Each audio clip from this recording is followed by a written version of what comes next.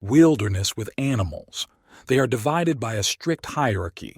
The only rule here is that the fittest survives. The little deer whirled his head and seemed to have already noticed the lion lurking in the tall grass. The predator looked at him with a concentrated gaze, already anticipating the taste of blood in his mouth. It always happens. There is the hunter, and there is the prey. The poor animal noticed the impending danger too late. The lion's rush was swift. The little animal gave a frightened cry, but it was already surrounded by predators. The ring was shrinking, leaving less and less room for maneuver. The predators approached with slow and silent steps. They sensed that their prey was not going anywhere and that a feast would soon await them. The deer whirled its head and looked fearfully at its killers. The beast did not hesitate. The rush was swift. No amount of quick feet would have helped the poor creatures escape from such a trap. The world they live in is no different from the human world. And if there is a difference, it is only in the fact that beasts hunt to survive. His nose was bleeding. His head was ringing. He was lying on the cold floor, his whole body aching from the many blows. His eyes were already bloodshot. His heart was beating hard. He wanted to live, but now he was like a fawn surrounded by predators. He was nothing but a punching bag. The boy was lying there writhing in pain in the classroom. He was surrounded by stronger, older students, kicking him every now and then. One of them shouted at him. He called the guy a wimp and ordered him to get up. A thunderous laughter broke out. Someone in the group laughed. "Check out this fucking son of a bitch. He's trying to invoke self-pity." There was no pity on the faces of the people. There was only the anticipation of being killed. They felt their superiority like wild beasts and were not going to retreat in front of their cornered prey. The poor man's name was Junho. One of his tormentors addressed him with feigned affection. He told him to get up or he would know what a real beating was. The predatory smiles on the faces of the others reappeared. The guy with long hair couldn't help himself and took a mouthful of saliva and spat it right on the main character. This man had no pity or compassion. He probably terrorized a lot of people like that. A clot of saliva fell a few centimeters from the boy, and he looked at it with frightened eyes. Blood continued to ooze from his nose.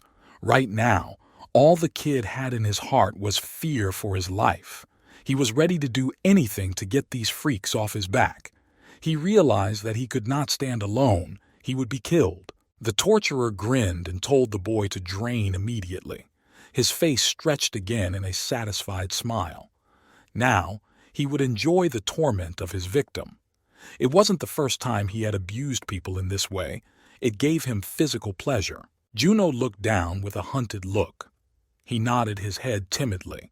He had to agree to all the demands. Otherwise, he risked going to the hospital with severe injuries. These people knew no pity. The best option to save his life was to do what they said. A heavy lump rolled up his throat. Tears welled up in his eyes. Now, he was just a source of abuse for these imbeciles. They were constantly bullying him, and he, because of his weakness and timidity, could do nothing against them. No one could stand up for him. No one needed him. At that moment, he just wanted to die. The boy continued to stare at the floor with a hunted look. He had nothing in his heart right now. Every trip to school was a tragedy for him. Every time those freaks bullied him, and he just endured helplessly. His whole life had been to endure mockery and bullying. Perhaps the boy would have stood there in his thoughts if it hadn't been for the heavy blow to his head. The blow was so strong that the poor guy's head hit the floor, and splinters flew in different directions. Something seemed to crunch, and his nose was broken. The head bastard stepped a foot on his head and forcefully pinned it to the floor. In the same mocking tone, he asked, "Did he tell Junko to lick his spit?"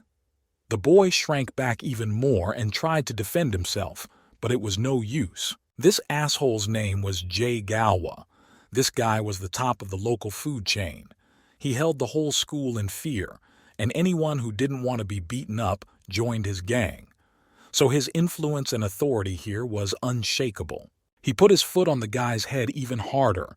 He just pressed himself into the floor and started whimpering. But already, let him just do it, okay?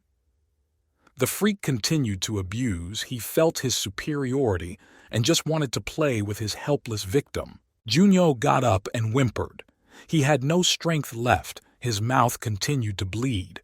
A few teeth were lying on the floor. The guy just lowered his gaze and braced himself for her inevitable. He only wanted one thing: to get these scumbags off of him. Z looked down at him and smiled echidically again. Well, already, let him be a good boy. He's going to have to do it one way or another, so don't let him play out the drama. The boy's shoulders shook with crying. He was ready to fall through the ground. Either way, it would be the best option.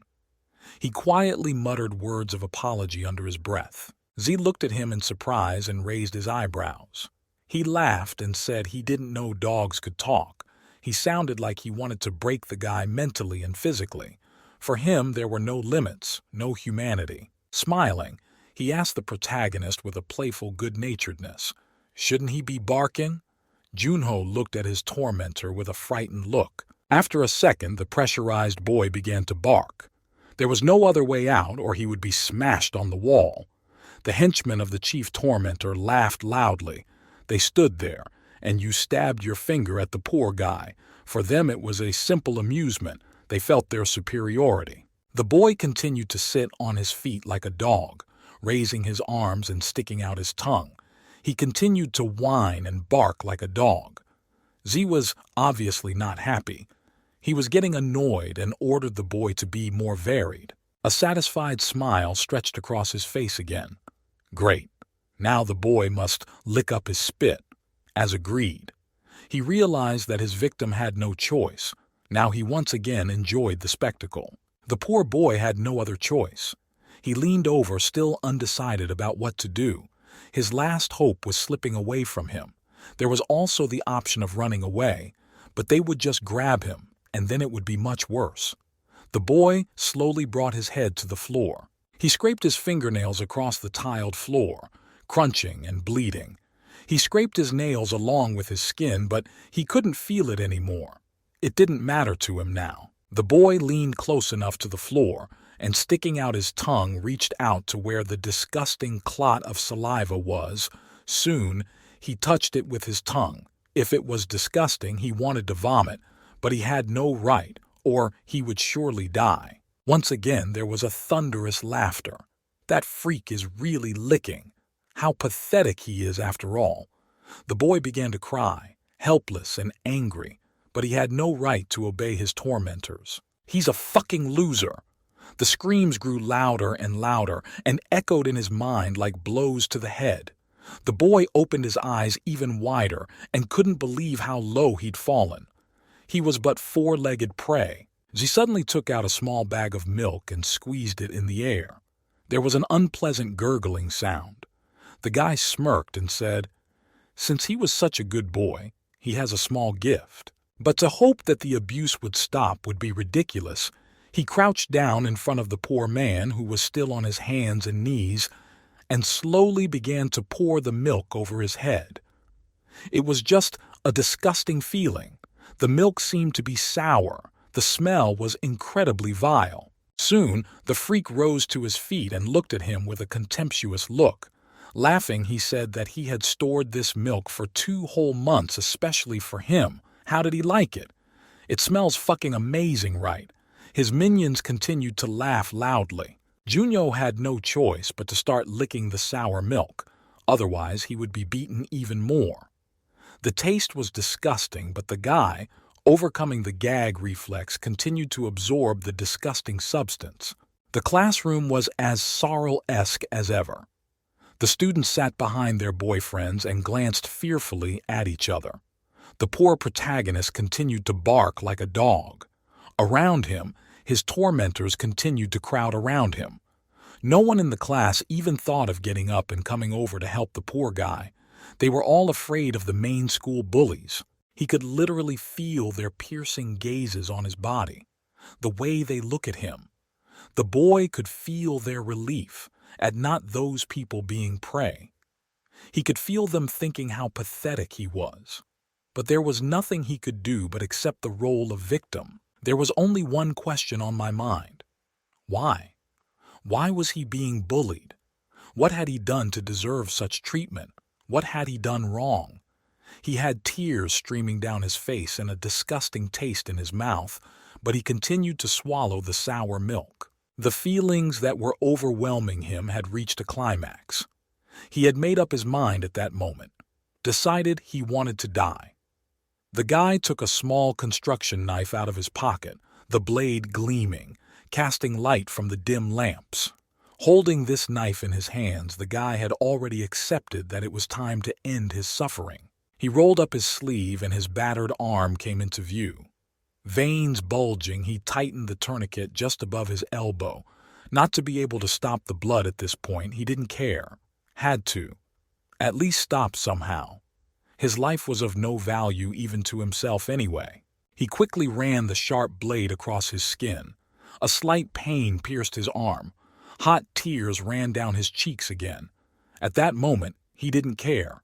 He didn't care who killed him, even if it was the devil himself. He stood in the empty office, crouched on his knees, and begged for someone, anyone, to take him out of this hellhole. The boy still did not dare to kill himself. He threw the knife aside, and it fell a few meters away from him with a ringing sound. He cried again.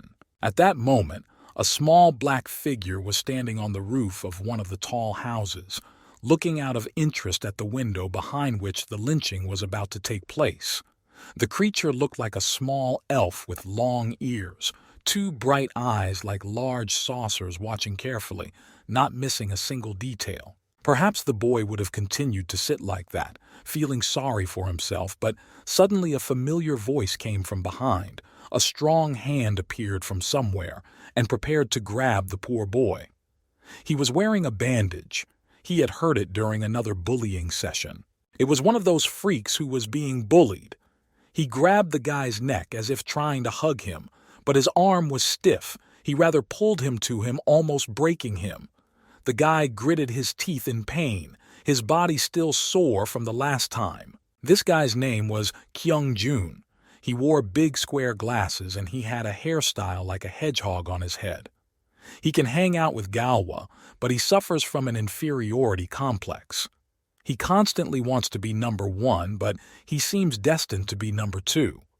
The guy turns to the protagonist and says he needs to go to an internet cafe, but he's broke and his pocket is empty. Junyo. Trying to take a breath and break free from the hiss that he had nothing. He had given all the money to Galva, after all. At that moment, he realized that he was about to be beaten again. The boy looked pitifully at his tormentor. Gi-young-jun looked at him with a frantic gaze, red veins pulsing in his eyes. Even though he was on the same team as this major freak, he secretly envied him and wished he could be in his shoes. Because of his inferiority complex, he just hated to feel that he wasn't getting the attention he deserved. He threw the protagonist into the wall and he crashed into it with a thud. There were trash cans nearby, and the poor guy flew right into them, scattering trash all over the place. His back ached again. His body had not yet recovered from the last beating. Like this again, he was about to be beaten. Kyung-jun looked down at him, a fake, good-natured smile on his face. He sighed heavily and said he was going to treat him gently. He must have looked kindly if the protagonist had decided to refuse him. Juno waved his hands. His heart began to beat faster. He realized that this man was dangerous, and now he would inevitably be beaten again. With frightened eyes, he looked up at him and begged him to leave him alone. He would bring him the money for sure. Before he could say anything, he was hit in the face, blood spurting out of his mouth and a few teeth coming out. Kyung-jun kicked him with great force. The poor kid's head went black. He must have gotten a concussion at that moment. The guy was hit so hard he fell to the floor with a thud. Tears sprang from his eyes again as he expected to be beaten again, but he didn't care, just as long as it was over. Kyung-jun grabbed him by the hair and lifted the guy's exhausted head up. Blood spurted from his nose again. He squeezed the hair with such force that the boy got a headache. "Who the hell does he think he is?" The boy's voice sounded angry. He was a nobody, so let him act like one. He grabbed the boy by the head, lifting him a little off the ground. His grip was strong. This guy could wring the protagonist's neck if he wanted to. At the last moment, the protagonist realized what was about to happen, but it was too late. The guy swung around and slammed his head right into the wall. Blood spatters flew in different directions, mixed with knocked-out teeth. It was strange that after all this beating, poor boy was still alive. His head snapped back, blood pouring from his nose and mouth. His breathing hitched, and his heart began beating again at a redoubled rate. At this point, the boy indicated that he would pass out from such a violent blow, but as luck would have it, it didn't happen. Gyeongjun took a cigarette from his pocket and lit it thoughtfully, looking out the window. He felt his superiority, but still, he felt resentment and anger that he couldn't reach Galva in secret. He hated his smoke points. He asked the protagonist, "Does he think he can get up now?" The boy was again kneeling before his teacher and folding his hands in a gesture of prayer, begging him to let him go. He had made a mistake, and now he was sorry. Gyeongjun stood before him, exhaling puffs of acrid smoke. The room was filled with an unpleasant odor, and it was hard to breathe, but the guy was okay with it. Without finishing his cigarette, Gyeongjun threw it on the floor. The boy looked at him with horror and seemed to realize that he was about to be humiliated once again. A grin stretched across the face of the freak, and he ordered the boy to put out his cigarette. The boy took the cigarette butt with trembling hands and began to slowly bring it to his hand. He realized that he would not be able to put out the cigarette. He had to think of something original. Gyeongjun screwed up his head. This didn't satisfy him. He stuck his tongue out of his mouth and pointed his finger at him. "That's it. Let him put out his cigarette and his tongue."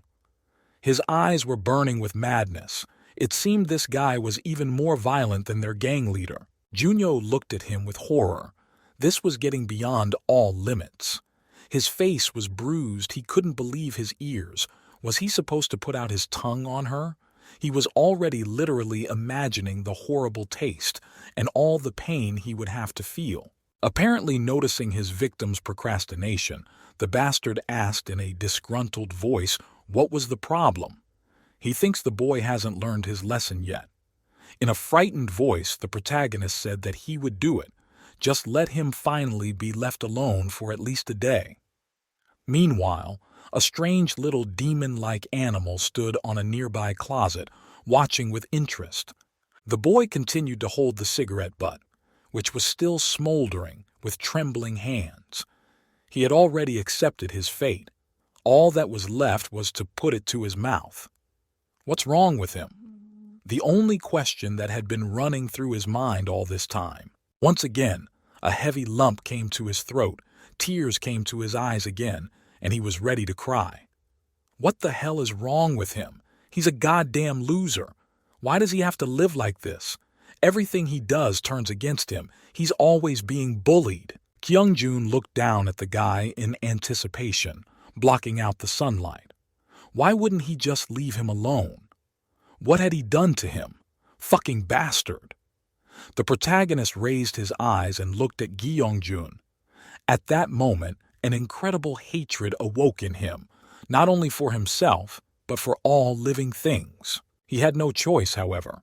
The boy swallowed his saliva and curled his mouth, realizing that he was going to be killed. The distinct smell of smoke lingered in the air, and he could taste the ash on his tongue. Reluctantly, the guy opened his mouth and started sticking his tongue out. Do they even know how much it hurt? There were a lot of questions running through his head, and he wanted justice, just a little bit of justice, to finally get him off his back. Tears streaming down his cheeks, the boy finally stuck out his tongue and prepared himself for the hellish pain he was about to feel. So bad it makes you want to puke. Do they have any idea what he's feeling at this point? Probably not.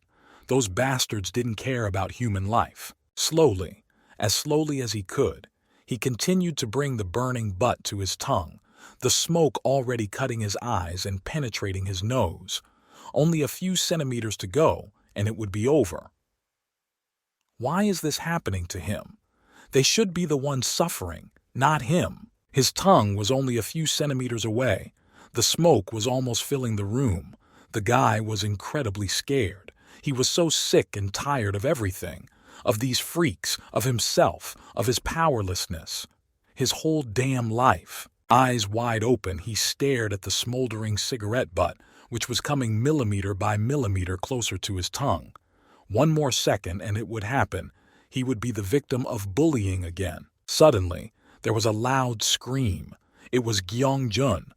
He suddenly grabbed his mouth and leaned backwards, as if he was the one who had swallowed a cigarette butt just now. The guy screamed in pain, covering his face with his hands. The protagonist didn't understand what was wrong.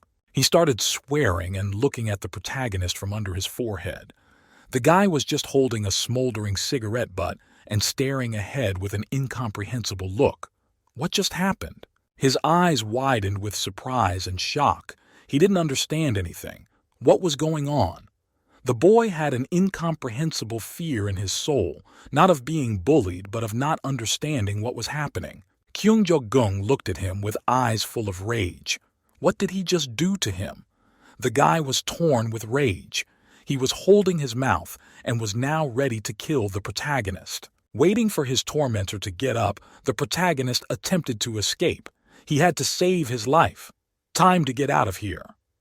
The sounds of quick footsteps parted.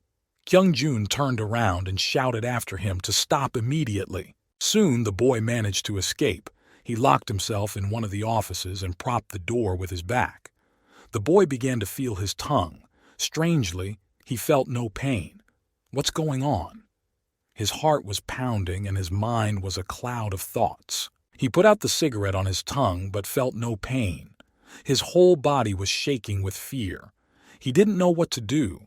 He realized that something out of the ordinary had happened, and now he couldn't miss the new abuse. Maybe it would be even worse now. He sighed heavily and sank to the ground, still leaning on the door. He had put out the cigarette. Why had Kyung-jun screamed?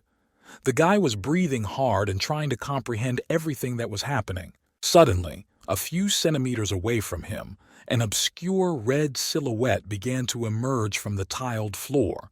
The creature was grumbling to itself. Why the hell was his foot stuck? Does he want to know why? He might not answer that, though. The boy squeezed himself into the door and watched in horror. The unknown creature's voice was shrill, like a cartoon character. Instead of eyes, it had two black holes, and its mouth was just as black. Strangely, it had no clothes on, though a neat tie hung around its neck. The strange creature held out its hand and greeted him, looking strange and frightening, but behaving in a friendly manner. Juno looked around for a few seconds, trying to figure out what was going on. The boy was scared to death, and all he could do was stare forward, his eyes wide and uncomprehending. Finally, he realized that something strange was happening. He screamed in fear and started waving his arms. Who the hell is he? The guy was terrified. What is this creature? Was he going crazy? The demon sighed heavily and smiled in a good-natured voice, telling the boy to calm down. He had come here to help him.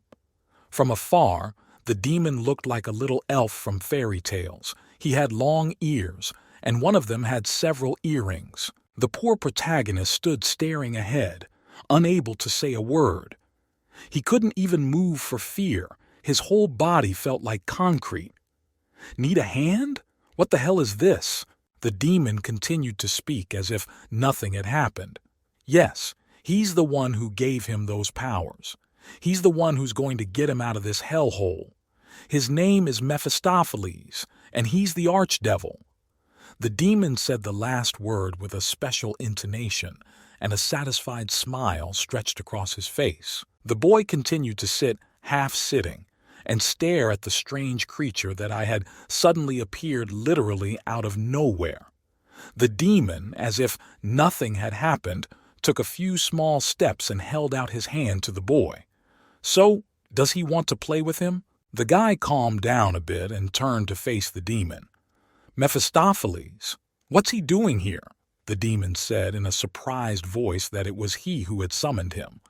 They sat there looking at each other as if they were two conversationalists. In a trembling voice, the boy asked, "Did he do that?" The boy pointed a finger at himself and couldn't believe what he was hearing. How did he do that? Gyeongjun took another drag on his cigarette, the acrid smoke filling his lungs and then leaving his body at the same rate. The cigarette continued to smolder and inexorably shrink. The guy stood on the balcony and pondered. What the hell happened then? He could not give an answer to this question, but just stood silently smoking a cigarette and looking into the distance. He convinced himself that some bullshit had happened. I mean, he's sure he told that idiot to cauterize his tongue. But then, why did he get burned? He was completely unharmed. It was just impossible. There were more questions than answers. The boy took another deep drag and exhaled a cloud of acrid smoke. He didn't understand what had happened then, but it was definitely some bullshit. Throwing out his cigarette, the guy made a vicious grimace. But he would kill that bastard whatever it became a delightful sign he would avenge that humiliation. Junyo. At this moment, he was sitting somewhere in the back of the school, looking at the strange visitor in surprise. Wait a second, he gave him these powers? What powers? The boy didn't understand anything and struggled to make sense of the situation. Mephistopheles spread his arms and shouted joyfully, "Yes! If he hurts himself by thinking of someone he hates, that person will experience pain. This is a marvelous power after all." The demon was simply delighted. The boy sighed heavily, but then what would happen to him? He still couldn't believe it. The demon smirked and tilted his head to the side, saying that he felt no pain now. He continued to smile as if it was something taken for granted. The boy couldn't believe what it all meant. He moved closer to Mephistopheles and stared at him. The demon continued to narrate as if nothing had happened. He said he couldn't let him die in the process. Besides, everything has a price. It looked like they were making some kind of contract, but maybe they were. A price? The boy continued to stare at the demon in surprise. Mephistopheles continued talking, a triumphant smile on his face the whole time.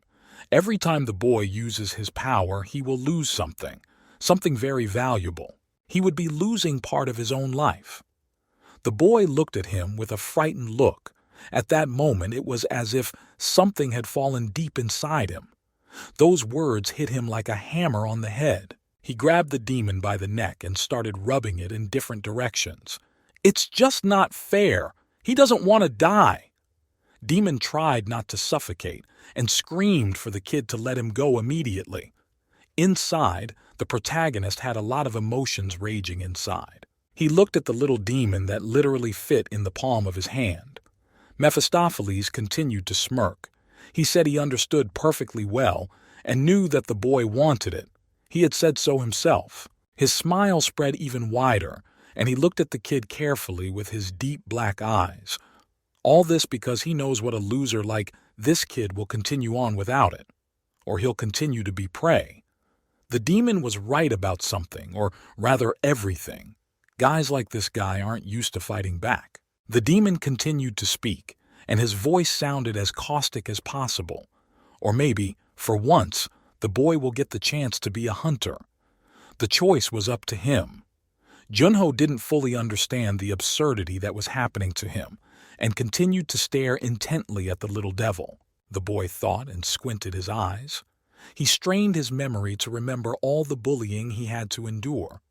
At that moment, two personalities were struggling in him, one of them saying yes, and the other protesting.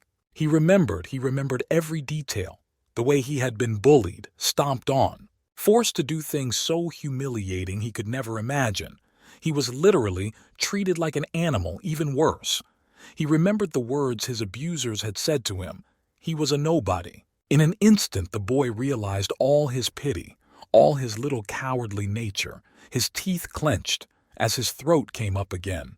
But now, there was only anger at himself and at the whole world around him. He clenched his fist tightly, and probably at this moment already made a fateful decision.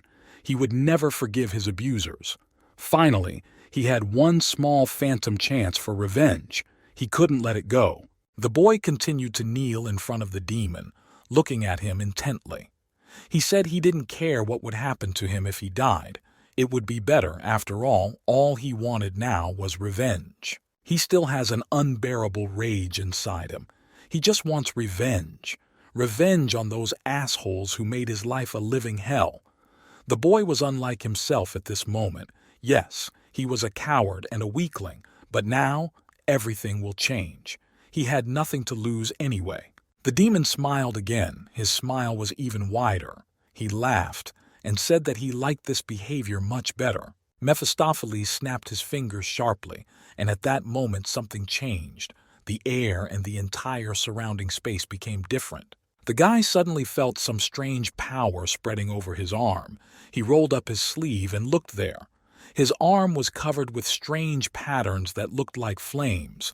A strange warmth spread through his body. He scrutinized his hand, studying the bizarre patterns.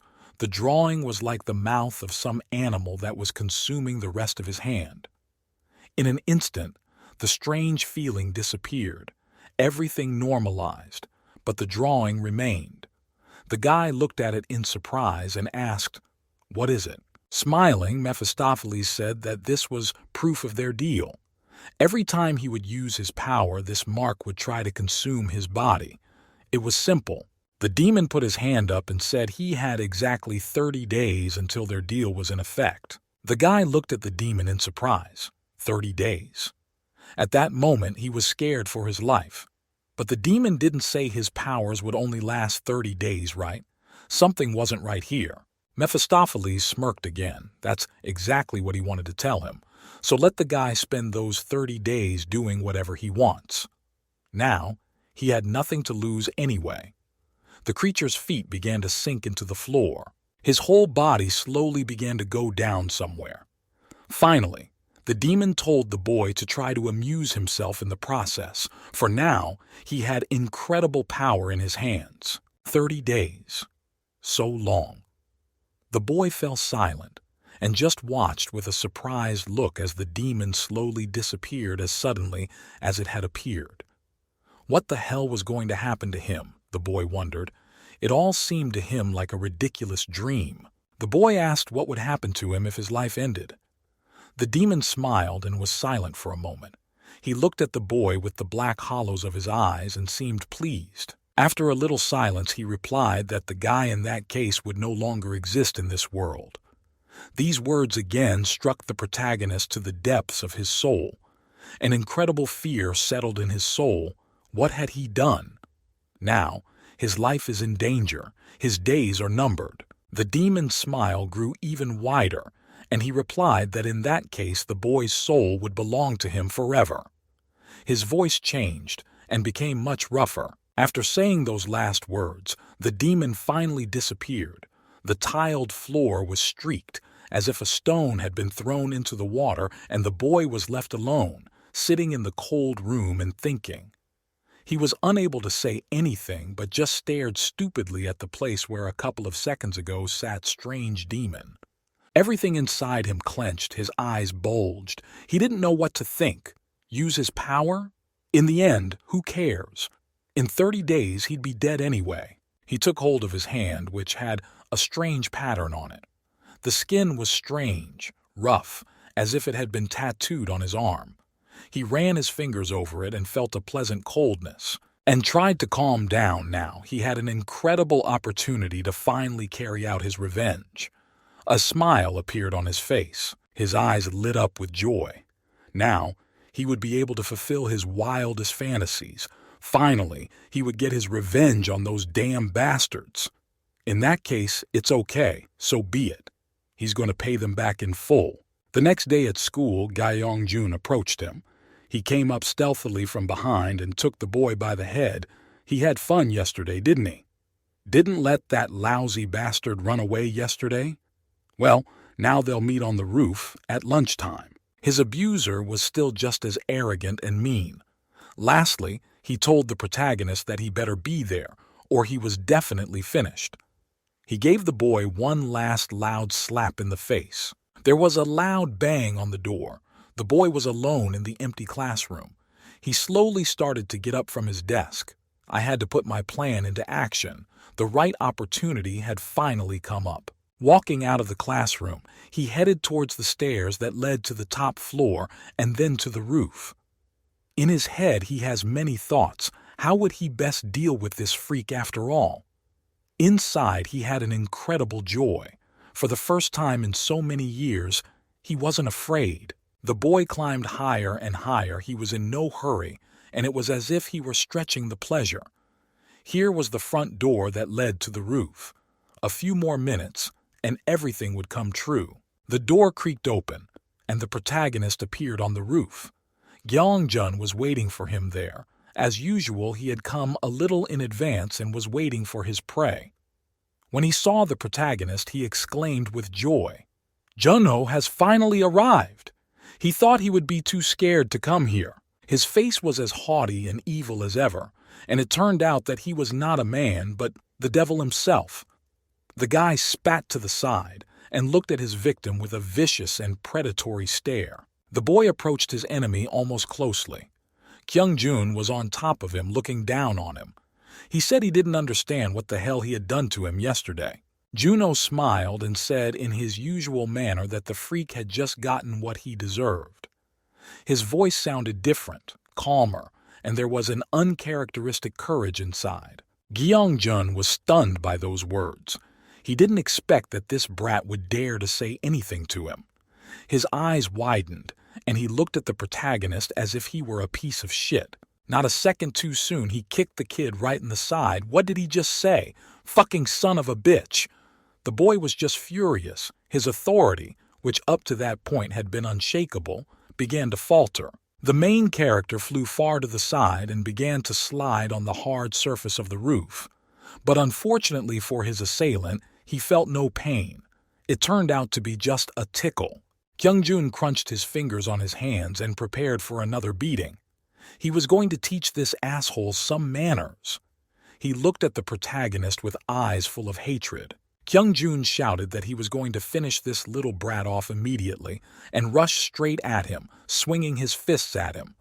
The guy was firmly convinced that now, as always, he would just and beat him to a pulp. At that moment, it's as if the protagonist's insides are shrinking.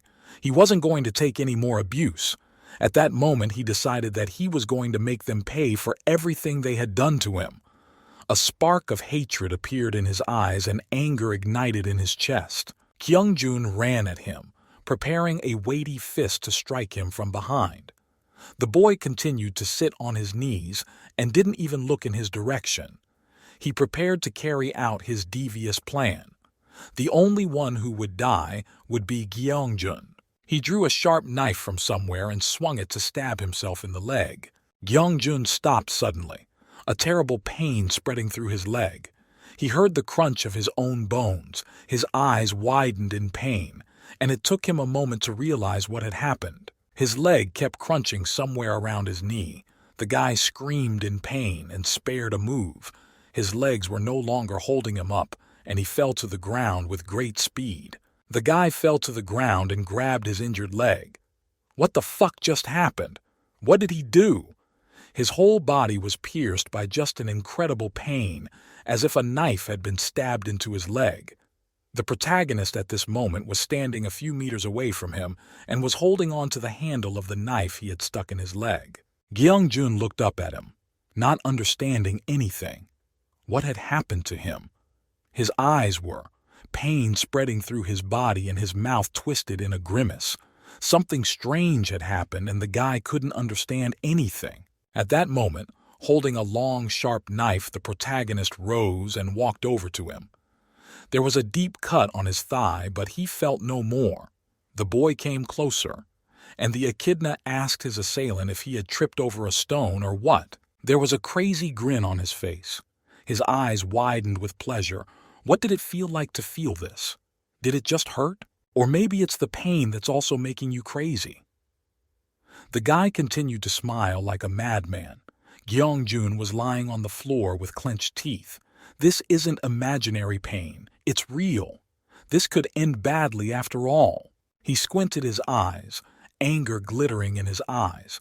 How was it possible that this little brat could hurt him? What the hell is going on here? Anger began to fill the entire space of his body, spreading through his body like a combustible mixture. The guy abruptly got up from his seat and grabbed onto the main character, dragging him forward. The guy didn't even resist. Gyeongjun shouted at him not to dare underestimate him. He was so furious that he was ready to smash this brat now. They both fell to the floor and the protagonist was pinned down with immense force. The guy clenched his fist, preparing to deliver another blow. The boy lay there, moaning softly. His whole body was numb. He was pinned to the floor, and all he could do was endure, as he always did. Gyeongjun grabbed the main character's neck with his massive hands and began to choke him. There was a crunching sound, and his caddy slowly began to go straight down his throat. Did he tell me to tell him? He's a nobody. Let him act like one. His neck continued to crunch, but there was no pain. He was slowly starting to get short of breath, and he stared with his eyes bulging straight ahead, right into the face of his assailant. He wasn't afraid. All he had to do was wait. A triumphant smile appeared on his face. Good. Then this freak will be killed by no one now. Gyeongjun looked at him with eyes full of rage. He was breathing heavily and squeezed the kid's throat harder and harder. Suddenly, out of the blue, the boy stuck out his tongue and bit down hard. There was a crunch, and blood splattered in different directions. There was no more as usual. The boy just looked at his offender with a mad look and waited for the result. It didn't take long for the result to come. The bastard bounced off and fell to the ground, clutching his mouth. An incredible pain shot through his body. It felt as if he had bitten off his own tongue. The guy was breathing hard and trying to get up. Blood was coming out of his mouth and the pain was like hell. At that time, the main character quietly got up from the ground and shook himself off. He reached out and grasped the hilt of the knife he'd brought here before. Now, he would finish what he'd started. Junyo took up his knife and began to speak slowly. Everyone knows there is a saying, the man hates sin, not the sinner. The boy held his knife and had already drawn it over his head. He used to think so too, his voice no longer trembling. It was calm and even.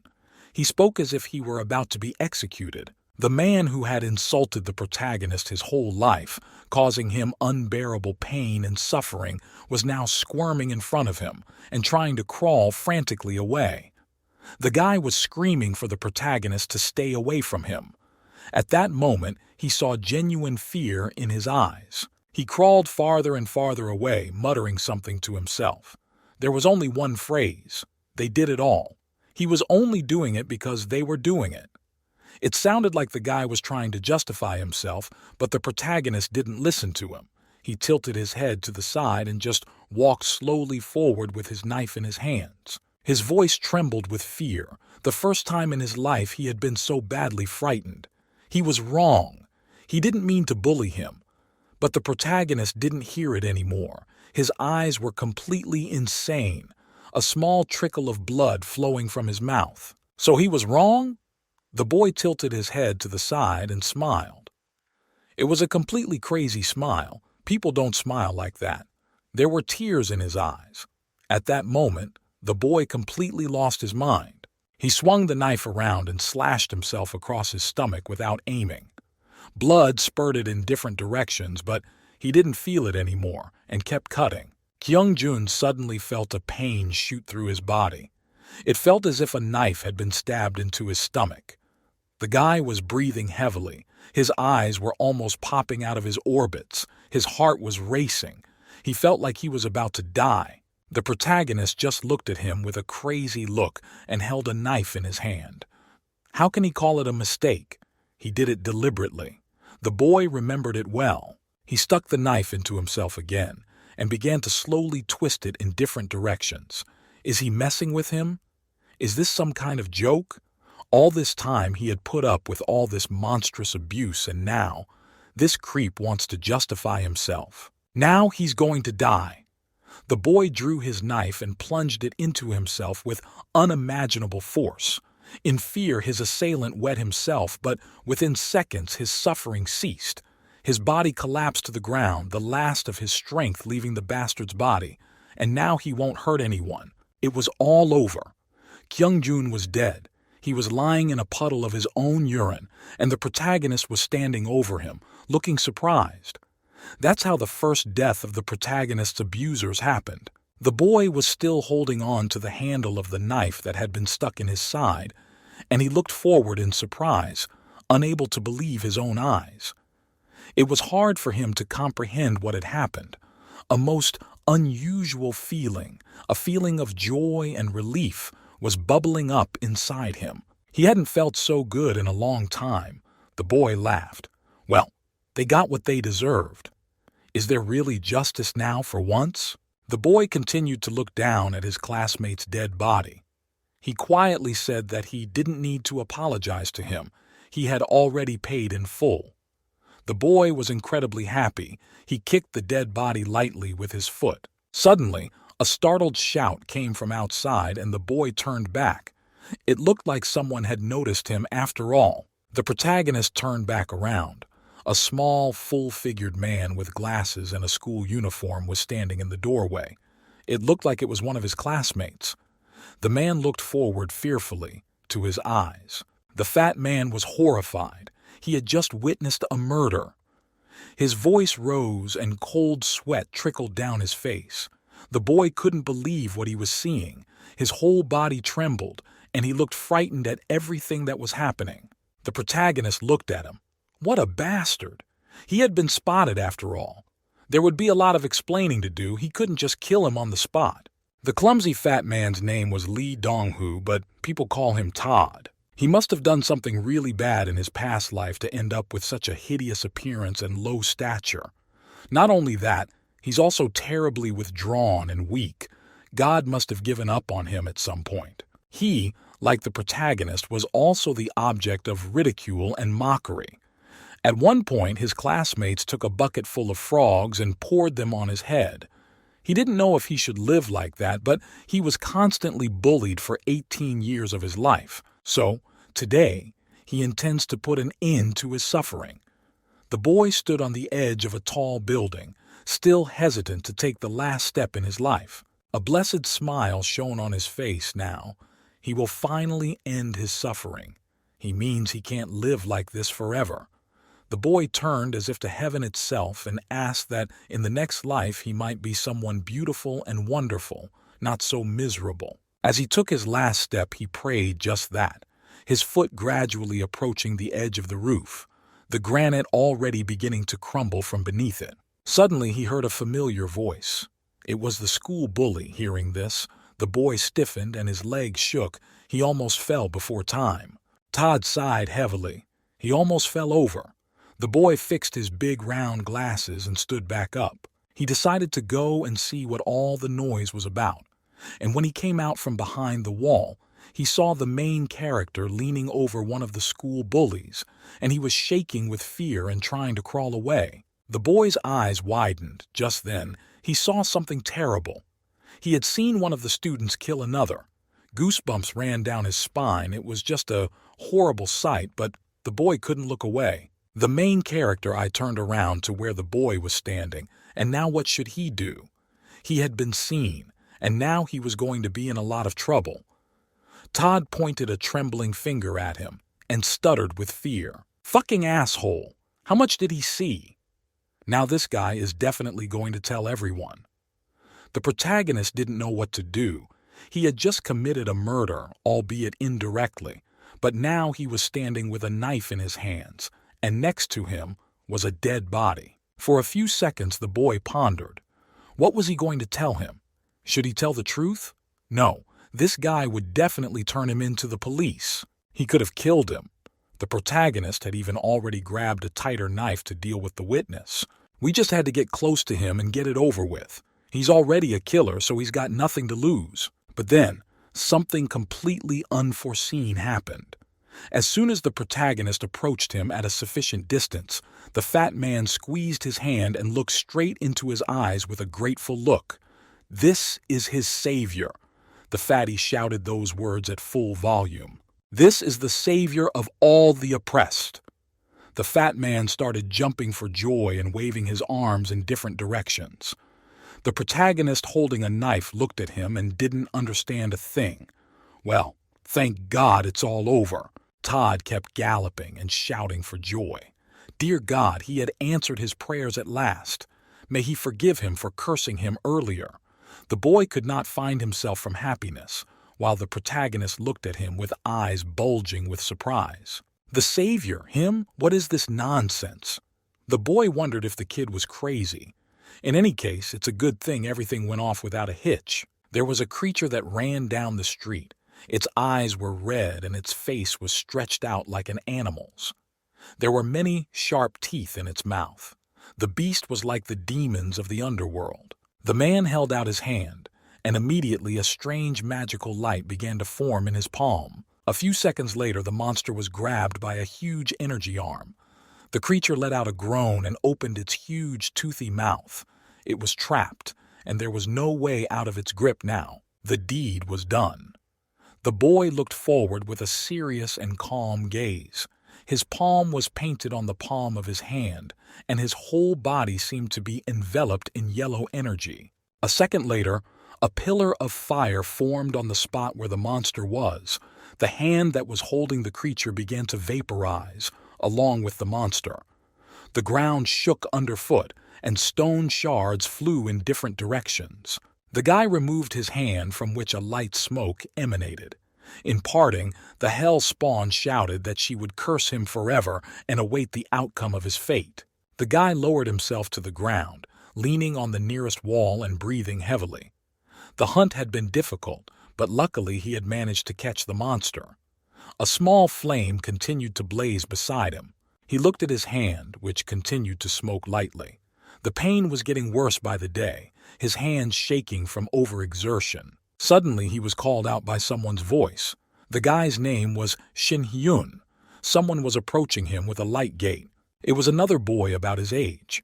Holding a banana in his hands, he started talking with his mouth full.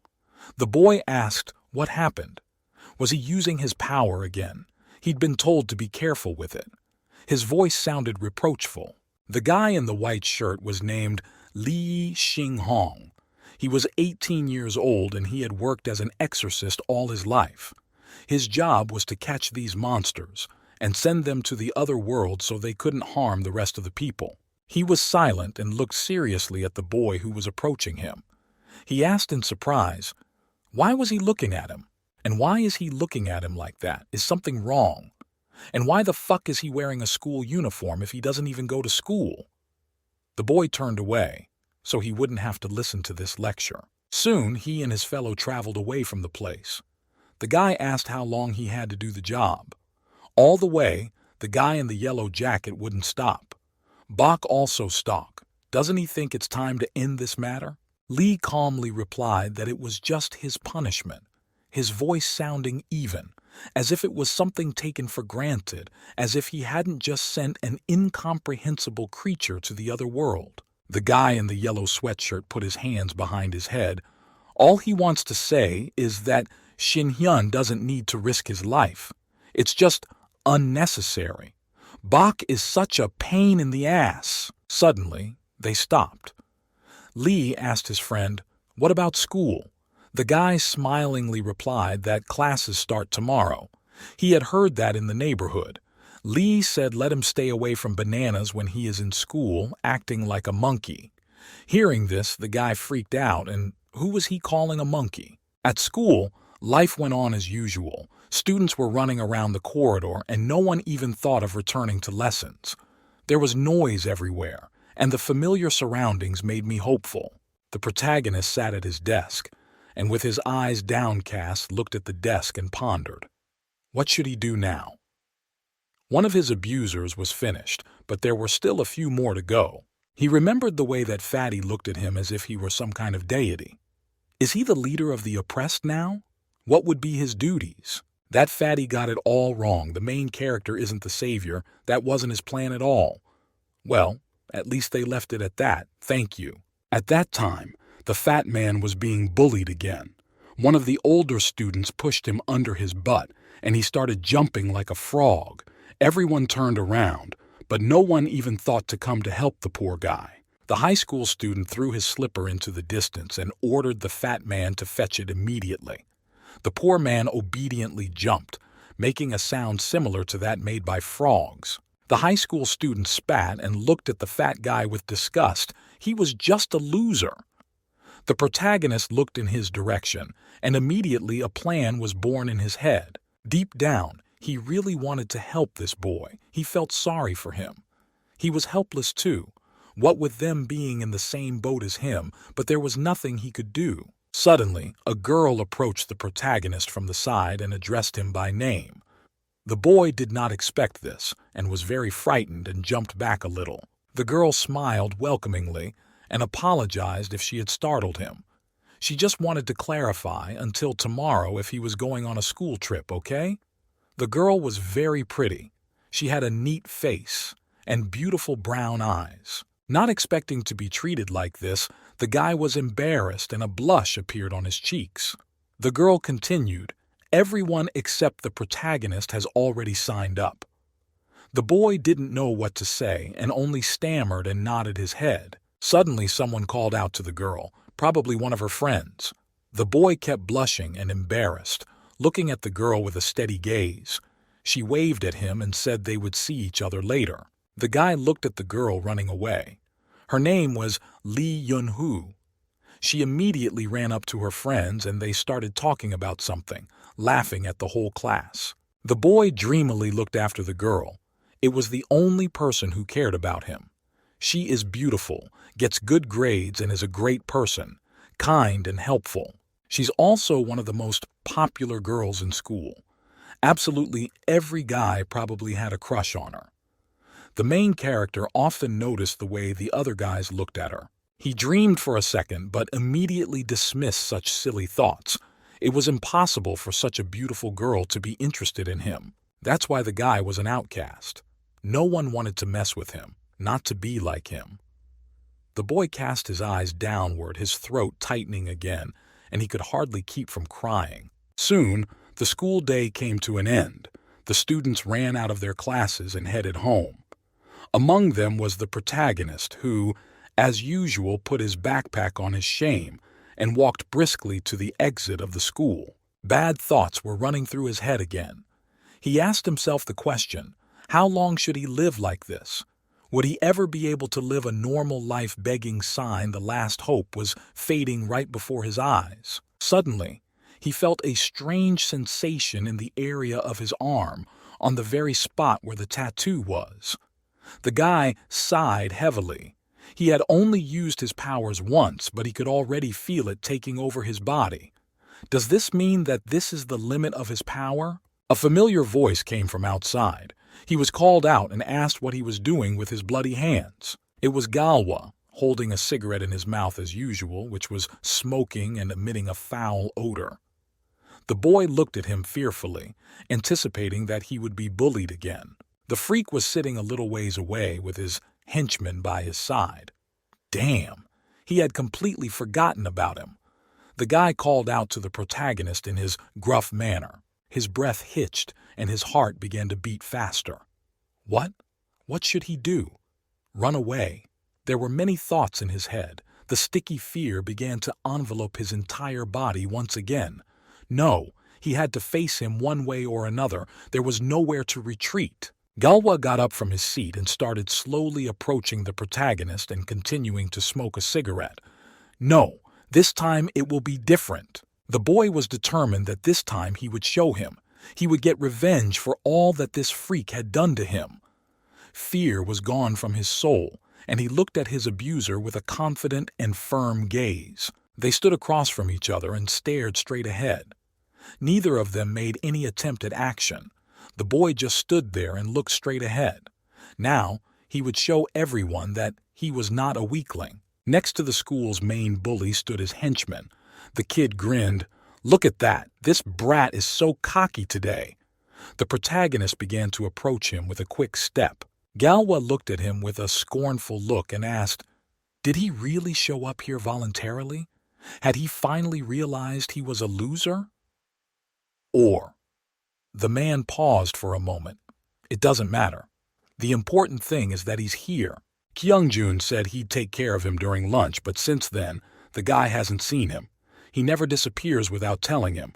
Why isn't there a scratch on him? The bully looked at the protagonist like an animal. The protagonist suddenly had something click inside him. He can do it! He can do it! Your chance couldn't have come at a better time.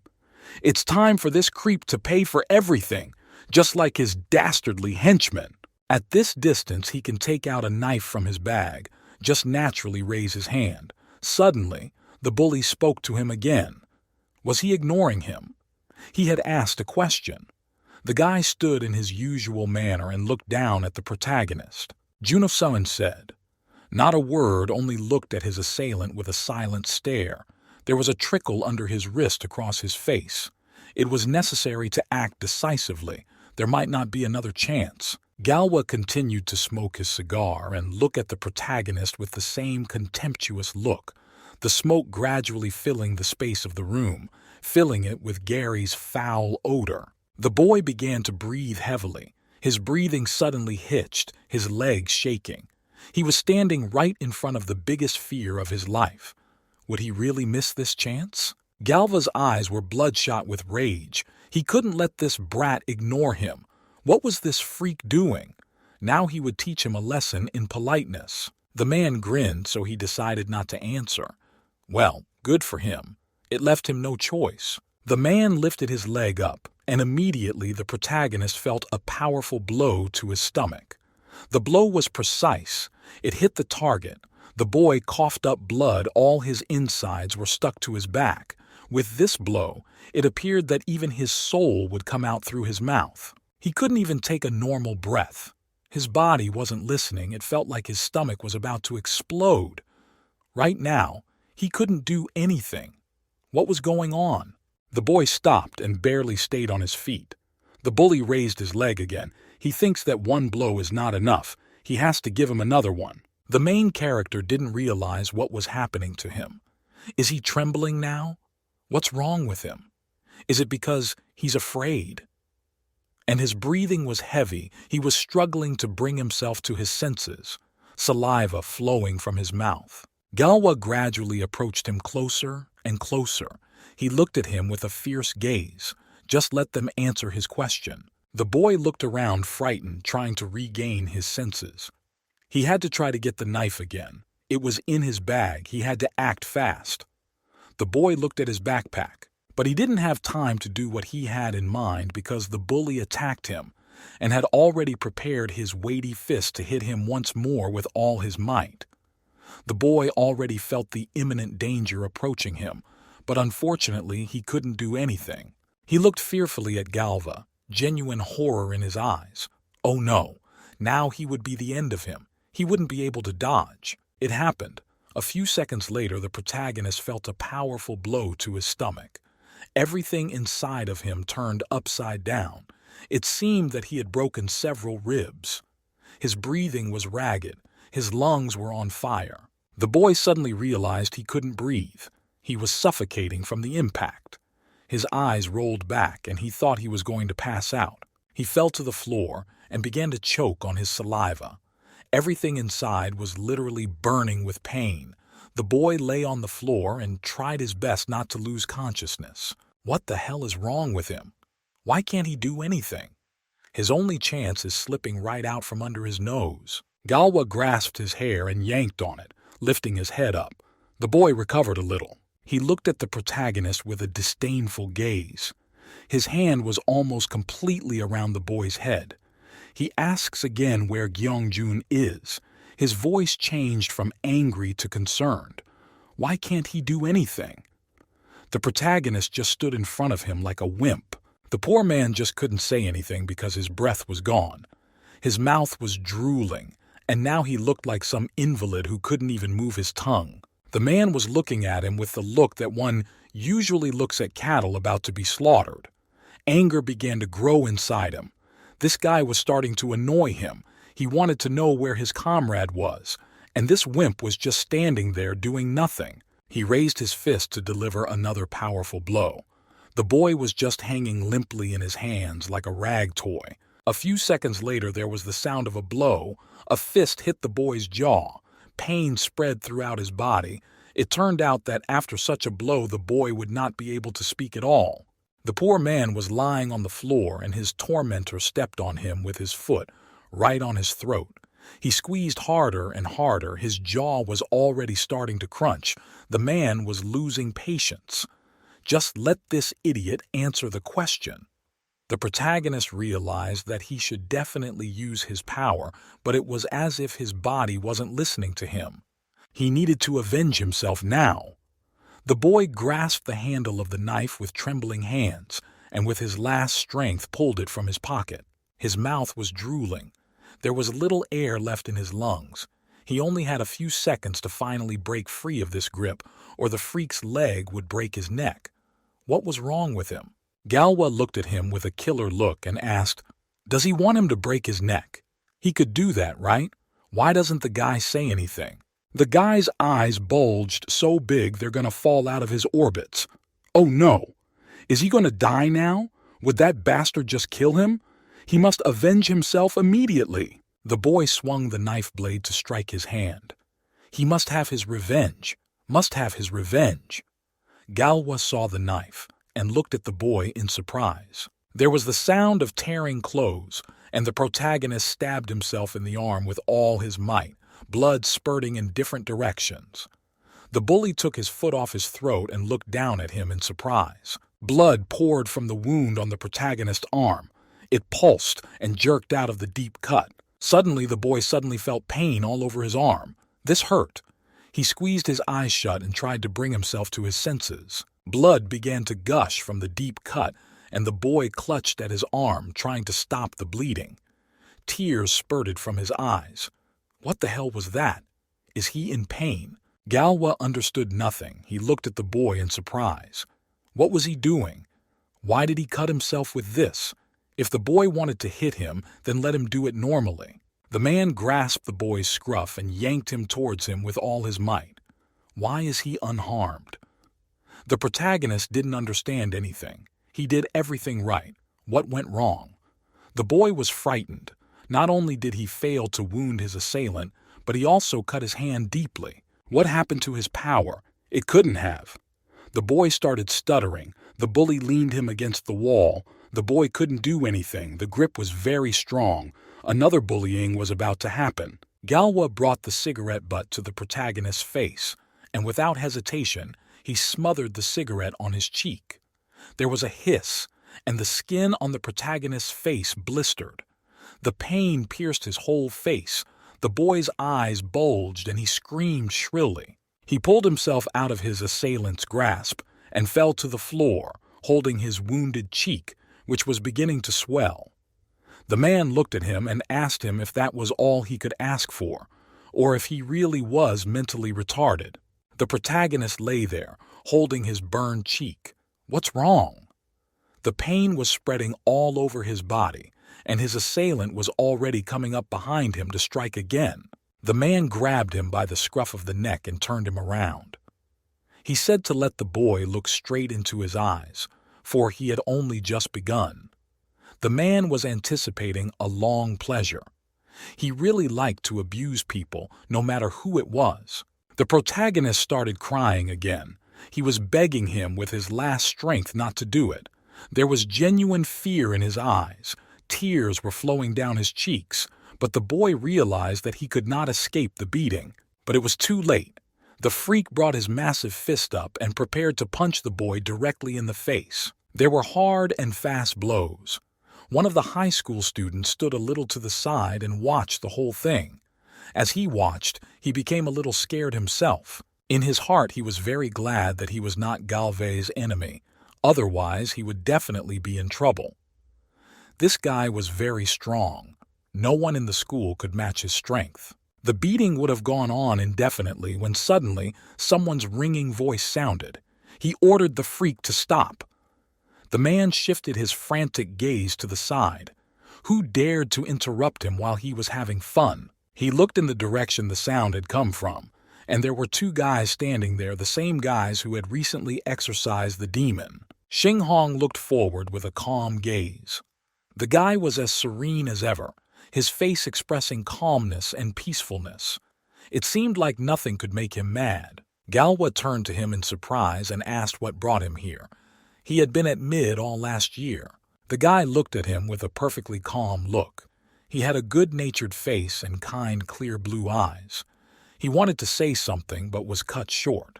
He turned to him and with a grimace ordered him to close his mouth. If he said his name again, he'd kill him on the spot. The guy was literally insane. The boy in the yellow sweater asked Leah if he knew the guy. He looked away and said he knew him a little.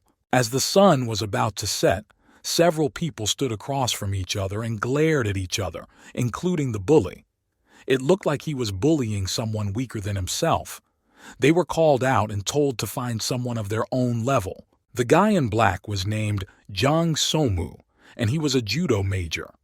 Gritting his teeth, he looked at them and perplexedly asked, who did he think he was?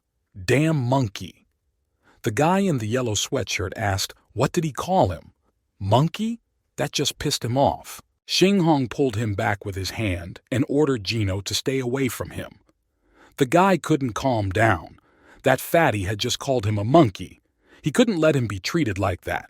Jung looked at him with a disdainful look and asked, does he have a problem with that? Make him shut up and hide behind his buddy soon. Fucking monkey. Something clicked inside Gino after he said that. He hated being called that. It was humiliating and he couldn't forgive it.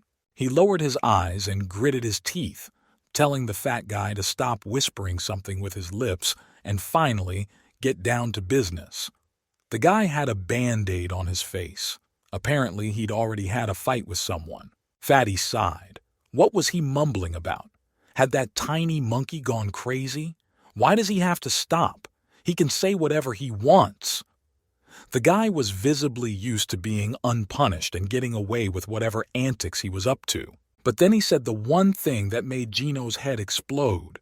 He said that he was sure his mother was a monkey. After he said that, he laughed out loud. After saying that, the guy's face changed. His eyes were bloodshot and now he was furious. No one, not a single living soul on this planet has the right to insult his family. In a few big jumps, he approached the fat man and swung his fist as hard as he could. The man didn't even have time to react before the kid was already a few steps away from him, and his fist swung with great speed right into his jaw. He didn't have time to react, and his fist hit the target. The man's eyes went black after that blow, and his jaw crunched, as if it had been broken. The blow was so hard that the fat man's head snapped back. Blood splattered in different directions, mixed with knocked-out teeth. The blow was really powerful. The man didn't expect this brat to be so strong. For a second, I think he even lost consciousness. His eyes rolled back and he seemed like he was going to fall to the ground. As it happened, from the strong blow, Fatty was unable to keep his feet and fell to the ground.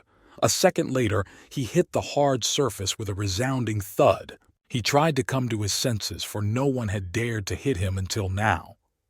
Gino stood a few meters away from him and sighed heavily. The fat man struggled to get his thoughts in order. His head was ringing and his body suddenly became weak. The boy looked down at him. "What is it? What has happened to you?" he asked. "Just one stroke and he's already down?" The boy literally mocked him. He was 18 years old and had been kickboxing his whole life. Seems like every self-respecting kid in this school who didn't want to get beaten up practiced martial arts. The fat man began to rise slowly, trying to set his jaw. His whole face hurt. What the fuck? Why was that monkey so hard? He didn't even have time to notice anything. Wait a minute, no! It's not like that. He just caught him by surprise. There's no way he can hit him. Gino's already in a fighting stance. What's he waiting for? Let him come and get another one. Did he get scared? Jay, at this time, he was standing on the sidelines watching the whole thing. This guy is just a little lowlife, the fat man shouted like a bear. The answer is, he looks really scared. It's funny. Jung. He was furious, ashamed of himself. Did some monkey dare to hit him? He's going to ask for it now. The boy kept teasing him as he told me, "Let him come over and get another one." Shin Hyun stood there and did nothing.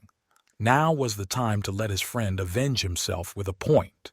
The man was furious. He, one of the toughest guys in the school, being defeated by some upstart? This is unthinkable. His eyes were bloodshot and his soul was filled with rage. He crunched the knuckles of his fists and said he was about to smash him into the wall but suddenly, he was stopped. Galva's voice came from behind him, ordering him to stop. The man was confused. He turned around and saw his friend coming closer and closer to him. He repeated, "Stop, or is he deaf?"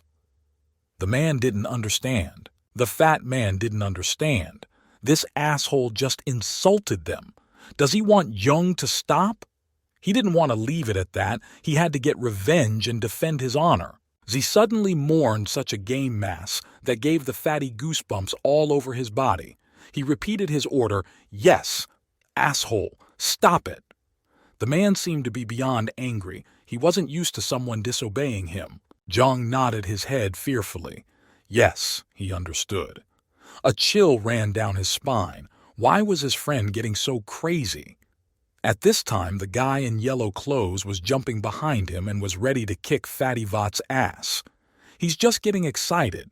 Z walked past Shin Hyun. Shoving him with his shoulder, the guy didn't react.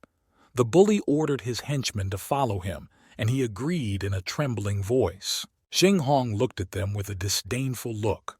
The guy hadn't said a word all this time. Gino asked in surprise, "Where are they going? Are they giving up already?" That's it. A fight like this was ruined. Young glanced after them and glared fiercely. He felt terribly bad about the fact that he couldn't avenge himself. Jay said that they had better shut their mouths. He was letting them go this time. The man walked forward without even turning around to follow. But next time, they wouldn't get away so easily. An unimaginable anger raged inside him. He had just been humiliated in front of his own subordinate.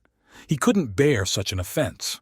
Next time, he would definitely get even with them. Gino was already celebrating his victory. He jumped on the spot and gave the freaks 2 middle fingers. "That's right, cowards! Get them out of here!" Jay was furious and couldn't understand what this guy was forgetting here. Lee Shin Hyun just continued to stare at him in silence.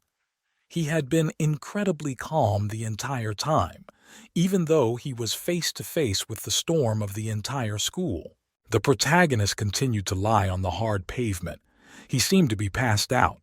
There were 2 guys tending to him. They managed to restore the bleeding.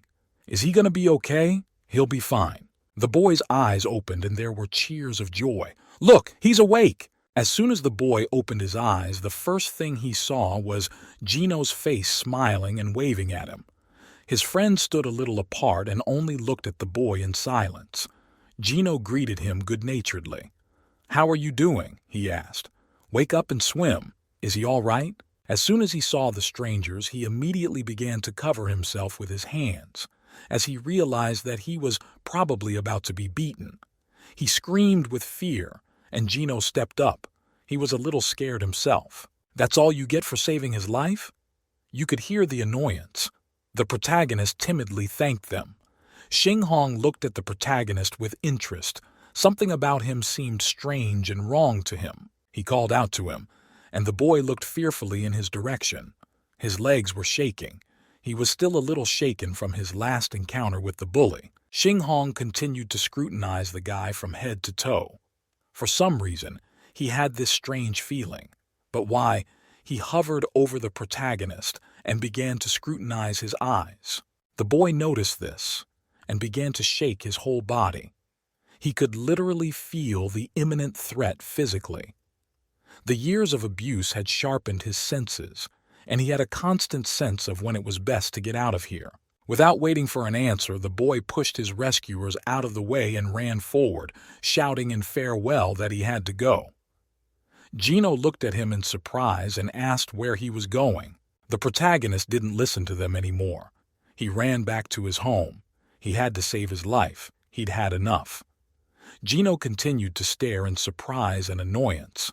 What the hell? And this after all they had done for him? Did he just run away?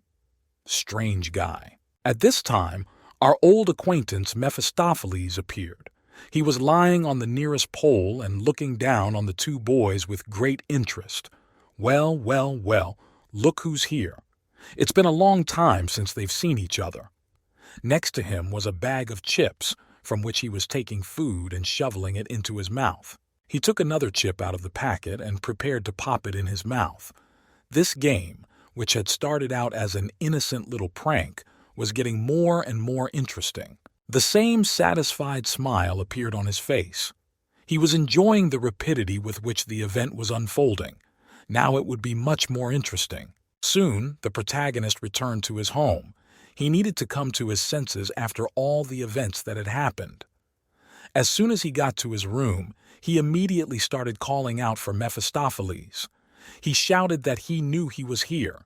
Tell him to show himself immediately. A small demon appeared from the ceiling, unnoticed as usual. He irritably asked the boy what he wanted this time. The boy gave him a frightened look and began to ask why his power wasn't working. The demon looked at him with interest and thoughtfulness. The boy kept screaming. He had done the right thing. He had cut his wrist, hadn't he? But his abuser wasn't hurt. What happened? What's wrong? The demon stood in the middle of the room and laughed. I wonder, why? You could hear the sarcasm in his voice. The boy yelled for the demon to stop these jokes. He said that the demon had just cracked him up. Mephistopheles looked at him in amazement.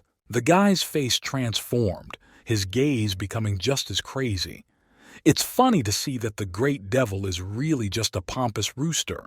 If all demons are like that, then he has nothing to fear. The guy had already completely lost his fear. The demon suddenly got tired of putting up with all this. He put his big hand forward, which suddenly lengthened very much. He grabbed the guy by the neck in an instant and lifted him several meters up. The demon began to squeeze his neck harder and harder, and there was a slight crunch. The guy was struggling to get free, but the creature's grip was just dead.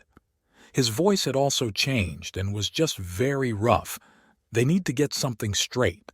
The guy's just a toy to him, nothing more or less. The demon was staring at him with its hollows instead of eyes. There was no longer a smile on his face, but instead a predatory grin. Soon, he did let go of the guy, and he crashed to the ground with a loud thud. The protagonist immediately started holding his throat and trying to cough. The demon began to explain the conditions to him again. He said that his powers would only work on one condition, and those terms were hate. The demon smiled again. That was the point. The protagonist didn't realize anything. Hate? You mean he needs to hate his enemy? The demon confirmed. Yes, hate. That's exactly right. Finally, the demon softened. He asked the protagonist, and when he stood face to face with his enemy, what emotion did he experience? Yes, the emotion the guy felt was not only hatred. The protagonist looked at the demon with incomprehension, but it seemed he was beginning to understand. Everything failed because he felt not only hatred but also fear, and fear was predominant. The protagonist remembered what was wrong. He remembered how his legs were shaking. He squeezed his hand and cringed even more, biting his lip. He'd finally realized how weak he was. So weak that he couldn't even use the power the demons had given him. He'd even screwed up here. At this time, Mephistopheles reached into the bag of chips as if nothing had happened and pulled out another one. He looked at the boy and asked him if he knew how pathetic he was. The devil's voice became mocking again. He has been given so much power, but he still trembles with fear. The mark laughed and started crunching his chips. The boy yelled at him to watch his mouth. Did he ever think about what he was going through? The protagonist's voice started to break into a scream. The boy huddled in a corner and shrank back. Almost crying, he began to say that he understood everything. He can't do anything about it. He's terrified. He realizes how pathetic and helpless he is in front of these people. The boy shrank even more, and now he looked like a frightened kitten. At that moment, he was ready to cry, as he usually did in critical situations. The demon sighed heavily. and now he had to try on the babysitter's role again. He didn't want to have to deal with this boy, because he'd already done everything he could, given him unlimited power, and now he had to wipe his nose. The demon disappeared and appeared from the ceiling as well. He leaned over to the boy and asked, but why did he keep shaking with fear? The demon felt he was disappointing him. After all, the demon felt a hatred in him that no one else had ever felt, and that's why he chose him. The demon hung upside down over him. He told this kid to listen carefully. There's only one winner, the one who survives at the end. The demon smiled and continued to speak wryly. Will he be the only one left standing, or a dead loser? How does he want to live his life? From what the demon sees, it seems to be the second option. Mephistopheles laughed again. After saying these words, the demon literally vanished into thin air, leaving behind only a small cloud of red smoke. The protagonist was left all alone, still shivering, sitting in the corner. He shrank back and dropped his head to his knee. The boy was ready to cry now, at his own powerlessness and helplessness. At this moment, he felt just an incredible coldness inside him. He's such a coward, he feels like garbage at this moment. He's not good at anything. He can't even hate properly. At this time, the sounds of blows were heard somewhere. It was Jay and Jang fighting with each other. Jay kicked his comrade on the thigh and he swayed, barely keeping his balance. With a dodge, Glavnar grabbed his ward by the neck and crushed him so hard that he began to run out of air. He pinned him against the wall, so much so that the guy's eyes went black. The hands in his ringleader's hands were incredibly strong. Even though Fatty was much bigger, Z was stronger. They were facing each other, and the leader was looking him straight in the eye. I guess I'd have to teach him another lesson. The man looked at him with a predator's stare as if he were about to devour him on the spot. Somu starting to forget his place. The man squeezed his throat harder and harder. The guy was starting to cough. Does he want Jay to break his bones like he did last time? There was no way Somu could break out of the bout. His arms were just iron. And where did this guy get so much strength from? He must have been made of steel. Z finally let go of him, and the guy fell to the ground trying to cough. The man looked down at his ward and said he was warning him for the last time. This was his last chance. Somu said he understood perfectly well. Saliva was flowing from his mouth, trying to get his breathing back to normal. That damn monkey had just pissed him off. He couldn't get that kid out of his head who had managed to hit him so deftly. Out of spite, next time he's sure to bury him alive, naturally in his teeth, avenging his honor. Suddenly, the fat man's cell phone rang in his pocket. Who would be calling at this hour? Who needs him? Somu picked up the phone and started talking.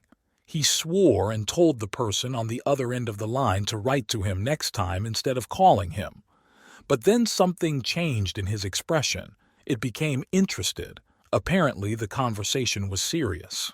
Z had taken a cigarette in his mouth and was now playing with the lighter, but suddenly his expression changed to concerned. His eyes bulged. Somu was just out of his mind with rage and shock. He was talking in raised tones. It seemed like he had just heard something horrible. The expression on his face confirmed it. Z watched him with interest, eager to find out what had happened. The guy was smoking nervously. Somu was furious. He wanted to know how it happened. How did it happen? Soon, a few more guys approached them. One of them replied in a trembling voice that he didn't know anything. They just found him like this. Gritting his teeth, the man cocked his head in different directions, trying to concentrate. Probably what he heard was really shocking. Soon they found themselves on the roof of the school. There lay the same corpse of their comrade, saliva flowing from his mouth. Who the hell dared to do that? And what should they do? A frightened voice asked one of the boys. The man couldn't recover from his rage. What do you mean? What do they do? We have to take him out. The guy stammered in agreement. Indeed, that was the best option. It was as if Z didn't pay any attention to any of this. He just smoked exhaling air filled with smoke. His eyes filled with rage. In his heart he realized who had done it after all. He remembered Junho. It was definitely him. He was somehow definitely involved in this, in the death of their comrade. But the guy had no compassion for his fallen comrade, only muttering to himself that it was just a loser. Jay to the side. The next day, the teacher was informed that he had fallen into a coma for an unknown reason. Naturally, the next day, rumors started flying around. Everyone was discussing only one thing: the death of the bully. Rumors gave birth to more and more rumors that spread like wildfire. They say it was done by a group rivaling Galva's group for power in their school. The other guys were crowded in the restroom discussing recent events. Holy shit! It turns out this freak's henchmen aren't as tough as they seem. Then this is their chance to become masters of the situation. Most of the students didn't care about this man's death, but they were only interested in the power in the school. These people were like a pack of hungry hyenas who smelled prey. None of them fed off each other's feelings. All they cared about was power at school.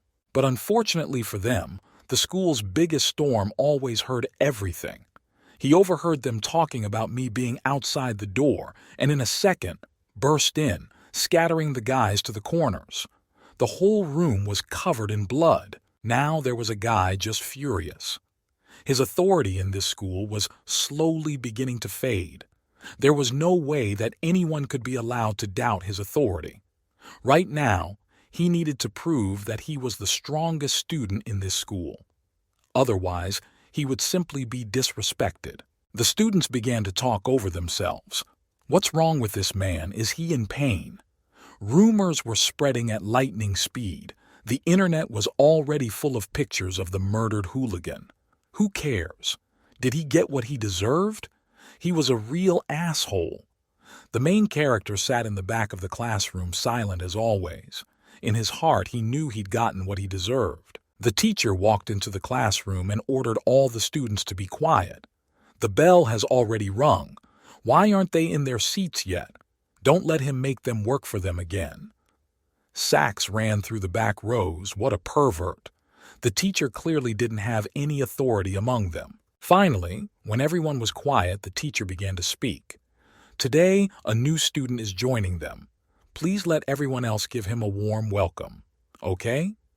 The students reluctantly agreed. The girl sitting in the front of the class asked, "Is this student good-looking?"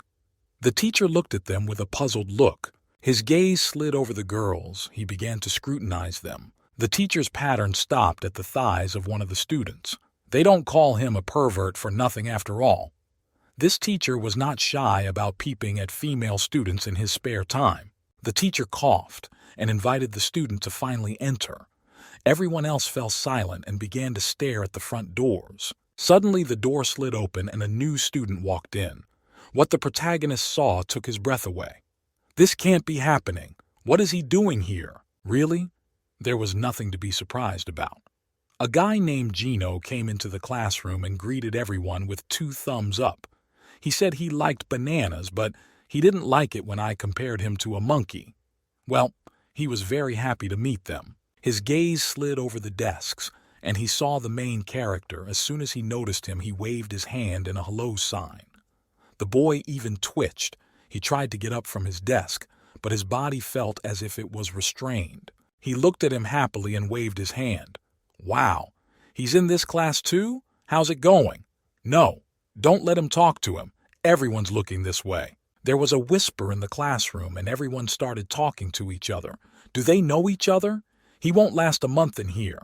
Oh, looks like the pledge is totally screwed. The girls sitting in the front rows started talking to each other. One of them leaned forward and said she didn't know guys like that were her type. The girl in the front said it was awful. Why of all people does he know this loser? It looked like the protagonist now had a new friend. It couldn't be said that he was very happy about it. The boy tilted his head and began to listen to the whispers coming from everywhere. He was unpleasantly aware that he was now under such scrutiny. Gino wondered, so this guy's name is Junho. Interesting. The guy scratched his cheek. A few minutes later, the bell rang, indicating that class was over. All right, that's it. The teacher ordered everyone to get ready for the next class. The students nodded their heads in agreement. Junho tried his best not to draw attention to himself, But still, it was in vain. A newcomer ran up to him and grabbed his chair. Such a thing made the protagonist very frightened. It seemed that the newcomer was a very sociable person. Smiling, he ran up to the guy and shouted that he was that beat-up kid from the back alley, right? He's glad to see him again. Why did he run away yesterday? Junyo started pushing his new acquaintance away, trying to get away from him somehow. But the boy kept up. The whispers started up again. Look, it looks like they're pretty close. This guy's not going to last much longer. The protagonist yelled for the guy not to pretend to know him. None other than Soma was walking down the school corridor. He was cursing to himself, paying no attention to any of the bystanders. Suddenly, he heard the noise and chatter coming from the classroom. The boy turned a surprised look in that direction. What was going on in there? The protagonist tried his best to get rid of the annoying newcomer. He said that he was an outcast in this class. Please let him be quiet. But the newcomer didn't understand why he should ignore him. Soma stretched out in a smile. It worked out even better than he thought it would. It was the monkey that showed up in class, so he had a chance at getting even with that freak for the harm done. The protagonist tried his best not to draw unnecessary attention to himself, but all his attempts were shattered by the newcomer's intrusiveness. He repeated that he was an outcast in this class. He better not talk to him. The boy was surprised, so what? Suddenly, strange sounds came to his ear. He literally felt something, and then pushed the protagonist right to the side. Soma crept up completely unnoticed and swung his foot with all his might and kicked the newcomer right in the stomach. He flew off to the side with great speed. How did that fatso know what was going on here? Gino flew right into the port, tossing her aside. The guy was in unbearable pain, but he didn't give a hoot.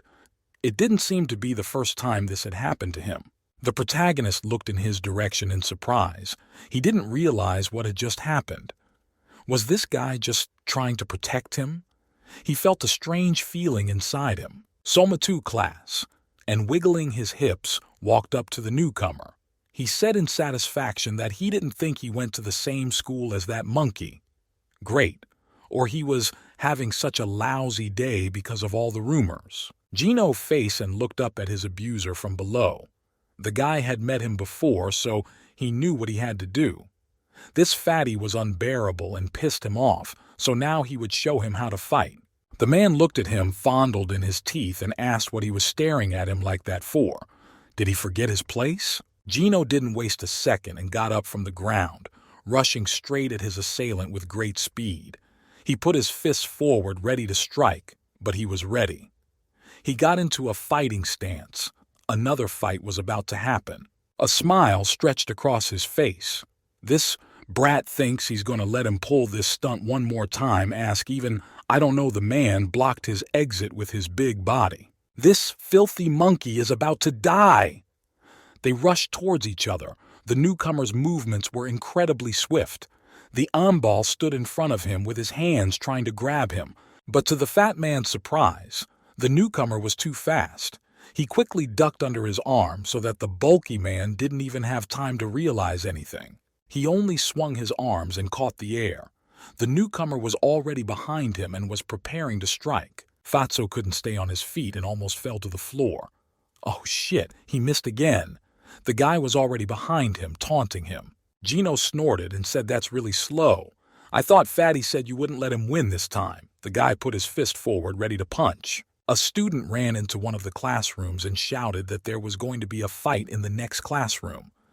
Everyone else jumped out of their seats and ran right over there. There's a freshman! Hurry up! The protagonist stood among a crowd of rushing students from neighboring classes and watched then commas as a fight would take place before his eyes. There was a whisper among the students. Everyone was discussing how fast the freshman was. He dodged in an instant, and the fatty didn't even have time to grab him. Who was he anyway? Soma gritted his teeth and looked at his rival M. He couldn't bear it again. This time he would definitely show this monkey his place. Swinging his huge sledgehammer, he prepared to strike. The newcomer surprisingly easily dodged. He seemed to not even notice this blow. Gino was dodging so easily that Fatty didn't even have time to react. He just couldn't catch the kid. What was his speed? The crowd continued to whisper. Laughter was heard somewhere. Somu just can't do anything. And the rookie didn't get hit once, huh? Looks like that fatty lost. Soma roared like a wounded bear, anger flaring up inside him. Some petty newcomer who had just come to his school daring to bully him like that. He was going to wipe him out. Swinging his huge fist again, he tried to aim at the guy, but the guy was too fast. His movements just couldn't be seen. The boy looked away, and his eyes suddenly lit up with a yellow light. He could literally see all of his opponent's blows ahead of him, so much so that he couldn't even touch him.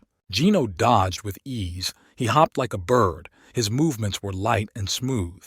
He seemed to be a lifelong martial artist. Once again, the newcomer dodged a heavy blow and swung a swift, powerful kick at the fat man right in the jaws. There was a crunch, and the man fell to the floor. From the surprise, he lost his balance and was about to fall. The man spat a heavy spit, and several teeth seemed to fly out of his mouth. His legs gradually began to shake, and soon he slumped to the ground. That was the end of his credibility. Soma continued to taunt him. He had already kneeled in front of them twice noticed. The man yelled for the guy to finally shut up. He was just furious, more from the fact that he couldn't just hit this guy. Rising from the ground, he shouted that he would wipe the smirk off that monkey's face. He was just lucky, wasn't he? He didn't even feel anything. The man tried to get up, but the sudden movement made his head spin. It felt like he had just been hit on the head with a hammer. Was something wrong? Did one blow make him dizzy? The fat man couldn't stay on his feet and fell back to the ground. There was even more whispering around them. It was the first time in their lives they had ever seen the big man unsteady on his feet. He gritted his teeth in rage. Now he was ready to tear the little man to pieces. The man's body felt numb. He didn't know what was happening to him. Had he lost all his strength in one blow? Gino turned around and looked at him with a cheerful look. He replied with a simple smack on the jaw. He ain't gonna get up. Just let the man give up. That's all. But the fat man was not going to give up. His honor was affected now. He was needed in this revenge. He tried to get up. Sweat poured from him. He tried, but he could not get to his feet. A distinct and loud laughter was now heard among the students. That fatty is too slow, the kid was right. And he was the one they were afraid of. It was hard to believe. He's just a useless fatty. Being an errand boy suits him. He can't do anything on his own. The fat man was lying on the floor, trying to get up, but he couldn't. He looked like a pig floundering in a puddle. Looks like the rumors are true. They've been fooled all along. Somu clenched his teeth and fought back a fit of anger. He didn't realize what was happening to him. Had he just been put down with one punch? He had been practicing martial arts his whole life. After all, getting up so everyone else would shut up. Don't they have the strength to say it to my face? The man yelled that if anyone had a beef with him, let them come out and fight him face to face. The students fell silent. No one wanted to fight this health. Everyone realized he could take anyone down with one punch. Soma screamed again. He swung his huge fist and lunged at the newcomer with a scream. He screamed that he would take him with him to the other world. Rookie just looked at him with a surprised look. He had heard his experience, but he already realized that this health was not going to hold up. He already had you weak and had lost coordination. The kid easily dodged the punch and ducked under his arm. Now it's his turn to hit. Smiling, he asked, "Now has he had his turn?" Because now it was his turn. The guy was fast, so fast that his movements were barely noticeable. At this point, Fatty realized he couldn't dodge. He couldn't stop because he was too heavy, and he swung too hard to stop now. Gino swung his leg and prepared to punch the fat man right in the jaw. Soma was still flying forward, unable to stay on his feet. A few seconds later, the sole of the newcomer's sneaker came close to the fat man's jaw. He couldn't believe that such a low life would get him. Until this moment, he had been firmly convinced of his strength and invincibility. Turning around 180 degrees, the newcomer, and for all his strength, kicked the fat man right in the jaw. There was a ringing sound of impact. That's the kind of force that made the fat man's eyes go black. There was a crunch. His jaw seemed to be broken and blood flew from his mouth, mixed with broken teeth. His eyes rolled back, his consciousness seeming to have finally left his head. Soma fell sideways and with a loud thud fell straight to the floor. The guy was similarly unconscious. The blow was incredibly strong. Not everyone could withstand it. Holy shit!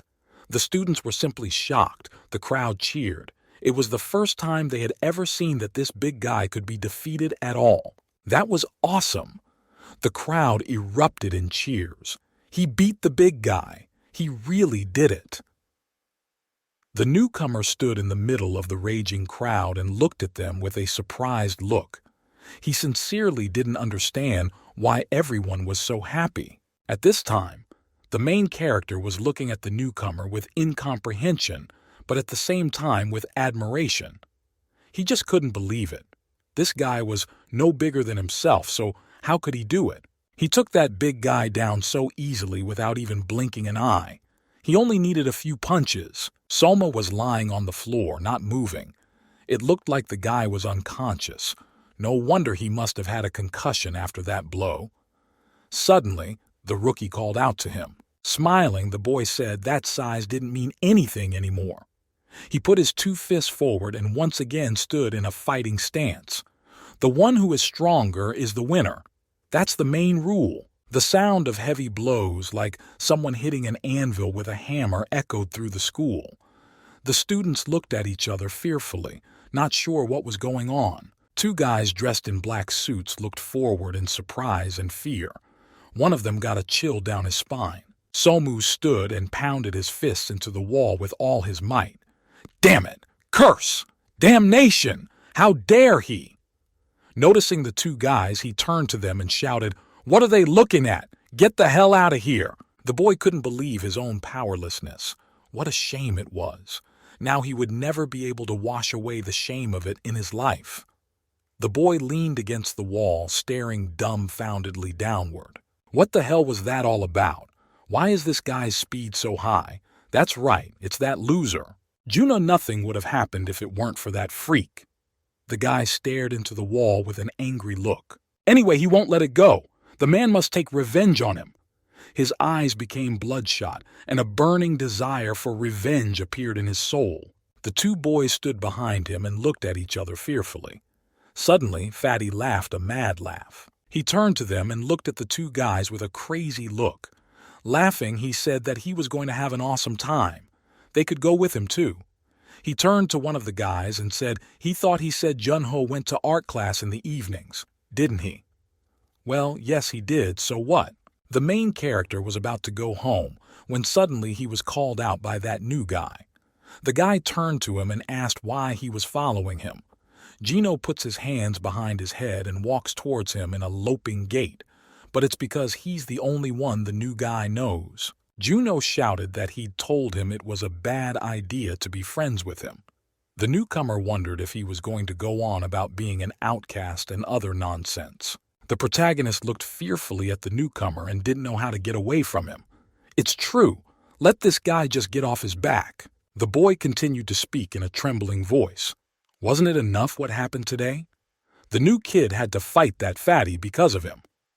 The arm in his shirt lifted up and the very same tattoo came into view. Gino stared there in surprise. It was as if he saw something familiar. He opened his eyes wide and looked closer. He grabbed the protagonist's arm and pulled him to him to get a better look at the tattoo. The boy took a closer look. The tattoo had gotten much larger and was already consuming most of the protagonist's arm. It was very familiar to him, and the tattoo didn't mean anything good.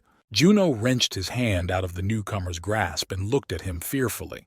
He had to get rid of him as soon as possible, or there would be trouble. He looked fearfully straight at the annoying newcomer. What was he supposed to do? What does this type want with him? Why is it so hard to leave him alone? Gino hesitated and began to speak. The guy clenched his hands into a fist. It was obvious that it was difficult for him to find the words. He immediately turned around and ran in the opposite direction. The boy shouted after him to wait. He just needed to ask him something. The kid wondered, It seemed like this strange guy was the same as Shi-hyun, or was he imagining it? There were more questions than answers. The action moved to the art academy, where the main character went in the evenings for extra classes. At the desks sat a lot of students who were enthusiastic about drawing. Everywhere there was animation. It was everywhere heard voices. The classroom was full of drawing supplies, with students bent over their drawings engrossed in the paintbrush department. The protagonist stared at his easel, unable to concentrate. He tried to draw something, but alas, nothing came to mind. He sat in front of the blank canvas, unable to concentrate. He couldn't get the incident that had happened at school today out of his head. Inside him was fear and the realization that Fatty wouldn't just let it go. The teacher, a man of medium height with glasses and a small mustache under his nose, watched the whole class with an attentive gaze. The man noticed that the protagonist was sitting down and still couldn't start drawing. He noticed that the boy turned around and looked at him with a frightened look. Not a few seconds later, the man was already near the boy, sitting and looking at the canvas. He asked the protagonist if something was wrong. The boy perked up and replied that everything was fine. But there was clearly a lie in his voice. The man said that he could lie to him all he wanted, but his drawings told a different story. The man fixed his large glasses and came close to the boy. He literally felt the pressure physically. The man continued, "The protagonist knows he can trust him. He's all ears." The boy didn't want to talk about it, but he had to because the annoying man wouldn't let up. Anyway, he told every last detail. So, it turns out the boy met the devil and made a contract with him, and now he's taking revenge on those who abused him. Something like that. The teacher folded his arms across his chest and looked at the boy intently. He lowered his gaze and realized that everything he was saying was nonsense. The man's reaction was predictable. He pretended to cry, "Oh my God, I think this guy is overreacting." He even started hallucinating. The protagonist screamed that it was serious. That's why he didn't want to tell him. The boy rolled up the sleeves of his shirt and said that if the teacher didn't believe him, let's say, "Look at this." The teacher looked at his hand in surprise but didn't seem to see anything there. The boy shouted that it was the mark that gave him power. The man looked at his hand in surprise and said there was nothing there. The guy pointed to his empty hand in surprise. He faltered. "There's nothing there?" Perhaps the others couldn't see her. But then how could G know? The teacher made a fist on his cheek and stared at the boy more closely. Okay. Hallucinations aside. When he was in school, he was bullied too, and it was unbearable. Sounds like the teacher's getting a little preachy. And when he felt he couldn't take it anymore, he began to have thoughts in the spirit of, why him? Why is this happening only to him? The protagonist looked towards the teacher with an understanding look. He understood him like no one else. It was exactly his story. The teacher paused dramatically and turned to the protagonist. The boy asked in a trembling voice, "And then what did he do?" The man hesitated and put his finger forward and lifted his head up. It was obvious that he was not very happy to remember the past events. A sad smile appeared on his face. After a little thought, the man replied that he had simply forgiven them. It took him a long time to accept it, though. He said it as calmly as if it were a matter of course. A man approached the boy and put his hand on his shoulder. The boy looked at him with a surprised look, but didn't say anything. The man asked him what place he was talking about. Let the boy think about it carefully. His words sounded very warm, even a little fatherly.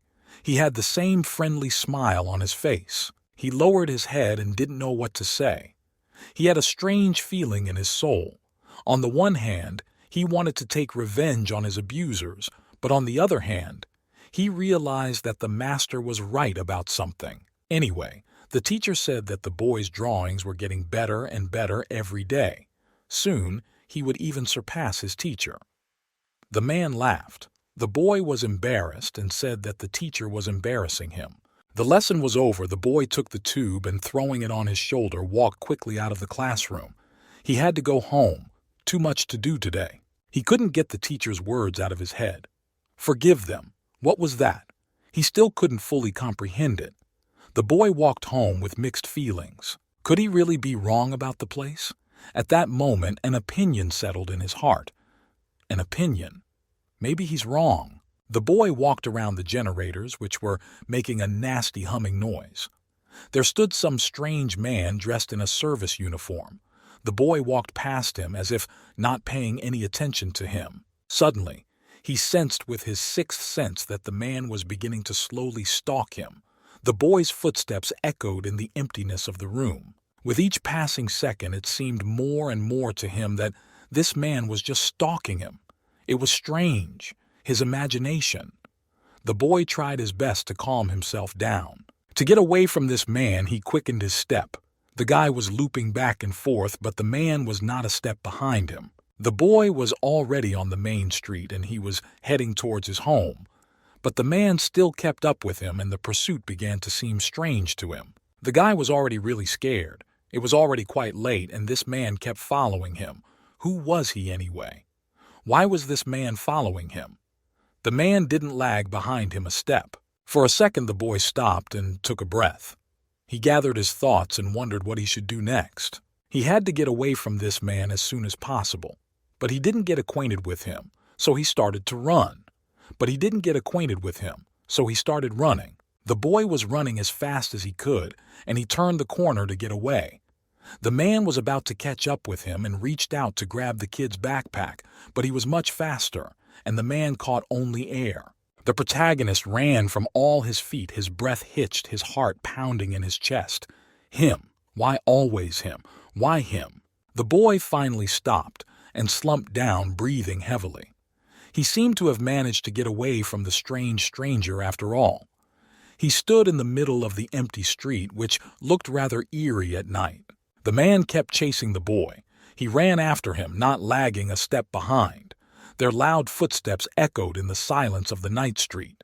After running a few more meters, the man also stopped and started breathing heavily, looking around. The man looked into that corridor the boy had run. He hadn't lost sight of him, and quietly began to approach forward. Junyo stood around the corner, breathing heavily. He'd managed to get away, and at least he'd stopped for a moment to catch his breath. His heart was pounding like crazy, and his mind was full of thoughts. Was it this man too? The boy leaned against the corner, but on the other side the very stranger was already waiting for him. Suddenly, the man grabbed the guy by the neck and held a rag with an incomprehensible liquid to his face. The guy didn't have time to say anything, he just groaned. With all his might, the poor man tried to break free and jerked his legs in different directions.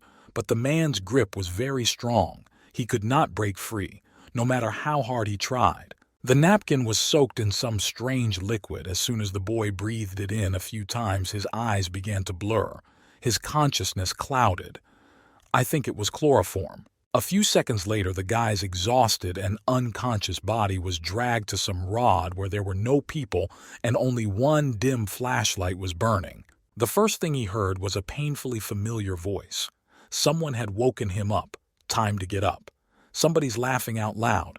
That asshole thinks he's home in bed. Someone laughed out loud again. The boy woke up in a place completely unfamiliar to him. He felt that his hands and feet were tied and someone was holding the rope tightly. A familiar figure was sitting in front of him. Somu glanced at him with a predatory gaze, smirking evilly. Something was taking him a long time to sleep. Finally, he woke up. The boy lifted his frightened gaze and looked forward. He couldn't believe his eyes. It was the same fat man standing in front of him. Somu was looking at him, and he was holding a tube of drawing materials. He waved it in the air and asked the protagonist if it was his. As soon as the boy saw this, he cried out in fear, but immediately, someone stabbed him in the back. The same man who was chasing him held him tightly bound. He leaned the boy to the ground and ordered him to be silent. Somu laughed. Judging by the kid's reaction, there's something fucking important here. The man laughed. He was very happy that he was able to find the little freak after all. He opened the tube and threw parts of it back. Uncovering the drawing, he looked at it in amazement. This kid is really drawing. Who is that chick? His mother? The main character looked up from below with a frightened look. No one really cares. Now, He's going to fix something." The man laughed. The protagonist shouted at him not to touch him. There was anger in his voice, which Fatty immediately heard. He looked at poor boy with an angry look. What did that freak just say? Did he dare to tell him what to do? He ordered his to teach this little brat a good manner. The protagonist was already being approached by several people who were crunching their knuckles. One of them had a bat.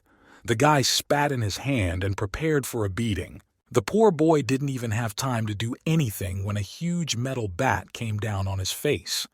There was a crunch, and the boy started spitting blood mixed with knocked-out teeth. The others were laughing. They were enjoying it immensely. They punched him in the face, more spread out over the protagonist's body like a river. They kicked him several times on his legs. There was a crunch. I think they broke his leg. The guy screamed in pain, but they immediately gagged him. One of the boys tightened the rope on his arms, and they began to beat him with sticks and feet. They tore the clothes, the vest cracked and immediately tore as if it were made of paper. The boy sat there exhaustedly, unable to do anything but endure. Now his clothes were completely torn. He was sitting on his knees, whimpering softly. Blood was coming out of his mouth, but he couldn't even wipe it away because his hands were tied. Out of helplessness, he began to cry. Through his tears, he began to beg his tormentor to stop. The guys were looking down at him, and in their eyes you could clearly see the incredible disgust. The main character kept crying. He begged them to give him the painting back. He was so sorry, it was all his fault.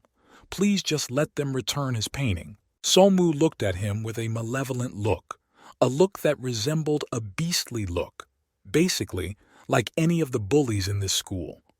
Okay, he'll do as the kid asks. He took the canvas in his hands and began to tear it centimeter by centimeter. There was a crunching sound as the paper tore. The protagonist could do nothing but watch in horror as all the fruits of his endeavors were about to be destroyed. His eyes filled with blood and horror. After a few seconds, Fatty quickly tore his picture to shreds. Pieces of paper flew in different directions, and the guy sat there, unable to say anything from the incredible offense. There, now the boy could take them. The fat man looked down at him and tossed the scraps of paper right in front of him. Soma smiled. He looked down at his victim and continued to sprinkle scraps of paper right on his face. The boy couldn't take it anymore and threw himself right at his tormentor, screaming.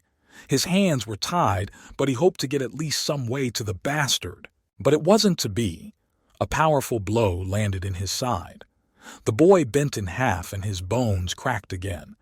There didn't seem to be a single bone left in his body after all this time. Oh, the devil! That freak scared him. Soma said he'll have to be taught a lesson now. He hasn't learned his lesson enough. Jesus, let him relax. It's just a fucking piece of paper. What's it worth? Junyo lay on the hard and wet ground with his teeth clenched. He listened to all the insults. The fat man didn't stop. He said that the main character's mom was a worthless bitch. And then he laughed. At this moment, something broke inside the guy. He remembered the teacher's words and tried his best not to forget them. But it was very difficult. He saw all those faces that looked at him and laughed. You dig your fingers in. They were always mocking him. Mentally, the protagonist asked his teacher for forgiveness. He won't be able to keep his promise. It's like something woke up inside him. Something very scary. Something that had been slumbering in him all these years, but now it had broken free. Somu turned the other way and lit a cigarette. He enjoyed the sound of the blows. It was the best music for him. Suddenly, there was an incomprehensible splash from behind as if something had exploded. The guy continued to smoke his cigarette and ignore what was happening. While in the back, the others recoiled to the side. But soon, an incomprehensible sound came to his consciousness. The boy opened his eyes and started to listen with surprise. There was some strange shit going on behind him. A huge red sphere formed literally out of nowhere. The ropes on the main character's arms broke by themselves. He was now free, but something was definitely wrong. Now, the boy stood firmly on his feet. Something had changed in him. He felt an incredible surge of strength throughout his body. His clothes were torn, and he was staring at the white, swollen eyes in front of him. Soma scared looked over there. Yeah, what the hell is going on? What's wrong with that little bastard? The man felt fear for his life for the first time in his life. The protagonist put his hand forward, and literally out of nowhere there began to appear some strange sphere of red color. After a second, a red dagger appeared in his hands. It was similar to the ritual knives of ancient peoples. Such knives were usually used to make sacrifices. But now, this small dagger was glowing with a red light. Soma startled but didn't show it. He shouted, did he think he could scare him with that knife? So what would he do? Stab him? The protagonist slowly approached his assailant, slowly picking up speed. Something unforeseen happened. The guy swung the knife sharply, the red blade glinting in space. As expected, the guy ran the knife down his body, obliquely along his entire chest. He didn't feel any more, as expected. Blood splattered in all directions. Suddenly, Fatty felt a sharp surge of pain that spread through his body like lightning. The man screamed, grabbing his chest. The pain was infernal, as if hundreds of blades were piercing his body at the same time. Soma bent in half. He was squirming from the unbearable pain, and the protagonist was standing a few meters away from him. The wound on his body had almost healed. He just watched the freak squirm. At this time, Fatty didn't understand anything. He just watched the world bulging with fear with his eyes in front of him. What was even going on? It hurts like hell. Why does he feel pain after he stabbed himself? Soma lifted his frightened gaze and began to look the protagonist straight in the eye. He begged the man not to come any closer. His voice trembled with fear. The boy apologized to his teacher again. He was very uncomfortable admitting that he would have to do such a terrible thing again. At that time, the teacher was sitting in his office, drinking a mug of hot tea. He was looking out of the window and did not suspect anything. In his hands, he held a cup with the cheerful inscription, Freedom. A dagger glinted in the boy's hand. This is impossible. He would never be able to forgive those freaks. He pointed the blade straight at his main offender. There was madness in his eyes. His entire face was scarred, and he had a huge cut across his chest. But the boy felt no pain. Now he felt only a burning, uncontrollable desire for revenge. The computer club was full of people, each of them sitting in a small room behind a monitor, staring passionately at the screen. Some were playing games. Some were just surfing social media. There were shouts of delight everywhere, and the game was going on. Lee Jae-yun took a picture of himself and signed the picture with the words that he was very bored today. What should he do? He immediately posted the picture on Facebook.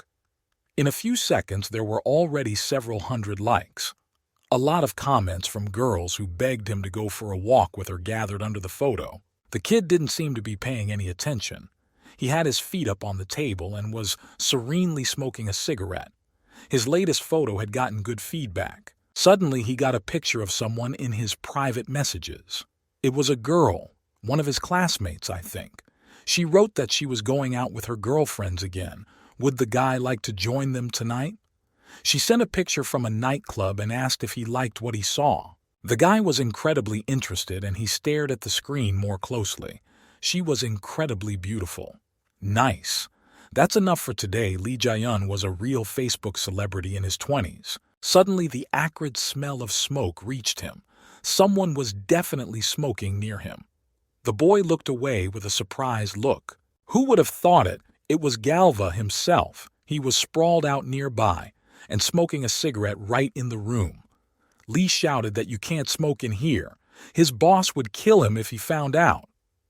The man replied that he didn't care and continued smoking his cigarette. Lee sighed heavily and told her to forget it. He was just an asshole. He didn't like the fact that the bully was hanging around his office and smoking here. Still, there was nothing he could do about it. At the very least, the man would just kill him. Galwa Taiko said that he had encountered Lee Xinghong a few days ago. As soon as the guy heard this, his eyes rounded with surprise. The guy came closer to him and asked him if he was sure. Was this the same freak who disappeared after he fucked them over? The man was just furious. Did he finally show up? Z raised his head and looked at him with a look like he wanted to smear him on the wall right now. Snippets of the not-so-distant past came to mind. He was lying on the ground, the rain pouring down all over his body, feeling as if he had been run over by a car. The guy couldn't get up because of the unbearable pain. Jay was lying on the asphalt in a puddle of water. His mouth was slightly open, breathing heavily, and it was obvious that there had been some kind of serious fight as he lay so helpless. Suddenly, someone approached him.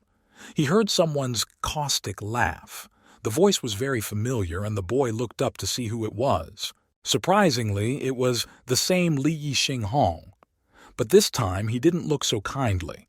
His skin was as pale as a dead man's, and instead of eyes there were 2 black holes with 2 red dots glowing in them. This guy looked more like a reanimated dead person than a normal person. His entire shirt was stained with blood. Z squeezed his eyes shut, trying to figure out what had just happened to him. A stifled groan escaped his mouth. But no one seemed to hear it. His eyes closed, plunging him into darkness. Now, he sat smoking and reflecting on the past, but that's what made them what they are today. Lee laughed, but he ordered him to shut up. It wasn't the fondest of memories, but he had to go back to it. After all these years, the boy still didn't understand what he had done then. And what had he seen that night? It definitely wasn't a person. He took a drag and once again exhaled the thick, acrid smoke from the cigarette. Like it wasn't a person at all. The guy was thinking about the past. He held the smoldering cigarette with 2 fingers, and I tried to figure out who or what he had seen then. He was snapped out of his musings by someone's shout. "Come on! Is he stupid? What kind of a lame move is that, huh?" Seems like someone was playing some very interesting game there. The shouts of the players came to his ears very good. Somebody couldn't calm himself down because he was very enthusiastic about the game. The boy was screaming, "Did he have a broken finger? And he calls himself a man? God, let him just cut off his dick." Lee sighed heavily. There was that asshole again, always coming to them and ruining their good mood. Galwa walked closer to him and looked forward with interest. "Who is this guy?" he asked.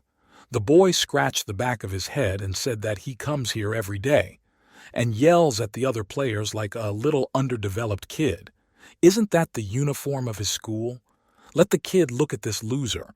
He even brings a mouse pad with him. A small fat hand was holding a computer mouse and was frantically typing it from side to side. The table was a big mess. There was a large bowl of noodles and a few drinks.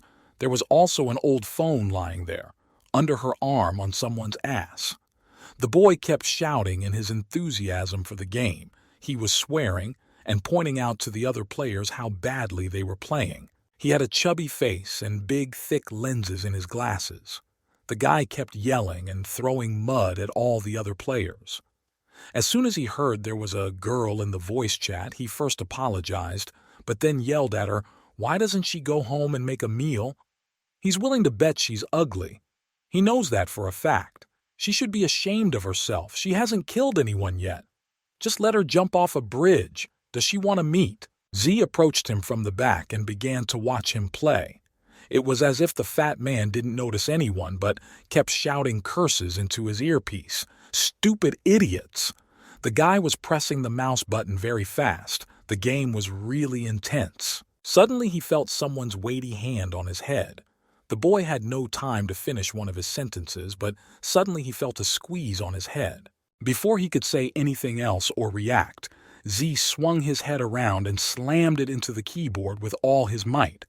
There was a crunching sound and the keys flew in different directions. Everything on the table was scattered in different directions, making it even more of a mess. Lee Shore saw it and shouted that it was a very expensive keyboard. Z recognized the fat man. It was the same frog from school. He shrieked in delight. Wow! I didn't know their little frog had such a disgusting dislike. Well, now they'll listen to what he has to say. The fat man raised his eyes and looked forward in horror. He recognized that voice. Now he was dead. He will never get out of here. Galwa picked him up by the scruff of his neck. The guy was already covered in food and blood. The bully screamed, "Want to play with him here? He'll love it." The boy stammered and asked, "Play with what?" A grin appeared on the bully's face. He was definitely up to something. Now poor Fatty would have to endure his bullying again, and now no one would help him. This was not a school, but a computer club. The protagonist approached his abuser. The man crawled away as hard as he could and shouted to stay away from him. His body was in fear, his legs were trembling, and his voice was shouting, "Why does his chest hurt?" The man groped himself once more. Was it really that brat? Where the hell did he get that knife plant sign? His voice continued to shake, and the man begged him to stop. The main character didn't even seem to be listening to him. He held the burning knife in his hands and said in a quiet, calm voice that these guys never stopped hurting him. No matter how many times he begged them to stop. The boy approached slowly, as if stretching out the pleasure. Somu, all trembling with fear, he bulged his eyes and didn't know what to say. Why does he keep bullying the protagonist? Is he silent? Just let him answer. But the fat man was silent. He didn't know what to say, and the boy came closer and closer to him with slow but steady steps. The gravel crunched under his sneakers, and the sound echoed in the fat man's head like thunder. Junyo came closer and closer, setting the knife aside. He would make him feel all his pain, all the pain he had caused him. Now the little boy who had been small and shy until now had turned into a real maniac. Soma continued to repeat only one phrase while stammering.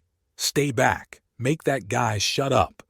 There was genuine fear in his eyes that he might be saying goodbye to his life right now. He crawled backwards in slow steps. The guy kept coming closer and closer. Fuck it. It's not their fault he was bullied. The man tried his best to justify himself. The main character was bullied because he's an idiot. Don't let him blame others for his problems. As soon as the boy heard those words, his face changed. His eyes became even crazier. At this moment, Fatty had made a huge mistake now. He would definitely say goodbye to his life. The boy swung the knife and it burst into a bright red flame. The boy smiled and said that if he did, it wasn't his fault for making him a moron. The boy swung and plunged his knife into his thigh again. Soma grabbed his leg and screamed in pain. His leg was pierced with such an incredible pain, as if a red-hot blade had been stabbed into it. The guy didn't know where to put himself from the pain. He screamed, and it seemed he was going to pass out. What the fuck? It felt like he'd stabbed his muscles and bones. The man was breathing hard and trying to regain consciousness, but the pain was hellish. It was just crazy. The man realized that something was definitely wrong here and he had to get out of here. He staggered to his feet and tried to get away. He couldn't believe he was running away from this brat. The protagonist stood still and made no attempt to act. He just watched as the man sluggishly ran away from him, dragging his wounded leg. But no, the boy wasn't going to let go. The protagonist looked at him with crazy eyes, and immediately another plan was born in his head. He pulled the knife out of his wound from which no blood was coming out. The knife glistened red, though there were no rays of sunshine around. Soma, continuing to squirm in pain, with slow steps he ran off in the opposite direction and continued dragging his injured leg. Painful moans came from him, the man breathing heavily. The protagonist crouched down on his knees and, twirling the knife in his hand, began to bring it to his leg again. He has something terrible in mind. The boy wants to cut the tendon that connects the foot to the rest of the leg.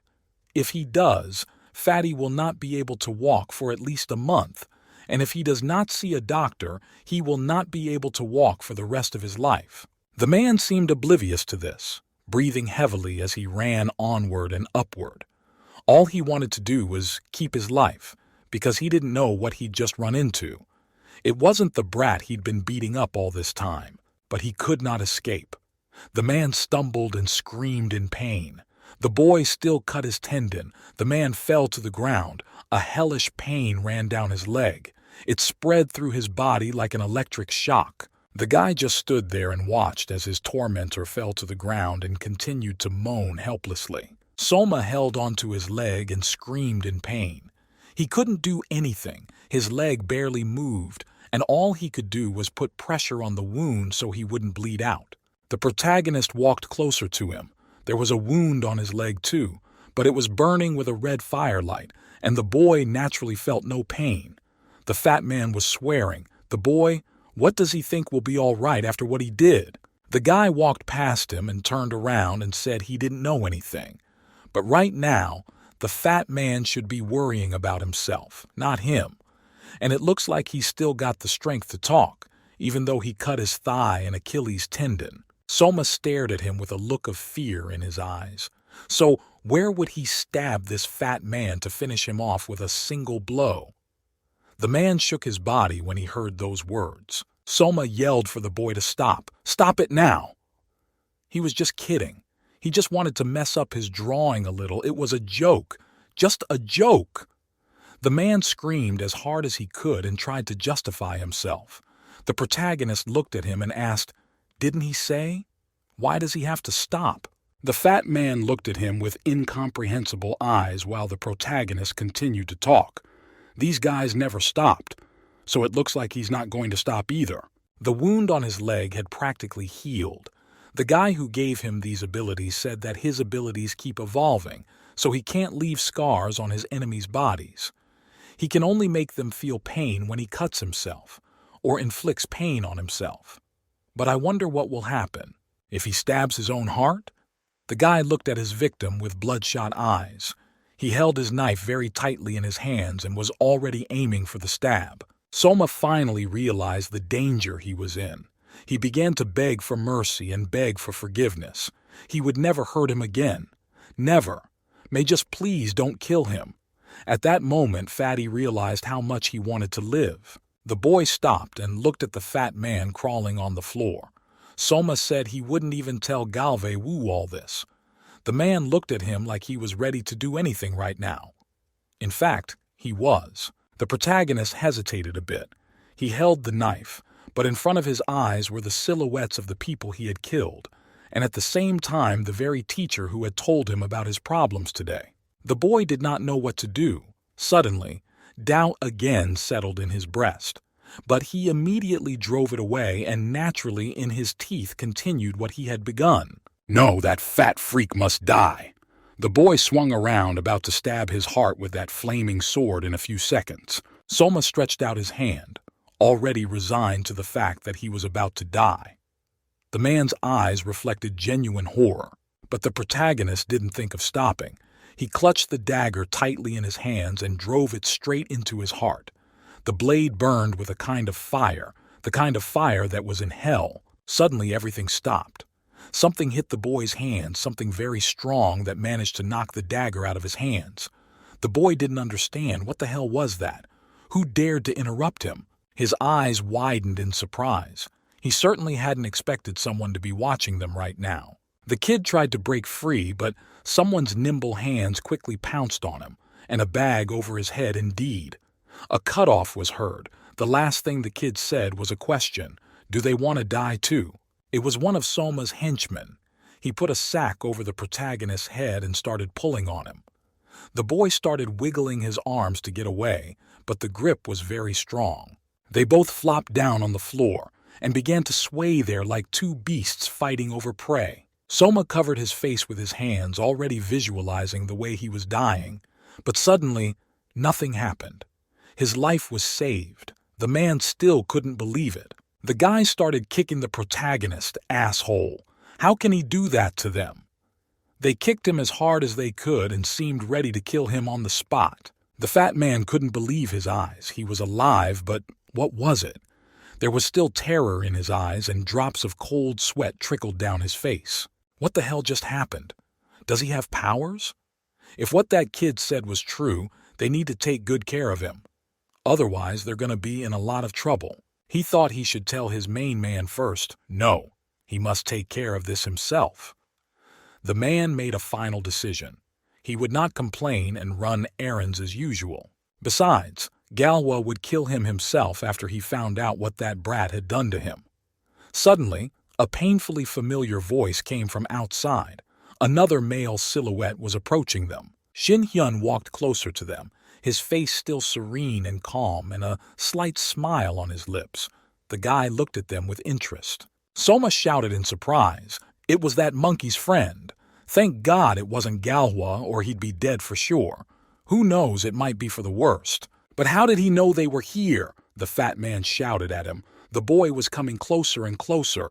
He only had a few meters to go. Soma shouted at him. He shouted he was talking to him. How did he know they'd be here? Fucking bastard. His friends came up to him and, in frightened voices, asked him what should they do.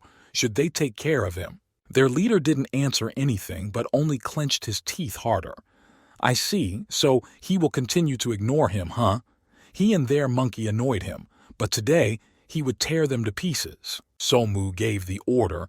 He ordered his henchmen to go and deal with this asshole.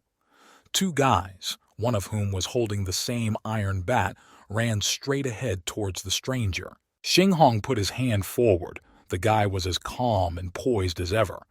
He just looked at the two guys running straight at him. The boy's hand lit up, and his lips whispered an incantation. Izadzir, shield of the god. A second later, strange divine arms began to form around the boy, wrapping around him like some sort of shield. The guys stopped and watched in horror. What the hell is this? They turned on their leader. Adolstiak just lay there, unable to get up, and shouted for those, "Don't dare back down and give him heat." One of the guys swung around and with all his might hit his bat right on those incomprehensible hands, but it immediately bent like it was some kind of stick. Xinhyun put out his hand and began to cast a new spell. The cross on his wrist glowed yellow, and a pleasant warmth spread across my arm. A second later, the arms disappeared, and two wings formed behind the back about the boy. That was a big storm.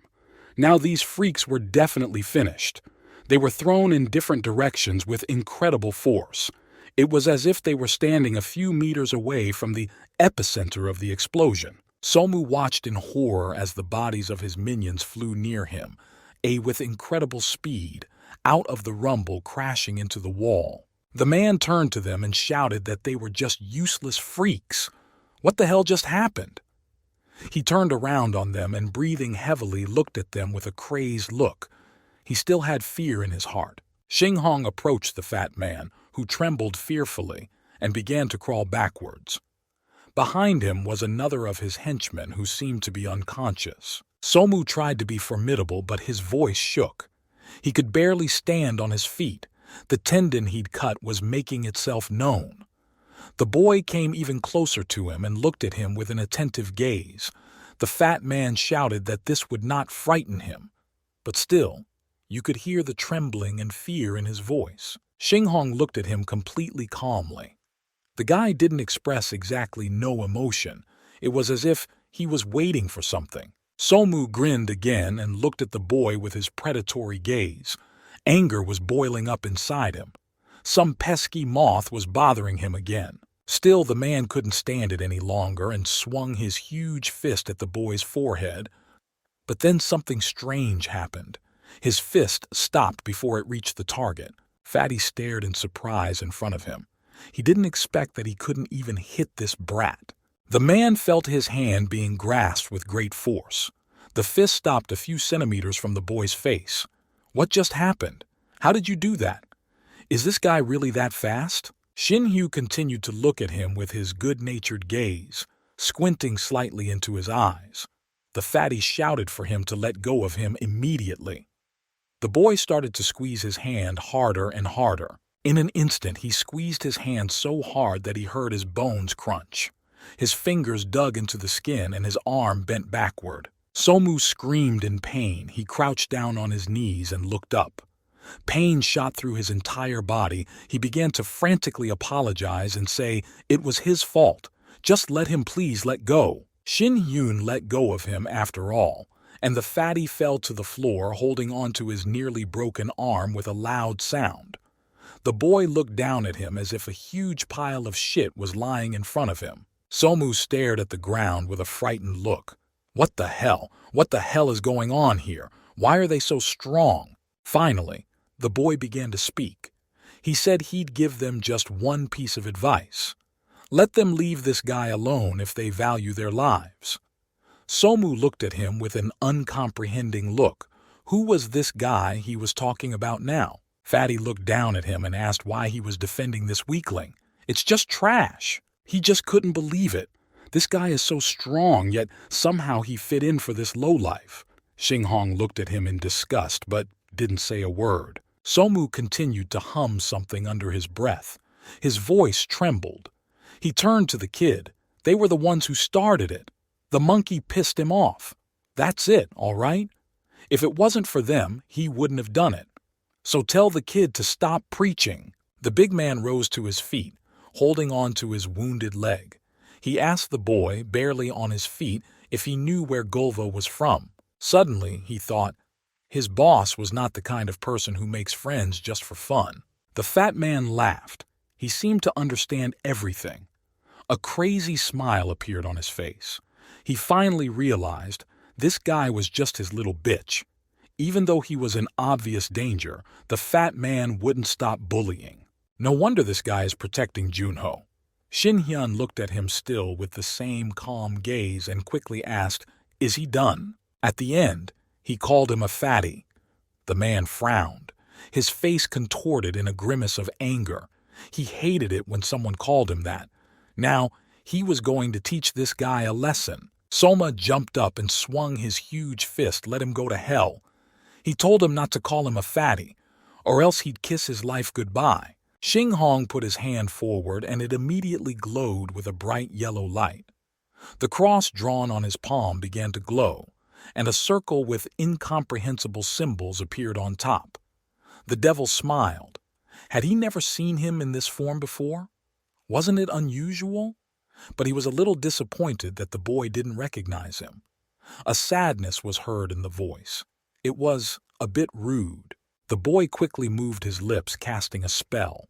A figure appeared in front of him, sitting on its knees with its hands folded in a gesture of prayer. The figure fell right on top of the fat guy, pinning him to the floor. Somu lying, almost unconscious, he was pressed into the ground with such force that cracks appeared around him. Well, I guess that'll do him good. Shin Hyun walked up to the main character who was lying seemingly unconscious with the same sack over his head, and what should he do about it now? The boy scrutinized the body lying before him. What had happened? How could a man have such powers? The guy lifted the bag off the boy's head, I think he guessed. It was the power of pain transference. Only where did such a mediocre kid get that skill? The protagonist was lying with his eyes closed. He seemed to be passed out. Shin Hyun felt that the power coming from him was getting stronger. He had a bad feeling. There was something he needed to check. The boy rolled up the sleeve of his shirt and immediately saw the very familiar tattoo. How had he gotten that mark of black magic? Now he could understand why he was able to use this power. The kid was definitely in danger, and the boy made a fateful decision. He had to clear him. He grabbed the boy's head and concentrated all his strength. In his mind, he felt someone looking at him. The tattoo on the protagonist's arm lit up, and many red eyes began to appear there. Suddenly, someone's shrill voice was heard. He said that if he were the boy, he wouldn't do this. After a second, an incomprehensible magical force began to emanate from the protagonist's body. Shin Hyun Wat staggered backwards and put his hands forward to protect himself, but he could barely stand on his feet. Literally out of nowhere, a huge clawed paw appeared in front of him, engulfed in purple flames. The boy squinted to get a better look at it. Damn it, he didn't think it would go this far. The boy put his hand forward, the cross on his palm glowing again. A huge beam of energy burst from his hand and repelled the coming darkness. The guy was relatively safe, but the force he was facing was several times greater than he was. The familiar voice of Mephistopheles rang out. He yelled for the boy to get his filthy hands away from his toy. The demon was annoyed. Someone had dared to interrupt him. A small demon emerged out of the darkness enveloping the entire space. Not that he could do anything about it. It had been a long time. The demon laughed again. It seemed these two had known each other for a very long time. But the boy wondered who was this creature, and why did he know him? The boy did not understand anything and looked at the strange creature carefully. The devil smiled. Had he never seen him in this form before? Wasn't it unusual? But he was a little disappointed that the boy didn't recognize him. A sadness was heard in the voice. It was a bit rude. The demon's body began to change, squelching as it transformed into a monstrous substance with many eyes. Perhaps now the boy knew him after all. He stood in front of the monster and let his eyes widen in surprise. The guy started to remember something, and a huge monster formed in front of him, literally made of many different limbs. Xing Hong finally guessed. What he saw made his eyes widen. Something inside him began to tremble. At the sight of such a monster, even a kid with such willpower trembled in fear. His eyes are bloodshot. Mephistopheles. At last he recognized an old acquaintance. Now, in front of him stood a not insignificant demon, and a man who looked quite human, except that he had two big horns on his head. The guy was dressed in normal human clothes, a black suit and a white shirt. Did the guy recognize him now? He came closer and closer to the guy and waved his hand. Oh no, wait! It's not like that. He has to call the guy by his old name to refresh his memory. Mephistopheles smiled broadly, a smile that was way wider than a normal person's. He had many sharp teeth in his mouth, and his sides were literally fastened together with large staples. Is that wrong? The demon drew closer, his mouth stretching wider and wider in a demonic smile. Didn't he really remember him? Mark. The demon continued to approach him with a waltzing gait. A long time passed. The demon laughed again.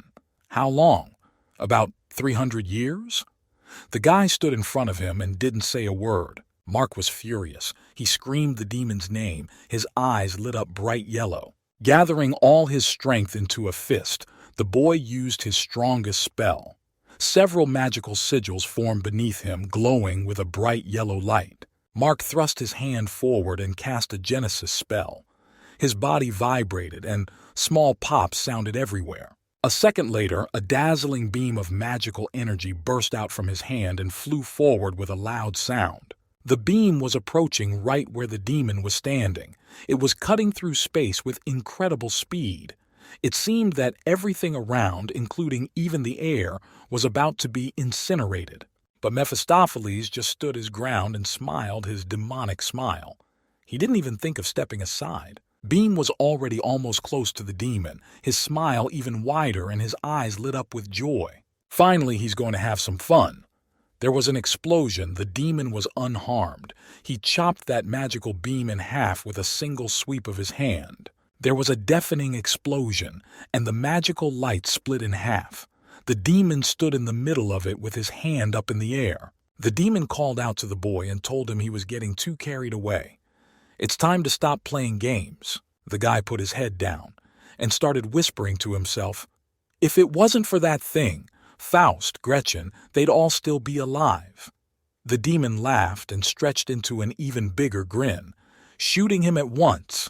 Little Mark must be very angry. The guy clenched his hand into a fist, and this was never going to happen. Guy was so angry that he was ready to vaporize the vile demon here and now, but it wasn't that simple. The demon spread his hands apart. He looked at the guy in surprise. He didn't know anything about it. He was just doing what Faust wanted him to do. Come on, doesn't he deserve a little gratitude? He feels he's being unfairly censured here. The demon smiled, and his voice got a little quieter.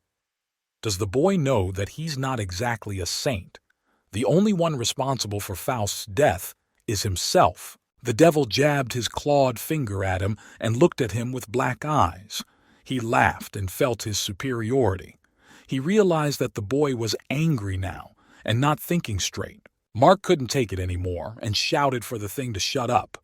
The guy panted and concentrated all his magical energy to finish the freak off. Magical hands appeared from somewhere, holding a huge light bow.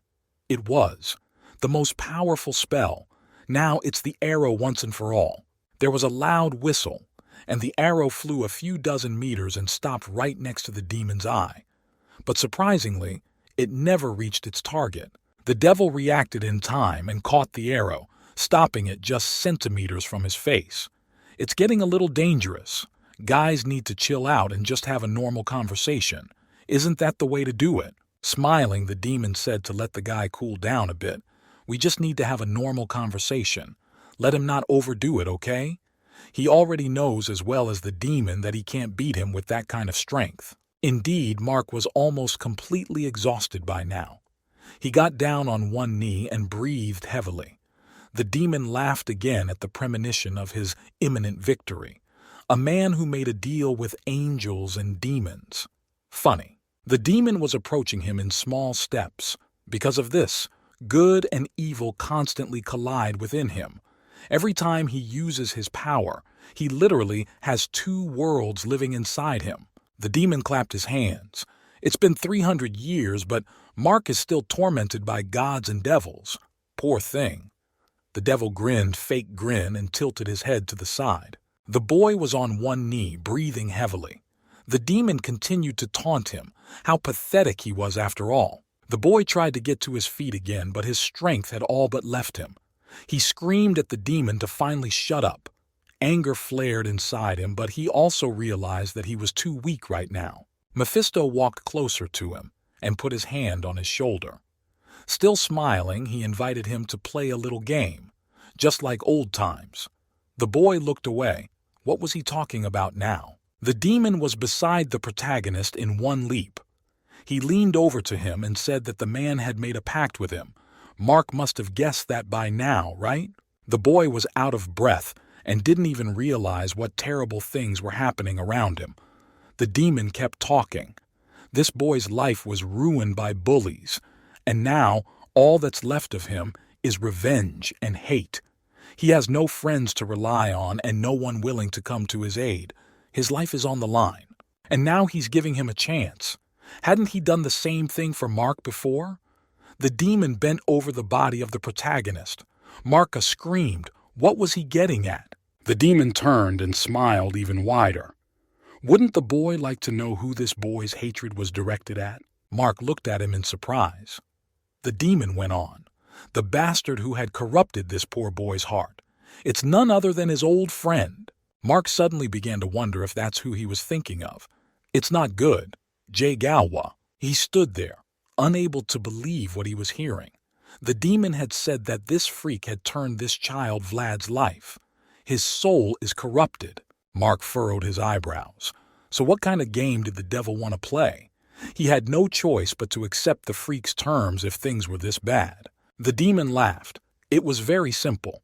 This is a simple boy. This boy can use his powers for exactly 1 month. All Mark has to do is keep him from getting revenge during that time. Mephistopheles smiled if he couldn't, and boy would he succeed. The smile grew wider and wider around his neck, showing his incredibly sharp teeth. The devil paused for a moment and, clapping his hands, said that, in that case, Mark's soul would belong to him. The demon spread his hands and said he still treasured when he remembered how Raziel hadn't let him possess the boy's soul. That was hurtful. Mark was furious. He was sick of listening to these rants. Don't let him fuck with him. He won't fall for his cunning plan again. The demon spread his hands. So, is he saying he's going to let his friend get killed by that boy again? Hearing this, Mark was surprised. To be killed again? What does he mean by that? Mephistopheles smiled. And this guy is pretty dumb, isn't he? Let him listen carefully. His old friend Galwa. Demon again paused rhetorically for a moment. What Mark heard shocked him. The demon said this guy was the reincarnation of Faust 300 years later. Does he understand now? The guy was just terrified. He didn't know what to say, his old friend. Is this the reincarnation of Faust? It was very hard to believe. The demon continued to laugh hysterically. He said, now the guy has to protect his friend, doesn't he? Mark clenched his hands into a fist again and tried to fight the anger that was building up. What would happen if he won? Mephistopheles replied with a smile that it was very simple. Beelzebub's power still flowing in Marka's body, and he is still alive because of that power. Marka screamed that it was all because of that damn demon. Nothing would have happened if it wasn't for him. The demon, as if not paying attention to him, continued talking. He wondered how about him lifting his curse if he won the wager. Mark even swallowed his tongue. Is he going to break the curse? Demon walked closer to him and leaned against the wall, chuckled. What's he going to say? He'd get rid of the curse and protect his old friend. He'd call that a win-win, wouldn't he? Mephistopheles approached him almost closely. Mark barely audibly whispered, "Good." The demon's smile spread even wider. Now his face was transformed, taking on even more demonic overtones. His eyes began to glow with fire. "All right, it's a deal." A horrible demonic creature appeared from somewhere, which with its entire appearance represented suffering, torment, and endless cruelty. The ghostly creature's face was burning with the flames of hell. Mark stood, and his body slowly began to be braided with demonic energy. It wasn't the first time he'd encountered it. Here he was, once again making a wager with the devil. A large glowing pentagram formed beneath them. It appeared that even the air itself had been compressed to the limit. Mephistopheles stood, taking out a small, ghostly sheet with a contract. In their day, mere words are not enough. Everything must be written down. Demona laughed again. He commanded the boy to reach forward to make the contract. The demon slid the phantom leaf toward him, which began to move toward the boy with itself. They both reached out for the ghostly sheet, and there were only a few seconds left before the contract would be made. Mark stood there, staring intently in front of him. He had nothing to lose. In a few seconds, the deadly game would begin, and his life would depend on the outcome. Mephistopheles was smiling in his wide grin. He was incredibly pleased that he was about to have fun again. Let the game begin. The main character was lying in his bed. He was completely exhausted. He needed rest. His whole body ached as if a train had run over him. Bright rays of light reflected on his face, waking the boy. He opened one classroom or the other in turn. The boy didn't understand where he was. The boy rose from the bed and took hold of his head, which rang like a copper basin. Where is he? He'd already fought that fatso. But what happened? Suddenly, a vaguely familiar voice called out to him. The boy shifted his gaze in that direction. Who was he, anyway? The protagonist immediately noticed the boy. Mark sat leaning against the wall, reading a book. He said in a calm and indifferent voice that they had met before. Then the main character started to realize that it was the same guy. Mark continues reading the book. He didn't even look at the main character. He just calmly continued talking. He said his name, but not his real name. He said his name was Li Xing Hong. The boy sighed heavily and looked up at him. Fear was reflected in his eyes. The boy continued to not understand anything. What had happened to him after all? Mark continued to speak. In a calm tone, he said that he had erased the memories of all those who had seen the protagonist use his power. He wanted to avoid possible problems in the future. At this time, Fatty was lying in the hospital, the doctor persistently trying to question him about what had happened. They need to tell him exactly how you got hurt so he can treat them properly. Somu was screaming that he couldn't remember shit, so what should he tell him? He just woke up with pain in his Achilles tendon. He has no idea what just happened. The protagonist lowered his eyes and fearfully whispered words of gratitude in a trembling voice. At that moment, he was incredibly relieved, but he still didn't know what to think. The guy turned to his new acquaintance and asked, how long had he been asleep? Mark calmly replied that he had been asleep for 2 days. As soon as the boy heard that, he got scared. Oh no, he's going to be late for school. Mark calmed him down and told him he could relax. It was just Sunday. Hearing these words, the protagonist calmed down a bit. Thank God. He was even a little panicked. All this time, Mark kept reading the book. But then, Mark turned to him again. He said in a calm voice that he suggested the boy stop using his power if he didn't want to end up in big trouble. Mark said he was just like the main character. The boy didn't realize he's just like him, so he's also, I'm waiting for an answer, boy. He walked up to the boy and said, yes, Mephistopheles also had his hand in it. He also made a pact with him in a past life. After saying that, the main character visibly tensed up. So he had made a pact with him in his past life too? Wait, what? So he wasn't the first? Mark nodded his head understandingly and said, He understood that the guy had learned a lot now, but don't let him let this demon fool him. He's just using him as a toy, that's all. The boy couldn't get over it. He screamed that he could finally get revenge on all his abusers. Show those assholes who bullied him, using these powers.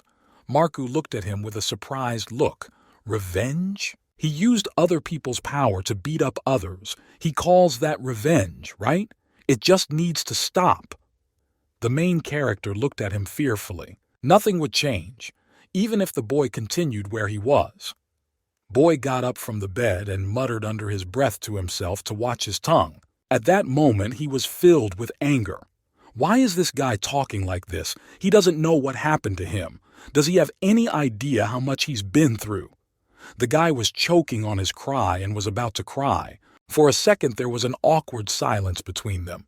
They stood across from each other, staring off in the distance. In the end, Junho got tired of listening to all this, and he moved towards the exit of the hospital ward.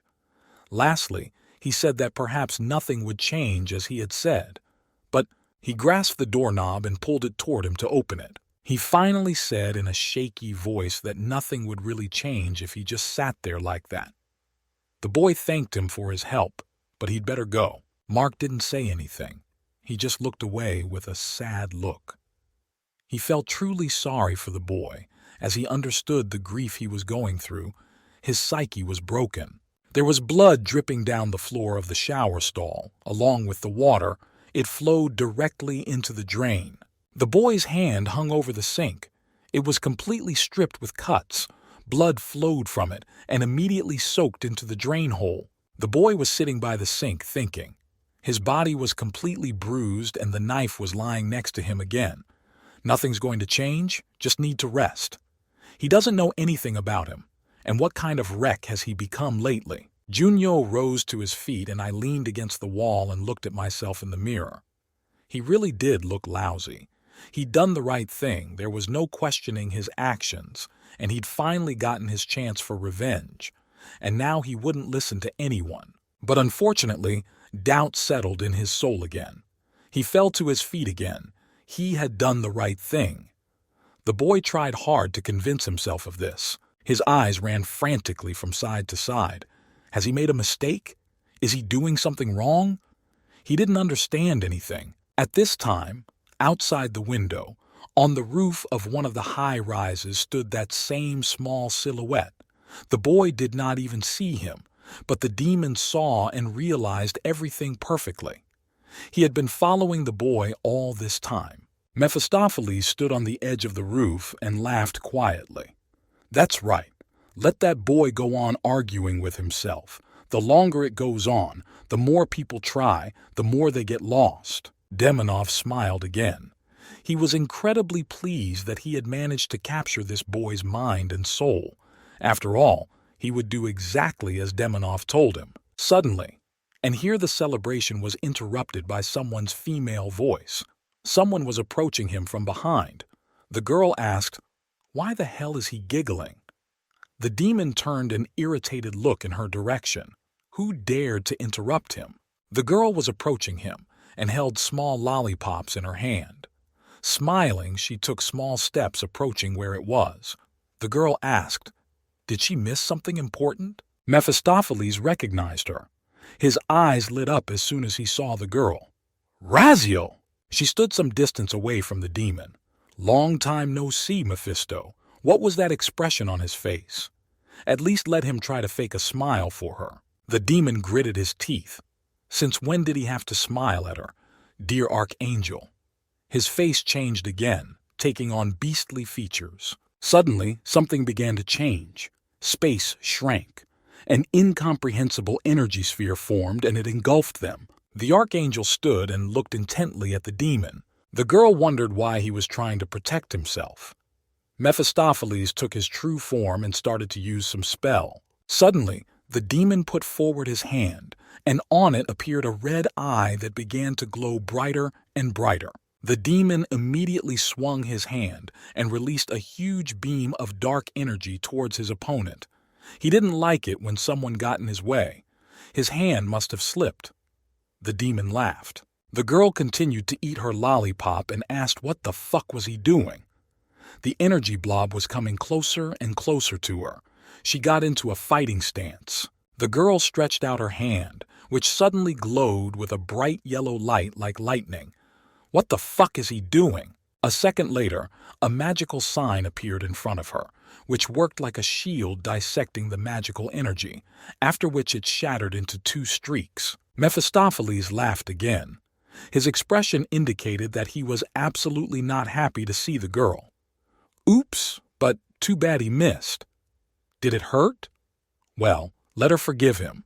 Angel yelled for the demon to stop pretending. He did it on purpose. They were facing each other, and a large blob of fog was left behind after the impact. Yet, he's trying to get in his way again. The demon looked at him with a smirk. Archangel replied that it wasn't like that. Due to his merit in harming the human race 300 years ago, fighting was banned in the human world, so there's not much he can do. The Archangel smiled, however. The demon is not afraid of consequences. If he gets caught, he means even if he is a demon. It doesn't matter, in any case, everyone will be punished. The demon smiled and laughed wryly again. He doesn't care what God says, but if the Archangel gets in his way, he'll kill him instantly. The demon screamed that he was just a little shrimp. Doesn't he think the angel is too proud of himself? He's nothing more than Gabriel's servant. The girl started stuttering. The shrimp? The demon is no different from her. Apparently, Angel wasn't the least bit pissed off by this. They were standing on the roof of the house, and the protagonist didn't even notice them. Their voices were muffled. All right, let's forget it. Angel asked if this was the man who signed the contract with him. Continuing to smile, the demon asked why this was suddenly bothering him. Let him just go about his business. Angel replied, scattered. He understands perfectly well that he can't do that. The girl squinted her eyes, which suddenly glowed blue. Does he think the angel doesn't know he made a bet with God? The angel is merely an enforcer of the rules. This is his mission. Given to him by God, he is not going to sit here while the demon searches for Faust. Mephistopheles twisted his mouth in disgust. He said that these angels disgusted him.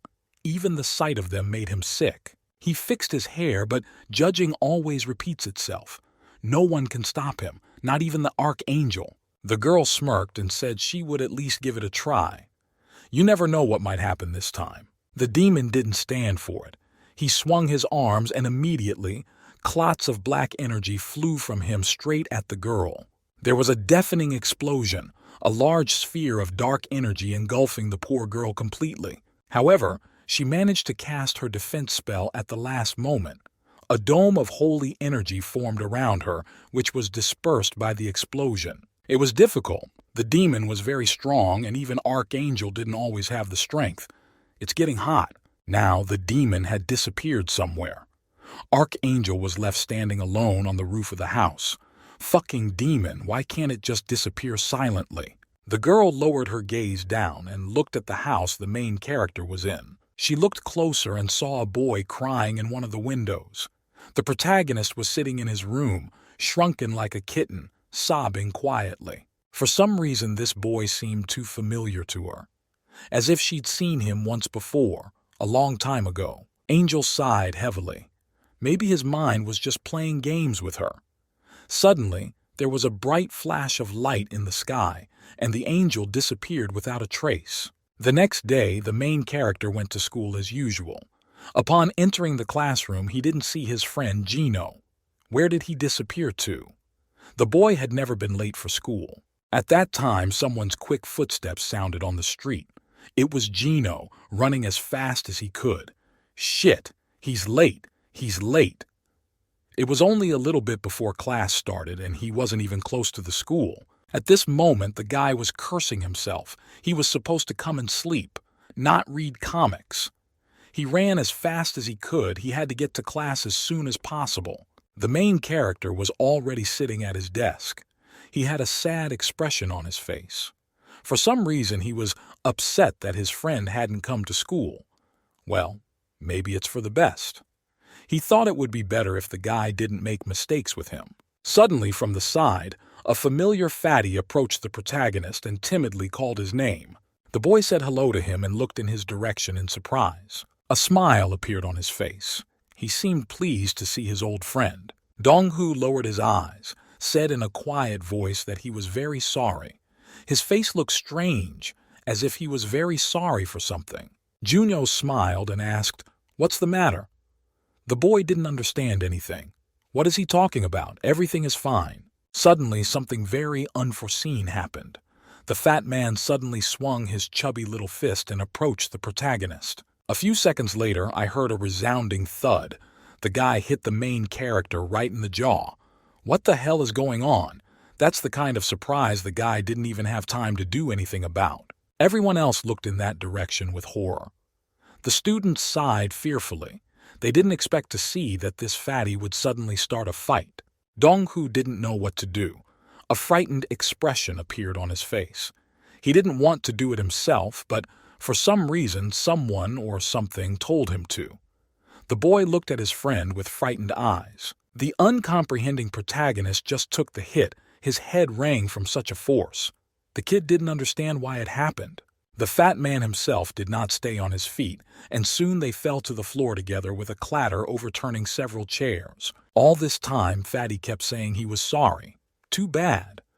They were lying around, scattering their desks in different directions. The fat man again attacked the protagonist and began to strike one by one. The boy didn't even have time to react. The blows came like hail. Laughter broke out among the students. Gliotica, losers fighting. It was just a wonderful sight. The class had been very boring up to this point, and now there was a suitable entertainment. For some reason, the other students were cheering the fat man on. They were shouting that the toad needed to hit harder. The main character couldn't move. He was held tightly. He just looked at the fat man with frightened eyes and couldn't understand anything. Glua and Somu stood nearby, watching the whole thing. A smirk appeared on the bully's face. He was very pleased to have witnessed such a funny fight. The man was literally jubilant. It's him again. Well, it's going to be different now. The protagonist was fearfully covering himself with his hands to somehow save himself from the blows. But why should he suffer? They were friends after all. Dong-hu kept hitting him without stopping for a second. The guy covered himself with his hands, but he was completely helpless. A decent bunch of students had already piled up nearby. Laughter and cackling could be heard everywhere. He just hated it. Are these assholes having fun? The boy looked with swollen eyes at the student standing near him. He was starting to feel incredibly angry again. Bludgeoning him, and through his sobs he asked for his forgiveness. It was obvious that the boy didn't want to do it himself, but he didn't have much choice. The protagonist was lying on the floor. Someone had spit on his face again. The fat man kept punching and crying. He really didn't want to, but it looked like someone had left him no choice. The protagonist already had a pretty good idea who that someone was. Galwa, but who else? He stood in front of him, smirking down at him. At that moment, it was like something broke in the protagonist. There was this incredible rage in him. The eyes that were tattooed on his arm began to move. If it wasn't for that freak, if it wasn't for him, everything would have been fine. Gino finally arrived at school. He stood panting at the front doors. Barely made it. He was almost late. The kid was pretty exhausted. Suddenly, he saw everything going on. Surprised, he looked in that direction and saw a fat man beating his friend and begging for forgiveness. Gino gritted his teeth. What the fuck is going on here anyway? What a freak! At this time, an unimaginable rage awoke in his soul.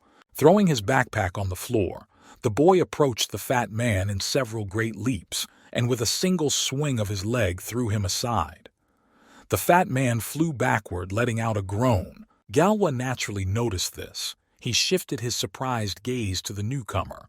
He had never seen this guy before. What kind of freak was this? Gino ran up to the protagonist and put his arm around him. The boy asked him if he was okay. Is he hurt? Galwa irritatedly asked him, is it the shrimp that he wants to tackle too? Why did he stop the fight? Let him answer him before he finishes countdown from 3. Gino, not the least bit embarrassed, turned his head toward him. The bully had just started counting as the boy laughed, so it was him, and that fatty next to him. The kid laughed. They should lose weight. He seems to be getting fatter every day. How's his chin? Soma looked at his friend with a surprised look. He terribly didn't want Jay to find out about his mistake. In that case, he would kill him himself. Galwa shouted that smacking his lips would not accomplish anything, so let him go and improve his fighting skills. Soma R angrily shouted that he was a bloody macaque. Galwa asked him a question. He'll blow his brains out. Galwa continued counting. Everyone looked at him in surprise and fear. Something terrible was about to happen. This man did not like to wait. Gino, like he's deliberately starting to mock. What's he going to do after he's done reading? Does he enjoy bullying the weak? He's so pathetic. Come on, don't let him just stand there. What can the big guy do? Z finished counting and lunged straight at the newcomer with his fist out. 1. Now, there's a fight to be had. Gino was surprised. This guy is much smarter than he seems. He knows he's going to dodge him, so he tries to grab him and hit him at the same time. At the same time, he's pretty fast and nimble. The boy dodged, the bully's hand flying a few centimeters from his face, emitting a loud whistle. Still, the boy was faster. He moved with some amazing speed. His fist flew past him, and the boy ran straight in the opposite direction. Gulwa missed. He couldn't keep his feet, and his blow went straight into the wall. There was a loud bang, and tiles fell from the ceiling. Somu, along with the rest of the students, watched on in horror. They never thought that their leader could miss. After all, he had been the strongest and fastest among them all this time. Gino smiled again. He spat to the side, but still he was faster. The boy sighed. Turns out this guy was no better than the fat guy. Galwa turned toward him, and his hand glowed with a strange light. The guy hadn't expected this brat to be able to fight back. The man looked back in surprise. Gino smiled, but still he blocked his punch, so we'll give him a little more credit than all those screamers. Galwa didn't say a word. He went straight for the second strike. The boy lifted his foot up and aimed to hit him in the face. Gino continued to smirk, but however, he was still faster. But he didn't have time to finish his sentence. Suddenly, the guy saw at the last moment that his opponent had changed the trajectory of his kick, and now his foot was moving straight towards his face. What a devil! He certainly couldn't dodge. There was a loud bang, and the poor man received a hard high kick to the face. Z looked at him like an animal. He stepped on him with his foot, the guy struggling to get away from him. Gino breathed heavily. Just one hit and his body hurt so much, and his dimensions have a punch so much harder. What kind of beast is he? The boy rubbed the bruised spot. Z looked down at his opponent. But already, let that fucking shrimp get up. Let him show what else he's got. Gino got into a fighting stance. He said he was just about to get up. This time, for real, let him not pass out, okay? Galwa, annoyed, said this guy talks too much for a little loser. Gino didn't hesitate a second to rush at him. The man stood, doing absolutely nothing. He didn't even seem to have time to see him. Galwa swung his big fist, but missed again. His fist whistled a few centimeters away from the boy. Gino dodged with extraordinary agility, and he needed to put this guy down with one punch now.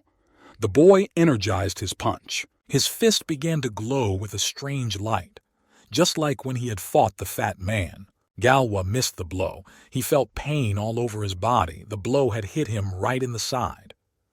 The man cried out, but did not lose his balance. He looked down at the guy. He was in pain, but still, you couldn't lose your balance. Gino smiled. Now let the freak try to block this one. Hit it right in the bullseye. Galwa, still on his feet, shifted his gaze to him. His eyes glittered like metal. He seemed to have planned it that way. Everything was under his control. This guy was far more experienced in combat than he looked. J.U. grabbed the kid's face with his huge hand and started squeezing. What the hell is this? The kid didn't understand anything. How did he even manage to stand on his feet, the begging sign the man contemptuously asked, and that's all he can do. He pushed down on the boy's head and knocked him to the ground. The boy would no longer be able to stay on his feet, and now he was just falling down. A second later, the boy fell to the floor, unsteady on his feet. There was a loud thud, and the ground itself seemed to shake beneath his feet. From such a strong blow, the poor man's breath caught. His heart began to race, and his head was about to fall apart. What happened? The boy didn't understand a thing. Galwa grabbed his arm and began to claw it back. He turned to the guy. "Let this shrimp listen now. When it comes to fighting, everything changes. Winners and losers are determined at birth. So he was born a loser." The man put his foot on his head and stretched his arm forward. Galwa squeezed his hand so hard that his bones seemed to crack. A few more moments, and he'd just break it in half. His lips whispered a single word. "That little freak is a piece of shit." Gino could not break free from his opponent's grip. He bulged his eyes and now realized that his arm would be broken. An incredible pain pierced his body. The boy screamed, but nothing could be done. He was lying on the floor, his arm twisted the other way. Galva towered over him, looking down from above. He made a disgruntled grimace. Let that monkey stop being so dramatic. He was just starting to have fun. Galwa cast a contemptuous glance at all the other students. He said that now he wanted everyone to see what would happen to those who dared to touch him. Now he would break every bone in his body so that he would never challenge him again. The man said this with incredible ferocity. Suddenly, he was distracted by something. Someone was coming toward him. Someone's timid, not bold footsteps were approaching. Gino looked at all of this and continued to squirm in pain. In front of the school's main bully stood none other than the main character. He clenched his fists and looked at him with incredible hatred. Suddenly, the classroom door opened and the girl who was friends with the main character appeared on the doorstep. She timidly entered the classroom and immediately saw a lot of students crowded around something. Gino watched everything that was happening, but could not understand what kind of presence he felt. At this moment, there was a sinister aura emanating from the main character. He just watched in silence. There was an energy emanating from his comrade that made him feel cold inside.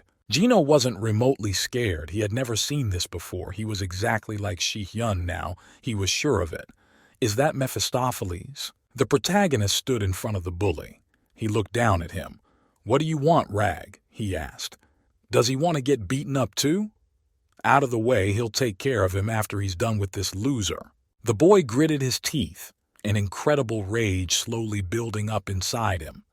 If it weren't for his friends and he wouldn't have to suffer, but now there was no choice. Jinho stood before him and looked him straight in the eye. He would never forgive that freak.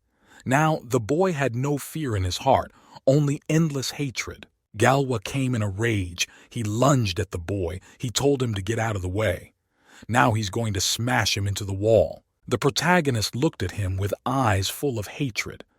Now, he would do what he had dreamed of doing all his life. He's going to get revenge on that bastard. There was a bag of medication hanging from the IV with a tube running directly to the patient. There was a distinct odor of alcohol and medicines. There was a boy lying in the bed, hooked up to a ventilator. He was still unconscious. It was none other than Gyeong-jun. The guy was barely breathing. The ventilator was the only thing that allowed him to exist normally. Suddenly his eyes opened completely. The guy must have been scared of something, like he was having a nightmare. The main character stood in front of the bully and said in a calm voice that he wanted to ask him something. The man looked at him with an uncomprehending stare. The guy, as if not noticing his bewilderment, continued. "What did he do to deserve this? Why does that asshole keep bullying them?" The man smiled his acerbic smile and snorted. He was overcome with disgust at these losers. The guy laughed heartily. He definitely didn't expect this loser to just want to talk to him. Does he really want to know that? The boy looked at him with a stern look. Galwa leaned even closer to the boy. Now they were almost face to face. And is that why he's looking at him? Let him empty his fucking eyes now. But the boy did not think of giving up. He shouted for him to answer at once. Galwa didn't stand for it and swung his fist as hard as he could and hit the boy squarely in the jaw. A crunch sounded, and drops of blood flew in different directions. The boy flew off at high speed into the nearest door, hitting it with a thud. From behind him, there was the crack of shattering glass. The window that was behind him began to spiderweb cracks. Still, the window didn't hold, and many sharp splinters fell on the boy. The boy didn't even think about stepping aside. Shards fell around the boy like rain, but he just stood there staring ahead. Still, the boy couldn't withstand the force of the blow and fell to his knees. The bully crouched down next to him. So he wants to know why he keeps bullying him? The man's voice sounded incredibly ingratiating. In that case, he's just an idiot. The man laughed again. There's no reason to be here. The boy just looks like a total loser. Freak laughed, his mouth stretching wider and wider in a smile. Does he really think he should have a reason? The man laughed again. Galwa leaned even lower to him and stuck out his tongue and began to grimace in front of his face. The protagonist grasped a piece of glass I was lying a few centimeters away from him. Blood spurted from his hand, so there was no reason.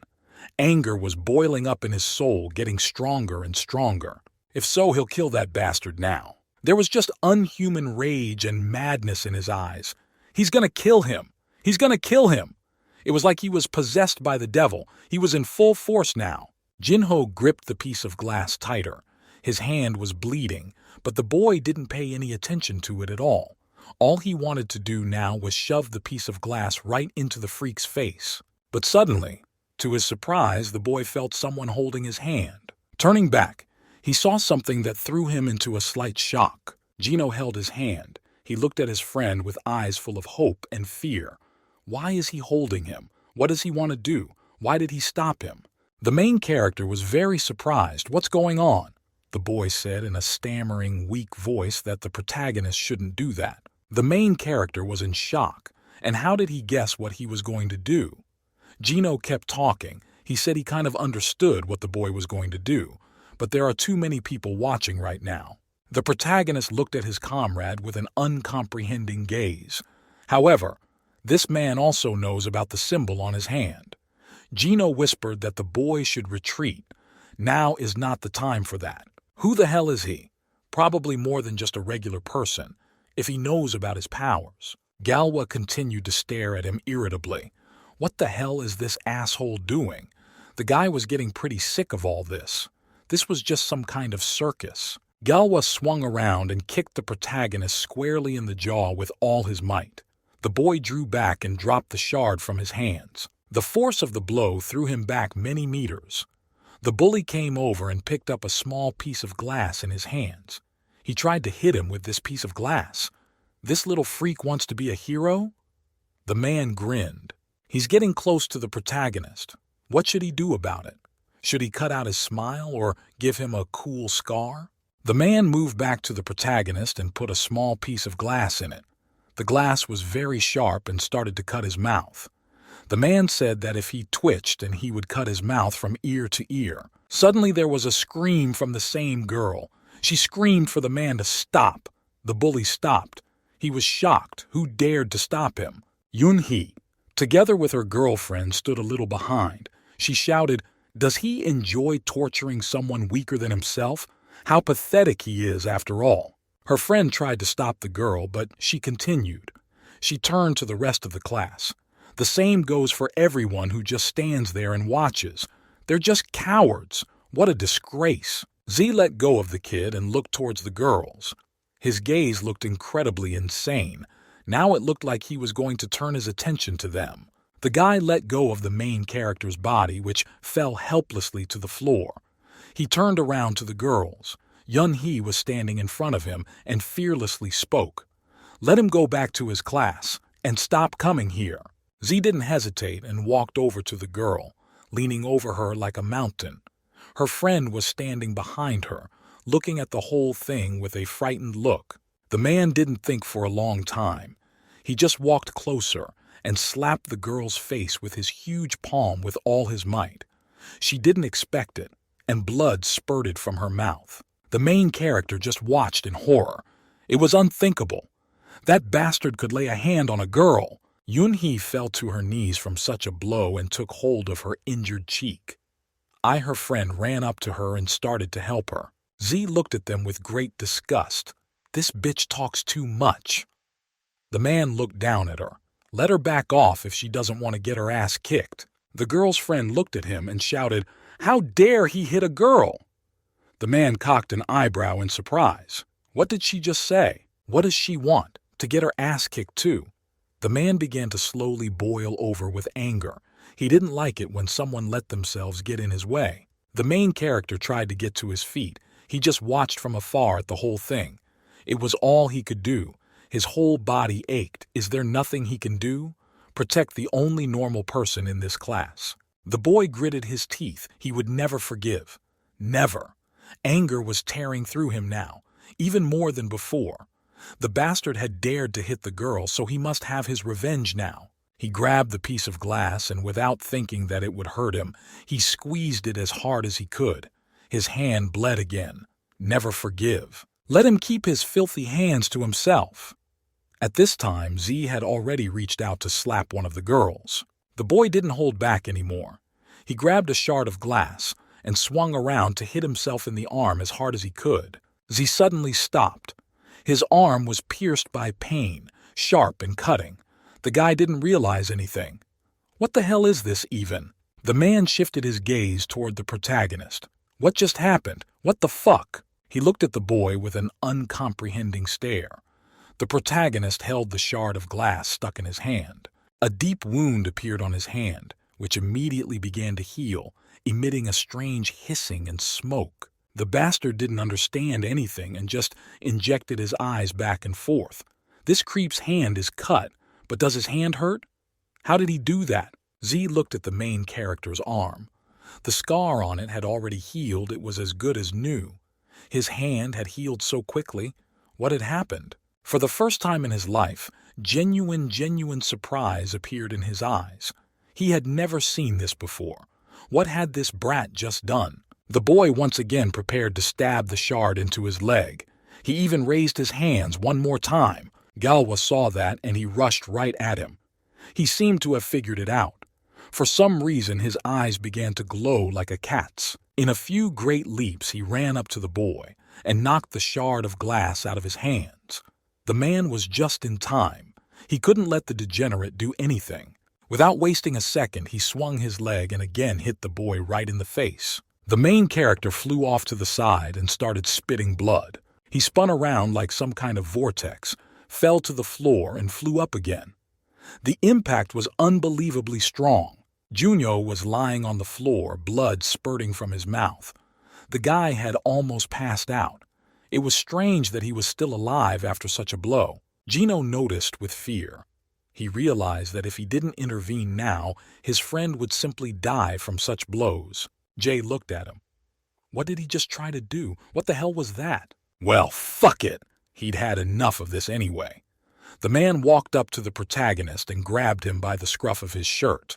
The boy was barely alive. Galwa sat on top of him and pressed him to the floor. He raised his fist to finally get it over with. He wanted to kill the little brat. Suddenly, through the crowd, the principal ran up to him. The man shouted in alarm, "What the hell is he doing here? What's he letting you do?" Yun-hee, along with her girlfriend, was sitting on the sidelines, sobbing quietly. She was holding her injured cheek. The principal saw the horrible picture as soon as he arrived. The principal shifted his gaze to all the students. Gino was sitting in the corner holding his broken arm. The boy was breathing heavily. The man was just furious. Who did this?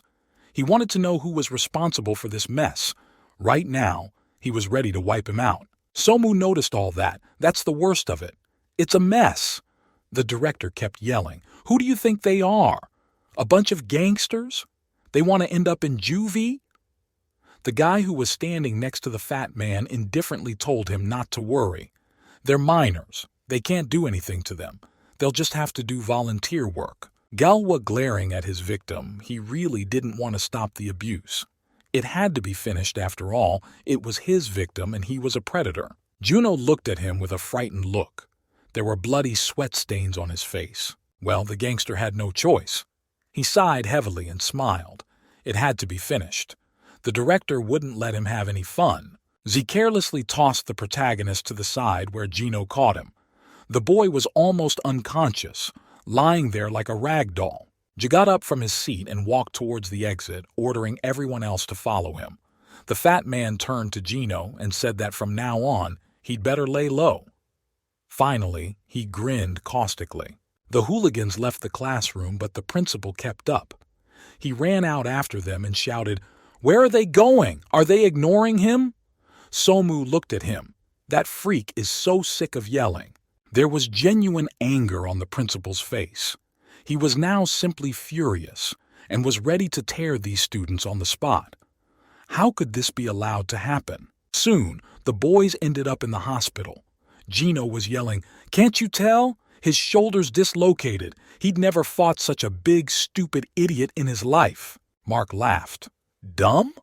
Who was it that he called dumb? Questioning his friend was furious. Why was he the one being laughed at? It was about time this childishness stopped. Mark looked at him with a sympathetic look. What happened to this guy? He heard that he had been beaten up pretty badly. Gino replied that he did get beaten up pretty badly, but luckily he only got a few bumps and a small scratch in his mouth. Gino thinks this kid's pretty cool. After all that, he just said it was okay and went to the nurse's office. The kid felt guilty. But that balding asshole. Before he dislocated his shoulder, Gino turned to his friend. He said he knew that asshole, right? Does he remember when they ran into him in that alley? Turns out they both knew each other pretty well. Shin Yun looked at him with a sad look. He didn't want to bring up the past, but it seemed he had no other choice. The guy understood everything. It was pouring rain outside. People were fleeing from it as best they could. One of the students put his book above his head to keep himself dry, but it was in vain. The raindrops fell right down his neck and the cold spread all over his body. The main character was just sitting on the steps outside the hospital entrance, looking out at the incessant rain. He didn't know what to do. Everything that happened now was just awful. He had to suffer again. Besides, his good friends were hurt in this fight. He didn't understand anything. Many thoughts were swarming in his head. What would happen to him now? He couldn't get those words out of his head. Do I need a reason to bully you? He remembered the good-natured fatty beating him up. But why? That question remained unanswered. He remembered how Jay had beaten up Gino and dislocated his arm. It was all his fault again. I remembered how he hit Yoon-hee. That asshole dared to hit a girl. No one in their right mind would do such a thing. The image of that bully came before his eyes again. Fucking idiot. Galwa stood before his eyes, his mouth and eyes glowing like some kind of demon. And in his head he could hear his words. Because I can intimidate you. Show me what you can do. Nerd die. Because I can bully you for no reason at all. You do. You're a nobody, so act like one. Disappear. Die. The boy could do nothing again. His emotions were raging inside him. He felt so weak and helpless. Not only that, he couldn't protect his friends. Because of him, they had gotten hurt. Right now, the protagonist hated himself more than anything else in the world. Suddenly, he heard someone's familiar voice. Someone was approaching him. The protagonist's face changed. Terror appeared on it. His mouth opened and his pupils narrowed to the extreme. The stranger smiled and told him to calm down. He acted as if he had seen a ghost, but in a way, it was. Standing in front of the protagonist was none other than Gya Yong-jun. He was holding on to an umbrella. Rain was dripping around him, and raindrops were sliding down the goldenrod, falling to the ground. The guy looked at the protagonist and asked what he was so surprised about. The protagonist looked at him with astonishment. But how was that possible? He was sure this guy had died that day after all. Kyung-jun stood there and just stared at him. People don't die that easily. There was calmness in his words and even some sadness. The boy looked at him with a frightened look. Is he here for revenge? Did he want to be maimed again? The guy made the decision to pull a knife. Had to be ready. End this once and for all. He was about to draw his weapon when he heard something that struck him to the core. Kyung-jun said in a sad voice that he was sorry. The boy stopped and was stunned with surprise. One of his blood enemies stood before him. The boy said sadly, realizing that he alone would not satisfy him. He will show up for everyone, right? But please let him stop. Junyo stood in front of him, ready to draw his knife. Let him beg all he wanted. It wouldn't make any difference. Kyungjun calmly said that the boy could go on like this, and soon he would be just like them. Kyungjun stood and just looked at him.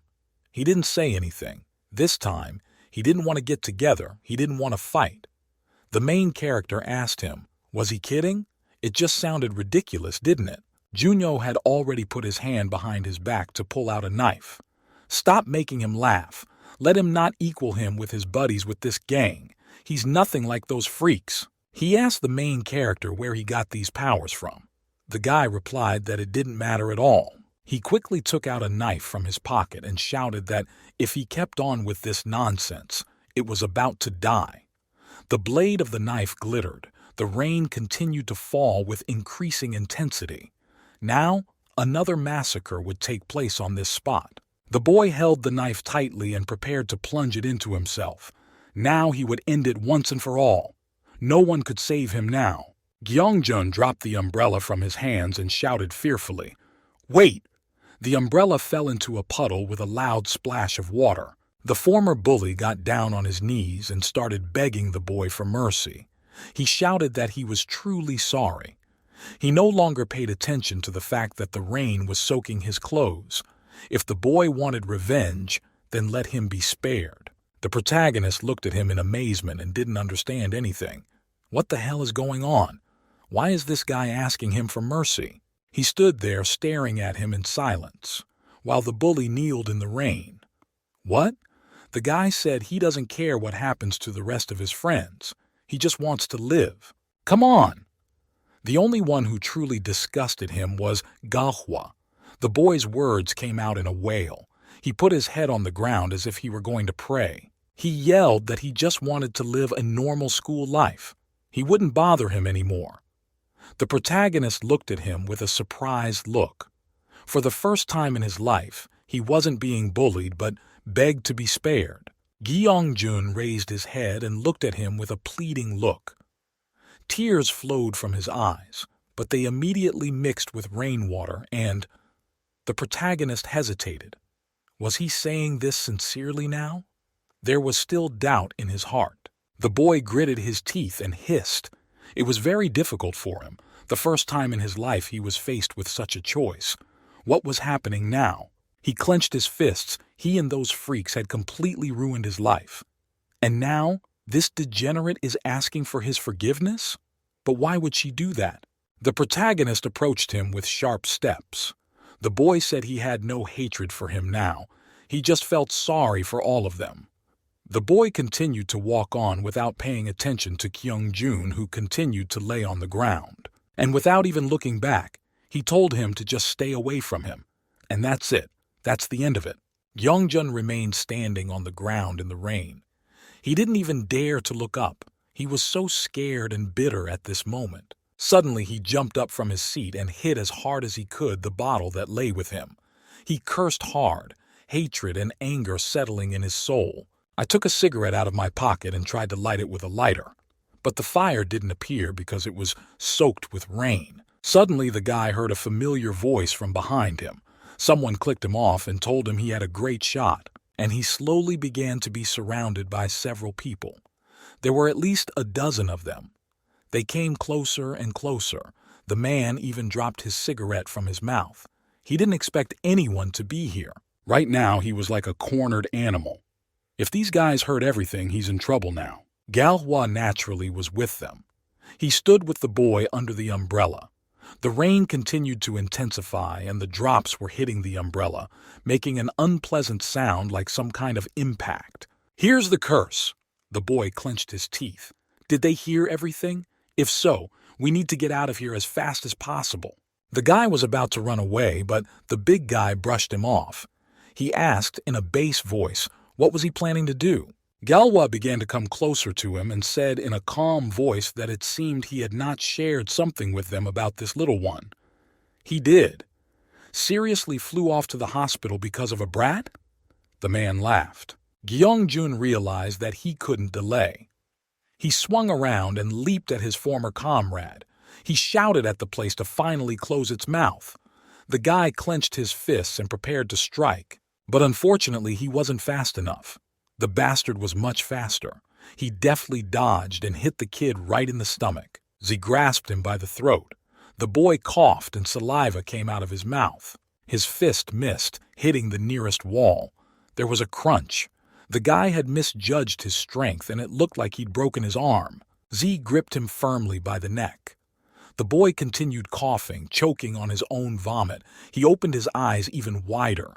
He seemed to be running out of air. Jikolwa lifted him above the ground by the neck with one hand. He's just a bastard. Isn't betrayal enough? Now he's jumping on him like this? Let him start talking while he still has a chance. Jay squeezed his neck harder and harder. The guy was running out of oxygen. The man asked him, did he know anything about this guy? Let him tell him right now. Gi Yongjun wasn't going to say anything. He just spat in his former comrade's face. He didn't have time to dodge, and the spit hit him in the face. Everyone else shuddered. They imagined what had happened to this guy.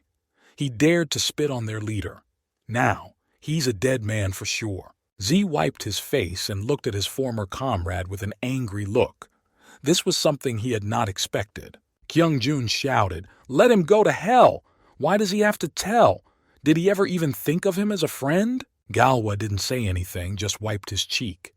Gi Yongjun kept yelling, and you sucked up behind his back. Why the fuck are they still with him? Make them turn on their brains. They're just his sixes.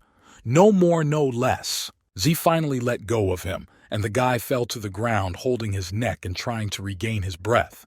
He's funny after all. The man smiled and made a grimace. If he won't talk, we'll have to do it another way. So let him start while he's still alive. Mark sat staring thoughtfully ahead. They tried hard to shout to him, and at last he came out of his stupor. Gino looked at him and finally reached him. He asked if he knew the goofy guy with the bald spots. He's kind of weird when that man's name comes up. Mark got up from his chair and pushed it aside.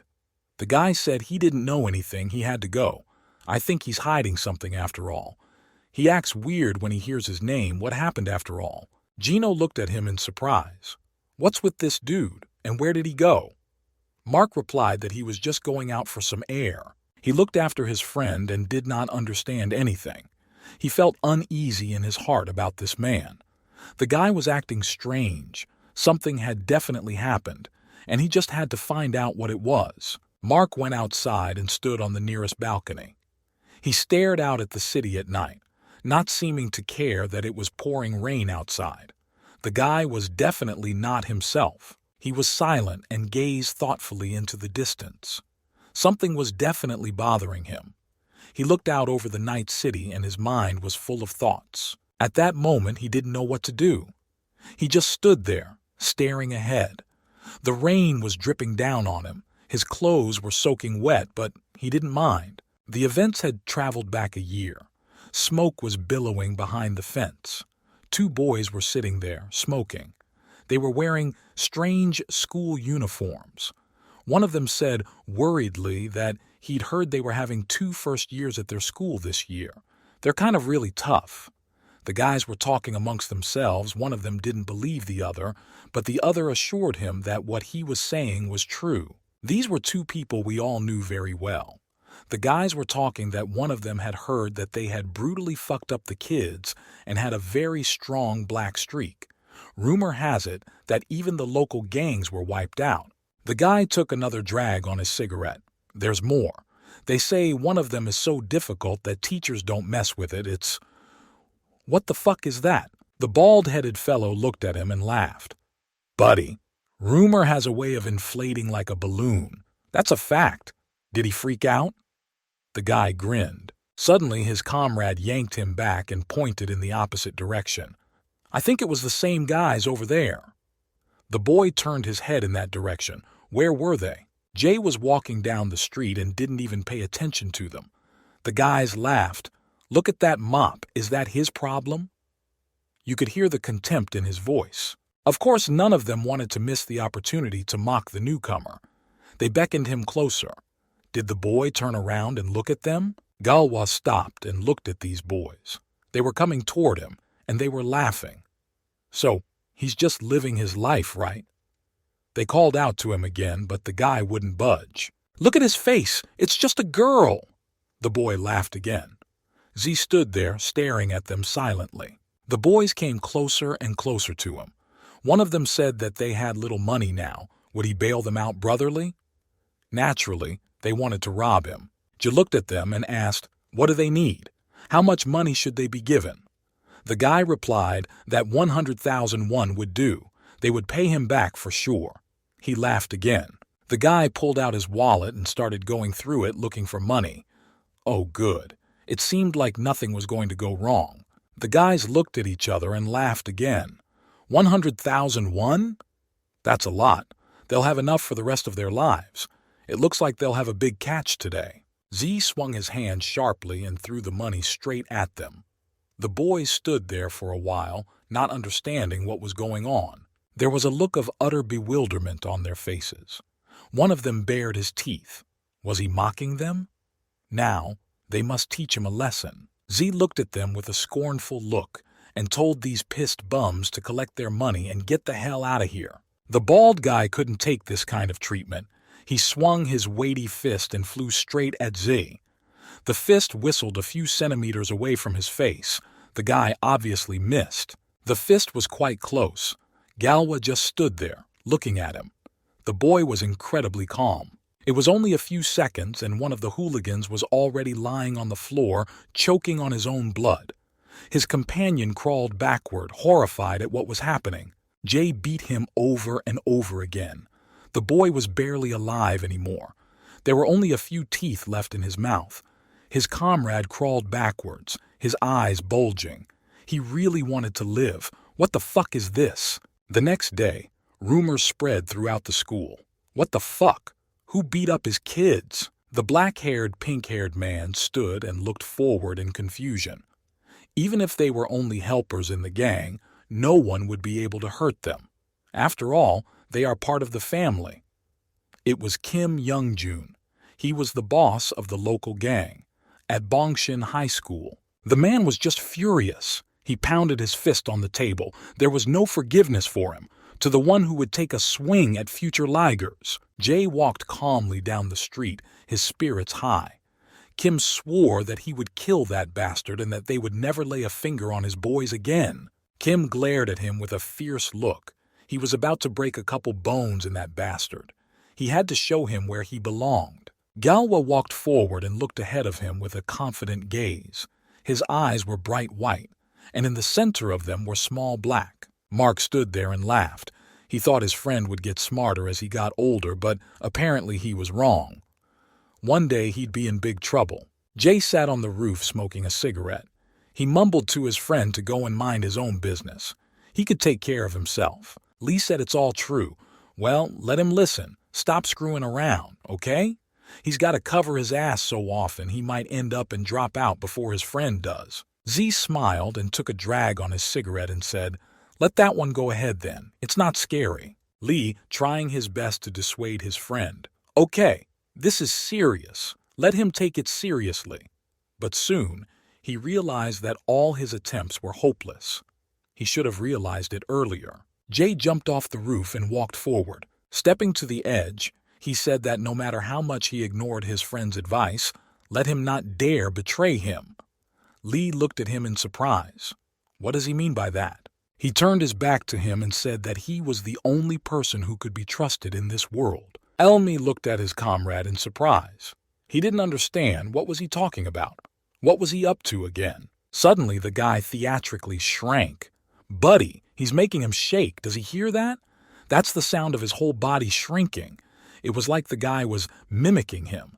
Jay got angry. It pissed him off when his friend was such a jerk. Soon, he was walking quietly among the crowd of other students. It was about time to go to class. Suddenly, someone called out to the boy. The voice was unfamiliar to him. Was someone trying to get another crack at him? A couple guys were sitting on the steps near him. Shit. He looks pretty angry. The guys stopped and looked at the strangers. One of them, a guy with pink hair, waved his hand and told the kid, "Come here for a second." That was young Jin Hoon. third place in the Future Leaguers group. Z looked at him reluctantly. What did they want again? He was getting tired of being pestered by a bunch of punk kids. He turned around and walked in the opposite direction. Yang hissed with anger. He just insulted them, right? Now he needs a good punch. There was a whisper between them. This guy had just insulted them. They couldn't let it go unpunished. Their authority talk might just be undermined. Young stood up and ordered his buddies to shut up immediately. They're just losers. He stood up and shouted at the stranger's back, "Hey, freak, it's standing, the devil." The rumors turned out to be true. Let's see that idiotic attitude. But that bastard won't get far. The boy jumped up and put his foot forward, ready to strike the newcomer from behind. Z deftly bounced to the side and the stranger flew beside him. He didn't seem to keep his balance and was about to crash to the ground. Z leaned over him and watched the guy just lying on the ground. The blow was strong, and now he had to try very hard to get up because the guy had put all his strength into that blow. Young lay on the ground and squeezed his eyes shut. He must have been very worried about this incident. Whoa, this is so damn embarrassing. Suddenly he jumped up and yelled like a wounded bear. The guy fisted his fists. He was just furious. How could that degenerate treat him like that? That son of a bitch is going to pay for his negligence. The guy clenched his fist and ran right at him. Jay didn't hesitate and grabbed his hand. This guy's grip was dead. Now he would kill him on the spot. There was a crunch of bones. The boy had crushed his opponent's hand so hard that several of his fingers seemed to be broken. Young screamed in pain and fell to the ground. He held onto his arm and swore. Jay turned to the rest of the guys. "Hey, losers, do they want to grab it too?" The guys looked at him in surprise. Galwa looked at them with a hungry look. "Then have them drag all their gang members here. He wants to do them all in one day, so he doesn't have to waste any more time." He looked at them like he was going to eat them on the spot. That's the way a lion usually looks at its prey. Lee was walking with the other students to school. Suddenly, his attention was distracted by something. The boy looked away, and what he saw surprised him greatly. I think his buddy was there. What's he up to again? Is he up to some kind of mischief again? Hell of a way to fit in on his first day of school. He's in some kind of trouble again. Lee looked at him and said he was beginning to worry. The head of the school gang sat on his throne surrounded by his friends. And who dared to offend his number 3? What the hell was that? The boys stood in front of him and kept bowing. Kim smiled good-naturedly and looked at his companions. "It's all right, boys. It's not their fault. He treated his gang members like brothers." The fat man who brought him the bad news smiled. "Is everything all right?" He relaxed, and there were even tears of joy on his face. But suddenly, Kim's face changed. He shouted that it was the fault of them all. They had brought shame upon him. Their gang's name was now tarnished, all because he couldn't get that asshole out of the way. Idiots! The man was just furious. "He's going to kill that bastard!" Clenching his fists, he looked up. His henchman was lying on the floor, stammering. This kid had told them something. The man turned around on him and looked at him with interest. What did he say? Stammering, the boy said he would have to meet him at an abandoned construction site in Huabungdong, 7 p.m. Besides, the newcomer said he would kill them all. Kim smiled. Everything was going to work out just fine. He wouldn't even have to look for the bastard. He would come to him. The man laughed. He couldn't believe that they needed to accept some brat's challenge. He didn't understand him. Fatty lay on the floor and looked fearfully at his boss. But still, the man agreed. "All right, we had to round everybody up and tell them to be there at 7 p.m. There was already a big crowd of men behind him armed with bats. "Tell him to tell them they're going to have a big party." Soon a lot of people gathered in the schoolyard. Everyone was walking in an organized column. There were guys armed to the teeth. Some had brass knuckles, some had knives, and some had long bats. They were anticipating some good entertainment now. They'll get even with this snooty newcomer. Kim squatted on his haunches and folded his arms, waiting. "Why isn't he here yet?" The man laughed. "He must have chickened out. Does he want to make bail?" He couldn't wait until he could smear this loser on the wall already. But suddenly, a wide smile appeared on his face. There he is. He came to them himself. Z came after all. The guy stood in front of them, completely relaxed. He had a cigarette in his mouth like always. The guy had his hands in his pockets and he just stared serenely at the gathering of these freaks. Oh shit, that's quite a lot. The guy looked around at everyone present. There were at least 30 people there.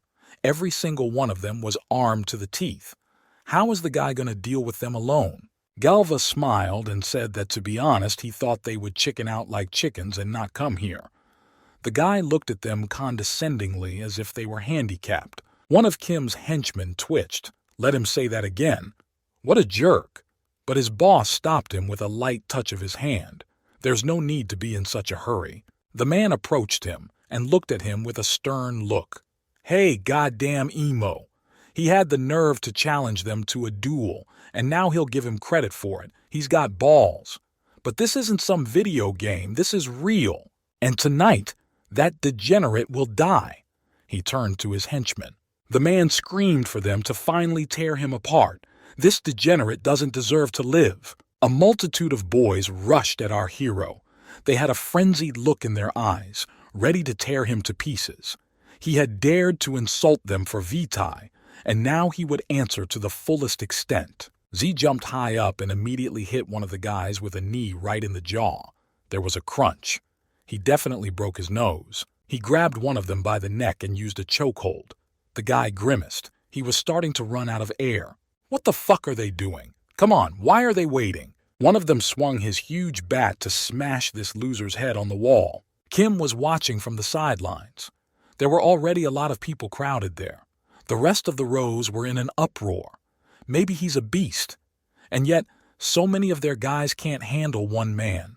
He stared at all of this in amazement. Never before he had never seen such strong people. How could this guy manage alone against so many people? His army was dwindling. The boys fell one by one, choking on their own blood. None of them could match the strength of this newcomer. But the man noticed that the kid was already exhausted. He wouldn't be able to last that long alone against everyone. Z was breathing heavily. Indeed, his strength was already gradually leaving him. He looked at them like a cornered animal. He wasn't planning on surrendering, that's for sure. The guy was covered in blood. His clothes were blown up. It was unclear whose blood was on his hands. He'd taken a beating himself. Suddenly, one of the guys caught a good moment and hit him hard in the back of the head with a bat. But the guy dodged and immediately put his fist right in his jaw. Our hero stood among the defeated men. None of them could handle him. Although he had little strength left, he did not plan to give up. Suddenly, he heard footsteps and he took a breath. He was already tired and he needed to catch his breath. Lee standing on the vise, he said he knew his comrade would be here, and knew Exodus he had not supposed. Kim looked at him sternly, the way a parent would look at a neglectful child. Who the hell is that? Another one? Lee began crunching his arms, kneading his stiff body. Z walked over to him, breathing heavily. His friend said he'd better get this whole thing over with and get something to eat. G angrily told him to stop showing off. Lee was surprised. Showing off? No, that's his friend's specialty. The rest of the guys who remained unharmed rushed straight at them. It was necessary to capture these freaks and finish them off once and for all. No one dared to doubt the strength of their clan. Lee jumped up high and swung his foot at several people at once. They watched in horror as the guy fell down on them like a hawk. He knocked one of the boys to the ground with a powerful blow. The other looked at him with horror. Without wasting any time, the guy approached the other man and with all his might hit him with his fist right in the stomach. The blow was so strong that the poor guy flew off into the wall and shards of stones flew in different directions. Z stood rubbing his hands together. Beside him lay a man who was already missing a few teeth. It was just a simple warm-up for them. Guys really loved a good fight. Well, this is where the fun begins. Kim stood looking at them with a serious look. Now he was getting worried. These two guys had scattered his army in no time at all. The two friends stood and prepared for the next round. Lee Jae-yun was the number 2 in the group. He was 18 years old. He looked at his two friends and said that enough of this showing off. Now, there would be a real fight. Shin Hyun looked at him and calmly said, "Let him go up to him and see if he is breathing or not. It will be very simple." The guy immediately took off from his seat and with the speed of a bullet flew straight at his opponent. Number 2 stood there, and he didn't move. He didn't seem to care at all. Shin Hyun swings his leg out to once again hit a high kick to the head.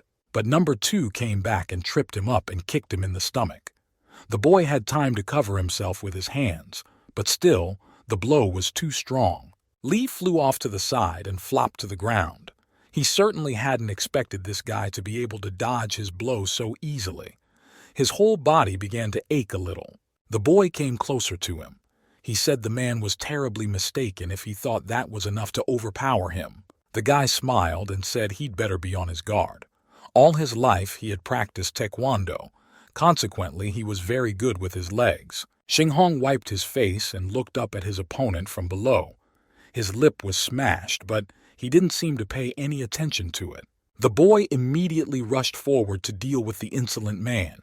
He ran as fast as his body would let him, but number 2, for some reason, was much faster than him. He dodged the guy's punch and tripped him. He kicked his foot at the legs of the protagonist, and he staggered. There was a cracking sound. The blow was so hard that the guy's leg was pierced with pain. It looked like his leg had just been broken. Lee couldn't hold on and started to fall to the ground. His whole body ached, the first time in his life he had felt such intense pain. He couldn't keep his balance. One more second and he'd be on the floor. No. 2 was already preparing his next punch. He brought his foot up to hit the guy right in the neck. Lee was falling to the ground and No 2's foot was already flying straight toward him. There was a ringing sound of a blow. The guy was lying a long distance away, coughing up blood. He didn't expect such a blow. His whole body felt paralyzed. His strength was gone in an instant. Number 2 smiled and said he was just full of hot air. He can't even dodge that? We're all ready. Let him show some real effort. He barely has time to warm up. Lee climbed to his feet, a small line of blood flowing from his mouth. His breathing hitched, and his heart suddenly started beating more frequently.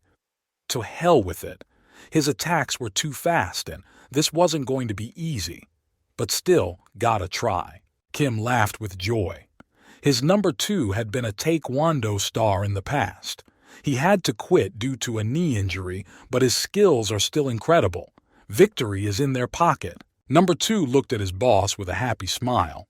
Our protagonist stood a little behind him at this time and looked at him. Oops, I think he blabbed too much. Kim shut up immediately and he felt like he was going to be sick. Number 2 yelled to his boss, "Why did he say that? Didn't he just reveal his secret?" Kim closed his mouth and timidly said it was his fault. Now, our hero knew his rival's weak spot. The boy said his boss was quite talkative. Well, now that would play to his advantage. The guy turned to his opponent and said he'd better get ready for a real beating. No. 2 sighed heavily and said he could do what he wanted. He was just showing off. Lee runs right into his forehead. Let's see how fast he can dodge. How long can he keep talking like that? Number 2 looked at him with contempt. Is this another frontal attack? He could easily dodge it. But he didn't have time to finish, when suddenly his opponent's fist was only a few centimeters away from his face. He was closing in fast, and he had to do something or his jaw would be broken. Fortunately, he reacted at the last moment and was able to dodge after all. But still, why did he make such a quick begging sign? For a second, fear settled in his soul. He was used to the fact that no one could hit him, but now this little brat was doing something incomprehensible. Lee realized that he had better stay close to him or he would get him with his feet. We need to make sure he can't use his feet. The fellow struck one blow after another, but No 2 deftly dodged each one, though sometimes with great difficulty. He realized himself that the freak was deliberately approaching him so he couldn't use his legs. It's annoying. He needs space. Number 2 gracefully blocked our hero's punch. No matter how strong he is, he'll still get tired if he keeps punching like this. He dodged another attack, and the fist passed within a few centimeters of his stomach. It shattered the air, but No 2 literally physically felt the recoil. Now he caught the moment and swung his foot to deliver another powerful blow. Lee was just waiting for this. He prepared to strike and clenched his fist with force. His hand made contact with No-2's leg and there was a tremendous thump. That was it. Lee missed and No-2 bounced to the side, ready to deliver the final blow. He flew straight at the protagonist, putting his foot forward. His soles were incredibly hard, and if he hit his face with them, he would break something. As it happened, his foot came close to the protagonist and there was a loud crunch. Shards of teeth flew in different directions. No-2 was already celebrating the victory. He was firmly convinced that after such a blow his opponent would have no chance. Right in the face. Does he feel this question mark victory for him? But suddenly, something unforeseen happened. He had no time to react and he physically felt that he was about to be struck. Lee smiled and calmly said that he thought his opponent was jumping to conclusions too quickly. The guy caught a good moment and dodged, socked a hard kick right into his opponent's knee. That was his weak spot, so it was time to exploit it. No-2 felt an unbearable pain in his leg, something crunching again. He fell to his feet and grasped his wounded leg. Lee held onto his head. It was quite painful. He thought he was going to faint. The guy gave credit to his opponent. He is stronger than him. But does he know one thing? It's not just strength that matters in a fight. There are other variables at play. The guy was holding his bloody forehead, and whoever can calculate these variables will ultimately be the winner. No-2 was on his knees and holding onto his injured leg. Lee said that he should thank his boss. He told him about his opponent's weakness. It was an invaluable contribution. The guy swung again and said he was getting tired. Now we have to call it a day. He swung around to deliver the final blow to his opponent. But suddenly, someone stopped him. The boss intervened, jumped on him, and kicked him right in the face. Kim praised his number 2 and said it was his turn to fight. The boy stood behind him, holding his wounded leg. The man shouted that he wouldn't let anyone hurt his dearest friend. The guy wondered why the hell would the boss say that? He would have won if no one interfered in their fight. When will he stop talking? Kim turned to him and yelled at him to finally shut the fuck up. He'll take care of everything himself, okay? Number 2 mumbled something to himself. Xing Hong standing a little distance away, he asked irritably, "What the fuck are they muttering about? Just let them go and fight alongside him." And no sooner had he gotten dizzy, it was as if all the blood had come off at once. The guy fell to the ground. Z walked up to him and asked, did he really think he was going to be okay after getting punched like that? There was an obvious sneer in his voice. The guy came closer and said he'd clean up the place. His friend just quietly apologized. The guy called him an idiot and told him to just back off, get some rest. Kim looked at him like he was prey. Whoa, here comes that damn emo. Now he's gonna have some fun. He doesn't look well. Is he sure he's okay? The man laughed a thunderous laugh. Z looked at him silently. His clothes were covered in blood. His hair was disheveled and his gaze was absent. All he could see in front of him was a target. The boy jumped up high and prepared to hit him in the face with his knee. Kim was standing right in front of him and obviously didn't expect such a blow. The foot was already almost a few millimeters away from his face. The guy sighed heavily. Wow, amazing speed. At the last moment, he did a back somersault and bounced a decent distance. This guy seems to have been a gymnast in a previous life. His movements were so smooth and soft, it was like he wasn't jumping and flying. The man is surprised. Does this guy still have any energy left after dealing with his kids? The man certainly didn't expect this. Jagrubo told him to stop yapping and showed him what he could do. At the end, he called him an asshole. He has enough power to kick his ass. Kim adjusted his shiny glasses. He laughed and said it was time to stop screwing around. He'd gotten that far, the damn emo. Now the man would take him seriously. A beastly fury glittered in his eyes. He couldn't let some upstart treat his men like this. Now he would avenge his team. Jay even didn't listen to him. He just sent him away and swung his foot to inflict the strongest high kiku. At the last minute, the black man dodged and did a backflip. He stood on his two hands and pushing them off the ground with all his might, kicked his opponent straight in the stomach. The sound of the impact was scathing. Stone shards flew in different directions.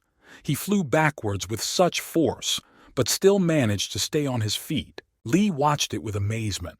What was this? He had never seen such a technique before. How could such a big guy be so flexible and agile? Our hero stood stopped a few meters away from such a powerful blow. Kim stood as if nothing had happened. He sighed heavily. Was he surprised? Was it blown away by the wind? Now he would show him how to do it. The black man smiled and asked, hadn't he ever heard of capoeira? It's just the perfect combination of rhythm and fighting. A sparkling smile appeared on his face. His teeth were startlingly white. The guy started talking. He said he had lived in Brazil all his life. He fell in love with it. It was like fate, and he now practiced every day to reach a level of skill beyond any man's imagination. Now it's time to show this asshole the beauty of real Brazilian martial arts. He got into a fighting stance and threw his arm forward. In one deft move, he threw off his shirt and it flew off to the side. All right, now we have to have some fun. Now he stood naked to the waist. Well, let him who seeks victory come to him. The boy spread his arms apart and stood as if he were some ancient deity. Now he's going all out. The guy hopes that his opponent will not disappoint him and will show a decent skill. Z would not listen to his sermon and rushed at him with his fists at the first second. Fuck him! Who does this guy think he is? As if Kim saw it coming, he dodged and did a backflip. He prepared his leg to strike again. His leg flew into the air and with a whoosh began to descend directly on our hero. He saw it all and put his arm out to protect himself. The blow came straight to his arm. The guy shivered at the force. No wonder this man had practiced this kind of martial art his whole life. His whole body shuddered, and he moved aside. Kim. As if just warming up, he shouted to his opponent to keep his guard up. If he missed again, the guy would show him the way to heaven. He winked at his opponent. Come on! Time to have some fun. This isn't fun at all. Z hatefully stared at him. His pupils had narrowed to such a size that they were almost invisible against his large eyes. Guy lunges straight at his opponent, hopefully hitting him from the bottom up. Kim looked at him in surprise. Wow, that's pretty good. A fleeting smile appeared on his face. Finally, they could have some fun. So he decided to go low attack because the mid and upper body didn't work. He's a quick thinker and knows strategies. The guy was impressed. However, such movements were simply useless against his martial art. He began to move at an unspeakable speed. M and his opponent dodged it. Wow, he's got more to show him than that. Deftly dodging, he did another backflip and with all his might kicked our hero right in the jaws. There was a crunch. After that, he pushed off with his hands like last time, hoping to hit his opponent directly in the stomach, but he dodged. The devil! He can't anticipate a single move of this type. At this rate, he won't have any strength left. He's already used up almost all of it fighting those assholes. Kim Budto didn't fight, he danced. It was a real entertainment for him. He rode on his hands like a circus acrobat. Dodging again, he unleashed the full force of his punch straight at his opponent's head. The sound of the blow. Z bounced to the side and could barely stay on his feet. The blow was incredibly powerful. The fact that he couldn't anticipate his opponent's punches added to the difficulty. At this time, the black-clothed man was just dancing on his hands. He was admiring his martial art the entire time. It gave him incredible pleasure that he could control his body so easily. The man stood on one arm and shouted that his martial art was just fine. Galwa wiped his face with his hand and swore hard. "Holy shit, this isn't working!" Kim smiled and looked at him with some pity. He said it was rather frustrating to see that none of his attacks were going away, right? How about we put a stop to it? But the boy didn't seem to be listening to him at all. He just stared at him with eyes full of hatred and animal instincts. Their gazes crossed. Kim looked at him and in that moment realized that any entreaties with this man were simply futile. Okay, never mind. He laughed out loud. Okay. If this dude wants to fight on, then so be it. He's like a cockroach that wriggles in pain no matter how much he gets trampled. His face changed, his good-natured smile disappeared. Yes! Let him keep wriggling. He's trying so desperately he'll get an even better taste of despair. The man laughed again. He spread his arms and ran at his opponent again. He was still full of strength, the fight was just heating up. They came within striking distance of each other again. Our hero dodged and hit him with a straight punch right in the face, but his opponent immediately blocked it. This was immediately followed by another blow, but they were all parried. Finally, the black man kicked him squarely in the chest. The man jerked back and staggered. Blood spurted from his mouth. Kim looked at him with horror. What a devil! None of his goes down like that. Why the hell is he so strong? The guy didn't know what to do. His friend was in danger.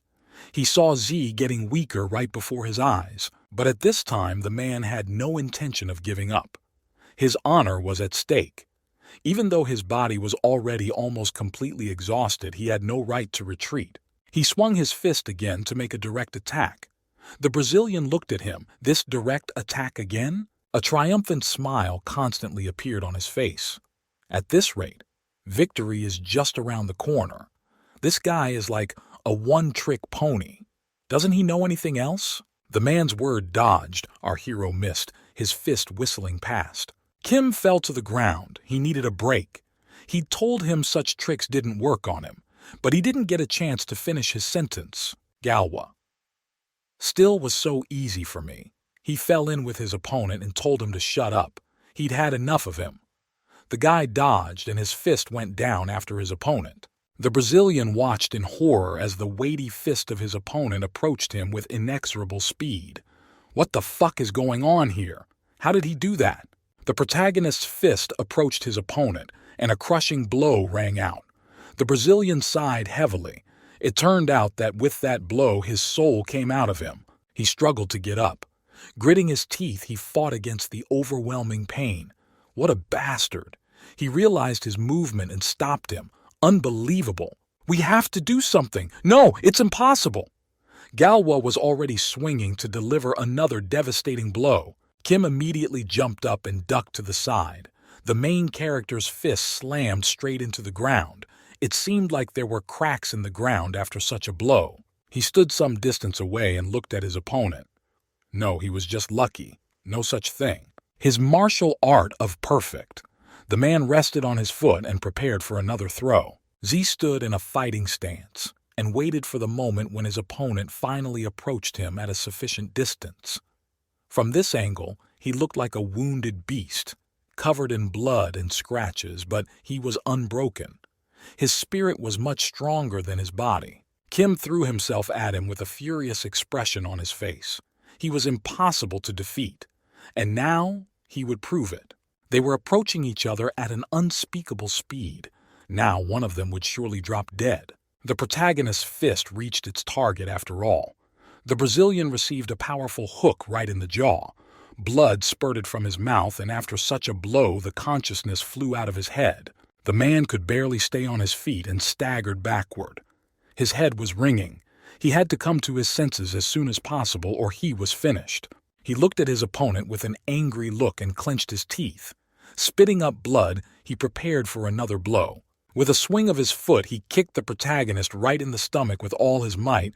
He didn't even dodge, but flew off a decent distance. They stood opposite each other again. Now their dance would continue.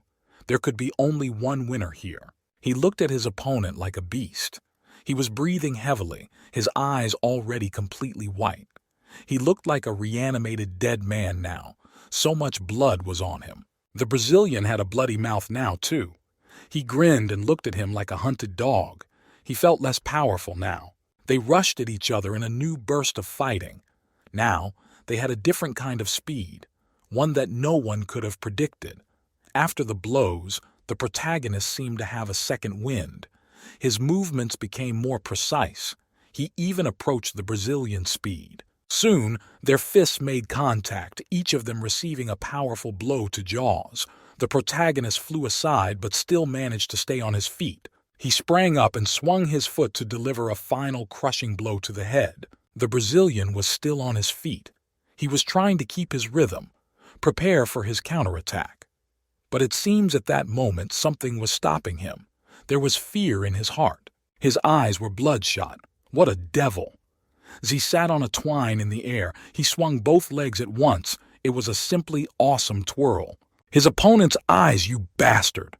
A left jab followed immediately by a right jab, and did he think I knew what he was doing in those few seconds? That's just crazy. The man couldn't believe it. At the last moment, he was able to dodge, and the blow was tangential, but it still hit him pretty hard. Z screamed with all his might. His mouth was overflowing with blood, and he was missing a few teeth, but he still didn't give up. The man ran straight at him again. He put his fist forward, preparing to strike again. No. Two just watched in horror as another beating was about to take place. The Brazilian was just sitting on the ground, breathing heavily. Blood was oozing out of his mouth.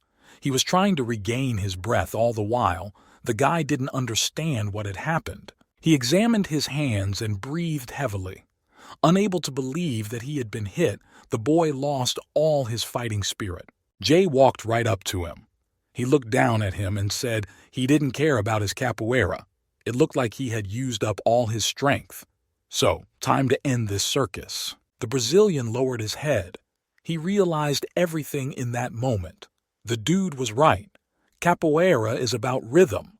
But once the rhythm is broken, you can't attack anymore. He lifted his head up and looked at the ceiling in doom. Was this really the end? Would this be the end of his art? But suddenly, his eyes caught on something. The boy took a closer look and opened his eyes wide. He saw sharp rebar lying on the shelves. If he can't beat him, he'll play dirty. The Brazilian continued to sit on the ground, laughing. The protagonist didn't understand anything. Why is he giving up? What's so funny? She said that he was already hungry. He was terribly hungry and was planning to eat with his friend. The Brazilian couldn't stop laughing. Suddenly he said, "They weren't done yet." He ducked and kicked the closet next to him as hard as he could. There was a clang, and something began to shake and fall straight down. Several sharp spears began to fall right on our hero, and a second more and the spear point would pierce him through. He had already closed his eyes and prepared for his death, but nothing happened. He stayed alive. Drops of someone else's blood began to fall on his face. He looked up startled, and seeing her made his heart skip a beat. LM stood in front of him. One of those sharp things pierced through him. Out of his last strength, he wheezed that his friend should be more careful. Those were his last words. After saying that, the guy dropped dead. His body didn't move, and a pool of blood spilled beneath him. The man looked at his friend. It was the first time in his life when he felt fear. Real, genuine fear. Not for his own life, but for the life of another person. The Brazilian rose to his feet and began to approach him slowly. Spreading his arms out to the sides, he shouted that on business to him. Now, is he feared? The Brazilian came closer and closer to him. He said that from where he came from, people dropped dead like flies. It was time for him to join his friend. A predatory smile appeared on his face. The man looked down at his dead comrade, who was lying in a pool of his own blood. He was no longer breathing. His eyes were closed, a small trickle of blood forming a large puddle beneath him. The boy felt a strange feeling. Was he dead? Suddenly, he heard someone's unfamiliar voice. Well, I guess he's not buying him food. That's even better. The guy heard a strange voice saying a strange word. Faust. The boy grinned. What is it? The voice kept telling him to kill his old friend with his own hands. Suddenly his eyes opened now. The pupil was a strange red color. It was no longer human. The Brazilian was already celebrating his victory. He looked at his victim with a predatory gaze. He laughed. Now he's gone. He will pay for the destruction of his gang. The Brazilian shouted that now his opponent would pay with his own life. But he didn't get a chance to finish. He never got a chance to finish. Something sharp pierced his chest, and immediately a stream of blood spurted from it. His breathing stopped. Something very sharp slammed into his chest. The Brazilian shifted his frightened gaze downward, but what he saw there didn't make him feel any better. Choking on his own blood, he dropped dead, and in front of him stood a silhouette completely covered in blood. He trembled with fear. He opened his eyes even wider and looked at his friend with horror. How did he do that? Suddenly what he saw made his heart beat faster. I was his friend standing there, staggering from side to side, with some horrible creature like a huge spider looming in front of him. His friend's eyes had changed color, and now there was some kind of incomprehensible fire burning in the middle of them. He didn't seem to be human anymore. The guy was struggling hard to fight. Some strange haze flew from his eyes. The face began to change right before my eyes. There were some strange patterns that looked like ancient runes. The eyes continued to glow. The boy suddenly seemed to regain consciousness, his gaze becoming frightened. Z stared at him, watching as a horrible giant insect-like creature appeared in front of his friend. His body shook with fear. He wanted to snap out of his seat and run away, but terror had stiffened every muscle in his body, and now he just lay helplessly on the floor. Number 2 screamed and rushed to the body of his dead boss. He was very much frightened too, the first time he had ever encountered something like this in his life. He lifted the body of his dead comrade in his arms and tried to bring him to his senses, but the man's open wound was too severe. Out of his last strength, the man opened his mouth and wheezed. He said it was dangerous here and his friend should run. That was all he could do. The man closed his eyes for good. Dayan looked at him with a frightened look. What the hell is he talking about right now? He's going to call 911.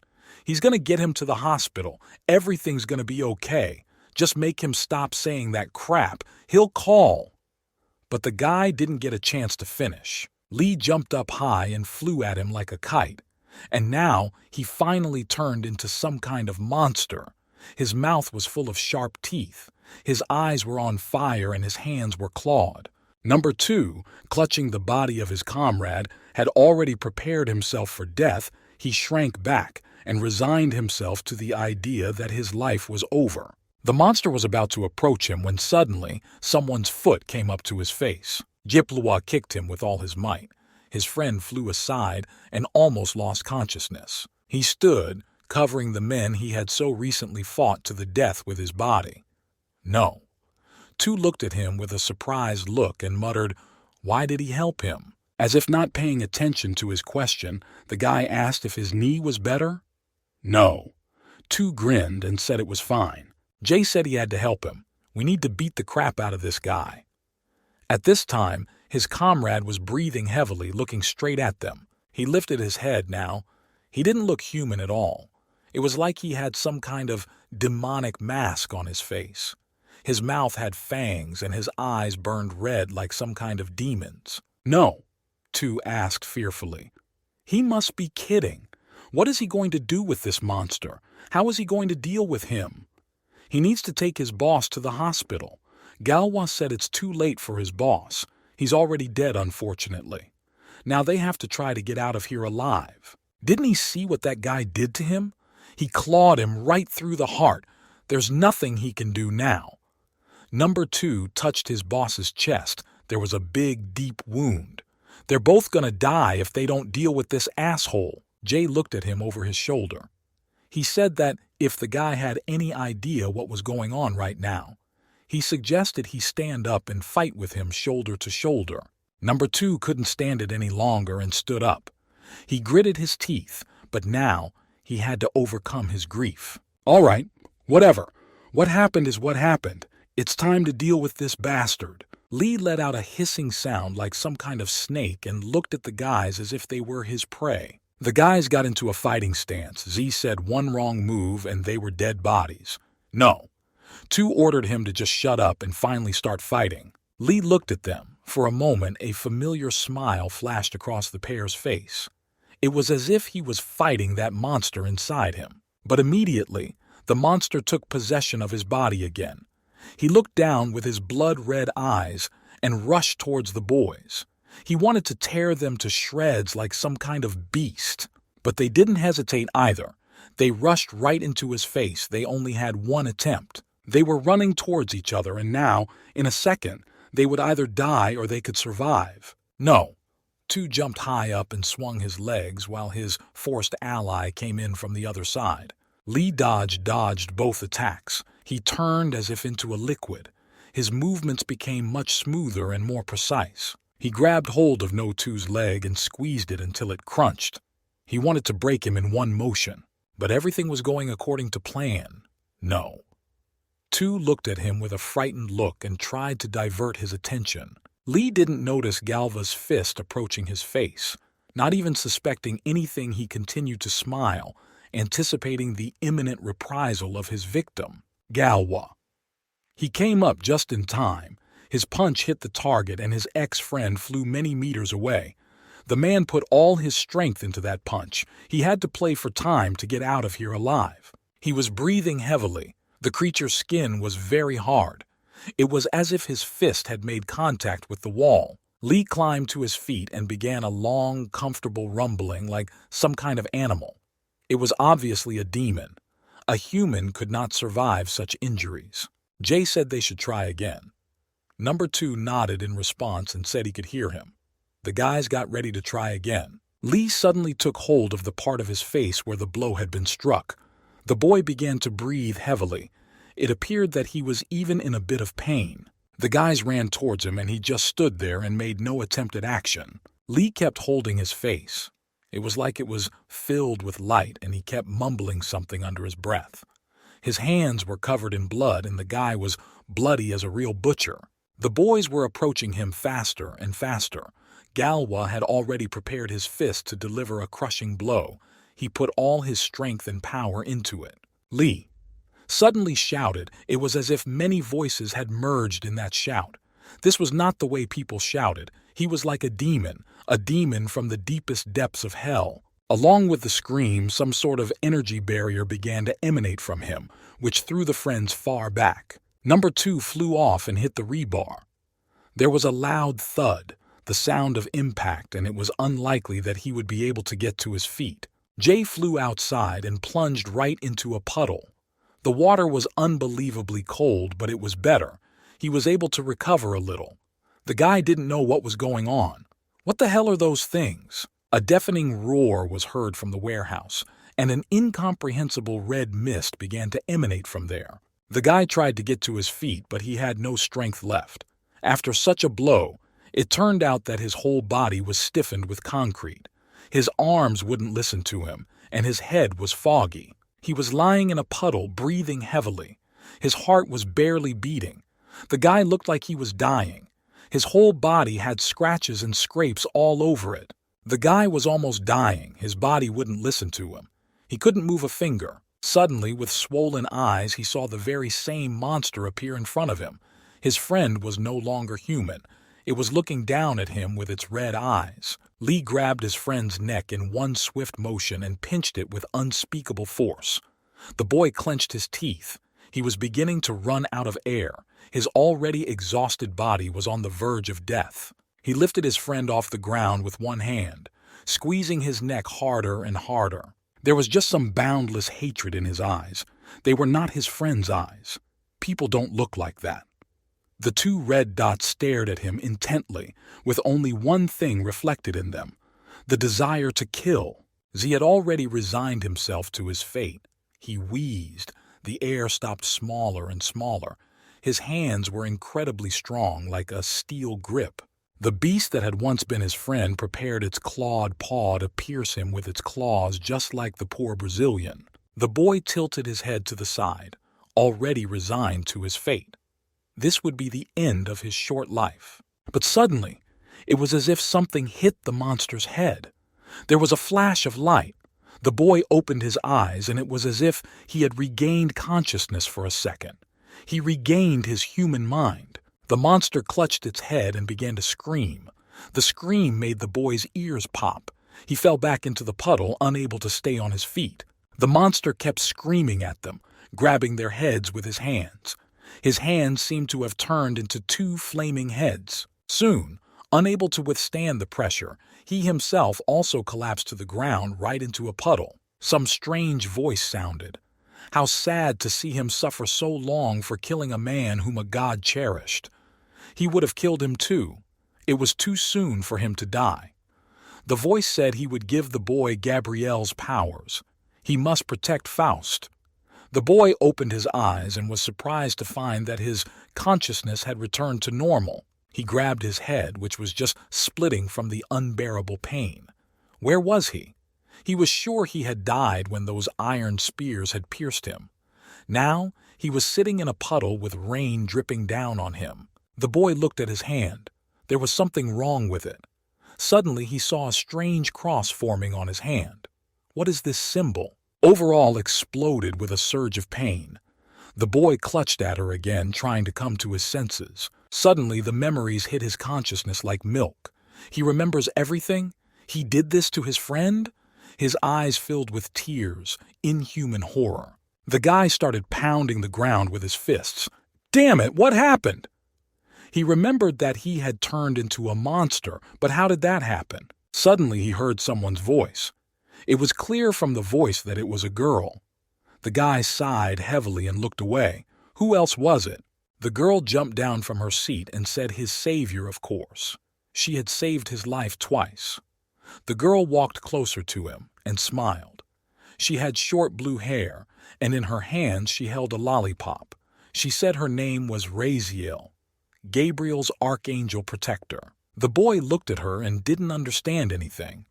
The girl licked her lips and put a lollipop in her mouth. She had a haughty expression on her face, looking at the boy with a kind of contempt. The boy continued to study her with a frightened look, but he still didn't understand anything. He repeated her name. What does that even mean? The girl, as if not noticing his bewilderment, said that they had never met before. Why did he do it? He shouldn't have done it. He should value his life. The guy was on his feet. What? So she's responsible for all this? He was furious. The girl looked at him and smiled. There was something mocking in her smile. She grinned and told the guy to finally calm down. There was no one to blame but himself. He had only himself to blame for what had happened to him. She smiled and asked, or maybe she should call him Mark. The guy looked at her in surprise. Mark? What kind of name is that? She spread her hands. Wasn't he wondering how he managed to survive after the steel pipe pierced his heart? How he almost killed his closest friend with his own hands, 2 times in a row. The guy didn't understand a thing. What is this girl talking about? What's her tone? She doesn't look like an angel, more like a devil. As soon as the girl heard those words, her expression changed. It went from good-natured to belligerent. What did this guy just say? Time literally stopped around her. The guy could literally, physically feel the incredible power emanating from this girl. Now, she addressed him in a very different way. Looking at him with a stern look, she told the man never to compare her to the devil, not even in jest. She could barely contain her urge to kill him right now. The guy covered his face with his hands to rocks that the guy didn't understand anything. What do you mean, thanks to him? He looked at the girl with a look of despair and fear. Something strange has been happening to him lately. What does it mean? It didn't hit him directly on his vital organs. Frightened. He'd never met such a creature before. What does this girl want with him? His knees even shook with fear. The power coming from her was unbelievable. She looked at him the way one looks at prey. Her eyes reflected an incomprehensible symbol, a depth so deep you could drown in it. It was as if she had begun to build up her energy to deliver a crushing blow. The boy had already resigned himself to the fact that he would die once more. But suddenly it stopped as quickly as it had started. The girl stuck out her tongue and hummed. She said in a good-natured tone that she was just kidding. It was just a joke. He's just like a chicken. Is it really that scary? The girl put 2 fingers forward and said that he shouldn't worry. Thanks to people like him, they are not allowed to lay a finger on people. The girl waved her finger in front of the guy's face. With her head bowed, she looked at him with a sarcastic smile. The kid didn't understand a thing. What do you mean? Thanks to him. He looked at the girl with a look of despair, misunderstanding, and fear. Something strange has been happening to him lately. What does it mean? The girl stood a little distance away from him. Her ringing voice came straight to his brain. The girl kept talking. If he hadn't been so blinded by love, he wouldn't have been fooled by the devil or killed by Faust. She folded her arms across her chest and looked at him reproachfully. The boy didn't understand. Who were these people anyway? He fell to his knees and started beating the ground with his hands. God damn it! What is she even saying? The girl looked down at him and continued to smirk. Well, she's going to have to explain it all over again. 300 years ago, God made a deal with a demon. The boy was on his knees, listening intently, staring blankly at the ground. He had no other choice in the matter. She kept walking in circles around him and telling him as if nothing had happened. Would his best friend Faustus, whom God loved so much, be corrupted? After this sentence, she paused rhetorically. Turning away from him, the girl asked him what he thought had happened after all. The guy looked at her and said that, of course, God had won. How could he not? Turning to him, she replied that no, it wasn't like that. The side had lost. It was all because of him and Faust, who had fallen for the devil's trick. Her tone changed from foolishly jocular to serious. The guy did get to his feet and he shook it off. What the hell is she talking about? She's just a kid after all, just a naive little stupid kid. As soon as the girl heard that hurtful expression, she screamed, "A child! Tell him to shut up! She's thousands of years older than this guy." The boy looked at her with an incomprehensible look. The girl calmed down and continued talking. She said she thought it was no wonder he didn't understand everything. But it's all right. He'll soon understand everything perfectly. Suddenly she moved closer to him and poked her finger into his stomach and asked him if he wanted her to show him everything. The guy looked at her hand in surprise and moved away. What is she doing? But the guy didn't have time to do anything. It was as if all the energy had been drained from his body. The girl waved her hand, pointing to the sky. The guy stood up like a stumbling block. A strange energy started to emanate from his body. He couldn't do anything about it. Suddenly, after a few seconds, a picture appeared before him. Two boys were lying in the bright green meadow, talking to each other.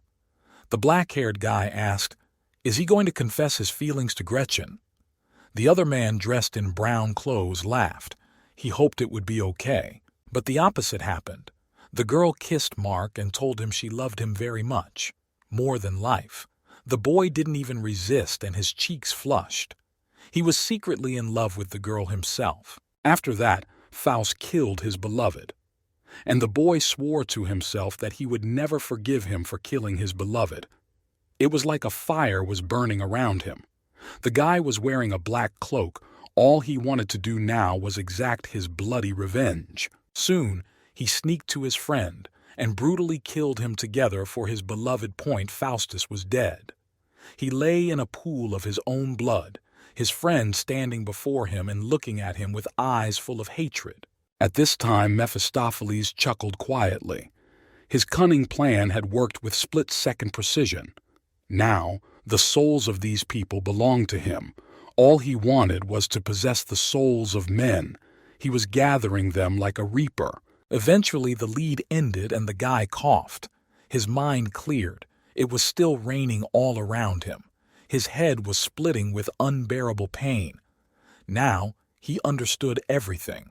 Did the girl really ask him how it was to look at his past life? It was a good walk, wasn't it? The guy was breathing heavily, unable to say anything.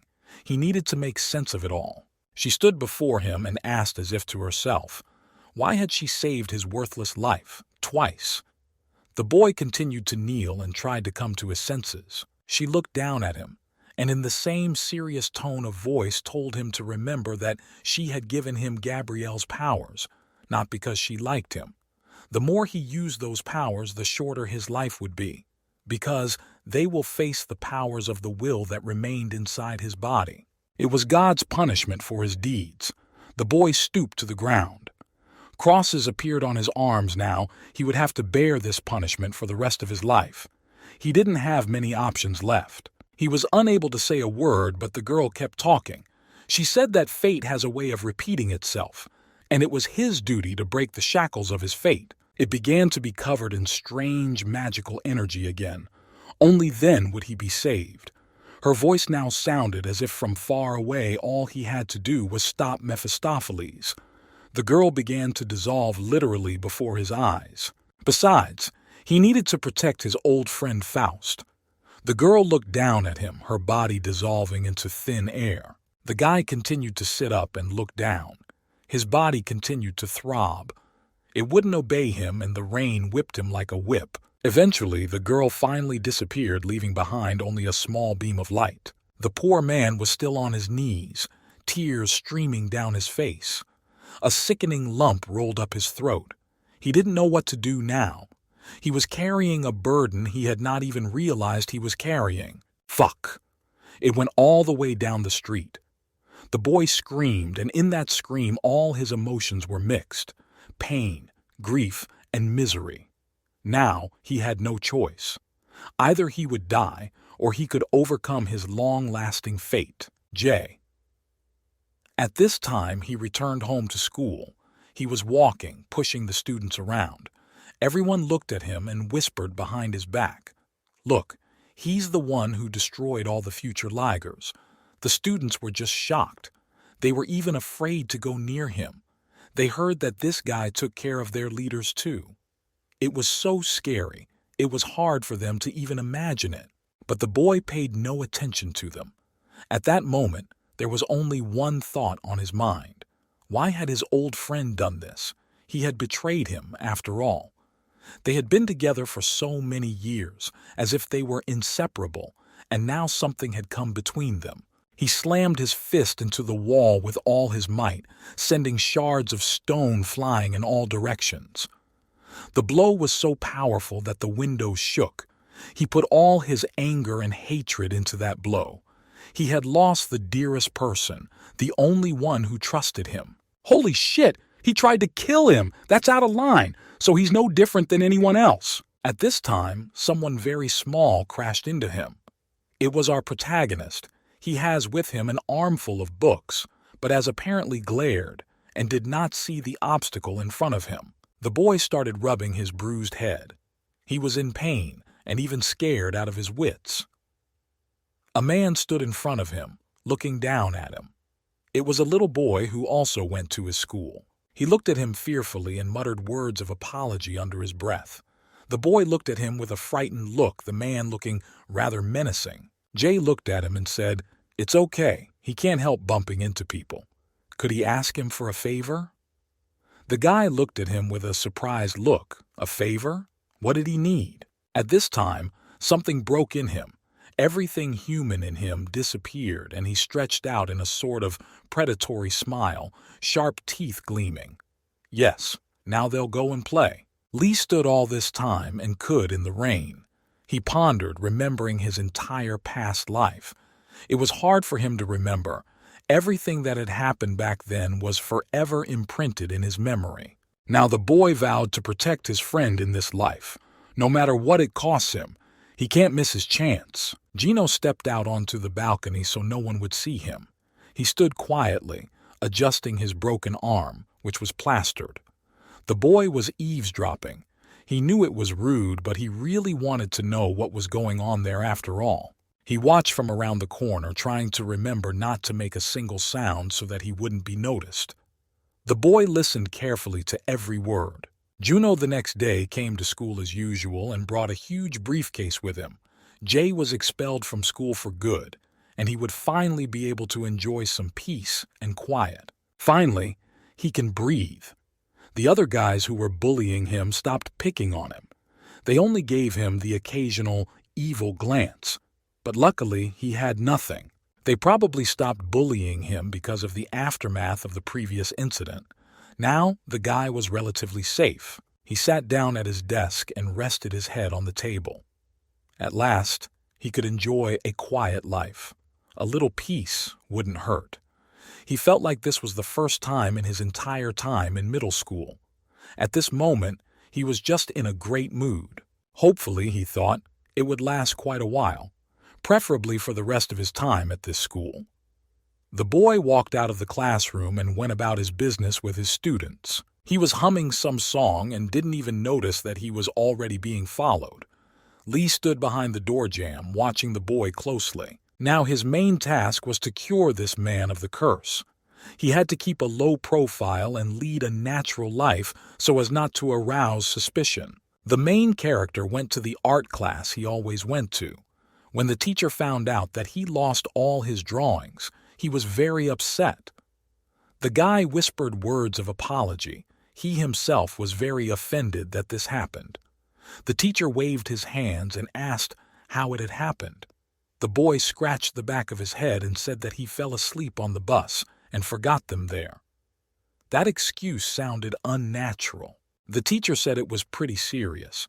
He had spent a lot of time preparing his portfolio. The boy sighed heavily, realizing what had happened. But I guess he'd have to start from scratch. Well, he was used to it. The teacher sat down at his desk, but if that's what he wants to do, let him do it. The teacher's name was Huang. He was 40 years old and a former comic book artist. Now has his own art school. The man is doing what he loves to do, and it turns out to be a good income. The boy raised his head and looked at his teacher. Be that as it may, let him take a seat beside him. The boy walked over and sat down across from his teacher. The man asked how things were going at school. The boy grinned and said he was fine, but it was impossible to hide anything from the man. The wounds on his face said otherwise. The boy grasped his face and immediately realized he wouldn't be able to lie. In a trembling voice, he said that things were actually getting better. The teacher folded his hands and looked at his student carefully. He believed that things were still the same. Still, the beatings had not stopped. The teacher stood from his seat and turned his back to the boy, addressing him. The boy looked at the man in surprise. What did he want to tell him? The boy didn't understand anything. The teacher walked around the classroom and asked the boy a rhetorical question. Who does he think would win in a fight between a deer or a lion? The boy thought for a while and said that of course the lion would win. It's obvious. The teacher, clutching the mug in his hands, turned to him and said, That's right. There's no way a deer can defeat a lion alone. It's too weak and it doesn't have huge teeth. However, it wasn't that simple. The teacher seemed frozen in place, still clutching the mug of tea in his hand. Without turning to the boy, he said in a thoughtful tone that antlers can do serious damage. In skillful hands, it's a pretty formidable weapon. The man squeezed the cup so hard that it cracked. Persistence, not always better than the answer. As his wounds fester, those who hunt him will gradually forget. The teacher began to speak morals again. He apparently liked to say, this man was always alone, and good company was like a gift to him. The man coughed and said that sometimes even he thought the opposite. But immediately, the man hesitated half a word. He's talking too much again. Let the boy go and start drawing. The protagonist carefully rose from his seat and nodded his head. The teacher put his fist to his mouth and continued to stare thoughtfully ahead. The boy opened the door to the next room and went in quickly. He had a long and painstaking job ahead of him in restoring his drawings. It was hard to draw from memory, but he could do it. The man was soon left all alone in the empty room. He continued to stand in the middle, staring thoughtfully ahead. The memories of his life came back to him. There were scars on his arms, too. Lots of scars, like someone had cut him with a very sharp object.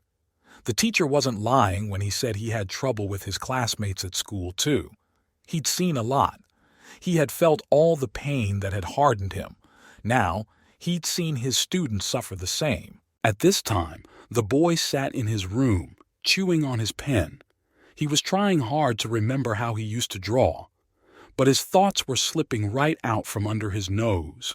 He couldn't remember it, as if everything he had done before had slipped his mind. The boy continued to stare thoughtfully in front of him. Nothing seemed to be coming to his mind. Not a single normal drawing came to mind. His teacher's words began to come back to his mind. Deer antlers can do very serious damage. What did he mean by that phrase, the boy wondered, and these thoughts distracted him from his normal work again. Never mind, though. The boy yawned and plopped down on the table. He was getting tired of these thoughts, and he needed something to occupy himself. Suddenly the teacher's voice was heard. He said they had a new student. We should welcome him. A guy met, a new student, and who's the guy who came here? All this time, the guy came here alone. He looked up and saw a familiar face. It was Yoon-hee, standing next to the teacher, shyly holding a small piece of paper. She greeted everyone and said that she was very pleased to meet everyone. The boy shuddered. What was she doing here? Is she also going to go to this school with him now? At this moment, his cheeks turned red. The girl saw him and waved to him in greeting. Does he study here too? She sounded happy. The teacher looked at her in surprise. Do they know each other? The girl nodded her head. The boy was embarrassed. He wasn't used to getting any attention, especially from the prettiest girl in the class. Yoon-hee ran up to him and took his hands. She said she was very happy to have someone she knew here. Now they can come here together. At these words, the boy became embarrassed and blushed. Together? It was unbelievable. He'd never been close to a girl before.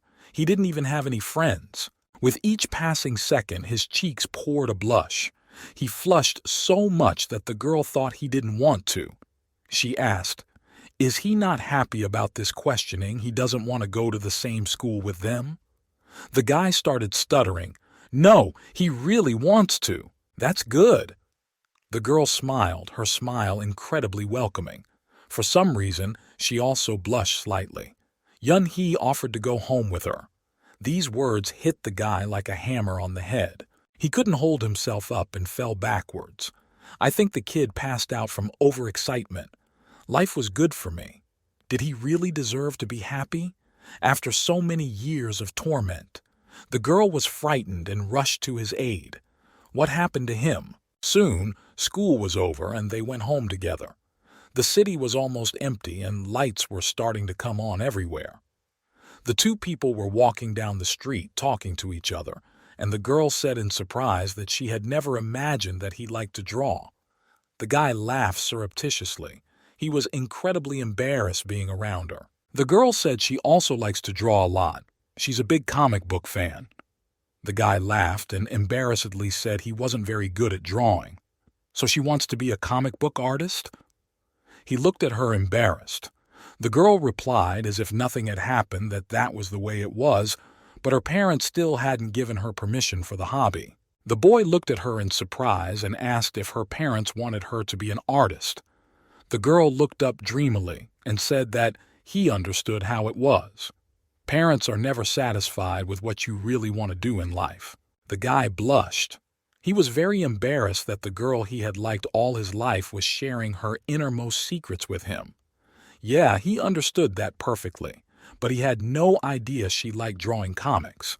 He means she got really good grades in school. Yoon-hee smiled and carelessly said that grades don't mean anything.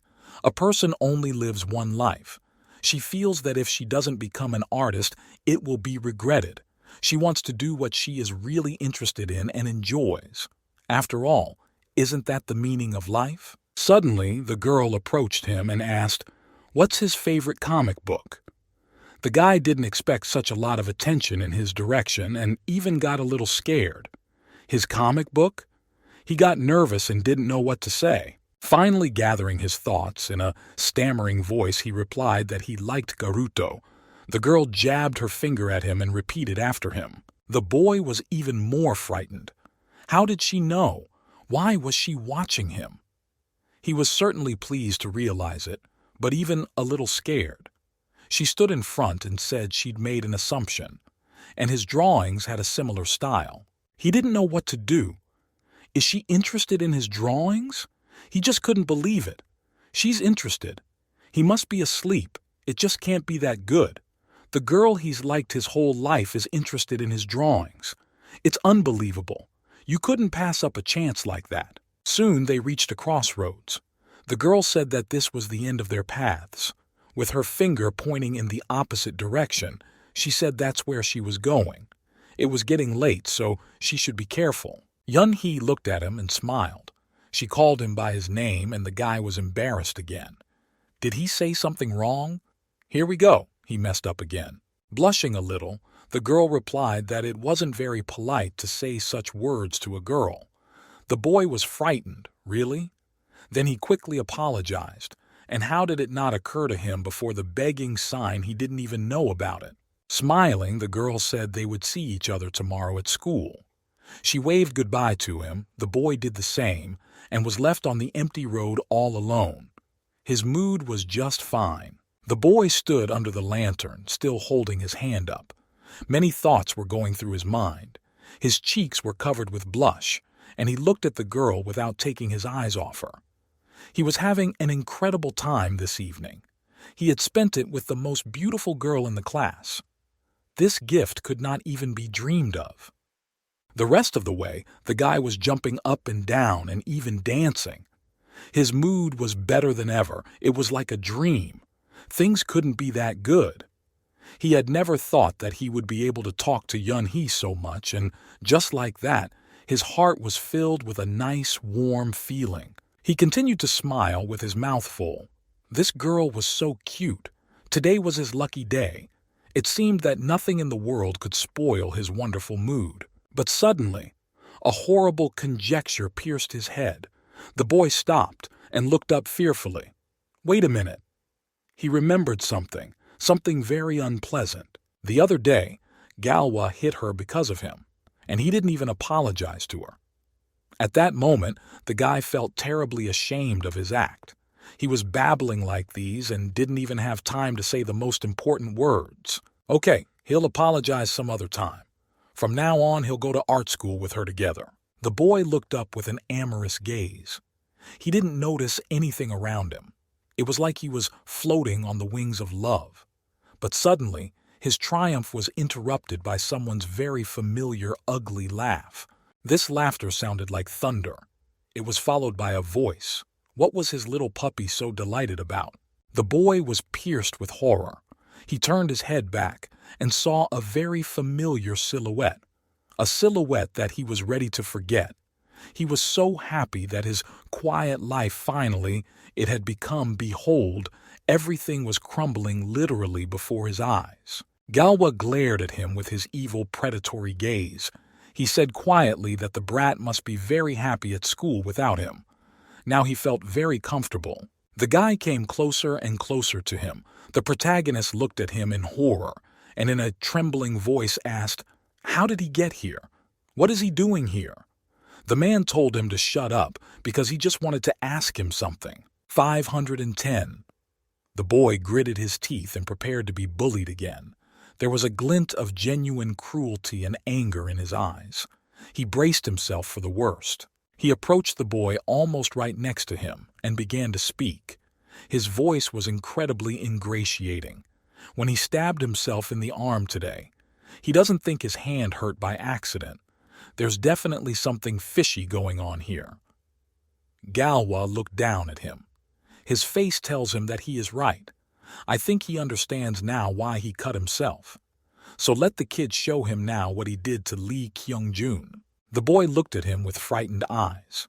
He remembered all these recent events, but these memories were too painful for him. The boy repeated his question, this time, his voice sounding much bolder. He didn't seem to be afraid anymore. Galwa caught him by the neck with his hand and squeezed him so hard that the lad gritted his teeth from lack of air. Z lifted him above the ground and held him like that, clasping his neck harder and harder.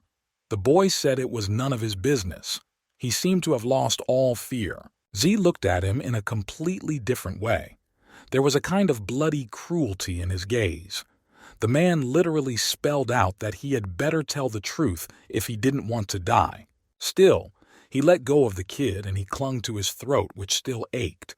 The boy asked the man fearfully, how did he know what he had done to the brat? The man smirked. Oh, that one? That's easy. The thing is, he saw everything that day, and he heard everything the guy said to him. The man approached him step by step, his gait light as if he were floating on air. The man had a big smile on his face. He said he tried to be gentler with him, the idiot went on. The smile stopped more and more predatory. Z leaned over him and looked straight into his eyes, so he had no choice but to swat him. Didn't the guy thank him for what he'd done? He vaporized someone who was giving him a lot of trouble. That sounded ironic. In a stuttering, scared voice, the boy asked, "Where is he now?" The man smirked. Was he still worried about him? He laughed and said, "Why doesn't the kid go and check on him himself?" He just couldn't believe the kid was so worried about it. When did they get so friendly? Gyeongyun was lying on the pavement, his body already cold and bruised. He was dead, and it looked like he'd been dead for days. His mouth was bleeding, and there were many teeth missing from his mouth. The rain was washing away the blood that had gushed from his body. The man was lying somewhere in a remote wasteland, where no one could find him, even if they wanted to. Many goosebumps ran down the protagonist's back once again, so it turns out he knows everything. But how? In a stuttering voice, the guy said that now was not the time to worry about others. Z called him a fucking asshole. He looked at him as if he wanted to slap him at that moment. Before the protagonist knew it, he was hit in the stomach by a powerful punch. Z put all his strength into it. The guy sighed heavily, his breath hitched, as if all of his internal organs of the mind were mixed into a big mess. The boy was completely exhausted. With this blow, his tormentor seemed to have beaten the soul out of him. He couldn't breathe. His heart started beating at a redoubled rate. The boy fell to the ground and began to choke, holding his stomach. The boy fell to the ground and started panting, holding his stomach. Z walked calmly toward the boy. He was getting closer and closer to him with each step. I wonder, special powers that he uses to inflict pain at the expense of his own. Funny, even sounds funny, just like that loser. The boy looked up at him and tried to cough. It was a shame he was the one who'd gotten the powers. What a shame. Junyo pulled a knife from his pocket and shouted for this class to finally shut up. The blade glinted and the boy swiftly pulled the knife towards him, but the man saw it all. He opened his eyes wide and in several great leaps ran up to the lad. Swinging around, he slammed his foot hard into the protagonist's arm and in one fell swoop knocked the knife from him. The knife jingled and fell a few meters away from him. Now getting to it was impossible. The boy looked at his bruised arm. Galwa realized that it's very simple. He just gotta keep the boy from hurting himself. He approached the kid and grabbed his head. Now he was going to slam him to the ground with all his might. The man looked like a beast. He couldn't leave that poor kid alone. A second later, there was a very loud thump. The boy's breath hitched again. Before he could recover from the previous blow, the next one came at him again. Rocks flew in different directions. Just stood over him and looked at him like he was trash. He didn't pretend to be weak. The boy still couldn't move. His whole body ached. He approached his victim and stepped his boot on his throat. The boy struggled to get his foot off as he just couldn't get enough breath. He was breathing heavily. A couple more seconds and he would pass out. Z leaned over and began to speak. If he had just taken the blows and not made any noise, then he wouldn't have been kicked out of school. The man lifted him to the ground and pulled him to him. He said he was terribly bored without him. Let him tell me how things are going at school. He misses him terribly. Junyo was breathing heavily and couldn't say a word. In his mind, he knew that he would be finished. This man would kill him for sure. Galwa did not stand on ceremony. He swung his fist and with all his might struck the boy right in the face. Blood flew from his mouth. He knocked out some teeth again. He shouted for the boy to say something. Suddenly the man felt pain. He opened his eyes and stopped hitting the boy. Grasping his mouth, he groaned heavily and scurried off to the side. The boy spat out his teeth, stood up, and looked at him with empty eyes. "You little freak!" The man looked at the wounded spot. Did he just bite his tongue? Not wasting a second, the boy grasped the knife and ran after his tormentor again. He took hold of the knife and put it to his wrist. I'm a second away from cutting him in half. As it happened, the guy yanked the knife and blood spattered in different directions. At the same time, the man felt an unbearable pain. His hand was cut. He looked at his wounded arm from which blood began to come out in spurts. The boy looked at him and began to speak. Did he know that he had been so afraid that this moment would come? They stood across from each other, and the boy kept talking. Moments when he would have to face his fears. He was petrified at that moment. Z was on one knee and holding on to the wounded hand. Z was on one knee, holding his wounded arm while the protagonist continued to speak. The boy's voice had changed, and he had taken on an uncharacteristic note of courage. He was saying that he was no longer afraid. These few days without him, without his main fear, were the happiest days of the boy's life. He was not afraid of anything for the first time in his life, and felt truly alive. She grinned and looked at him with furious eyes. What the hell is he talking about? The man gritted his teeth, but the boy didn't hear him. He said he never wanted to go back to the past again. He gripped his knife even tighter and thrust it straight into his stomach without the fear that had plagued him all his life. Going back to this past was sheer torture. He didn't want to lose all the happiness he had now. It would be a real nightmare for him. Lose all the things he has now. It's even scarier than standing in front of his tormentor right now. The boy screamed like he was going crazy right now, but he probably was. His eyes were insane, his pupils narrowed to the extreme. His whole face was covered in scars and abrasions, but he had a beast in his soul. Without thinking for a second, he forcefully plunged the sharp blade of the knife right into his stomach. The kid felt no pain. Blood spurted in different directions. He bent in half. With this action, it was as if he put an end to all the horror that he had to endure. His whole childhood was ruined, and now he had only hate for this man in his soul. Z heaved a heavy sigh. He felt something sharp piercing his body. Naturally, the man's teeth almost fainted, but still with a terrible effort of will he managed to stay on his feet. His face was distorted by a grimace more, but he tried desperately to fight it. The protagonist pulled the knife out of his back and looked in surprise at his tormentor. Had it really worked? A spark of hope flashed through his mind. Even he couldn't survive this. It was definitely going to kill him. Desperately, he clung to that hope. But unfortunately, it all went wrong. Jay made a mad face and lunged at the boy with his fists. Surprisingly, the trick didn't seem to work on him. But that's impossible. The man felt the pain. You could see it on his face. Now he flew straight at the protagonist like a kite swinging his weighty fist. A second later, the guy felt a huge blow to his jaw. His whole consciousness seemed to do a somersault. He seemed to have gotten some teeth knocked out again. Blood spatters flew in different directions, and the boy fell backwards, unable to stay on his feet. He didn't realize anything.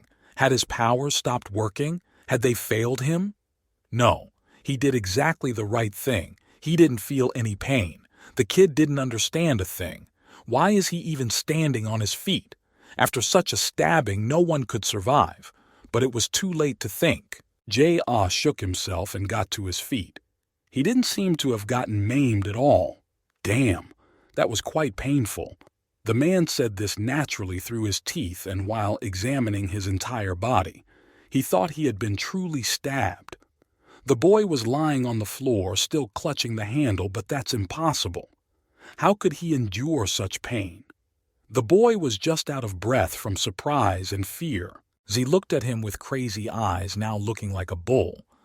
Now this little brat will definitely die. The man roared this in a sort of comfortable voice, the way a bear usually roars when it is about to rush at its prey. The protagonist was scared to death. He noticed the madness in his opponent's eyes. The boy had already resigned himself to the fact that now he was definitely a dead man, but he was still trying to calm himself down and put himself in order. Though with his mind he did not realize that now he would definitely not get away. Shivering with fear, he stabbed himself in the leg with his hand. He had to keep attacking so that this freak wouldn't get to him, otherwise he would be finished. The boy tried his best to avoid danger in any way he could. However, despite his best efforts, Jay lunged at him like a kite with his arms out to the sides. In a second, he was going to be hit with renewed vigor. He didn't seem to be taking any damage at all, but how could that be possible? He was stabbing himself with a knife. Does this man feel no pain at all? The boy grasped his knife once more in an attempt to make some sort of attack, but Z was faster. He fell on top of him and pinned him down with his heavy body. The boy groaned. Splinters flew in different directions towards me. The man held tight, and he had no chance to defend himself in any way. He intercepted the hand of the protagonist, preventing him from using the knife. The boy tried his best to break free, but the grip of this freak was incredibly strong. It was as if his arm was taken away from him. He stopped feeling it. With horror, he realized that the only weapon that could protect him was now out of his reach. The boy opened his eyes with fear, and already resigned to his fate looked into the eyes of his tormentor, who sat down on him, pressing him to the ground even harder. Juno closed his eyes and turned his head to the side, ready to take the blow. The man swung his fist with all his might, ready to teach the little one a lesson. He held tightly, so that his victim could not break free. A second more, and a real hail of blows fell on the face of the protagonist. The man hit without even trying. The pain was unbearable. It felt like he was being hit in the face with a huge, heavy hammer. Galva's fists were very hard because he was often involved in fights. The boy lay on the ground and patiently endured the blows. His face was already distorted in a grimace of horror, and bloody bruises appeared on it. But suddenly, something out of the ordinary happened. The boy pushed himself up with all his might. Tensing all the muscles of his abdomen, he suddenly straightened up and threw his opponent away. The man could not resist, and not expecting such a repulse flew back. He landed face down on the ground and he couldn't understand a thing. What the hell is going on? The loser pushed him back. How could this even happen? He gritted his teeth and couldn't understand anything at all because he was so helpless. So what just happened? The protagonist gritted his teeth and kept stabbing himself, screaming all the while for his abuser to finally die. It was like the guy went crazy. His face changed beyond recognition. There was no trace of that fragile boy who was afraid of every rustle. Now he was just a hate-filled monster. Z quickly rose to his feet, and in order to prevent him from stabbing him again, he quickly reacted and rushed at him, preparing his fists. "This son of a bitch is going to die!" The man was furious. He didn't understand how this brat could fight back. A few seconds later, another powerful punch flew into his face. The protagonist didn't even try to dodge, but just lay on the ground holding tightly to the hilt of his knife. He was hitting himself harder and harder to at least hurt this freak. Zi Wen pounced on him again and began to strike him with even more force. Blood spatters and teeth splinters flew in different directions. The boy kept the knife in his hands all this time, trying in vain to strike him again. The man sat on top of him again, pushing him down with his legs. Junyo lay on the ground, blows raining down on his face like hail. Why? Just how can he take that kind of pain? Is this even human? He continued to endure as blood poured out of his mouth. The boy was about to lose consciousness. From so many blows, probably no one would be able to resist. Z suddenly grabbed him by the scruff of the neck and threw his head back, as if trying on the next blow. The boy could do nothing but lie there and patiently await his fate. All his clothes were stained with blood. They were lying on the ground like two beasts fighting for prey. Z shook his head, and with all his might hit the boy directly in the forehead. Sparks flew from their eyes. The protagonist felt his consciousness slowly leaving him. His head was all jumbled up. It felt like a train had hit him in the head. His head hung limply. He only managed to let out a squeezed-out tone. The boy was about to pass out. His eyes darkened, and his tormentor continued to hold the boy by the scruff of the neck, hunching over him. Z looked at him with eyes full of hatred. The boy could hardly understand anything anymore. His whole face was swollen with innumerable blows. Galhua clenched his teeth and said that he could resist all he wanted, but there was nothing he could do. Fuck him! The boy's nose was bleeding with his snot. He looked at his teacher with a look of incomprehension and fear. He had already accepted that there was no way he could hurt that bastard. He could only wait patiently for his fate. His whole calm and measured life was crumbling right before his eyes. Galwa. Just blazing with rage, he shouted that let the guy not forget that he exists in this life only to be a punching bag. Damn sad to watch him rely on his little strength. He screamed that he was going to take everything away from him, just like his mother. These words struck the boy to the core. It was the last straw. This time he had run out of patience. The boy gripped the hilt of his knife even tighter. No one in this world dare touch his family. Grabbing the knife, the boy grouped himself and swung it with all his might, trying to hit his assailant right in the neck. But Z and backed up a bit. The man was completely shocked. How could this loser even find the strength in the first place? The protagonist's eyes filled with blood. He held on to his knife and had no plans to retreat.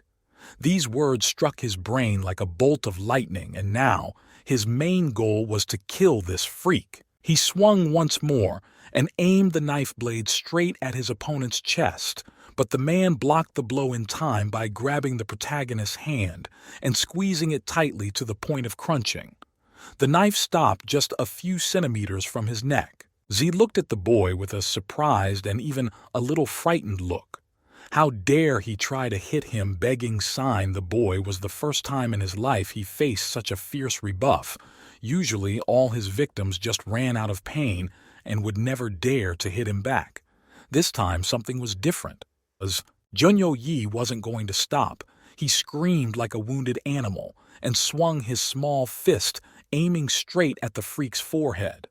The boy gathered in this blow all his hatred, all his strength that he had left. There was no retreat. He had to defend his honor and stop this outrage. This time he succeeded.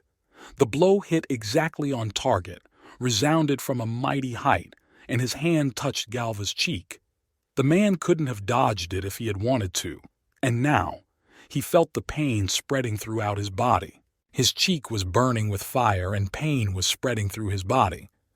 I think he had a few teeth out of his mouth. The boy rose to his feet, breathing heavily. His opponent, too, had fallen a few meters to the side and now stood on one knee. They looked at each other as if they were two beasts fighting to the death. The protagonist, breathing heavily, rose on shaky legs. He stared at his rival furtively, consciousness slowly returning to his ringing head. In a quiet, hoarse voice, he began to speak. Z was right that the boy looked pathetic, relying on those powers in an attempt at revenge. His face was covered in blood and numerous bruises, but he still spoke. However, there was one nuance here. The boy's lips quivered. The kin was overflowing with blood from the blows. Z, at this moment, he realized that he was about to be finished. He bulged his eyes wide and concentrated everything into his attention. Everything inside him shrank with the fear of death.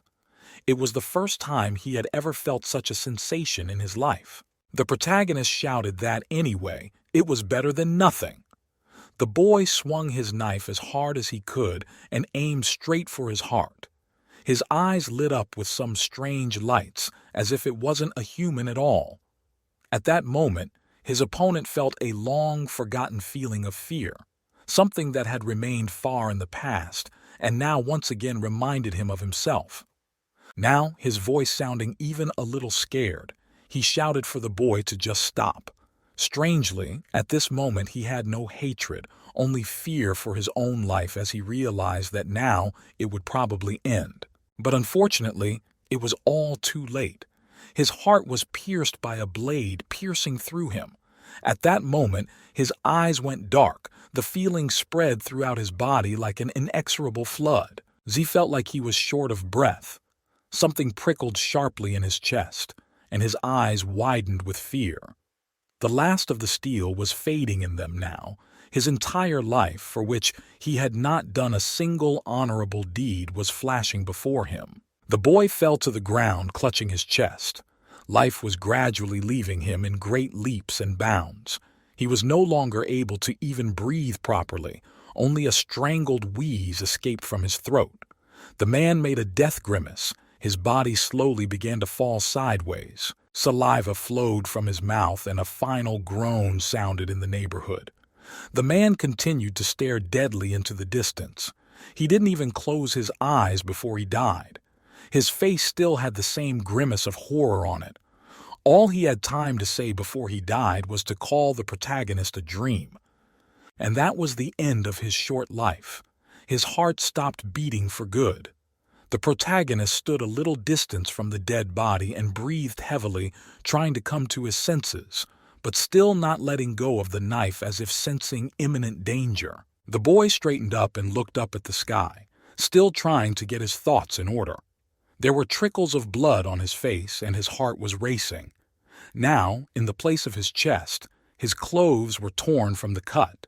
It seems at this second the protagonist finally lost his mind. He looked at his tormentor with his head bowed and began to speak. It's not enough to kill him. He just feels pain, like the boy couldn't believe he'd succeeded. His face was swollen, one eye was almost covered with a bruise, and now he could barely see. The boy kept muttering something to himself in a frantic voice. But this time, he wouldn't use his powers, he would finish him off with his own hands. Z already had been dead for a long time, but the boy still couldn't believe it. Saliva flowed from his mouth and his eyes were covered with a white film. Junho said he doesn't care what happens to him anymore. All he wants is for that freak to finally disappear from this world. He leaned over the body of his rival and prepared to finish him off for good. The boy grasped the handle of his knife and prepared himself. It was time for this freak to finally die. The boy couldn't remember himself from rage and joy. The knife was literally a few centimeters away from the man's body, but suddenly something pushed it away. Some invisible hand blocked his path, throwing him aside. The boy went flying before he could think of anything. A few meters away from him stood Mark with his hand out in front of him. On his palm burned the very same cross. In a calm voice, the boy said that was the end of it. That was enough. He stood and looked at the protagonist with a kind of sympathy. The protagonist looked at him, and his eyes overflowed with fear and not understanding. Mark continued to speak. He said that this man must have learned his lesson. The protagonist didn't understand what was even going on. What was he doing? Mark put his hand out in front and told the man to stay back and stand his ground. There was a small haze of smoke around them from the violent impact. They stood opposite each other and glared at each other with surprised looks. The main character couldn't stand it, and it was like he came to his senses. He yelled for the guy to stay back. He's going to kill the creep after all. The boy again as if lost his mind. The shock had not yet completely left him, and now again possessed his body. But the protagonist did not even suspect that behind him is already flying energy sphere. The guy as if lost everything in his field of vision. His attention was focused only on his victim. He still couldn't believe that his victim was dead. It took literally a fraction of a second for a huge explosion to shake the earth. Shards of the road flew in different directions. He thought he was a few meters away from the protagonist, but Junho felt a tremor under his feet. Mark looked at the protagonist with a stern look. Something changed in his eyes. He no longer looked as good-natured as the first time. The boy repeated in a rough voice that the protagonist should stay where he was, or he would be worse off. There was a metallic note in that voice. Junho looked at him with a frightened look. He certainly didn't expect it, and couldn't even realize what had just happened. Was his comrade really going to kill him? He had done the right thing, the boy convinced himself. Mark held onto his hand, from which for some reason smoke was coming out. The boy felt unbearable pain, but he showed that everything was all right. He couldn't show weakness. For many years of possessing this ability, he had already learned to control his pain. Junho looked at him, and his whole body trembled with fear. This time, he was seriously scared. He realized that this guy could model him, so the best option was to stop. 70. On shaky legs, the boy stood up and said he wanted to ask Mark something. Why the hell is he helping this creep? They stood across from each other and watched every move carefully. This man deserved to die, didn't he? The boy was sure that all his actions were right. He was just protecting his normal life after all. Mark once again changed from anger to mercy and said that he was sure he had warned him last time. Just let the boy just forget about his place, that's not the answer. The protagonist's face had already completely changed. It was blue like a dead man's, all in blood stains. His mouth was missing a lot of teeth. The boy pulled his teeth and coughed. He said it's easy for him to say. Does he even realize what that freak did to him? Inside him, his anger slowly began to boil up again. The boy screamed again, and in that scream was rage, pain, and despair. He had waited for this day. Who was he to stop him? What right does he have to do that? The boy screamed, and it seemed as if the whole town could hear his scream. The main character shouted to him that he too had signed a contract with Mephisto after all. Mark frowned and looked at him through his thick hair. He bowed his head and fell silent. The protagonist clenched his fist, shouted that he wasn't going to forgive anyone. Mark held out his hand, and the cross on his palm glowed again. In a calm voice, he told the boy to go home. Suddenly there was a hissing sound, as if a kettle was boiling somewhere. Junior. As if not listening to him, the boy made a dash towards him and grabbed his knife. He shouted for the man to finally shut up. It was as if he was possessed by the devil himself, and now he would not rest until he had killed all of his abusers. His pupils turned red. The boy held the knife in his hands and screamed with rage. He screamed for Mark to stay out of his way or he would kill him too. He had already approached him at arm's length when a burst of magical energy appeared between them, which for a second even blinded the protagonist. It was as bright as if the sun had come down to earth. There was a deafening whistle, which made the boy's ears pop. He didn't know what the hell it was. Naturally, in his teeth, the boy tried his best to stay on his feet, but there was such a wind as if a hurricane was about to start. Mark flashed his eyes and stored up enough energy to repel the attack of this demonic brat. He had no other choice, even though he realized that he could kill the boy with this spell. There was a deafening explosion. Mark used Fury Storm, and a bright flash of light illuminated the entire space. The powerful sound wave threw the protagonist far away. He could not stay on his feet and flew far back. A few seconds later, the boy landed on the ground. His breathing hitched. He clenched his teeth and felt an unnatural pain in his back. However, it wasn't enough to kill him now. Marka thought, the boy is unable to use his powers right now. There must be a trigger for them, which he is currently unaware of. The protagonist sat on the ground and looked at his opponent with a fierce gaze. Right now he was like a cornered beast, clinging to life with his last strength. Mark stood opposite him, still holding his arm out in front of him. It was his last warning. His voice became firm, and it was clear that I was going to retreat. He looked at the protagonist with a look full of sympathy, and even some fear. Mark said that the boy should return home immediately, for otherwise it would be worse for him. Junyo didn't listen to him. He took hold of his knife again and rushed towards him with fury. The boy screamed something unintelligible and ran at Mark with even more fury. It was unclear where he got so much strength from. He raised his hand up and the cross on his palm glowed even stronger. There had to be something to stop this madness, or the boy would turn into a monster for good. In a few seconds, a bright circle with incomprehensible biblical symbols appeared above his head. It looked like a small sun, scattering its rays. Mark stood firmly on his feet with his hand up. A bright light also came from his hand. To stop the mad boy, he had to use a punishment spell on Maria. His lips whispered the spell and pain spread through his body. A few seconds later, an energy storm descended on the main character. It pressed him into the ground with such force that cracks came from it.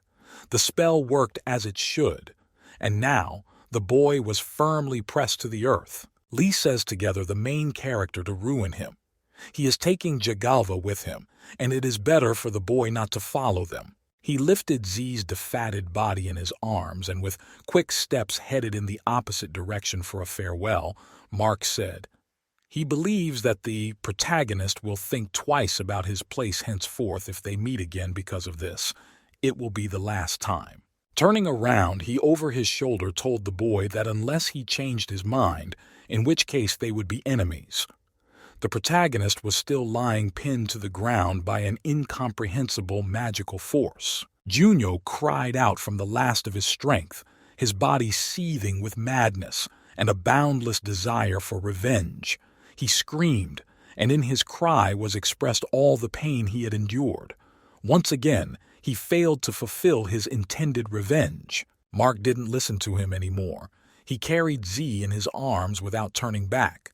The hero kept shouting at him to stay where he was, but Mark was no longer listening to him. The boy remained lying pressed to the ground, tears rolling down his cheeks, and now he had once again missed his worst enemy.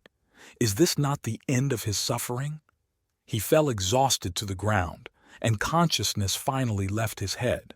Z sat leaning against the wall, and he seemed to be unconscious. His eyes slowly opened and consciousness returned to his ringing head. The man mumbled something under his breath and asked where he was. The man finally woke up and began to twirl his head in different directions. Had he really come to his senses?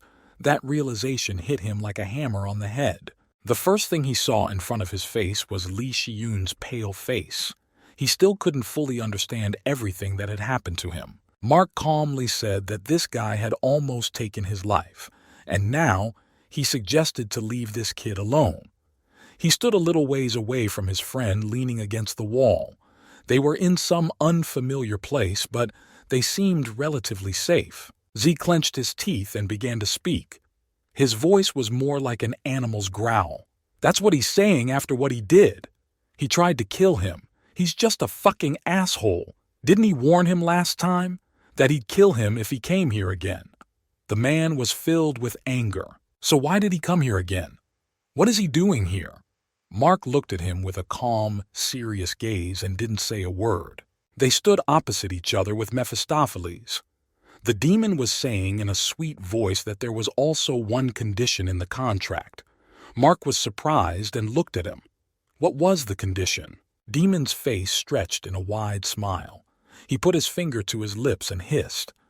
Let the guy not divulge the details of their contract. Confidentiality is very important, isn't it? The demon looked at him with its black, failing eyes. Without a second's hesitation, the boy nodded affirmatively, even though he was disgusted to enter into a contract with this devil. The demon laughed. He's catching it on the fly. That's a good quality. He grinned and hissed through his teeth, saying that if the boy broke the contract with him, he would pay in full, and the currency would be his soul. Lee looked at his comrade with a calm gaze. He remembered all these events of his recent life, when he had to sacrifice his soul to make a contract with this ugly man. There was an emptiness in his soul, so huge that it could have consumed him himself. The guy tried his best to fight his inner demons. He turned his back to his friend and said, "This kid is a lot more dangerous than he thinks. Let the man make sure he never crosses paths with him again." On shaky legs, Z stood up and was about to say something. He clenched his teeth and asked angrily, "What the hell is he talking about?" The man didn't understand anything. What was even going on? He had just risen from the dead. Would his friend try to explain something? But suddenly, here's the overexertion. He grabbed his chest. Something prickled in his heart, and the man fell to the ground, unable to stay on his feet. His whole body weakened in a second, as if life was leaving him again. He fell to his knees and tried to catch his breath. Mark looked down at him and continued to speak calmly. Let him look at himself. Look at the result of his actions. He'd be dead by now if Mark hadn't taken care of his wounds. Can't he at least thank him? By turning to face him, let him think of it as the last favor he'd done him as a friend, and let the man dare not attack Juno unless he wants to die again. Mark said goodbye to them and asked him to take care of himself. Jay didn't stop. He held his chest and shouted that he would finally finish this loser off. He would kill them all. The man screamed, and there was rage and despair in his scream. Gritting his teeth, he stared after his departing friend. He screamed at him that he would kill them all, kill him, and that little bastard Junho too. At that moment his mind was filled with questions. How dare that little brat? How dare he raise his hand on him? How dare he do that to him? The man clenched his teeth and tried to get to his feet, but his strength left his body and he fell to the ground again, groaning. The protagonist was in his apartment and was sitting in the bathtub. His body was covered with bruises and his strength was almost exhausted. The very mark that was on his arm was gradually consuming his body. After this incident, he had to miss a couple days of school to recover. The mark had grown so large that it had already completely engulfed his arm and climbed up his chest. Perhaps the boy overdid it. So the symbol slowly began to cover his body. Junho flopped onto the sink and tried to get up. The boy was breathing hard. His body felt like it was on fire. His strength was getting less and less. All he needed now was a good night's sleep. The boy looked in the mirror. From there he saw an emaciated face covered in bruises and bruises. Sighing heavily, he began to ask himself questions. Why did Shiyun help this freak? And besides, where does he get his powers from? In his mind, the very incident when the guy had hit him with some kind of energy discharge was running through his mind. He still couldn't figure out where this guy got so much strength from. Who the hell was he? The protagonist couldn't help himself and fell to the floor again against the wall. The boy sank into his thoughts. This man was too strong for him. He couldn't defeat him even if he wanted to. The boy gritted his teeth. He wouldn't be able to do anything as long as this type was stapled next to him. Inside him, anger was beginning to rage again. He wanted so badly to deal with this creep who had bullied him his whole life, and now he had eluded him once more. He got down on his knees and began pounding his fist into the ground. The devil! He has strength, but is it useless? The blows came one after another, and the mirror began to vibrate. The boy was beyond furious. Suddenly his phone vibrated. A message seemed to come in. It was Yun-hee. She had sent him a message, concerned, asking why the boy was not showing up at school. The boy turned to his phone.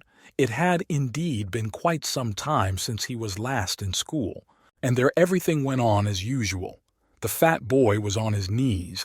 Next to him were several high school students who were once again bullying him. One of them was laughing loudly. The fat man looked like a huge frog. He got hit right in the stomach. Look how he curled up in a ball. One of them went up to the poor fat man and gave him 1,000 won and told him to bring him something he knew, right? The fat man nodded his head and rose obediently. The guy smiled his predatory smile and said that Fatty would get 10 punches for every second he was late. This freak's name was Jung Haiwan, and he was 17 years old. He's not strong, but has plenty of dirty tricks up his sleeve. Hangs out with Jung Somu, Fatty, and ran to go shopping in a flash. He had fear in his heart as he realized that there was nothing he could do and he only had to obey the orders of these creeps. Soon, he ran to the local store. The guy frantically ran his eyes over the display cases with goods and still didn't know what he could buy. What could he buy with 1,000 won? A pack of gum? No. Damn, he should have asked.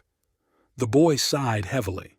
After all, he could have told him what to bring. Suddenly, the fat guy's eye fell on one of the display cases, on which lay a packet of chips, and then a wonderful idea struck him.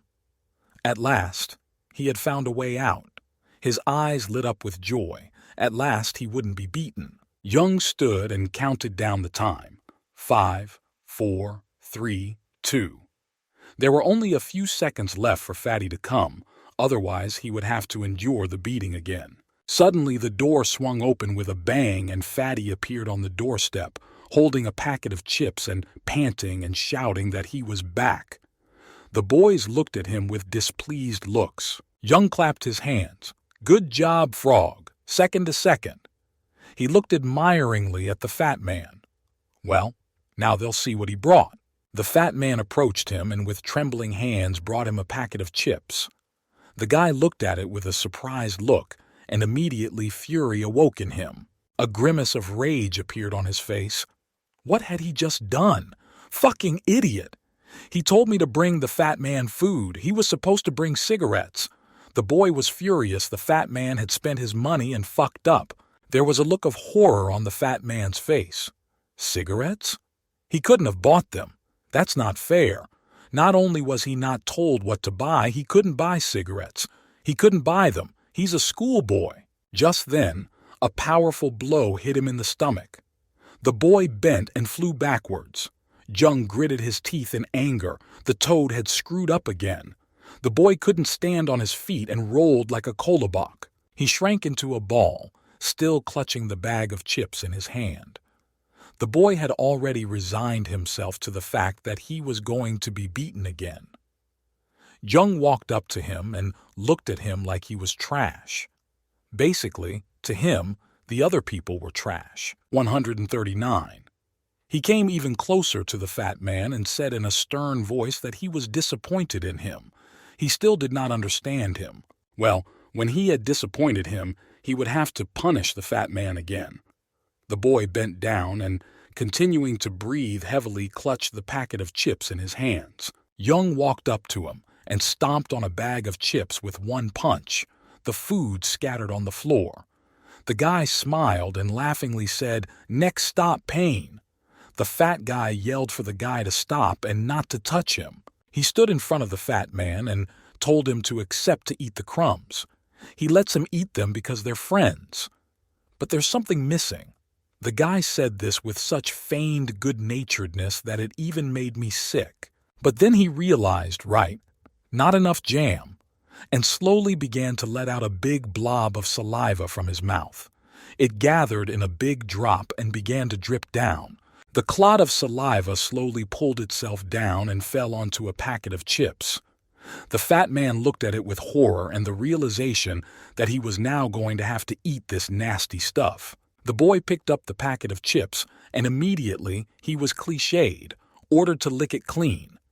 The boy began renaming the packet of chips in his hands, and it crunched treacherously. The boy stared at the abomination, hot tears running down his cheeks. He sighed heavily and realized he couldn't go on like this. He prayed for someone to come to his aid. He couldn't take it any longer. He would be thrown into the mud. He turned his head and suddenly saw a familiar silhouette. It was the main character. He had a bandage on his face, and his eye was bandaged with a Band-Aid. The boy was walking forward as if he didn't notice anyone around him. A joyful smile appeared on the fat man's face. Could he really be saved? This is his savior. The boy will definitely help. The boy was already overjoyed. His face shone with happiness. The boy ran out of the room and immediately rushed to the protagonist. Joyfully, he shouted words of greeting to him.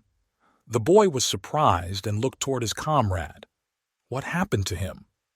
A look of concern flashed across his face. Dong-ho approached him and began to beg him for help with a pleading look. He's his savior. The boy's eyes were burning with happiness. He couldn't believe that now he would finally get help. Junyo looked over there carefully. What, Junho's back? A look of surprise flashed across his face. Somu looked there with indifference. What are those losers up there up to? The man wrinkled his face in a disgruntled grimace. Dong-ho entered the room, followed by the protagonist. The fat man turned rudely to the guys who had so recently bullied him. This time, Fatty looked much more confident than last time. He shouted that the guys were in big fucking trouble now. They should get down on their knees if they cared about their lives. The protagonist followed him and looked ahead with an uncomprehending stare. What was Fatty up to again? Jung grinned and walked closer. Is that son of a bitch out of his mind? But the fat man wouldn't stop. He shouted that Jung was the only one who would die here. Let him come closer. The fat man laughed again. The protagonist had already realized where this was going and just stared intently ahead. The patch over his eye covered almost half of his face, but the boy was looking forward intently. The fat man stopped a few meters away from his tormentors and got into a fighting stance, but still hiding behind the protagonist. He held him by the arm and hoped to be helped. The fat man had already lost his fear so much that he just yelled at them. "Come on, freaks! Let them try to take him!" The fat man laughed again. "They'll all die and piss in their underpants." The guys looked amongst themselves. Somu looked somewhere to the side and said, "That fucking toad's completely out of his mind. It looked like he was out of his mind after their blows." The fat man couldn't stop laughing. "No, he's out of his mind. What happened? They're scared." Young gritted his teeth and looked at the fat man with a killer look. Does he think another loser will protect him? No, he's already dead. He's finished. The boy looked at his victim as if he was ready to tear him apart with his bare hands. The fat man couldn't stop laughing and grinned through all his teeth. No matter, he would never forgive them. The boy was already anticipating the taste of victory now. They would show this freak real pain together. His face stretched in a wide grin. "Okay," he turned to his friend and said, "It's time to show these freaks some of their justice." But the protagonist calmly turned to him. The boy looked at the toll booth in surprise. Is that why he called him? The fat man did not understand anything and began to turn his head in different directions. He thought his friend would help him. Suddenly, a look of horror came over his face. The protagonist said he couldn't do anything anyway, so he's leaving. The boy turned around and didn't say another word. The fat man looked at him in surprise and immediately realized that he was now in a disastrous situation. He clung with all his might to the hope that he would finally get help. He grabbed hold of the main character and pulled his hand back. The guy didn't want to give up on the idea that he had at least someone to protect him. Where is he going? He's his savior. The fat man's voice trembled with fear. He realized that if he didn't do anything, these creeps would just kill and trample him. The protagonist looked at him in surprise. Savior? The boy was surprised. And why was it that he was awarded such a title? He looked down at the fat man. Junho said the boy just wanted to use him. And what would change if he helped him? A begging sign in his voice. I could hear the indifference. He certainly didn't want to get involved in this showdown. His bright and peaceful life had just begun. The fat man couldn't believe what he was hearing. But the boy kept talking. Even if these brats disappeared forever, as long as he himself didn't change, things like this would happen to them all the time.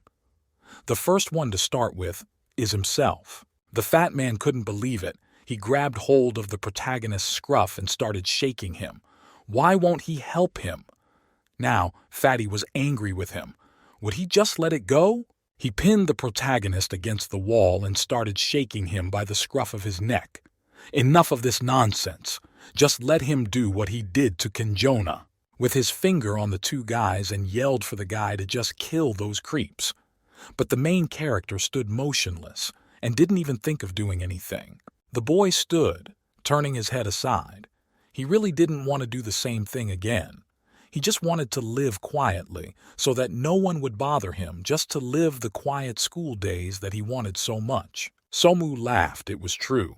Kenjin had been beaten up by that loser. A smile appeared on the man's face. He was remembering those very recent events. Young laughed. He still couldn't believe it. He knows Kenjun has a temper, but this was simply impossible. He couldn't lose to such a weakling. Somu was suddenly wary, the smile missing from his face. Wait, he felt like those two were just stalling. His friend told him to calm down and just watch. I think something's about to happen.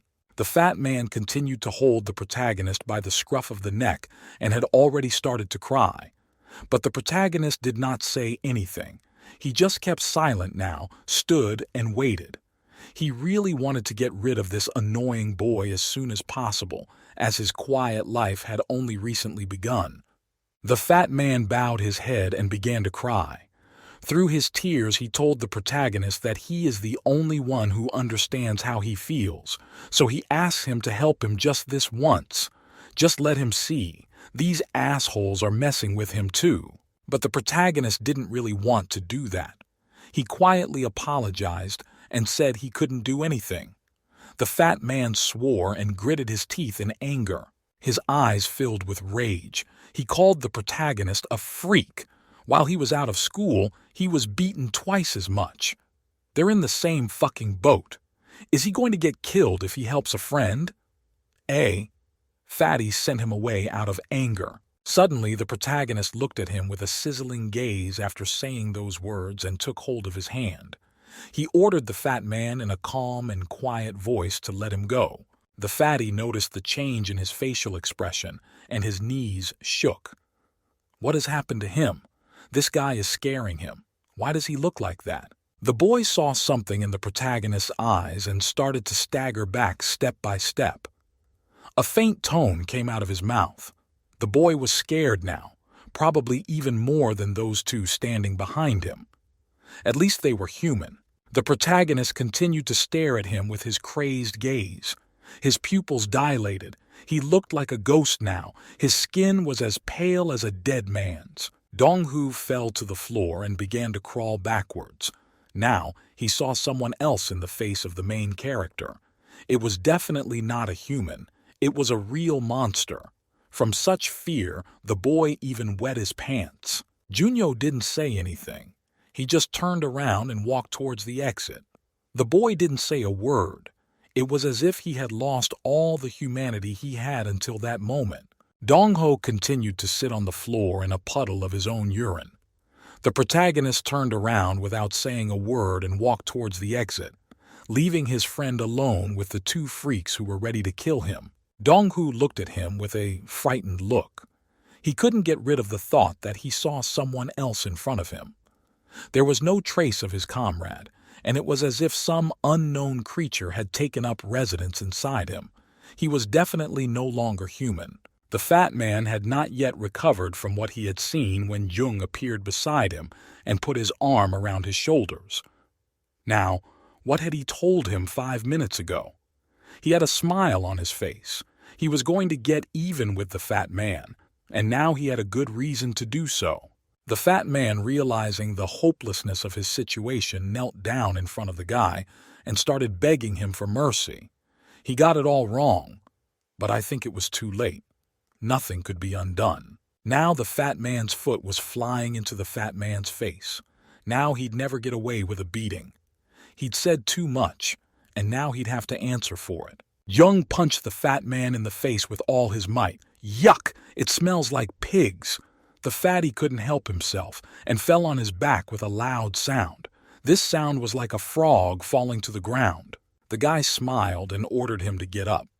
Who even cares about a lowlife like him? Even his fellow loser couldn't protect him. There was a smile on the man's face. Now he was anticipating what he would definitely smash this fatty into the walls. Dong-hu lying on the ground while his offender's foot pressed harder and harder on his cheek. All the while the boy was thinking, why did his comrade do this to him? Why had he abandoned him? After all, they were friends. Hatred and fear settled in him. But that wasn't what he had to worry about now. The fat man wouldn't stop wailing. Why did he do this to him? He was no different from him. How dare he? Fatty seemed to be in a hopeless situation, and all he had to do was wait patiently. Soon, the protagonist came to the hospital where Gino was staying. The guy walked in the large corridors and looked for the room of his comrade. He realized that he was to blame for what happened to him, but had not yet visited him once. It wasn't allowed. The boy turned his head in different directions, trying to find the right room. He checked his phone to get his bearings in the place. In thought, he looked somewhere. Suddenly he was called by a familiar voice. The boy was startled and surprised. Gino stood some distance away from him and waved at him in a friendly manner. The boy asked in a friendly manner what he was doing here. Juno walked up to him and noticed that he no longer had a bandage on his arm.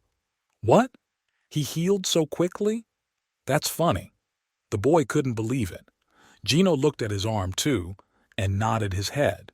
Yeah, it's still a little sore, but the doctor said he's fine. Gino suddenly nudged him with his elbow and smiled. Did he just come to see him? The boy laughed ironically, and visually he said he was quite embarrassed by such attentiveness. The protagonist was also embarrassed and said that he was to blame for what happened to him after all. Gino put his hands behind his head and said that the doctor said he could go. His throat was dry, so have the protagonist buy him a drink. The boy smiled and nodded his head. It was the least he could do for him. Gino enjoyed drinking the milk bought by the protagonist. The hospital only had water that tasted disgusting. They finally bought him something tasty to drink and stretched out in a satisfied smile. This is unparalleled. He loves banana smoothie.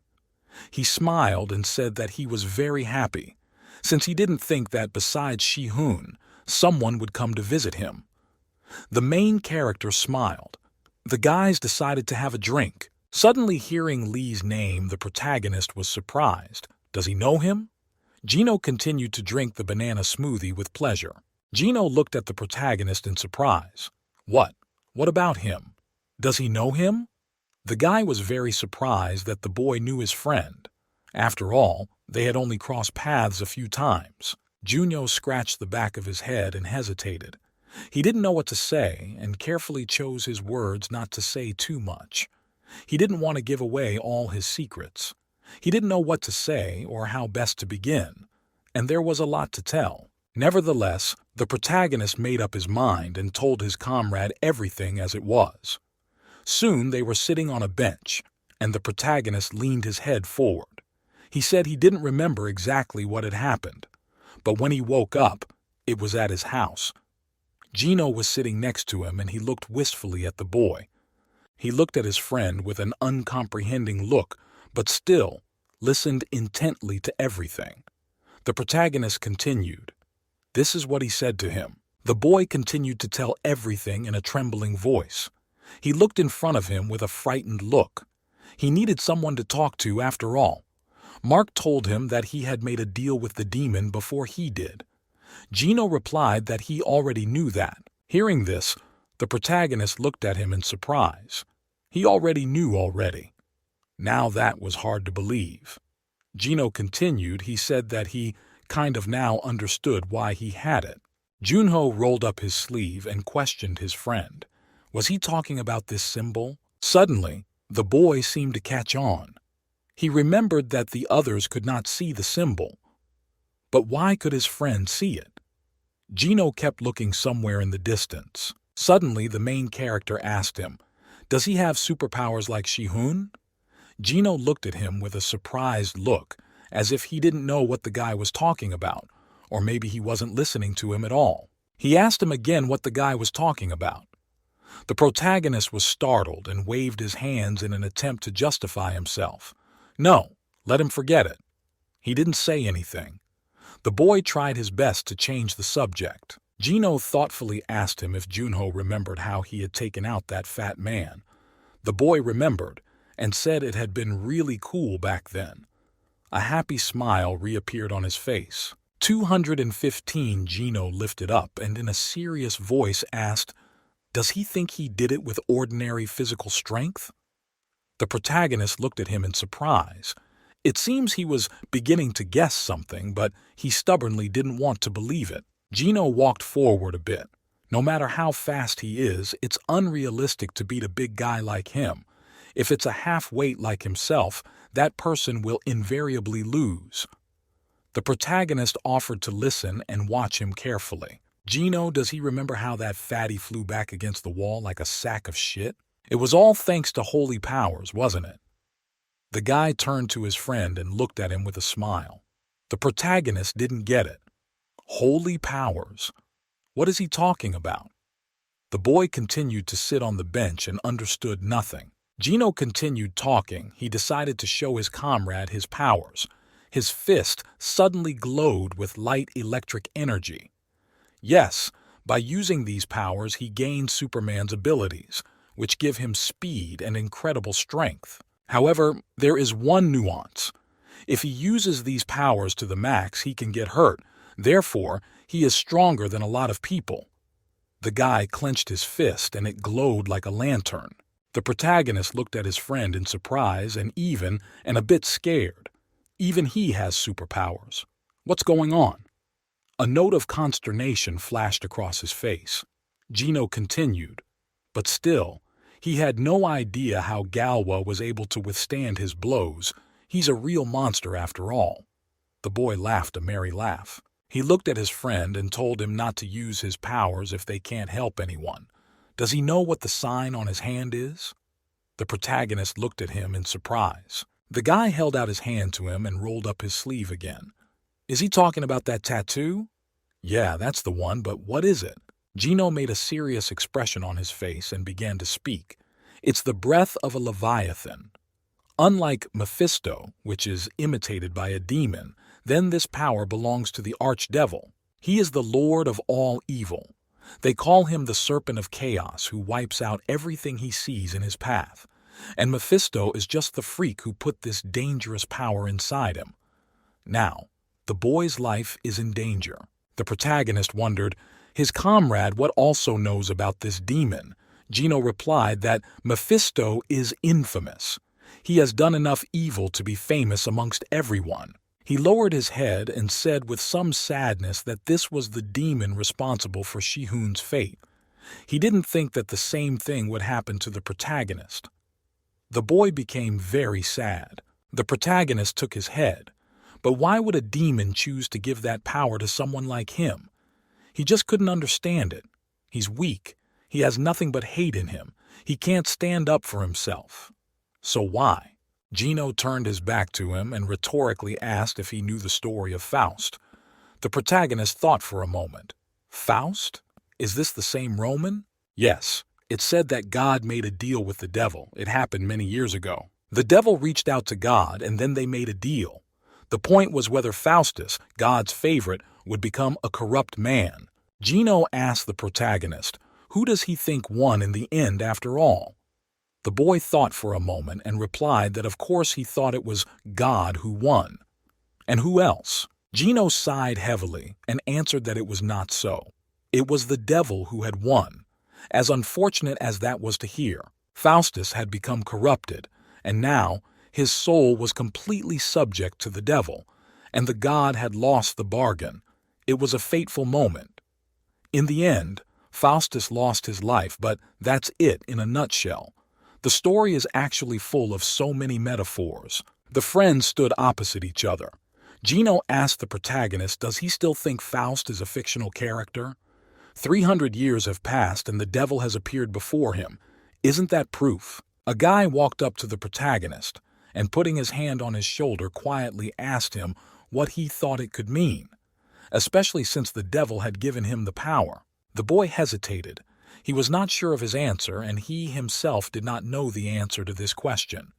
Gino said he wasn't sure himself, but he had a hunch that might be true.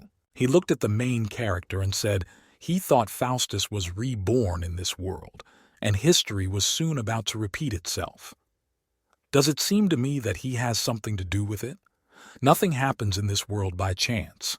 Everything that happens is connected to the destiny of man. The same contract with Mephisto, for example, was his inevitable fate. It was impossible to get rid of it. Everything that happens, sooner or later, would have been destined. Gino took a glass of milkshake. He sighed heavily and said that he's saying something too much, so he needs to stop. Too much information. He doesn't know exactly what the main character's powers are, but definitely he's already an unusual person. The guy takes aim and aptly throws the cocktail glass right into the trash can. But the more the guy uses it, the more he loses. So he better think about how he's going to get rid of that curse. The guy was happy because he was able to throw it so aptly. The main character kept looking at him and trying to digest all the information he had just heard. Gino had to go now. He waved to his friend and said he was going to see him later at school, and the boy thanked him for the cocktail. The protagonist waved him off and remained standing in the same spot. The boy was left all alone with his thoughts.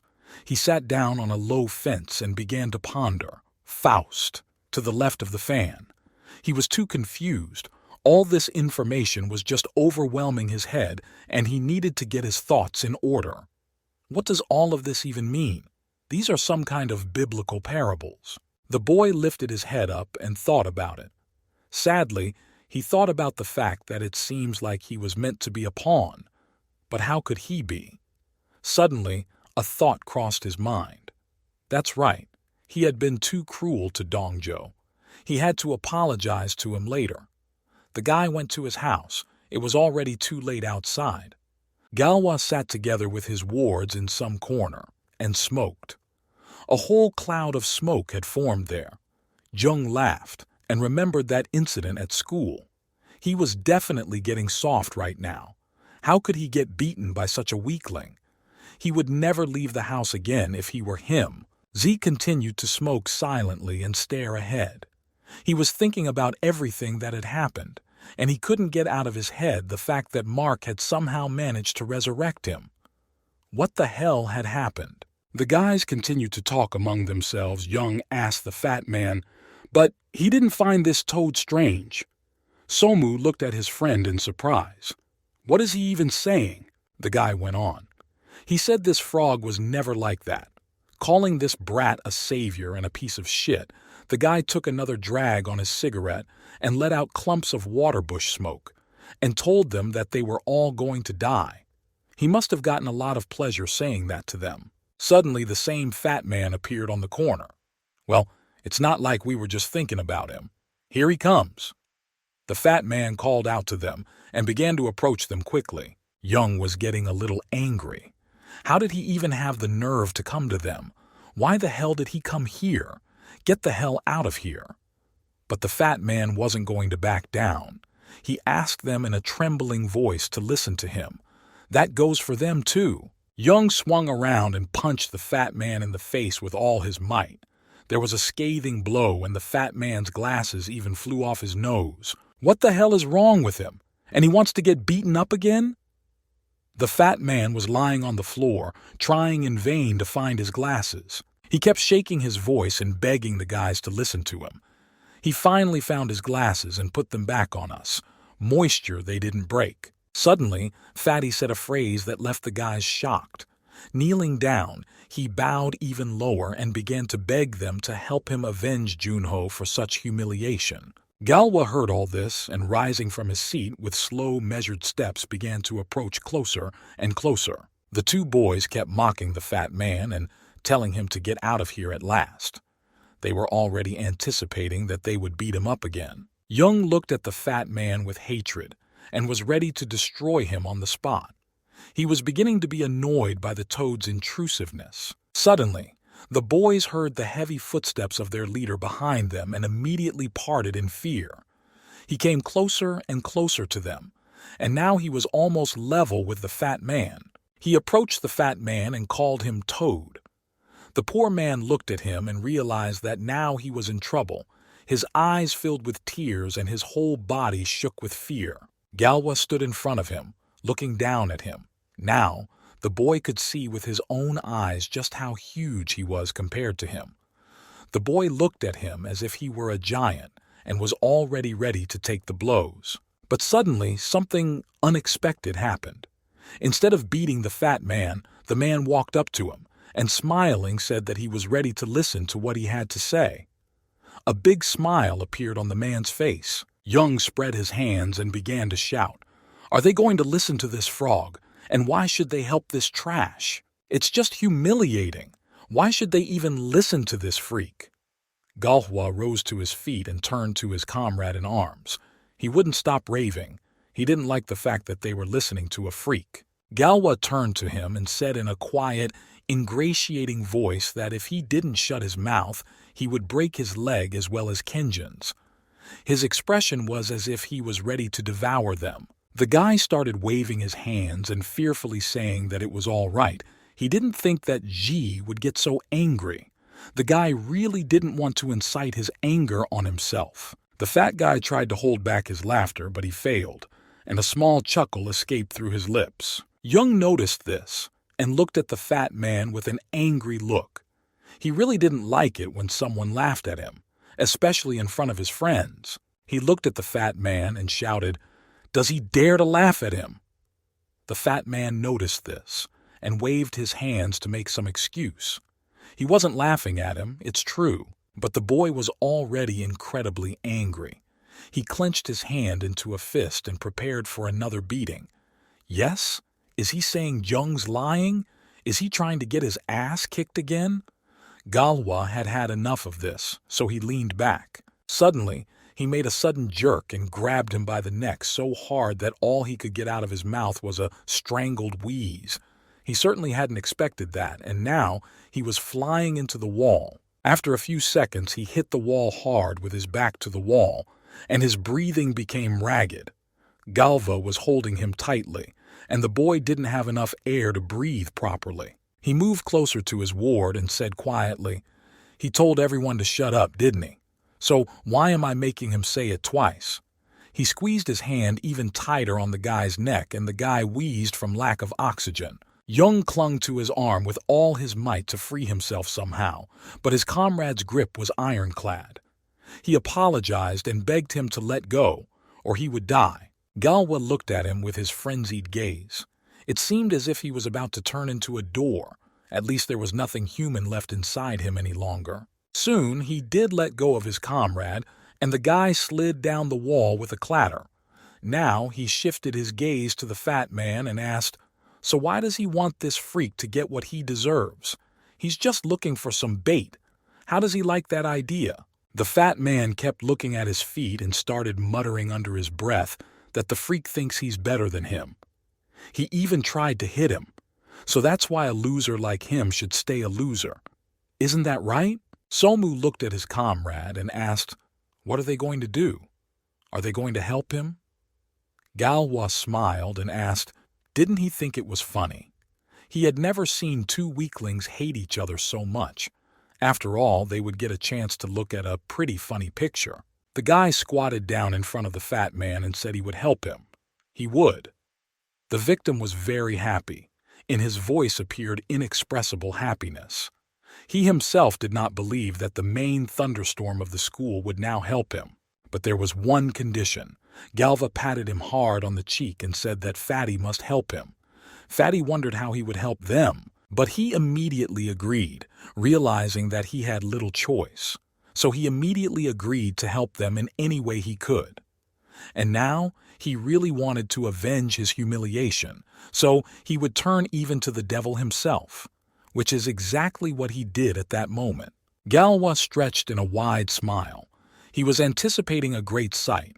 Now he had another 6 in his auxiliaries, and it was a great opportunity to avenge his humiliation on this little freak. Junyo and Yun-hee. The school buildings. She sighed heavily. She's so tired she enjoys drawing, but it takes a very long time to concentrate. Good thing she doesn't have problems with other subjects. The guy was walking beside her. That's right, she's right. But he's not doing well in his studies. The guy laughed nervously, looked up, and sighed heavily. She said she was really worried that she just didn't have any talent in drawing. 284 Junho caught up and tried to cheer her up. He said in a trembling voice that the most important thing was not talent, but practice. He wasn't doing well at first either. His cheeks suddenly turned red again. He was always shy when talking to a girl. At least he thinks so. He's been practicing every day because he wanted to become a better mangaka, and then he noticed his skills improving. He feels like people are born without talent. He comes with practicing. The girl looked at him in surprise. She moved closer to the boy and looked into his eyes in surprise. Wow. She didn't know a boy could talk like that? The boy was too late to notice the girl too close to him and blushed even more. He said he was sure she could do better. The girl laughed. Is he really flirting with her now? The guy got embarrassed again and in a stammering voice hurriedly apologized. They continued to walk home together like that. Suddenly, the protagonist felt with his back that someone was following them. They were two unidentifiable figures. The boy turned back and began to look around cautiously. It was darkness all around, so it could be anyone. One had to be careful. Meanwhile, two unfamiliar figures continued to follow our heroes with quick steps. The sounds of their footsteps echoed through the empty street. The guys continued to walk forward. The girl did not even seem to notice that they were already being followed. They kept talking amongst themselves. The protagonist felt and heard everything perfectly well. He listened to every step behind him and was already preparing for the fact that they might be attacked by someone. Yunhee continued to talk non-stop. Her loud voice echoed throughout the street. The girl didn't seem to notice anything around her. Suddenly, the guy squeezed the girl's hand tightly. He literally felt the girl twitch in surprise. She looked at her friend in surprise and asked, why was it he grabbed her hand? The boy turned to her, his voice sounding worried and wary. He hissed that if he said run, this girl should run and not look back. She looked at him with eyes full of incomprehension. What was even going on? She saw on his face an expression of fright and readiness for the worst. The boy stared back with his whole eye, cold sweat dripping down his face, as if he could feel with his back that two strangers were approaching them. He felt that there were still literally a couple of dozen meters to go. The people quickened their steps. They were two adult figures. He could tell from their footsteps. They were loud. The people who were approaching them were quite mature. Not a few seconds later, the guy grabbed the girl's arm even tighter and yelled for offense. He rushed forward, pulling the girl with him. Before she had time to realize anything, she ran after him. Yunhee, running after him and breathing heavily, asked what was going on. The girl was very scared. Why are they running away? What is even going on? But she didn't stop hurting, following her friend. The guy, panting from running, replied that someone was chasing them. As soon as the girl heard that, she got really scared. What? Who? They continued to run, the rumbling sounds of their footsteps echoing throughout the street. Gasping, the protagonist replied that he himself had no idea, but they had to run. They continued to run faster and faster, trying to get away from the unknown pursuers. Soon, the two of them were standing quite far away in some corner between buildings and breathing heavily. The boys bent in half and tried to get their breathing in order. Yunhee stood beside the boy and, breathing heavily, said that she was already completely out of breath. The main character said that he thought that they were torn away from these people, whoever they were. The girl looked at him in surprise and asked who they were after all. Gopniks. Were they trying to rob them? The guy looked at the girl and replied that he didn't know. It was hard to see, but his instincts were telling them to run away. He had never been let down by that sixth sense yet. Suddenly, the guy's face changed. He saw something and heard a familiar voice call his name. The boy listened even better. The voice seemed very vaguely familiar. Indeed, it was Dongyo. But what was he doing here? The fat man was peering out from around the nearest corner, and with an inviting gesture told the boy to come closer. But for some reason, Fatty himself did not come out. He just looked at the protagonist and kept waving his hand, inviting the boy to come closer. He himself did not come out from behind the corner, but only looked at him with the big glasses of his glasses. The protagonist wondered, what's he doing here? Why is it so late and he's not home yet? He was about to approach his friend and even took a few steps towards him, but suddenly he was stopped. He felt the girl take hold of his arm and pull him back lightly. She looked at him with a concerned look and told him not to go there, for she had a very bad feeling about it. After all, what did he want? The boy looked at her with a surprised look and smiled nervously. He told the girl not to worry. He would be perfectly fine. He should apologize to him after all. Dongjo might look creepy, but it's okay. It's just him. The guy asked her to wait for a couple minutes while he went to the front. The girl looked after him with a concerned look. She was already plagued with doubts about this. What was Fatty doing here after all? It all looked rather strange. She wanted to stop him again, and even stretched out her hand towards the boy, but he did not listen to her, and just walked forward with a confident gait. The girl could not stop him. She bit her lip, and literally physically realized that this did not bode well. Very worried not only for her life, but for the life of her friend. Who knows what this Fatty was up to? In the end, the girl prepared herself for the worst-case scenario. At this time, the protagonist unsuspectingly approached towards his comrade. The fat man stood some distance away and looked at the protagonist with a chuckle. Lowering his head, the boy approached his comrade. Fatty also looked upset for some reason. The boy had already prepared to apologize. He felt guilty before him, after all. Lowering his head, the protagonist said that he was very sorry because of what happened. That day, he had done wrong. The boy apologized sincerely, but his voice trembled for some reason. He had to help him. He knew what was happening to him. The fat man looked at him with an attentive gaze and listened to every word. His face expressed exactly nothing. He just stared at the protagonist with the panes of his large glasses. Suddenly a snide smile appeared on his chubby face. He grinned and asked, "What?"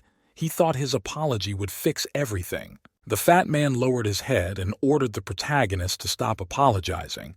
After all, it was already too late. He lowered his head and continued to stare in front of him with a dumb look. The protagonist didn't understand anything. An extreme degree of worry appeared on the boy's face. He asked the fat man what he was talking about. The boy grinned and asked if he thought there was a price to pay for what he had done. Behind his back, the fat man was already holding a huge bat, ready to hit his assailant. The fat man was already cheering inside. He would finally get even for all his wrongs. Suddenly, the boy heard a startled shriek from the girl. He turned around to that side and looked over to check what had happened to her. The fat man was coming closer and closer to him. His eyes now looked like two big saucers. The boy was scared as he realized that something terrible had happened to his friend. It came to him too late that it was just a distraction. Dong-o swung his huge bat and through clenched teeth prepared to hit the boy right in the back of the head. Now, it fluttered with him. The boy was too late to see the heavy bat coming. All he heard was the wind whistling. A second later, the protagonist felt a powerful blow to the back of his head. His consciousness seemed to leave him. Warm trickles of blood ran down his head. The guy could barely recover from the previous beating, and here it was again, only from whom he did not expect such a thing, but from this innocent fat man. He looked at his comrade in surprise. Swaying, the fellow was still on his feet. The last thing he saw before him was the fat man's satisfied face. Finally, consciousness began to leave his head. The boy fell on his side, splattering a spray of blood. He felt his head become cast iron, and his thoughts become confused. Finally, the boy couldn't take it anymore and flopped to the ground. The fat man stood beside him, blood dripping down his bat. The boy was lying unconscious. The blow was too strong. One could only hope that the protagonist would only get off with a loss of consciousness and a concussion. The blow was indeed powerful. At this time, Fatty stood looking at his victim. He had finally gotten even with him. His lips stretched out in a smile. Fatty was incredibly happy that he would finally get revenge on this traitor for betraying his friendship and not helping him in his time of need. The protagonist didn't understand why his head hurt. Why couldn't he move? His eyes snapped open and the boy felt that he was bound. His mouth was tied with some obscure cloth, but tied very tightly. He could hardly breathe. He was very much frightened. He noticed with horror that his whole body was tied with some ropes and started wriggling like a worm, trying to get free somehow. What's going on? Why is he all tied up? What the fuck? His mouth is taped shut. Who thought of that? But the worst was yet to come. Suddenly, the guy saw something terrible, something that made him even more scared. He saw Yun-hee. The girl was also lying unconscious a few meters away from him. The guy mewled and tried to free himself to help his friend. He saw the girl lying unconscious. Some man appeared next to him. He asked the boy, "Is he up yet?" The boy recognized the voice. He shook his head, refusing to believe it. Rolling over onto his back, he saw a familiar shape. Before him stood his nightmare. Galwa asked in a satisfied voice, how did he like their surprise? He looked at the boy with that predatory look and his mouth contorted into a smile. It was obvious that the boy was very happy to see him, except that this joy didn't bode well for our protagonist. Smiling, the man said that he was incredibly happy to see him, small as it was. A thunderous laughter broke out. What a beautiful picture. Two losers and a sympathetic wench gathered in this beautiful place. The girl was also bound hand and foot. Standing next to them was the same fatty. He was looking fearfully at the protagonist. Galhwa said there was nothing to worry about. He had, after all, bound him hand and foot so that he could not cut himself.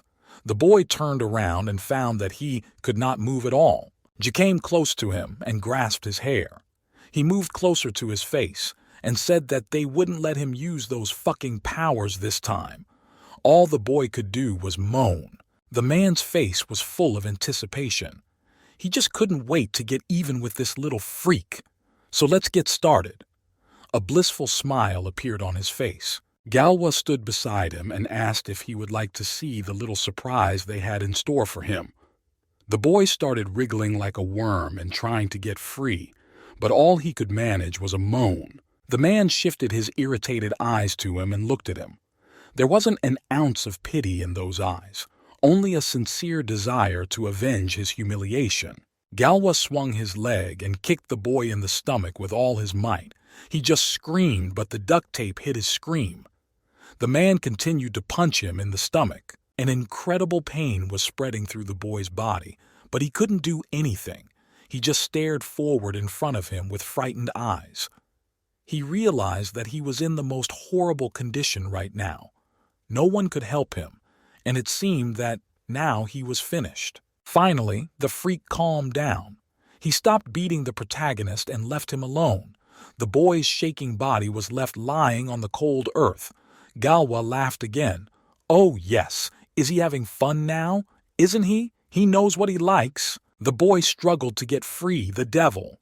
His whole mouth is taped shut, but he could use his fingers. The boy squeezed the phalanges of his fingers as hard as he could to try to break them.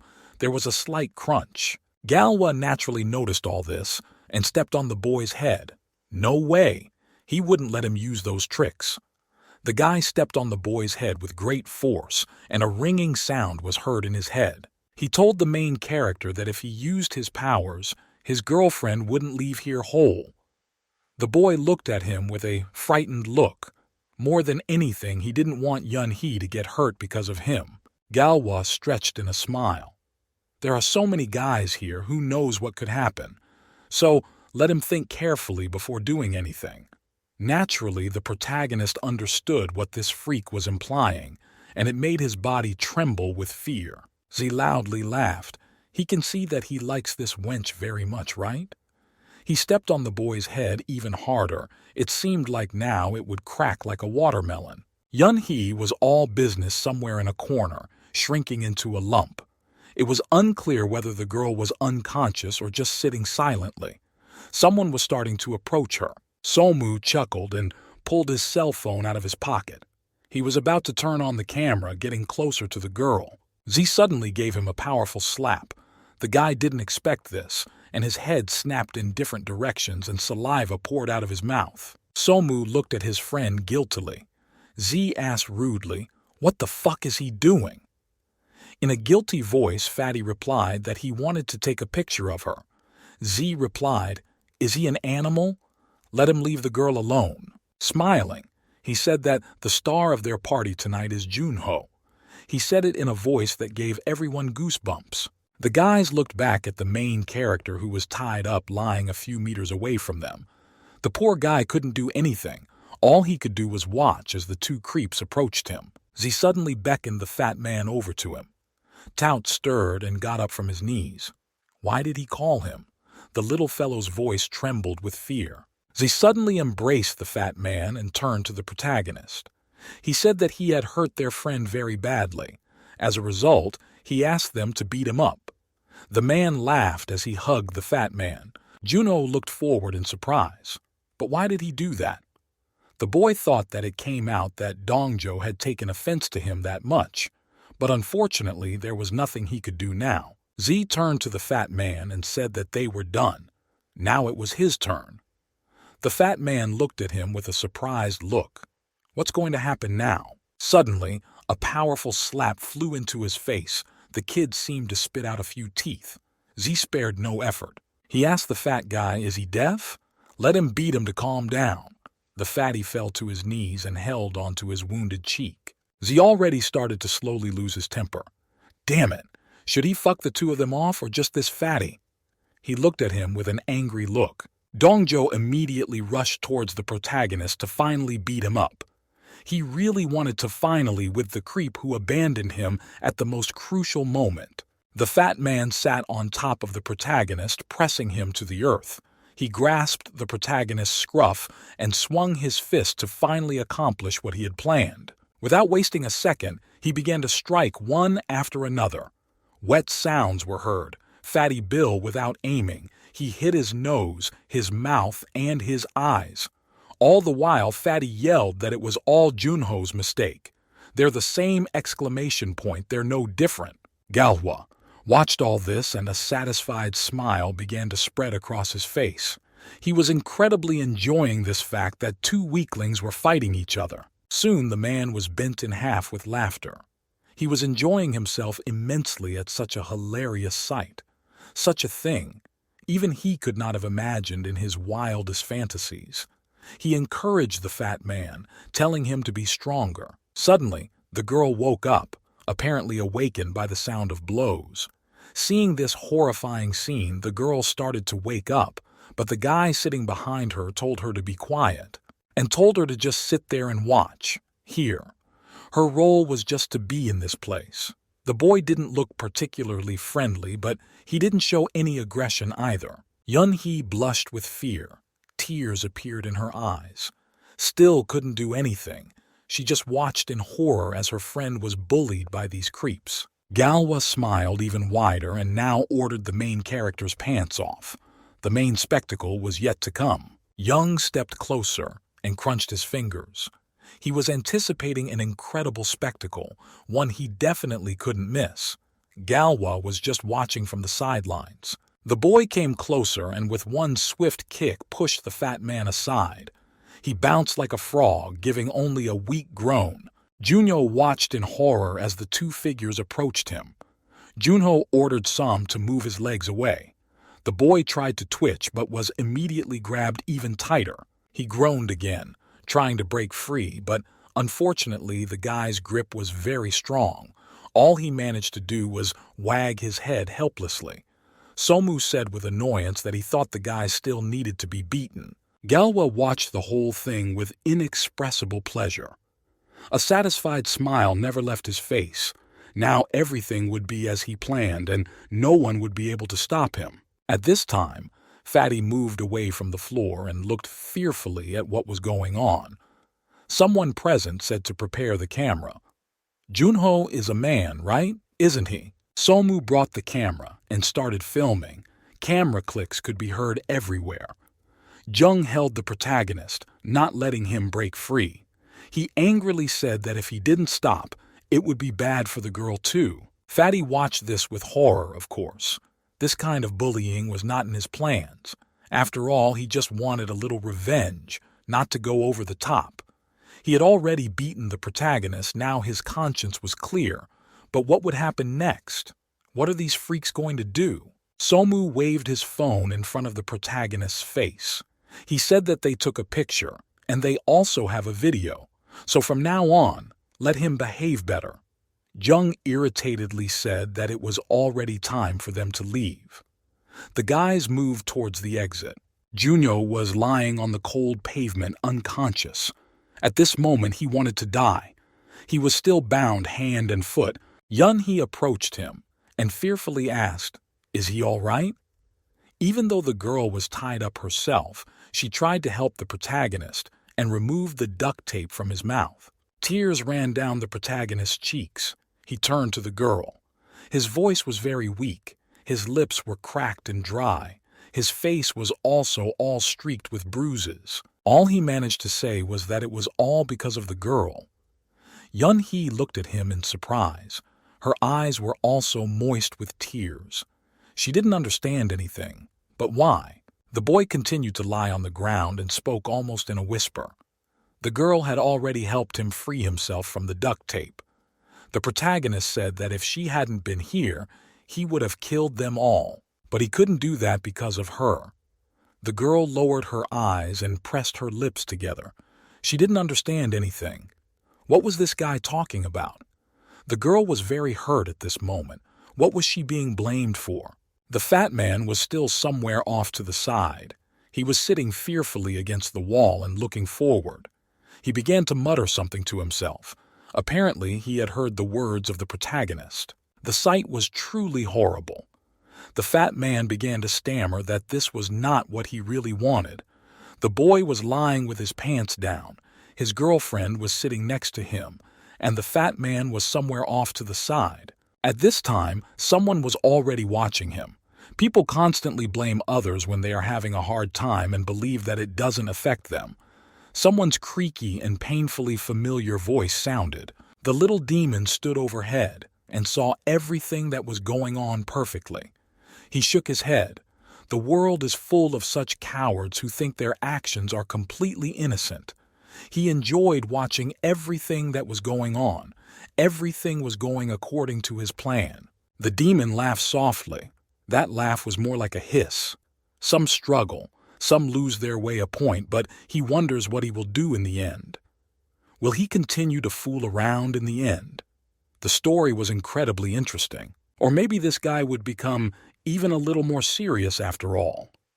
The demon's face began to change, and instead of a small toy mouth, there was a mouthful of razor-sharp teeth. Mephisto hovered in the air and finally took his true form. A sinister demonic aura emanated from him as he hovered in the air against the blood moon, which illuminated everything around him. Junyo clenched his hands into fists. Apparently, he was very worried. He had a lot to talk about. No one would help him, but he was very worried. The next day, he was still sitting in his classroom. He needed to talk to the girl. He was very worried because he had said so many bad things to her, and it wasn't really her fault. The next day, he was still sitting in his classroom. He had to talk to the girl. He was very worried because he had said so many bad things to her, and it wasn't really her fault. The boy shook his whole body and convulsively stared in front of him with eyes open with fear. He blamed her for everything that had happened to him. It wasn't her fault at all. It was all his fault. The guy made up his mind that he should definitely apologize to her. Suddenly, his cell phone vibrated in his pocket. The guy flinched in surprise. Surprisingly, someone had texted him. The boy took the phone out of his pocket and looked at the screen. From what he saw there, the boy's eyes widened with surprise. His heart skipped a beat, and his breathing hitched. He stared at the phone, unable to tear his gaze away. The boy snapped out of his seat and ran towards the exit of the classroom in a flash. The teacher shouted at him, "Where's he going in the middle of class?" But the boy didn't listen. He just ran towards the exit of the classroom. The teacher would have wanted to stop him, but the boy was too fast. Holding the phone in his hands, he quickly opened the door and ran out into the hallway. Junyo quickly ran down the hallway. His legs wouldn't obey and his heart was beating at double speed. Only had time to make it. That was the only thought he had in his head. Soon he ran out into the street and ran up to the bus stop. There were many cars, buses stopped somewhere, and passers-by just walking around. The panting protagonist stopped and breathed heavily. He had made it to the spot after all. Now, he stood and looked forward in front of him. Yoon-hee stood in front of him and smiled as she looked in front of her. For some reason, the girl had bags under her eyes as if she hadn't slept. Soon, the boy was already sitting in the principal's office. Yoon-hee had stopped going to school after this incident, and he told the teachers about what they had done to him. But the school didn't want to help him. Perhaps those creeps pulled the strings, for the school tried to hush up the case as soon as possible. The principal looked at the boy with an understanding look and nodded. He told him to put all that had happened behind him. The principal and everyone else had never been on his side. The man said he was sure it would never happen again. Yoon-hee stood in front and the main characters looked after her and shouted. He called her name, but the girl did not respond. Tears of despair flowed from the boy's eyes. He looked at the girl with eyes full of fear, but unfortunately, she paid no attention to him. She stood with her back to him and seemed to be looking somewhere. She saw nothing and no one around her, and her gaze was directed somewhere far away. The boy approached her with a quick step with his head down. The girl looked at him with a smile. It was obvious that she was happy to see him. The girl waved her hand at him. Juno looked at her with a surprised look and asked fearfully, where was she all this time? Is she okay? The boy's voice trembled a little with excitement. The girl moved her lips as if trying to say something. It was obvious she was having trouble finding the right words. Her lips moved, but for a while, she still couldn't say a word. Finally, she gathered her thoughts and smiling, still shyly looking down in front of her, she said. She didn't know if the boy would talk to her or not, but she was very happy that the main character had come. After saying that, a small blush appeared on her cheeks. The boy didn't expect such an answer, and just looked at her, clapping his big eyes. He didn't know what to say. For the first time in his life, a girl was paying attention to him. He lowered his head and stupidly looked down in front of him. The boy was gathering his thoughts and still didn't know what to say. He firmly understood that he should apologize to the girl for what had happened, but he still didn't know where to start. Maybe she didn't want to talk to him at all. The boy started to speak, but the girl didn't seem to be listening. She stretched and dreamily said that she liked it so warm outside today. The boy looked at her from behind and didn't understand anything. Why wasn't she listening to him at all?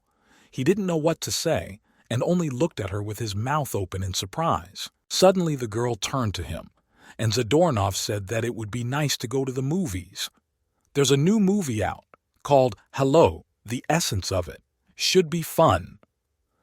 The girl looked at him with a joyful expression, while the guy did not understand anything. She must have noticed his bewilderment and stared at him in surprise. What? Doesn't he want to? The girl looked at him with big, punishing eyes. As soon as the boy heard her words, he immediately waved his hands. No, of course he wants to. He really did not want to lose a good thread of conversation. Although he did not manage to apologize to her and he did not understand anything now, but did not want to spoil everything again.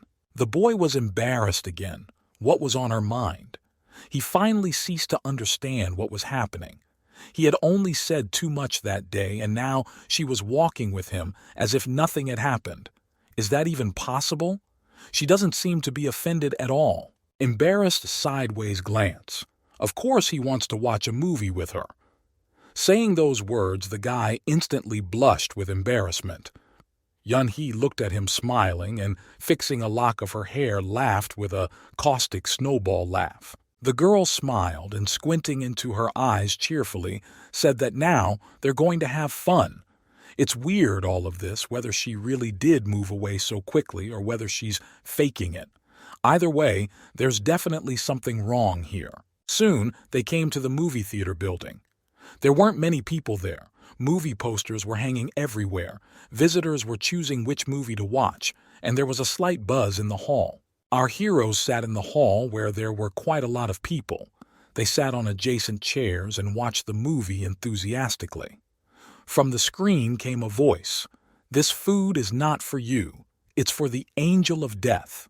And thank you for everything. The voice from the movie sounded menacing. Suddenly, there was probably some scary scene on the screen, and the girl clung to the main character with such force that he almost dropped the bucket with popcorn. At that moment, the guy was literally at a loss for words. The first beauty in the class clung to him in the movie theater. He did not know what to do. He only pulled his eyes out and looked in front of him. The announcer from the screen kept talking in a dull voice.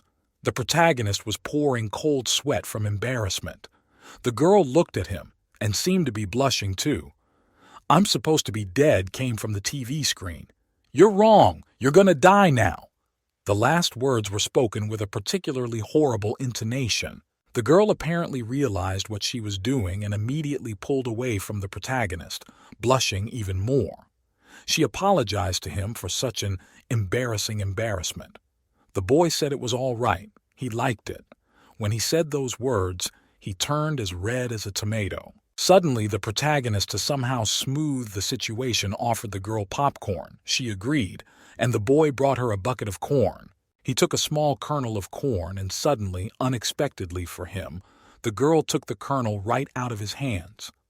The boy did not yet fully realize what had happened, as if everything was as it should be. Suddenly, the seriousness of the situation came to him, and he instantly became as red as a boiled cancer. He started pouring sweat, not expecting such an act from a girl. He was beyond happy, but on the other hand, he was terribly embarrassed and scared. In the end, unable to withstand the emotional overload of the guy, flopped in a faint on a neighboring chair. The poor girl was startled and looked at him, asking if he was okay. The guy's reaction was, to put it mildly, a little lackadaisical. Soon the movie was over, and the guys were impressed and headed to a local diner for a quick bite to eat. They ordered tteokbokki and rice balls. The blues were incredibly delicious to look at. The girl took a small rice ball and put it in her mouth with gusto. The taste was incredibly pleasant, and she even jumped up on the spot, holding her cheeks with her hands. Her cheeks were flushed to the max. It was obvious that the girl was over the moon. She leaned over to the main character just as he was pulling a napkin out of a small box. The boy blushed again. The girl looked at him and said that he really liked the tteokbokki. A lot of people don't come here because they get them spicy here. The boy started stuttering again from embarrassment. He said he was a die-hard fan of this dish. It came out as awkward as possible. He took the chopsticks and put the dish in his mouth. Well, they don't get very spicy here. The boy said he would go here more often. The girl looked at him with surprise and interest, continuing to chew her rice balls. She had a good-natured face. She looked at the guy with surprise. Really? Then why is the boy drinking so much? The boy looked at the fact that there was already a whole slide of milk cartons in front of him. He was scared. Where did this stuff come from? The boy twitched so much that he even dropped the sticks from his hands. Watching all of this, the girl laughed heartily. A blush appeared on her cheeks again. It looked like she was having a lot of fun together with S, the main character. The guy shyly scratched the back of his head and blushed again. There he seemed silly, and now he was embarrassed in front of her. Soon, the day began to draw to a close, and our heroes needed to disperse. They walked down the deserted street and talked amongst themselves. Yun-hee smiled and said that she really enjoyed it. The guy looked at her and smiled and said that he was very happy to hear that. Suddenly, the girl turned to him and asked him, did he really like it? As soon as the guy saw this, he waved his hands and started to assure her that everything was just fine. As soon as he said that, he got even more embarrassed. The girl looked at him with a surprised look. The main characters, all the time when he was walking with her, he was constantly embarrassed and acting silly, but it was very cute, and the girl laughed all the time. Yun-hee looked at the main character and suggested a very strange thing to him. Go to a fortune teller. The guy looked at her in surprise. A fortune teller? That's a strange suggestion. What would that be about? Yun-hee was embarrassed again, and blushing replied that she had never been there, and she was very curious about it. The girl realized that this is a very strange request, but still could not deny herself. The boy looked at her with surprise. And what does she want to know there? He just clapped his eyes and watched his friend. Well, he had no choice in principle, and he himself suddenly became curious about what would be there. So the boy agreed. As soon as the girl heard it, she jumped for joy. Soon, they came to a small building on which there was a sign indicating that here works fortune teller. The guy looked at his phone and said he looked it up on the internet and it said it was cool. I had to go in and check it out. They went inside, and there they were greeted by a friendly man sitting at a table. He folded his arms in front of him and politely greeted the newcomers. What were they interested in? Love? Wealth? The guy sat down in front of him, and the girl said that basically she doesn't know herself. The man took a deck of cards out of his pocket and said that they did not need to think, let them rest, and he would do everything himself. Yun-hee looked at the man and asked with interest what the future held for her. It was a standard question. The man smiled and said that was a great question. And immediately he began to shuffle the deck of cards, which with a cracking sound began to shuffle in his hands by itself. He spread the deck of cards in front of the boys and said that now they would see their fate. 3 cards must be chosen. The man waved his hands in front of them and gesticulated profusely to make the whole process more mysterious. Yun-hee began to choose cards thoughtfully. She poked her finger and finally selected the 3 cards she wanted. Juno watched all this and understood nothing. All these divinations were alien to him, for he was accustomed to rely only on common sense. He did not believe in God, and here there was some black magic. The man began to look at the cards and chose the ones the girl pointed to.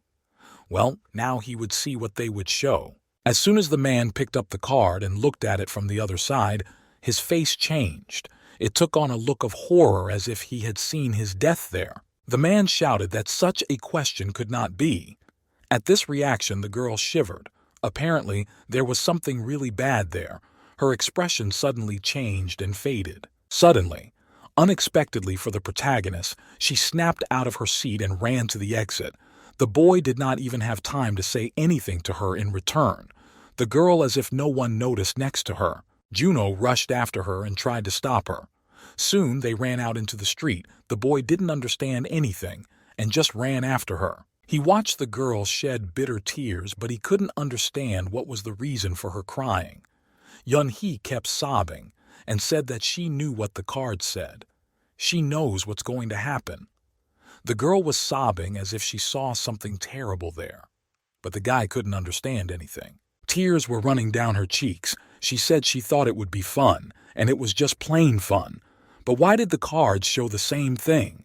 The girl covered her face with her hands and finally burst into tears. The protagonist tried to cheer her up and came closer to see what he should do. Need to apologize to her now. The guy lowered his head and began to gather his thoughts. But what words should he start with? His palms were losing and his knees were trembling. This was the first time he had ever talked to a girl so seriously. Gaining a full chest of air, the guy called the girl's name. He looked up. He tried not to make eye contact with her as he was still very shy. The girl still had her back turned to him. The main character was saying that he was sorry that she had to go through all this. It was his mistake. He blamed her for everything. The girl listened to him silently, still with her back turned to him. So, the guy really wanted to apologize to her. He looked somewhere to the side. His eyes were running in different directions. He didn't know what words he should say to apologize, but tried his best. He was interrupted and told he didn't need to apologize. The boy looked at her in surprise. How could he? It was his fault after all. He stared after her, and the girl kept talking. No need to apologize, he's right. It's her fault he had to go through all this. The girl lowered her head and spoke through her tears. Her voice was so quiet that the main character had to listen. She lowered her head even lower. Her eyes finally darkened. The boy didn't understand anything and asked her what was she talking about. The protagonist punched himself in the chest and shouted that it was his fault. If he hadn't taken her down that alley, none of this would have happened. It was all his fault. The guy was scared to death. He really wanted to apologize to her, and he didn't think it would turn out so badly. But what did she see on those race cards? The girl had turned around and was now looking at him. The protagonist asked her why she was blaming herself. Let her say something. He doesn't understand anything, does he? The girl looked at him with eyes full of tears, her face wet with tears. All she said were quiet words of apology. After that, the girl rushed in the opposite direction. The protagonist tried to stop her, but she didn't listen to him. Only the sound of her rapid footsteps could be heard in the distance. The guy stood there, not knowing what to do. He had never encountered a girl crying before. Meanwhile, the girl was running madly. Tears were pouring from her eyes, but why? What was there to see there? The boy was left alone on an empty road. But what did she mean? Was he beaten up because of her? The guy stretched his arm forward and kept looking after her. Now, down his cheeks too against Lisa. He couldn't believe what was happening. He just refused to believe it. Not only was nothing clear to him, no, it was simply impossible. Yun-hee would never do such a thing. The silhouette of a girl who was laughing with such a carefree, ringing laugh appeared in his eyes. She would never do that. The guy tried to convince himself otherwise. He was now finally crying. It simply could not be true. The boy tried to understand something. What was she trying to say? There were many thoughts in his head, but not one of them gave no explanation for such a situation. Boy, on an empty road, there were almost no people anymore. The sun was nearing sunset, and its huge red disk was setting behind the house standing around it. The sky was a bright orange color. That was the last time he saw Yun-hee. Soon, he met her again a few days later. This time, the girl was standing on the edge of the roof. The boy was not in time. He didn't have time to prevent the disaster. Now he'll blame himself for the rest of his life. He never thought this would happen. Now, all that was left on the roof were her sneakers. Again he failed. Again he failed to prevent the horror. Again he failed to protect her. Now, on her desk lay a huge and beautiful flower. But unfortunately, the student was not there. This left a lasting impression on the protagonist. The principal coughed. The man tried to gather his thoughts to tell the children the unfortunate news. It was very hard to talk about suicide in the classroom. The man sighed heavily and leaned on the podium. In a quiet voice, he said that he was sad to inform the students that the head of their class had committed suicide yesterday. There was a whisper in the classroom. Everyone began to discuss the event, and on what? Committed suicide. Is this a joke? The main character sat in his seat and didn't say anything. He just stared dumbly in front of him. No wonder she didn't come to school. Finally, the principal decided to stop the noise and smacked the table loudly with the palm of his hand. The man sternly said that he understood that all the students were alarmed by this news, but it shouldn't affect their grades. This man was incredibly pedantic. For him, there was no circumstance that could affect his schoolwork. Well, that's it for today. The principal said that the lesson was over and the students could go about their business. The children jumped up from their seats and rushed out of the classroom. The main character was completely devastated. He looked in front of him and saw nothing. All his eyes were closed, and there was inexpressible grief in his soul. He remembered how not so long ago he had walked with her, how they had watched a movie, and now this girl was lost forever. He walked over to the desk where their head teacher used to sit and looked at the beautiful white flower lying on it. At that moment, he wanted to cry. He couldn't believe it. Why did she do that? Damn it! There must be a reason. As he left the classroom, he heard several students discussing his pictures. The girl sitting on the table was laughing and talking about that guy's pictures. He was surprised to see his big dick. And they weren't laughing and discussing the event. The boy suddenly heard this and turned around to these wires.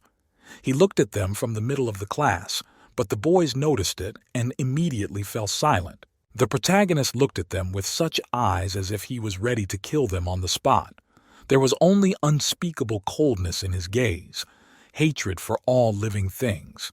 He was better off out of sight now. He walked out of the classroom with a quick step and slammed the door behind him very hard, so hard that the two of them even shivered in fear. What the hell? He shook himself. Did you see the way he looked at them? The guy started questioning the girl. The boy stood near the entrance to the classroom and leaned against the wall trying to control his own emotions. He was having a hard time with it, a lump stuck in his throat. He couldn't cope with the tears that were coming. Gritting his teeth, the boy began to sigh heavily. Finally, he couldn't take it anymore, slid down the wall and bitterly cried. Only his sobs could be heard in the corridor. There were hardly any people anymore. The kid was alone. Finally, he finished crying. The kid was devastated and completely exhausted, was walking down the corridor filled with people. He paid no attention to anyone. There were other students running around next to him, all of them in a hurry to get somewhere. The boy was inattentive, and one of the running students hit him with his shoulder so that he could not stay on his feet. The boy flopped to the ground, but he felt nothing. He felt empty inside. The same student who dropped him shouted at him to watch where he was going. His comrade exclaimed at him to finally go about their business. The guy was sitting on the floor, not moving, and these two began to discuss. I think they guessed it was the kid with the picture. The other boy laughed and said it was probably true. The protagonist looked at them with his crazy, cold gaze. It seemed he was beginning to suspect something. Those freaks hadn't kept their promise after all, and now the whole school knows about these pictures. The classroom was in turmoil again. The students could not and were running around the classroom. Everywhere there was noise. As soon as the protagonist entered the classroom, everyone became quiet and started squinting at him. Look, it's him!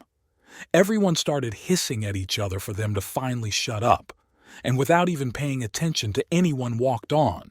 He walked up to his party and stopped in front of it, looking at it with a devastated look in front of him. There was something ugly again. There was a pile of books on the desk, something dripping from it. All his textbooks were scribbled with swear words and insults. His pencil case was smashed. The same swear words were on the desk, and someone had poured a glass of milk on it all. The main character just looked at it all. He didn't say a word. Already the hatred was gone. He had no feelings left at all. He was like a machine that didn't care about anything. The other guys kept joking around and laughing at his cock. One of them even suggested that they had gone too far. So what? He didn't need it anyway. The laughter continued to erupt in the classroom. The students were already laughing quite openly. The main character got up from his desk and moved towards the exit. Completely devastated and devoid of any feelings at all, the guy moved straight down the corridor towards the school exit. He had no hatred, no anger. He just felt like a nobody. He was nothing. He had lost the only person he had ever felt good with and who didn't bully him. Eventually, he reached the steps to the first floor and sat down at the top of the unsteady steps, put his head up. He wanted just to be alone, to sort out his thoughts after all. Otherwise, he would definitely go crazy. Suddenly, he heard the teacher's voice. The man was talking to someone very loudly. Apparently, the conversation was really serious. The man stood there, cell phone firmly in hand, asking why this happened in his class. He got a fucking reprimand like he cared about his students. The man was pissed off. Someone on the other end of the wire was really pissing him off. Suddenly, he said words that took the protagonist's breath away. Why couldn't that girl die more quietly? But she was so cute. A gorgeous body for a girl of, I felt sorry for her. The boy continued to listen intently to the teacher's conversation. The man, as if not embarrassed, continued. Yes, that stooge in his class is a real pain in one place. The boy realized he was talking about him. He was only one flight of stairs down and he could hear everything. The principal didn't notice him and kept talking. He has no father and is needy. He can't imagine how many times he's busted his ass over this little guy. The principal was extremely annoyed. He didn't know if he was going to get fired because of those fucking students. Shit! Why did this have to happen to him? Well, you owe me lunch if he gets fired. Fuck this job. Fuck this. The principal was talking to someone he knew very well. The boy's fist clenched in anger. The next lesson was physical education. Someone sat on the bench. Someone played basketball. In a word, everyone was busy doing their own thing. The main character also came to the gymnasium, and he went to the boiler to get some water. He stood there still staring emotionlessly in front of him, holding a small cup of water in his hands. Suddenly, a basketball flew right into his hand and knocked the cup of water out of his hands. The water immediately splashed him from head to toe. Now, the protagonist was completely wet. The glass fell to the ground, the ball lying beside him. The boy made no attempt at action. He simply didn't care. He stood and waited patiently. From somewhere behind him came laughter. Nice shot. He was being mocked again. The boy shivered with cold. All his clothes were soaking wet. Someone said that this guy was walking with Yun-hee. The others laughed and naturally didn't believe it anymore. It's true. They say they were seen together in the city. Maybe that's why that girl died. Once again, there was an uproar throughout the gym. Someone said they heard she died because he fucked her. Yeah, someone confirmed they heard that too. Shit. What a piece of shit. The boy listened to all this and his heart was filled with pain. Why do they have to be around him? He should just go and kill himself. The boy listened to all this. He didn't know where to go, what to do. Everything he had lost. Even that very fleeting happiness was gone from him so quickly. Somu and his friend were sitting in the bathroom, smoking as usual. They were discussing recent events. Even them was embarrassed that their main object of bullying looked so downcast. Somu replied that he would be surprised on the contrary if he was normal, taking a drag. Once again, Fatty said that he didn't think that girl was going to die. The guy smiled and said that it was actually her mistake. She shouldn't have messed with Galva. Somu smiled and replied that there is after all. That's the luck of the draw. I just used her. But that's not his personal problem anymore. The man laughed and stretched out in a grin. The other kid smiled and said that actually he'd once heard that this chick was the fatty of middle school, but she'd lost weight in the transition to high school. Lost weight and thought it was all in the past. This girl, I should have been quiet. He doesn't even know where Galwa got pictures of her fat days. Once again, there was their loud laughter. That girl sure had a hard time. She'd become that brat's friend and go to school for painting. The man laughed with a loud laughter. The protagonist was standing there in the back and heard it all. And why did Jay make this girl get close to the protagonist? The guy was still being discussed. Someone said, "How does he know?" He just had a plan, so he stuck to it. The main character was pressing himself harder and harder against the wall. He was standing in the toilet stall, and he could hear everything perfectly well. Of course, the girl was faking it the whole time, so better to die so no one would know about those pics. Jay was at a club with his friend. His friend didn't believe the rumors were true. Did that kid really sleep with Yoon-hee? Isn't that just crazy? He just showed up at the last minute, so he doesn't know anything. Many who think it's true. Galwa sat down next to him and said that, of course it's not true. Is he completely stupid? The guy wouldn't stop. Then what about the rumors? He spread them, didn't he? But why? Just smiled, he replied that it was the best way to make that brat suffer. The kid couldn't believe his ears. What? That's crazy. Z leaned over to him and asked if he wanted to know. Why did he make her be friends with him? First of all, she crossed him. Second, he needed to keep an eye on this kid. 2 birds with 1 stone. And third, this guy had a crush on her, so it was the best decision. Everything was coming together just perfectly. The puzzle came together, and here it is in life. Galwa stretched into another predatory smile. He was literally physically enjoying himself from what he was able to turn this kid into a life. Just imagine all the slop pouring out. Nude pictures of the girl's death to add spice to it, or any rumor even if it wasn't true. And now, other rumors will spread like wildfire. There's no need to make up anything. They'll all make it up themselves. The guy sitting at the computer shivered. Oh man, dude. So he's not only good with his fists, but he's got brains too. Suddenly, the kid realized that his friend was really freaking him out. Galva smiled and said that the best way to get rid of someone is to talk about them, and beating them up is a thing of the past. His friend laughed and said that sometimes he thinks he is the devil incarnate. The girl's picture was framed with a black armband.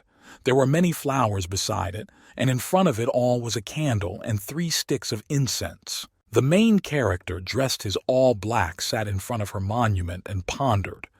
He looked directly at the girl's picture, and inside he had the same all-consuming emptiness. His eyes did not express anything at all. He looked at her like a zombie now. For the guy there was no one at all, only that he was humiliated, trampled, and destroyed. Even his powers given to him by the devil himself could not fix such a situation. The boy left the room. He had cotton legs. His head generally could not think about anything. Near the entrance to the room stood several funeral wreaths, which probably bought relatives or loved ones of the girl. Nearby sat the parents. They were completely grief-stricken. A woman dressed entirely in black was crying, and the man sitting next to her, apparently her husband, was trying to calm her down, but it all seemed to be in vain. The woman was crying inconsolably. The protagonist stopped for a second and moved on. Soon, the boy himself was standing on the edge of the roof. He was ready to jump right away. He looked down at the cars whizzing by, people walking by, happy people not like him. He looked forward, tears in his eyes. The guy didn't know what to do. He realized that even if he jumped off the roof, he wouldn't die. He didn't want to live. He didn't want to suffer. He realized that now he was all alone. Alone in this cruel world. Suddenly, there was a familiar rustling behind him. The boy noticed it. He had already guessed who it was. A familiar face emerged from the concrete floor. It was Mephistopheles. As soon as the boy recognized him, the demon sighed. Oh no, he'd spotted him. The boy stood with his back turned to him, and in an indifferent, cold voice asked the power he had given him. How many days does he have left to use it? The demon smiled and replied, exactly 14 days. But what had happened? What happened? The guy was starting to slowly scare him. The boy repeated, 14 days? That's a long time. I thought the demon had said he was just a source of entertainment for him. The demon flew closer to him, still as uncomprehending as ever. After a bit of silence, the boy said, okay, he's going to have a lot of fun. The boy is going to use all his powers completely. You won't leave anything behind. The demon laughed a nasty laugh. Our little boy seemed to have gotten a grip on himself. He looked with interest with his black failing eyes directly at the protagonist. It seems that something very interesting is about to begin. At last, a worthy spectacle. It's going exactly as he'd hoped. The boy stood there staring ahead of him. Now, nothing existed for him but the desire to kill. At that moment, the demon smiled broadly. There, God had lost again. The demon was triumphant. His eyes lit up with red fire. He was right again. Now, the protagonist changed completely. His eyes were burning red, and it wasn't blood at all. Tears were streaming from them, but there was a crazy smile on his face. Now, he will kill every last one of them. Nothing else exists for him but the lust for death. Jayun sat in his bed smoking a cigarette. Next to him in his bed lay a beautiful girl. She turned to him and asked the guy what he was doing. The lad replied that he was just texting with a friend. The girl looked at him in surprise. What, didn't he text another girl again? At that moment, the guy felt like he'd been hit over the head. What is she carrying? Of course not. He's only got one girl, and it's the one lying in front of him. The guy tried his best to justify himself, but the girl didn't seem to believe him. Of course she did. Had he forgotten how she had caught him in the act of texting? Jayun reached out to her and kissed her on the cheek. The girl got embarrassed and squinted one eye. Yeji turned her embarrassed face away and blushed. All right, she forgave him, but because he was cute. The guy smiled and said she knew full well that he had her all to himself. Jayun. He told the girl to go to bed, for it was getting late. She obediently went to bed next to him, and in a second she was already sound asleep. The guy looked at her affectionately and squeezed her eyes. At first sight it seemed that they had a complete idyll and mutual love. But suddenly, as soon as the boy sensed that his lover was already asleep, his eyes changed. That girl thinks she means something to him. What a pity. That fool thinks she means something to him. The guy collapsed on the pillow next to her and stared at his phone again. I'm gonna have to dump her somehow. She's a pain in the ass. He's hoping she'll give you a hot chain for tonight. But unfortunately, there was no one suitable. All the girls were kind of ugly. None suited his refined tastes. Some were too skinny, some were too fat, some had a Terminator face. Suddenly, the guy jerked up from his seat and stared at his phone screen. He'd finally found someone he was interested in. In front of him was a beautiful, slender, tall girl. On her face she had a strange bandage, but it did not embarrass him because she had a beautiful figure and a lush bust. And she was nice. Jayun smiled widely. Today this chick would belong to him. In front of his beauty, no girl could resist. They started to correspond. It started innocuously with the usual greetings. Then the girl asked him to send her a picture. The guy sent her a picture of him lying in bed. and that was the end of their correspondence. The guy was worried about why this girl was not responding to him. He was starting to bite his nails out of worry. Why the fuck did she keep quiet for so long? He knew perfectly well that this girl wanted him. Answered that it wasn't bad, he looked pretty cute. At this point, the guy realized that they were going to have fun tonight. Jae-yoon climbed up from the bed, and immediately his girlfriend woke up. She looked at him in surprise and asked, "Where is he going?" "He's going for a little walk."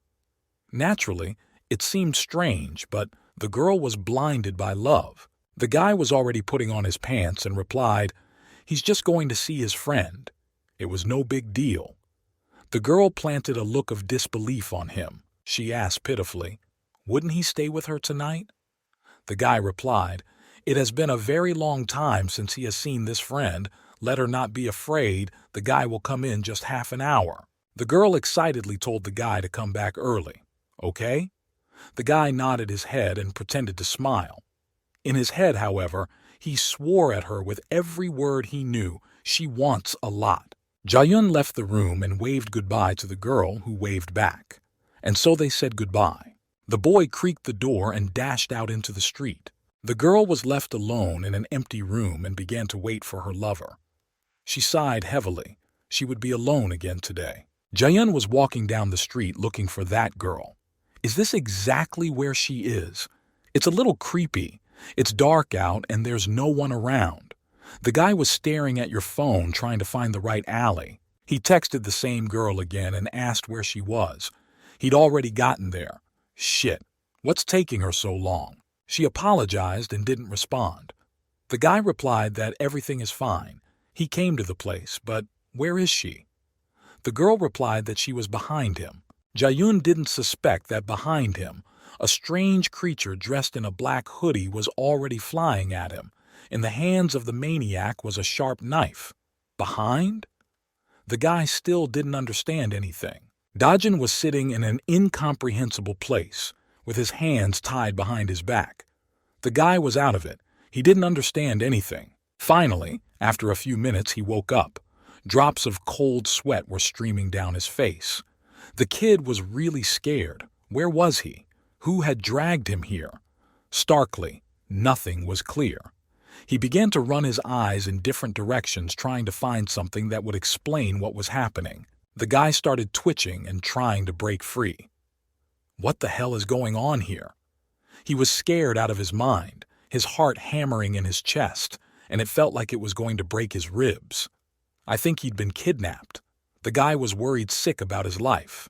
He tried to untie his hands, but they were tightly bound with some tight ropes. What the fuck is going on here? The guy started screaming and trying to call for help. Now he was getting angry just to get something to deal with the stress. "Who's there? Show yourself." The boy tried to shout to the unknown kidnapper, but unfortunately there was no answer. He tried screaming to find someone, but unfortunately his cries went unanswered. By then, an unidentifiable figure in a hoodie was already approaching him. He was holding the same bat. It was an unfamiliar voice. Is he up? Because of the mask on his face, it was unclear what his voice was and who he was. The stranger had a strange mask on his face. It looked like a hockey mask, but instead of eyes there were two black openings in which there was only darkness. It seemed to be the kind of mask worn on Halloween. The boy was even more frightened.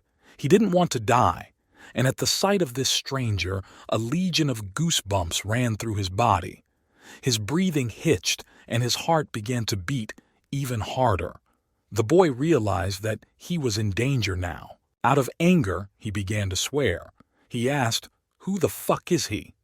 At that time, the maniac just slowly with regular measured steps approached him. He held a bat in his hands and realized that he was the master of the situation. The stranger placed the bat beside him and came closer. He replied that who he was, it was none of his business. He said this with inhuman indifference. Jae-yoon looked at him and tried to keep his composure. Though he mentally realized that he was at a disadvantage, he tried to keep his composure and not panic. The stranger came almost close to him and told him that it was all for later, that the boy would die today. However, He had just one question. Let him answer it. He has no choice anyway. The stranger leaned over to him and looked through the black failings of his mask. He began to speak in a measured manner.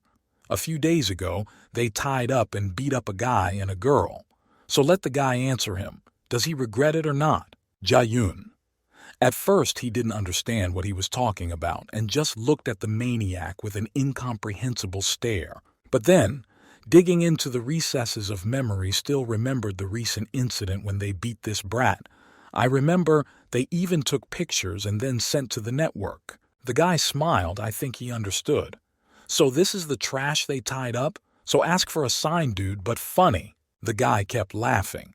He had a great time that night, watching him shake in pain. Is he sorry? Is he laughing at him?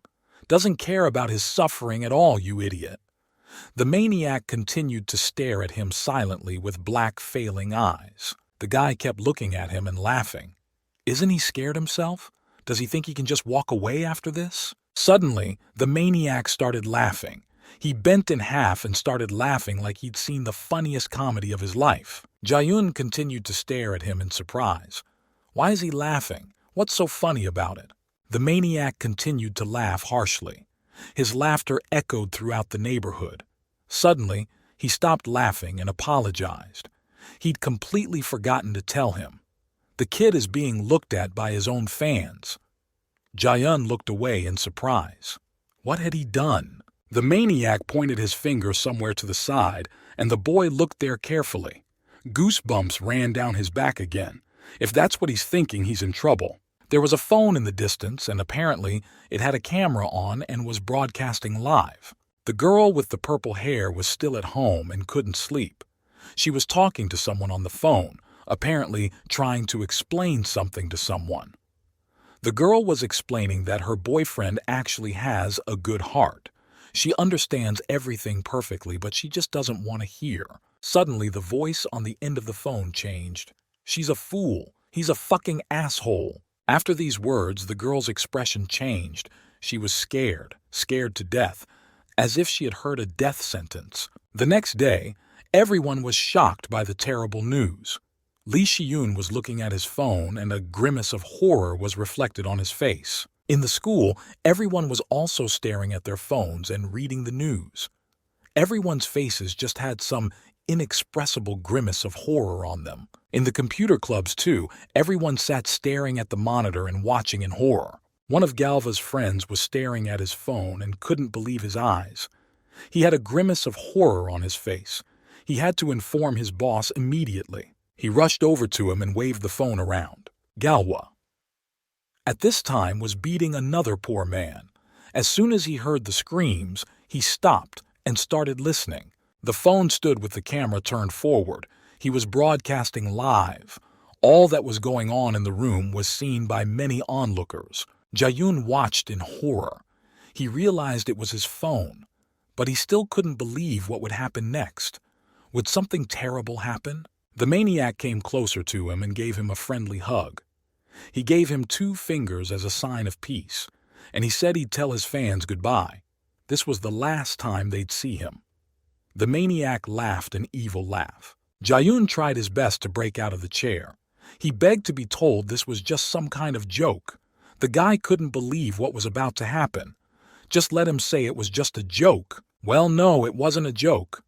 The maniac got close to him and showed him the phone screen. No, it's not a joke. It's the truth. The guy looked directly at the phone screen. There was already a live chat open. Turns out it was all a setup. There in the chat room he was being insulted. Turns out he'd always been a scumbag. He took it out on all the girls. Now the truth has come out. The maniac laughed and asked, how does he feel now that everyone knows he's a freak?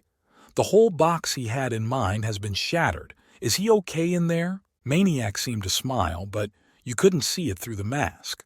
He kept holding the phone with the screen turned up. I mean, he can hear his fans unsubscribing from him.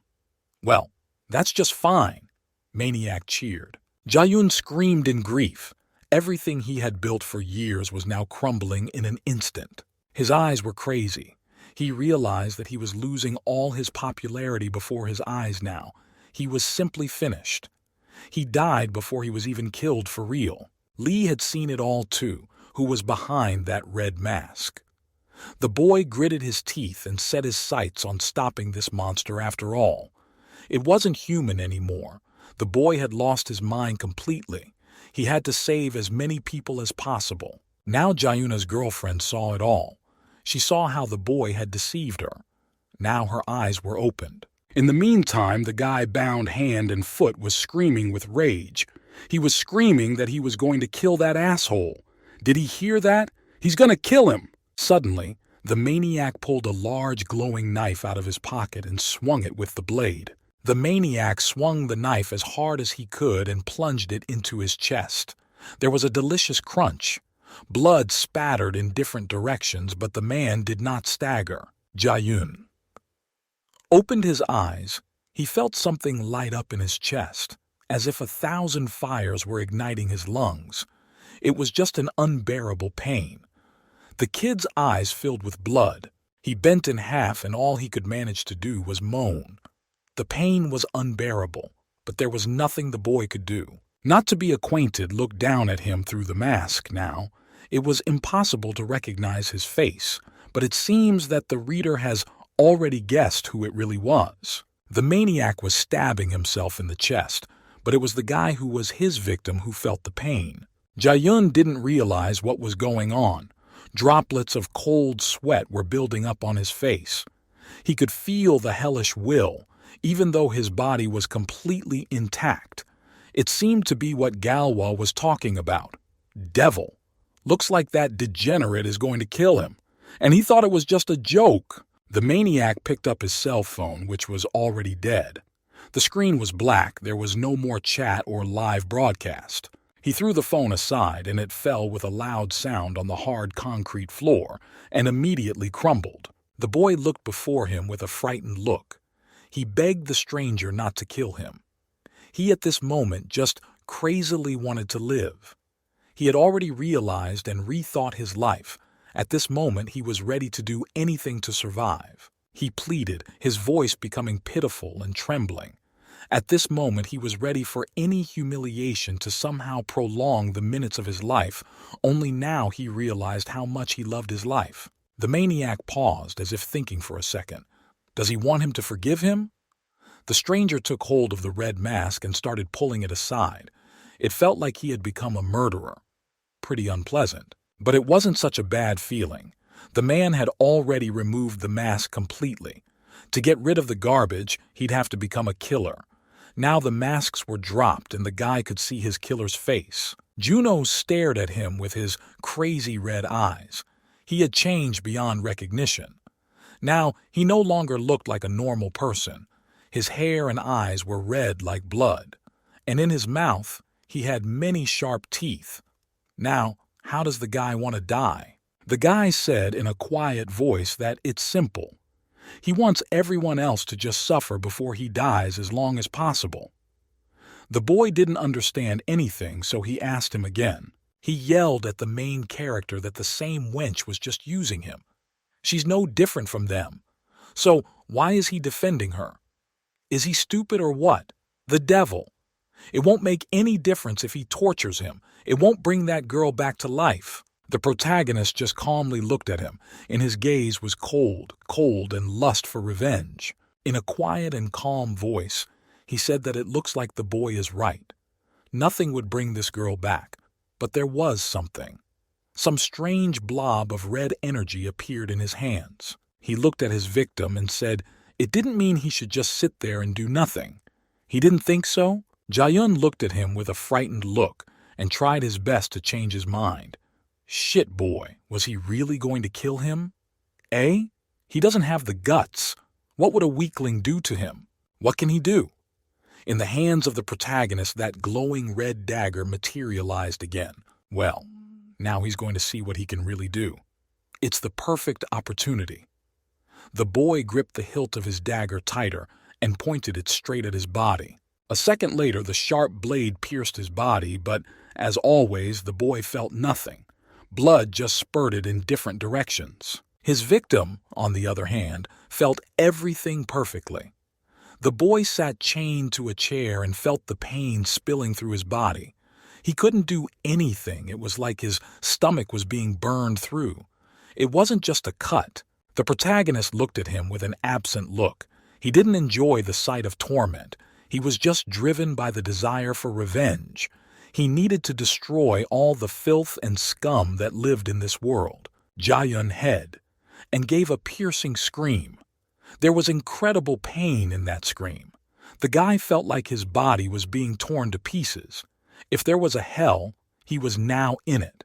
The protagonist pulled the knife out of his body. He was covered in glowing blood as if he had some other glowing liquid instead of blood. Jae-yun finally breathed heavily. Saliva came out of his mouth. He was out of breath, and a little more and the guy would definitely die. And he didn't want to do that. The protagonist looked at him and kept holding the knife a few centimeters away from his body, but he didn't stick it back in. He really wanted his victims to suffer properly before they died. The guy was already begging his maniac to just finish him off and not make him endure all that suffering. The protagonist looked at his victim in surprise and asked him, "Does he want him to just kill him?" The guy plunged the knife into his stomach again. But they were just getting started. A satisfied smile reappeared on his face. His eyes lit up with happiness. Right now, the guy was truly happy. With the knife even deeper into his stomach, the guy began to twist it in different directions, thus causing his victim just unbearable torment. The poor guy clenched his teeth and struggled to keep from passing out. Strange that he didn't die of pain shock. Foaming saliva was already coming out of his mouth. The guy groaned in pain. If his throat only let out a deafening scream. He started squirming. The chair couldn't hold it and fell to the floor. He struggled to get free, but it was all in vain. The guy fell to the ground and continued squirming there. Junyo had removed his hood, and now his victim could get a full view of his tormentor.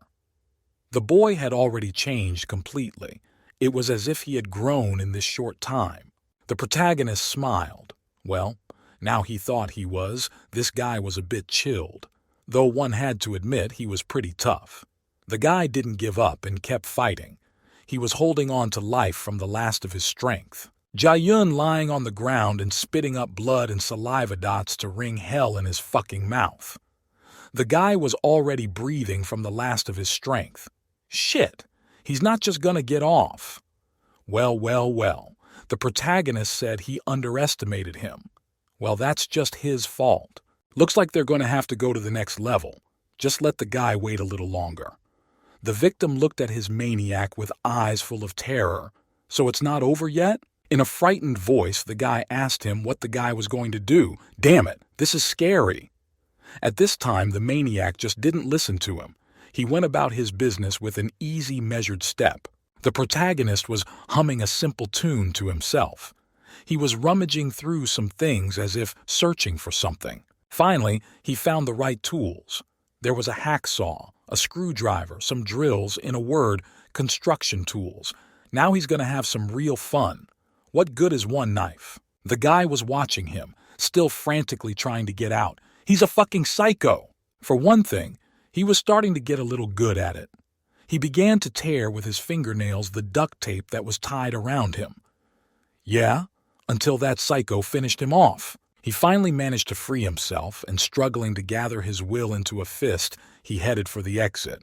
Frantically, he remembered to watch what the psycho was doing.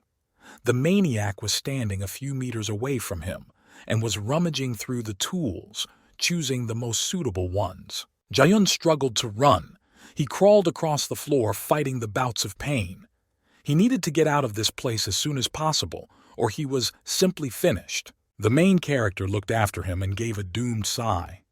Where is he running off to? The boy was holding a hacksaw. The boy was running away, and he was already a few centimeters away from the exit. The protagonist sighed heavily.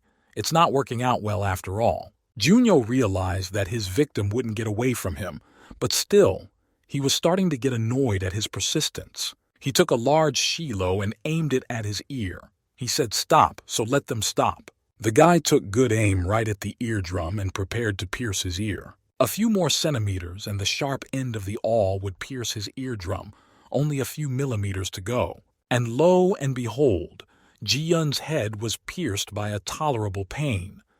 He went deaf in a moment. Now, he could only hear the noise of his own blood in his head. The pain was simply infernal. Blood instantly spurted from his ear. The guy couldn't stay on his feet and tumbled down the stairs. He hit his head and his hands, but the pain was nothing compared to what he experienced. The protagonist started summoning his demonic dagger again. He looked after his victim with some annoyance. Already, he wanted to test so many different toys on him. Stop running away and pissing him off. Jae-yoon got to his feet and tried to run away. Shit! Shit! Shit! Shit! Now he's just going to be the end of him. The guy gathered the last of his strength into a fist and tried to get up. Juno rushed right after him. He definitely wouldn't let his prey out of his hands. Even though the guy tried his best to run away, he wasn't very good at it. His strength was almost leaving him. Still, he was running. And as he turned the corner, the boy could hardly stand on his feet. He kept running forward, even though his head was ringing and his whole body felt like it was on fire. Junyo peeked out from around the corner and had already prepared his knife to finally stick it in his side. He watched his victim flounder helplessly, trying to get away. The guy smiled even more and finally stabbed his knife into his side. Then he started stabbing himself harder and harder. Jae-yoon, though he felt a hellish pain, but holding on to his wounded god, he tried his best to escape.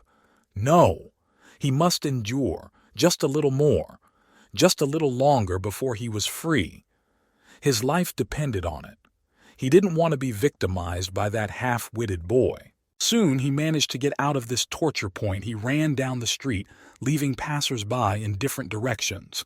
His body was almost completely weakened, needing to escape as soon as possible. Soon, he stopped at a pedestrian crosswalk.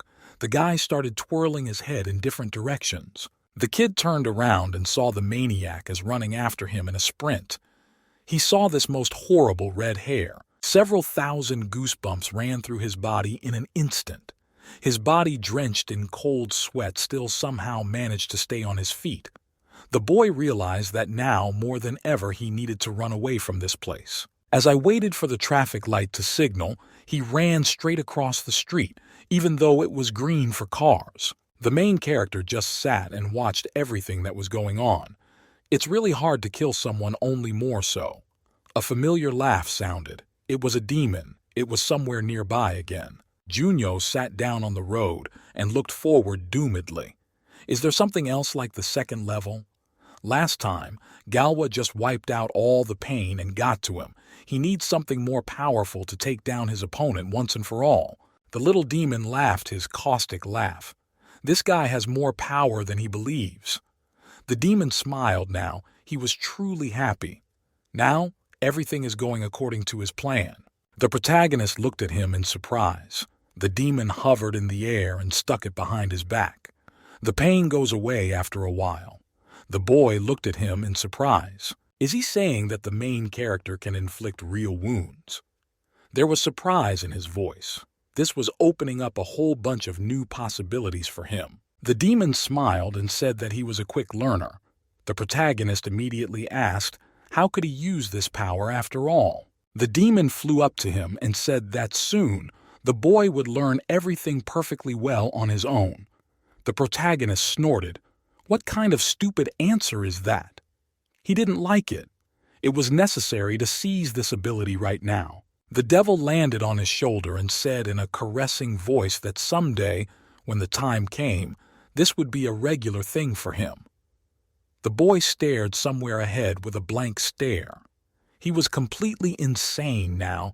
He was completely under the devil's power. The tattoo had already grown so fast that it had engulfed his entire arm, part of his chest, and even traveled to his neck. Now, he could literally, physically feel it. Every time he used his powers, the tattoo grew faster and faster. He pulled a small shiloh out of his pocket and prepared it right in his leg to stop his victim. Jae-yoon was running as fast as he could. He needed to get away as soon as possible, or else he would just be killed. The guy tried his best to cling to the last threads of life, even though his body was in unbearable pain. but still, he was still able to move. Suddenly, some large horn, similar to those of real demons, began to appear above the protagonist's head. It came closer and closer to his head. The boy, of course, didn't notice it. Jayun was running as fast as his exhausted body would allow.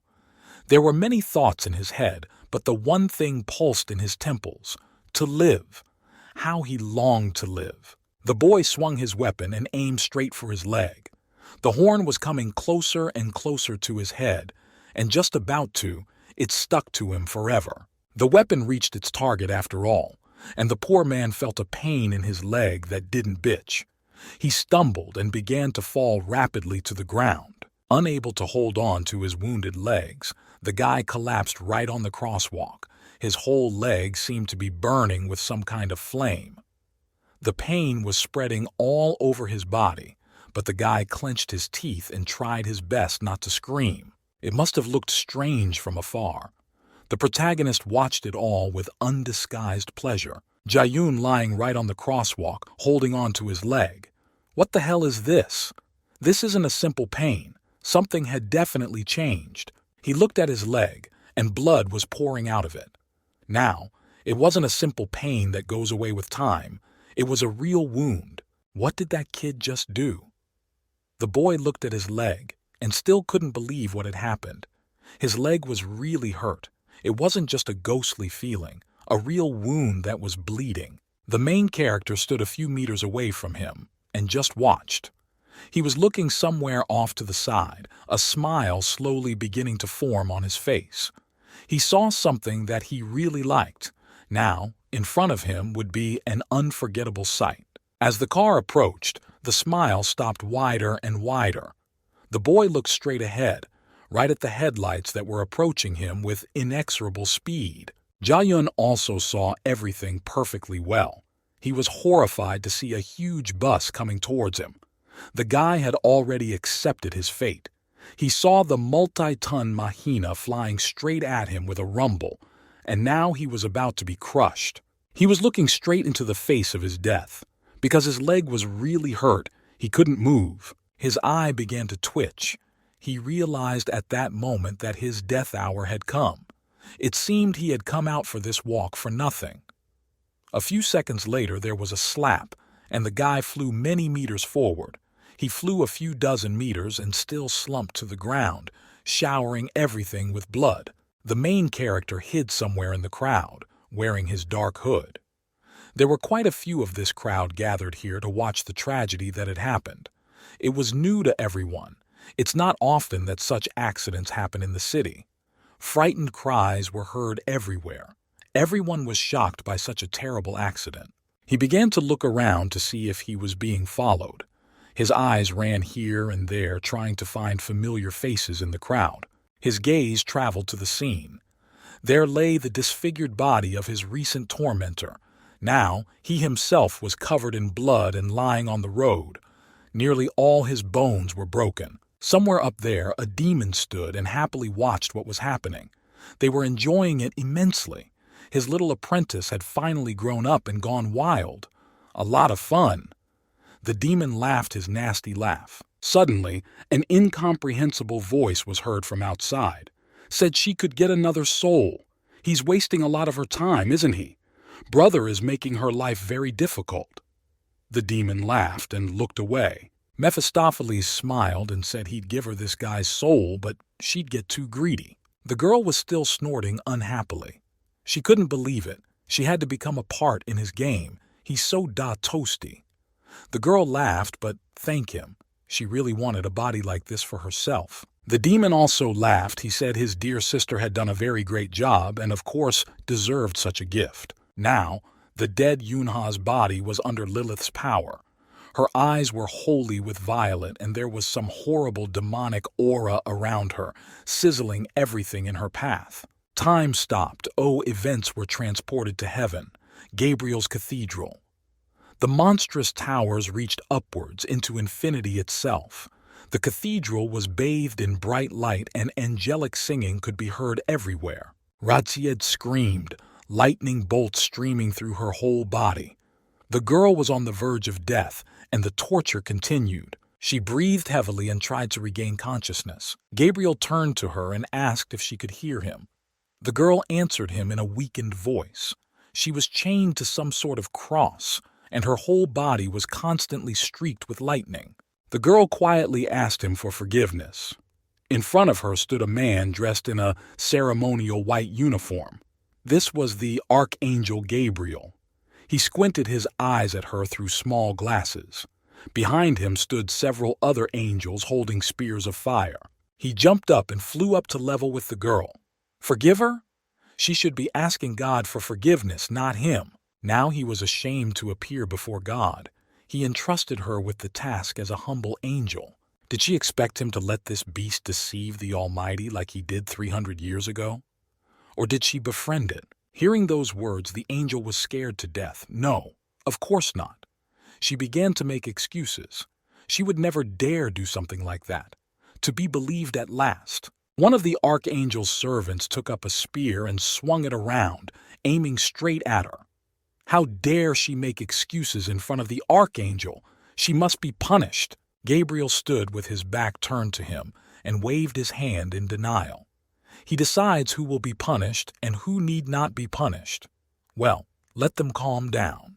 The man waved his hand and it glowed again with a strange yellow light, similar to lightning bolts. The man concentrated all his holy power within himself to teach his disciple a lesson. A few seconds later, the cross on which the angel hung lit up with a bright light. The pain was just unnatural. The angel screamed now. He was on the verge of death, even in a place like heaven. Gabriel looked down at him. Enough with the reservations. He had rewarded him with power, hadn't he? And he couldn't find the one who had become Faust. This is not an unallowable oversight. Besides, the man he gave his power to made a deal with the devil. He can't believe she let the filthy brat humiliate him. She deserves to be punished. The man was just beyond furious, and so honor was hurt. Ratziel screamed in unbearable pain. Her whole body felt like it was being pierced by 1,000 spears at once. She screamed that she was confused. It was impossible that she could not feel Faust's presence, but she felt a strange aura from her friend Mark, and she was sure it was Faust. Gabriel heard it, and then interest flashed in his eyes. Is the matter beginning to clear up? He waved his hand for the punishment to stop. Raziel fell to the ground, exhausted. Landing on his knees with a thud, he let out a stifled groan. Gabriel adjusted his glasses and carefully prepared to listen. This time, the punishment was over. He turned to his younger angel and looked at him with a stern look. Still chained at the hands, I looked up at him. At last, and who were taken off, and the girl was free. Gabriel said with hope in his voice, hoping she would not disappoint him again. He looked at her like she was some kind of trash bag. This was her last chance. If she didn't live up to it too, she would definitely be killed. Gabriel said with sadness in his voice that he would not be able to meet God, so let her make sure she accomplished the mission. The girl nodded in agreement. Gabriel threw on his jacket and with a quick step went in the opposite direction. Angel remained on his knees, staring after him. The two servants holding their spears said they thought the angel was very lucky. If they could get rid of her, afterward, no one would find even her ashes. May she be thankful that Archangel Gabriel took pity on her. The girl clenched her teeth. She realized that she was not in the best position, and if she made any more mistakes, she would be finished for sure. This time, it would take a lot of effort not to screw up like last time. Lilith and her brother were standing somewhere in the city. The girl was looking at her body. She asked her brother if he knew why she was so excited. She really likes this body. She wonders why the past owner didn't like this body so much. What difference does it make if you are chubby or slim? In her opinion, you can get a lot of pleasure from anybody. The man turned to her. He could see her real appearance perfectly. It was a beautiful, beautiful woman in a tight dress, and she had 2 horns on her head. She looked incredibly seductive, and her eyes were as black as Mephistopheles. The devil smiled. People think too much about their appearance. It's too stupid. It's all just a pathetic shell. It makes him wonder about who is really evil of them. The demon laughed again. It seems to him that it's the dark side of humans are easy prey for them. The demoness leaned forward a little. She looked out over the expanse of the city. Still, how she felt sorry for the little girl. She had gotten involved with Faust again. Fate had been so cruel. The devil smiled and looked down. He laughed. Everything depends on fate. Life always repeats itself, and this girl is just a victim of an evil fate. He threw his arms out to the sides and shouted, "God, is he watching this? Let him only admire how beautifully things are turning out." He looked straight up into the sky with his arms spread out. God had lost again. He laughed an acerbic laugh. How pleasant it is to taste victory. "Come on, boy. Let him entertain him properly." The devil thought of the protagonist, let his hatred and anger loose, showing all those who turned him into a demon what he's worth. Staring at the world with my black bottomless eyes, he expected a beautiful sight. Now, nothing will stop his charge. The guys were sitting somewhere on the roof, smoking. Together, where they were, there was already a small cloud of smoke. Jung was looking somewhere ahead of him, his eyes expressing complete concern. He remembered the very video I saw today. That maniac had left a lasting impression on his psyche. He looked at that video. The maniac was looking directly into the camera. He seemed to have found his victim again. Or maybe it was just a recording of a past broadcast. He watched with his black failing eyes that you could fall through forever. The boy even shook a little with fear. He would not like to meet this monster face to face. After all, he had seen perfectly well what that monster had done to that poor man. Suddenly, the cackling behind him was really getting to him, and he turned to his friends and said, "What are they doing here? Let them go and do something useful." The boys laughed again and said they were going now. One of them came closer to him and turned to the boy. "What's going on with him? Did he see a ghost?" The man laughed again. Jung told him to get away from him. "Nothing's wrong. Everything's fine." Still, something was troubling him very much. His comrade came over and put his arm around his shoulder. What the hell did he see? Let him drop it. If something happened, just let them know. They're friends, after all. The boy suggested he go out somewhere not too far away to a bar and drink some beer. He knows a cool place. Jung couldn't take it anymore, and with all his might, he punched him right in the jaw. There was a crunching sound, and splinters of teeth flew in every direction. He told him to back off. Fucking assholes, he's not their friend, okay? Let them go and drink with themselves. The guy moved a little farther away. The same guy who tried to cheer him up in the first place has gone completely insane. What the hell? Is he fucking crazy? So if he's introduced to Galva, he's a big shot? Did he just hit him? The guys were staring at him with dumbfounded looks. The purple hoodie guy got to his feet and yelled that he was going to kill the freak now. His yellow-haired friend stopped him and ordered him to calm down. It was an unnecessary waste of time. The guy wondered, but why should he stop? They could kill the freak right now. Don't let him tell him he's afraid of the squishy guy. They can take him down right now. His friend looked at him askance. What would happen if they did that and Galwa heard about it? What then? He'd just finish them off. Let the boy think before he does anything. And don't let him cry about being like Junho.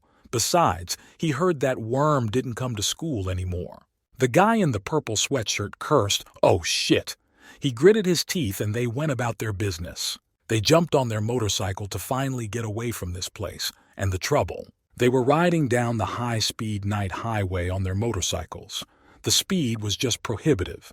It appeared that one more second and they would just fly off the road. But the guys confidently kept in the saddles. It was not the first time for them.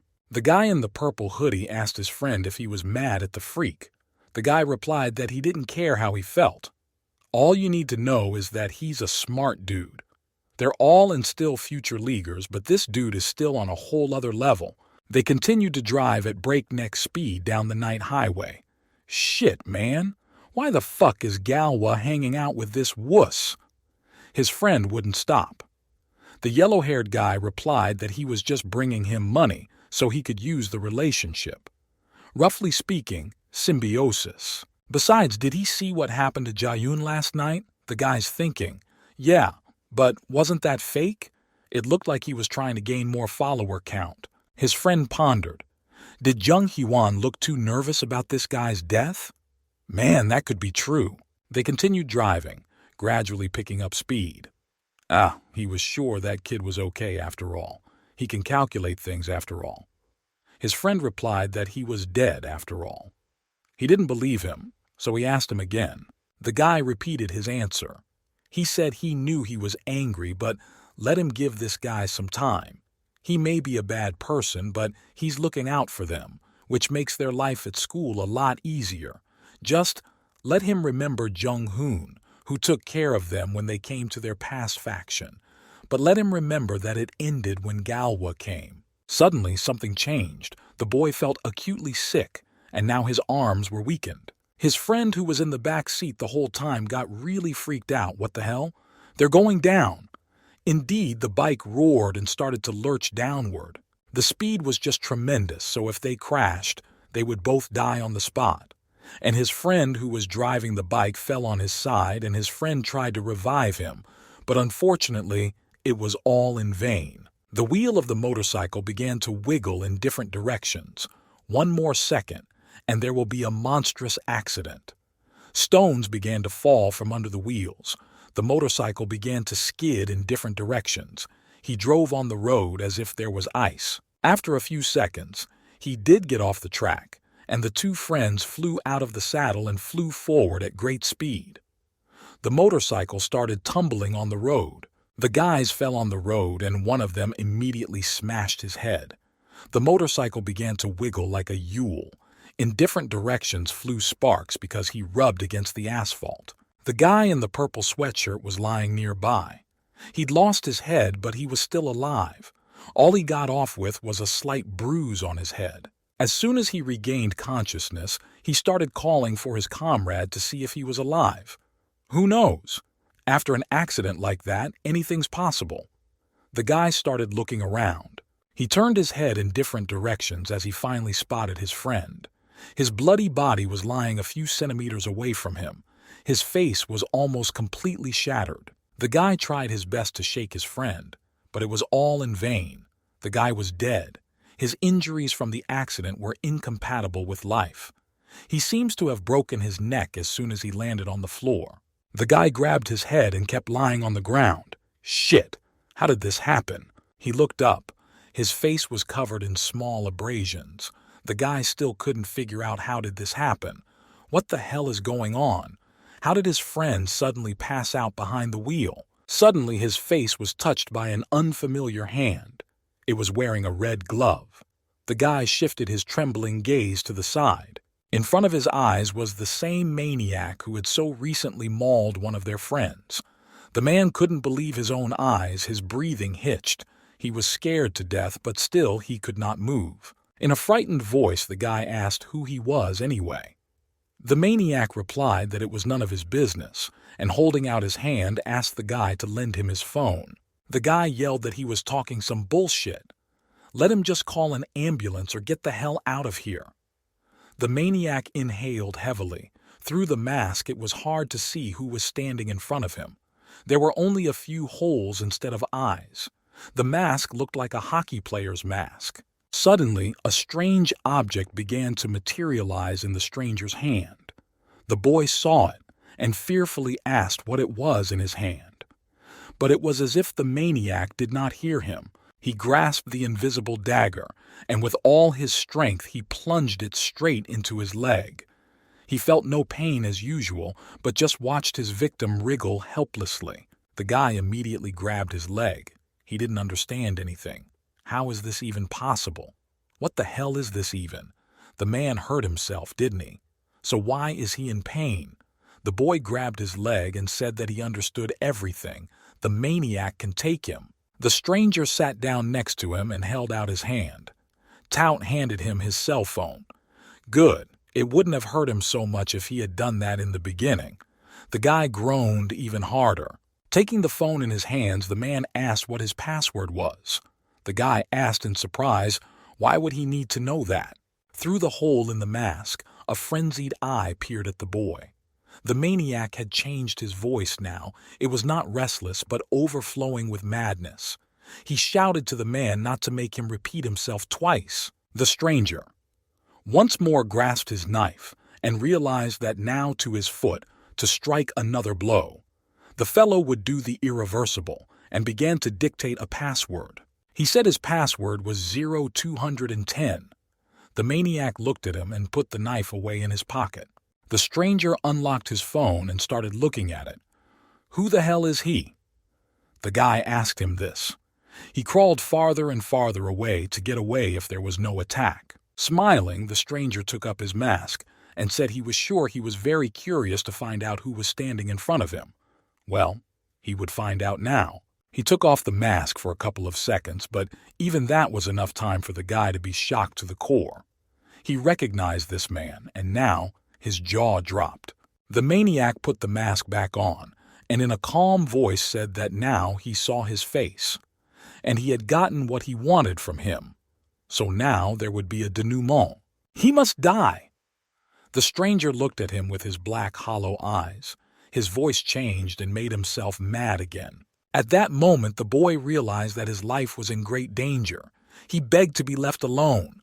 What the hell? He prayed that he wouldn't kill him. What did he do to him? He didn't do anything to him. The maniac repeated his words. He really didn't do anything? It sounded more like a question than a statement. Is he sure about that? The maniac sat down beside him and looked off into the distance. He said he wanted to kill everyone who bullied him, but he's no different because he laughed while the protagonist suffered. This is not allowed. He pulled a small homemade screwdriver out of his pocket, which he probably sharpened beforehand.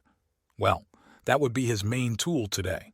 Too bad we can't have more fun. He looked at his victim with an emotionless look.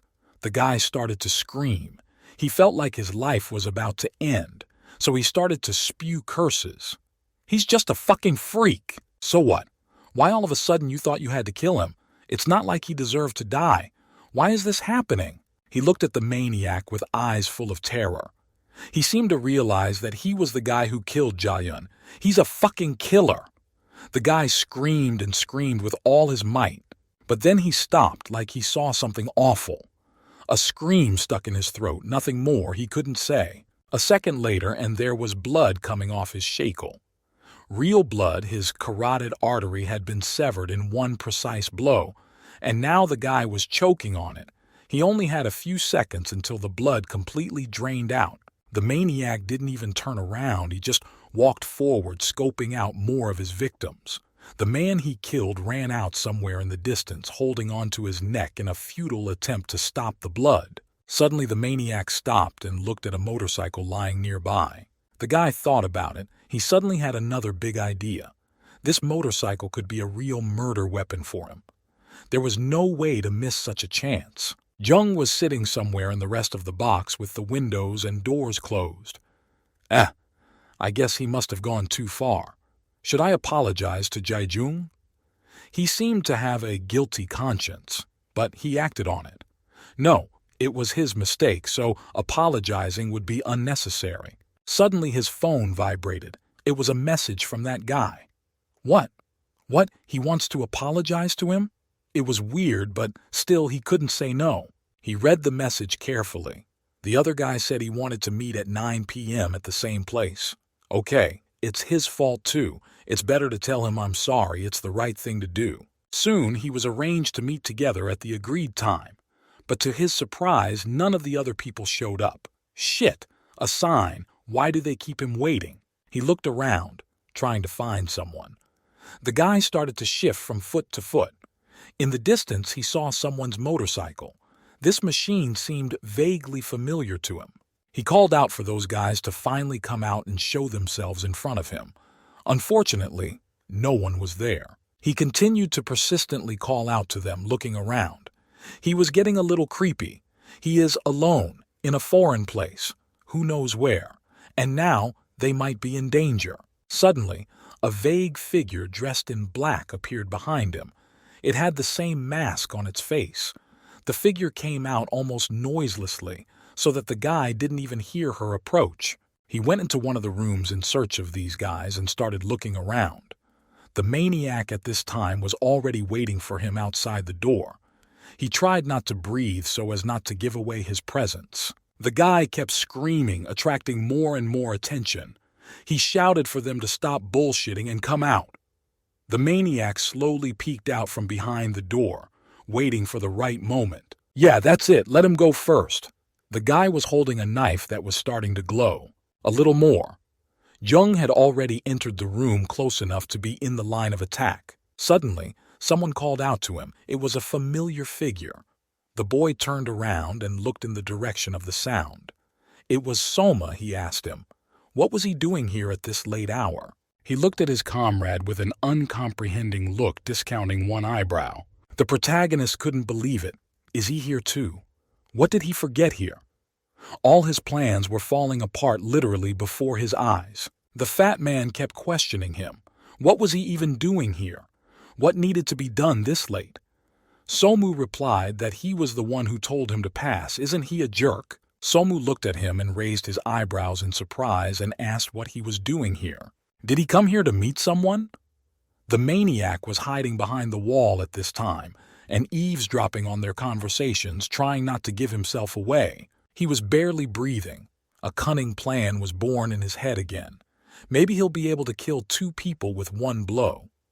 Though who knows, it was still worth a try. The guy already had his knife ready in his hands to commit another murder. Hyewon replied that he needed to meet Jejun and Wang Ken.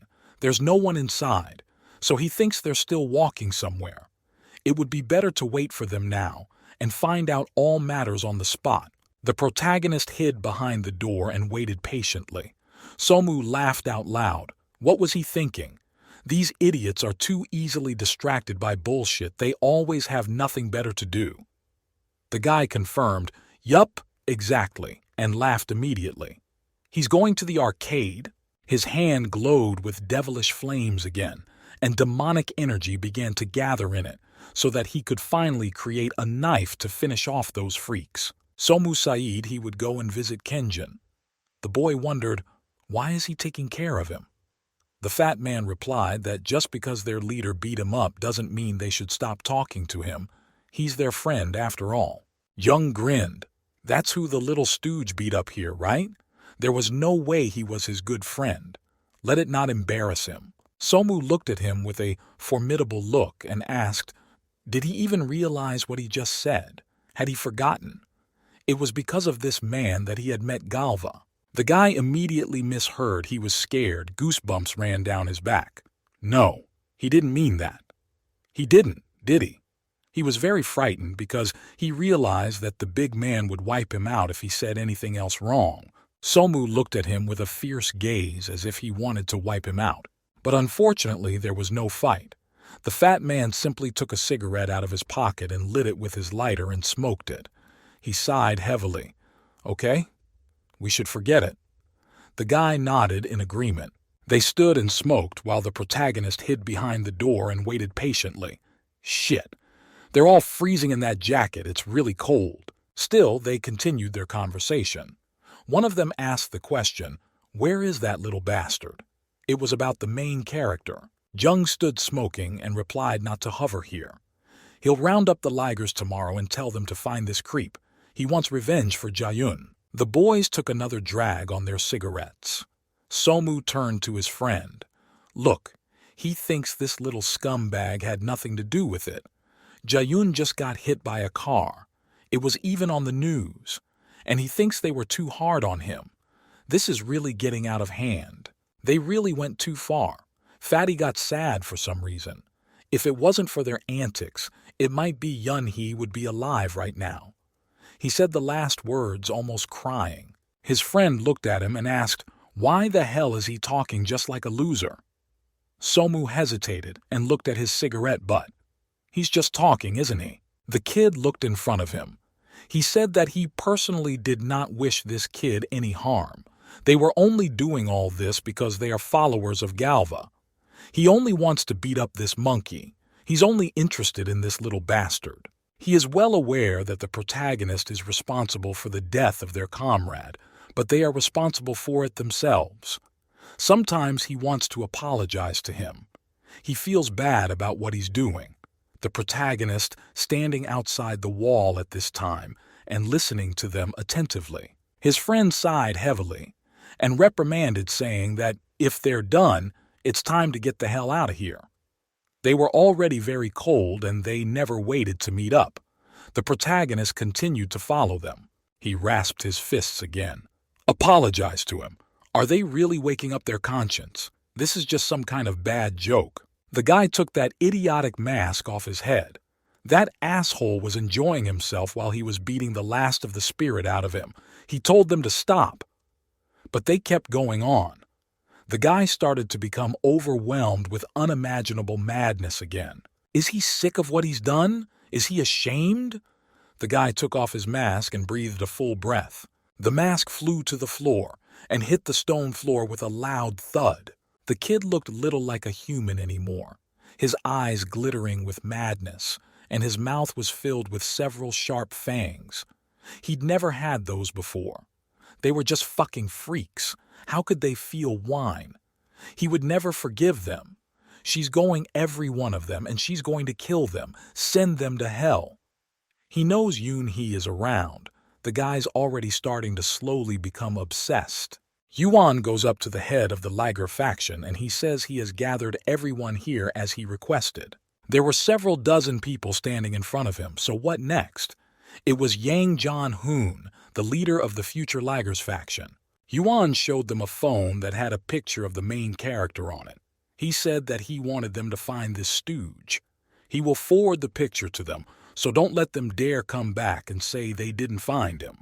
The guy holds the phone up even higher and says that this creep is wearing the sinister mask they saw in the video at Ju-yun's, and now he wants them to find him and call him. They've only got one day. Well, they can get started. Now the guy's got a pissed-off look on his face. He ordered them to find that bastard and avenge the deaths of their comrades. Completely. There was a whispering in the ranks of the group. Somebody said they heard he was hit by a car. Who knows, better just shut up. That's it. Let them start. As Huan shouted at them again, Jan walked up to him and wanted to say something. He smiled and asked the guy, "This is his last request, right?" Havan finished rummaging through his phone and asked in surprise, what did he mean by that? Young, smiling, continued to talk. He said he thought they had paid for a whole year, and besides, he told them he had their backs if they waited another year. Did he remember that? But just then, a mighty blow landed in his stomach. The guy only managed to let out a groan and flew backwards, unable to stay on his feet. Yuan came closer to him. Who the hell are they? To tell him what to do, he told them they do it. For covering for them, he gets pussyfooted by Galva. Ian was lying on the floor, squirming in pain. Guy continued, if they do that again, he'll stop doing it. Guy looked at him fearfully and apologized again, continuing to hold his stomach. Havan looked somewhere to the side. Just let them find that little freak. Understand? That's all he needs. He turned around and spit on the floor and walked away at a brisk pace. Yang soon gathered all his subordinates and ordered them to look for the little freak. Soon, all the boys came back out of breath, but unfortunately not fulfilling the request. Their leader asked, "Did they find him?" The boy said no. He's nowhere to be found. What are they going to do? Time's running out. Jan got his head up his ass, damn it. Why do they have to look for him? Damn it! The boy cringed and didn't know what to do. The time was running out and there was no result now. He'd be screwed for sure. The guys, of course, noticed that their leader was very much worried about something. And even if he doesn't know what to do, it means he's not completely fucked up. But the guy tried to come to his senses quickly and, waving his hand, apologized to the guys. He didn't have to show his weakness. They wouldn't take it lying down. His friends came up to him and said it wasn't his fault. One of them suggested we go and eat some chicken. They all agreed. Young walked in the opposite direction. He was downcast and didn't know what to do. Hawan the bastard hadn't kept his word. How much was it possible to mess around with that little creep? It was better when Young Jong had everything under control. The guy was walking forward and thinking about something. Tears almost appeared in his eyes. He realized how pathetic he was. He has to grovel before Galva because he's a weakling and can't take care of his gang on his own. Suddenly, the guy shifted his gaze back, and from what he saw, it was like his heart stopped. A chill started to build across his face. He finally saw what he was looking for, but unfortunately, it wouldn't help him now. His eyes bulged with fear and cold sweat began to trickle down his face. Before him stood the very assassin they had been hunting for so long. He stood and looked at him with the dark failings of his mask. Ian took a fighting stance, but he doubted it would do him any good. He finally decided to show himself. He's crazier than everyone thought. Does he want to get rid of him while he's alone? Coward. Well, come on, show me what you got. The boy tried his best to be as brave as possible to reassure himself. The boy thought he remembered hearing somewhere that this killer carries a knife. Is he using it? The boy shouted. Let the maniac fight just like a man, and don't even think about pulling out his knife. The killer looked at him, and in a good-natured voice said he thought his wish might well come true. Ian continued to keep his fists at the ready, although he was a little shocked that the assassin didn't decide to finish him off right away. After all, he knew he wouldn't be able to stand up to him. To his surprise, the stranger approached him with a soft gait and put a friendly hand on his shoulder. He asked if he wished to hear what he would propose to him. John, not wanting to hear anything, he yanked his arm and removed the maniac's hand from his shoulder. He screamed for the creep to back off. Well, he had chosen his own death. Gino walking out of the hospital, he cheerfully walked towards his home. Free at last. Free from hospital food and could eat as much yummy food as he wanted. The guy exhaled and steam came out of his mouth. Whoo! It's cold today! The guy zipped up the zippers on his jacket tighter and moved forward. He walked briskly to his house. Google's footsteps echoing down the empty street, and the guy was in a great mood. Soon the boy came to his house. On the way he stopped at the store to buy some groceries. Now he stood on his doorstep and called out to his mother. The woman didn't answer, so the boy, wary, called her again. The boy went into the next room and was about to call out to her again when suddenly he hesitated half a word, for he saw the woman sleeping peacefully in her bed. The boy smiled, and with a blessed smile looked at his sleeping mother. The picture was peaceful. The boy loved his mother very much. It was almost the only native person who could support him in a difficult moment, and now the boy directed all his energies to make her happy. Suddenly, someone's very familiar voice came to his ears. After that, the boy squinted his eyes and grouped his whole body ready to attack. The boy realized who it was in a split second. He clenched his fist, and his hand glowed again with a bright, divine light. The boy turned and began to walk quietly to the back of the house to see who dared to enter his dwelling after all. The boy swung around and without aiming hit the source of the sound, or at least where he thought the sound was coming from. To his surprise, there was an angel standing there. He stopped his hand at the last moment. His fist was already warmed up and was literally a few centimeters from his face. She-Girl put her hand out and caught his blow. Surprised, he looked at her. What's he doing here? He looked at the girl in surprise. And what is she doing here? What brought her here? The boy certainly hadn't expected this. He was even prepared that this fat eye and breaking into his house, but not an angel. She gritted her teeth and began to speak. Her look was not at all unfriendly. The girl said it was time to tell him something. She was sure the lad had rested enough so they would talk about his mission. They stood opposite each other like this. The girl was holding the guy's hand, and in her other hand she was holding a lollipop. She seemed to walk around with it all the time. Hevan was frantically holding his phone in his hands and looking at something there. Drops of sweat were building down his face. Apparently, what he saw there shocked him. And what are those freaks doing there? It wasn't my question that stuck in his head. He'd just kill them, wouldn't he? After that, the guy moves his head back, but before he does, Galwa kills him. Shit, he was going to lose his mind. He had to come up with some sane plan. Otherwise, he's going to get killed by his own people. Suddenly, the boy heard his leader address him. A whole legion of goosebumps immediately ran down his back. The boy turned to him and fearfully asked him what he wanted. Galwa stared at him with a waiting look. Why don't they hear back from the Ligers? Hadn't he said one day was enough for him? Had he deceived him? The boy looked at him with a calm and inquisitive gaze for the time being. Hevan walked up to him and began to delicately speak. His voice trembled with fear. He asked the man to wait a little longer. They will find him. Let him give him just a little more time. It's not easy after all. This killer is not easy to catch. Suddenly his phone rang. How BTW he's going to answer it now, and he feels like his problem is about to be solved. The guy grasped the phone with trembling hands and brought it to his ear. The guy started talking with a hissing voice. Apparently he was very dissatisfied. He asked, "Did they find him? Why are they taking so long? What assholes?" The kid must have been very annoyed. A voice came out of the phone. He apologized and said that they ran into some problems.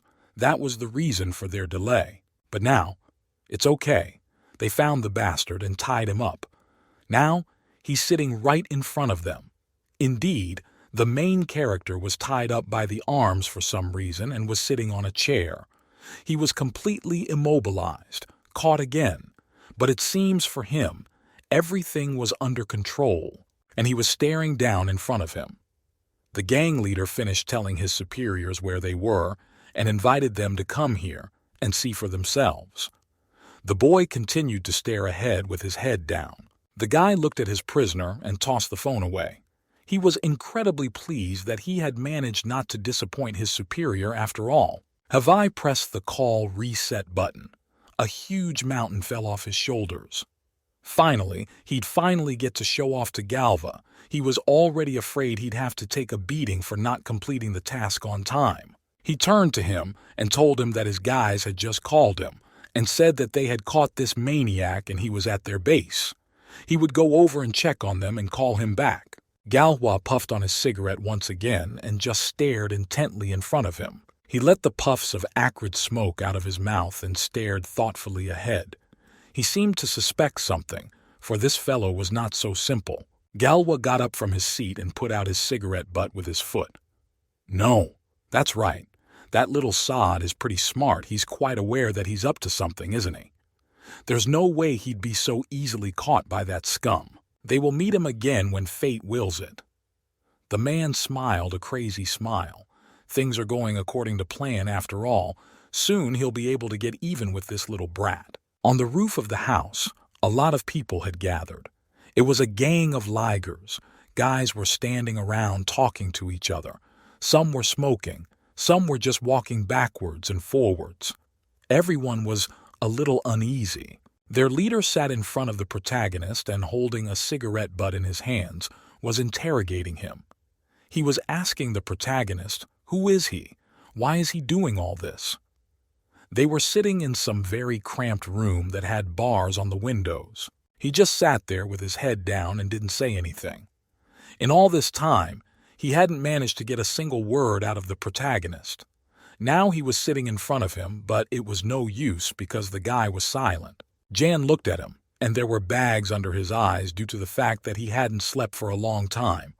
Still, the kid hadn't said anything, and now there was a new problem. How to crack him after all? Suddenly the doors boomed open with a clatter, and Heaven appeared on the doorstep. He was in high spirits and asked where the bastard was.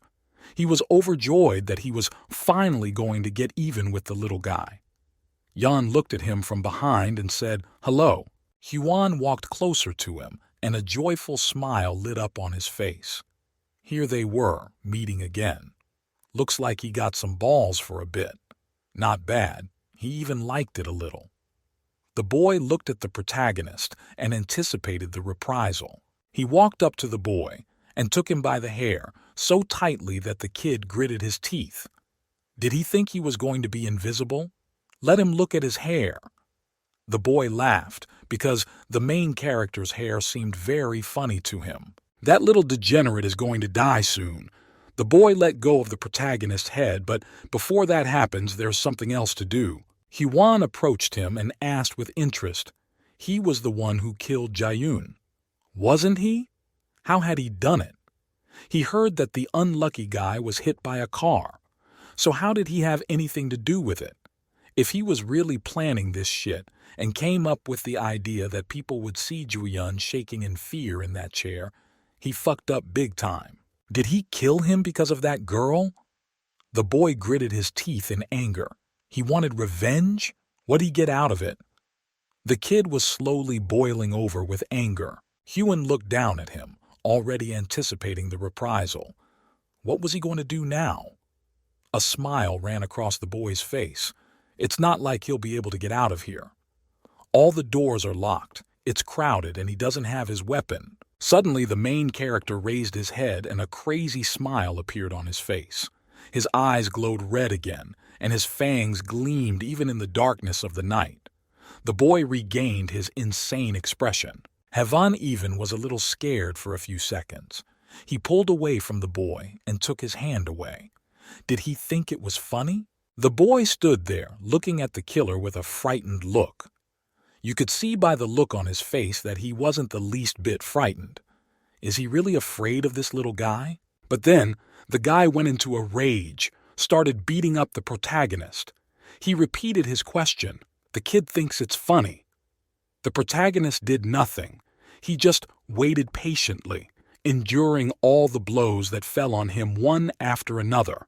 Hyun kept hitting him, and the protagonist did nothing.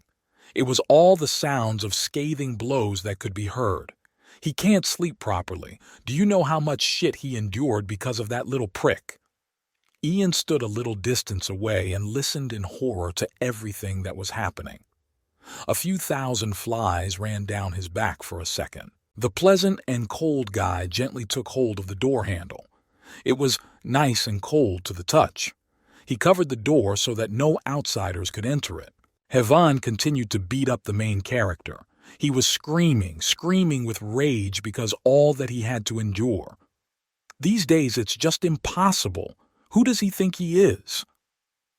Eh? He thinks a guy can play with him? He was furious. Suddenly Jan stepped closer to him and turned to the boy. The one stopped and his face changed. He was a little surprised to be interrupted in such an activity. He came closer to him and asked, "He did what the boy told him to do, didn't he? So he'd cover up and let them go, right? Just like he promised." The guy looked at him with a look of incomprehension. After listening to the head of the faction, the guy replied that this was some bullshit. He had never said such a thing. Young heard this, and his face immediately changed. It took on a mad expression as he was once again deceived. Yuan came up to him and began tapping his forefinger on his forehead. Now he would listen to him. If it wasn't for him, that lousy gang would have been smeared on the wall by now. He should be thankful they don't get beaten up every day outside the school. Where's his thanks? Ian tilted his head to the side to get away from his finger. The guy kept freaking out. He thinks he wants to do business with Galva. They made him the boss. He should be grateful to them, don't you see? Ian was silent for a second and now asked again, "What did he just say?" The guy's voice had changed, speaking as if through gritted teeth trying to fight his anger. Havan looked at him with surprise and some fear. An under goosebumps ran down his face. What? He'd better listen while he's still patient. If he tells Galve, it'll be worse. But suddenly Ian agreed. He cooled down and said he thought his friend was right. He was taking, time to cool down. What does he want? Hyun clenched his fists in his hands. What the hell was that just now? Who's he talking to now? Naturally, he didn't notice the main character had already freed himself and was standing behind him. Suddenly, the guy literally felt with his back that someone was approaching him. And it could only be one person. From the realization of this, his breath caught. Heaven turned his head around, and on shaky legs continued to stand there without moving. The protagonist was coming closer and closer to him in small steps. He lowered his head and walked towards him like some kind of rag doll. The boy did not understand how it was possible. How could he break free? He had just been tied up. He looked at the protagonist with eyes full of horror, and it seemed that he had already accepted his fate. Junyo stood up from his seat and the same crazy smile appeared on his face again. He looked forward at his victims, small trickles of blood flowing from his mouth. Havan took his ward's mouth. Yes, how dare he set it up and beg. He thinks he'll be all right after this. Yes, he's finished. Ian stood simply and didn't move, just stared into his comrade's eyes. The guy suddenly couldn't take it anymore, and without trying, hit him in the nose with his forehead. There was a loud crunch, and Huan grabbed his nose, which was already bleeding. Falling to his knees, the guy kept screaming, "How dare they just do that? How dare he hit him?" I looked down at him from above, and the gaze was as contemptuous as possible. The main character listened to them all, and continued to concentrate his demonic energy in his hand. There already appeared something like a rift space, from which a knife began to come out. Smiling, he twitched his hand, and prepared to plunge the knife directly into his chest. The boy didn't even aim. He already knew exactly what he had to do. The boy turned into a real assassin, a real maniac who sees only victims in front of him. Huan noticed this and stopped screaming. He realized he wouldn't have a chance later. The boy braced himself for the possibility that he was about to die. His eyes filled with terror and his whole life began to flash before his eyes. After a few seconds, he felt a powerful rush of more throughout his body. The boy clutched at his chest and began rolling around on the floor and squirming in pain. The main character stood and just looked at him.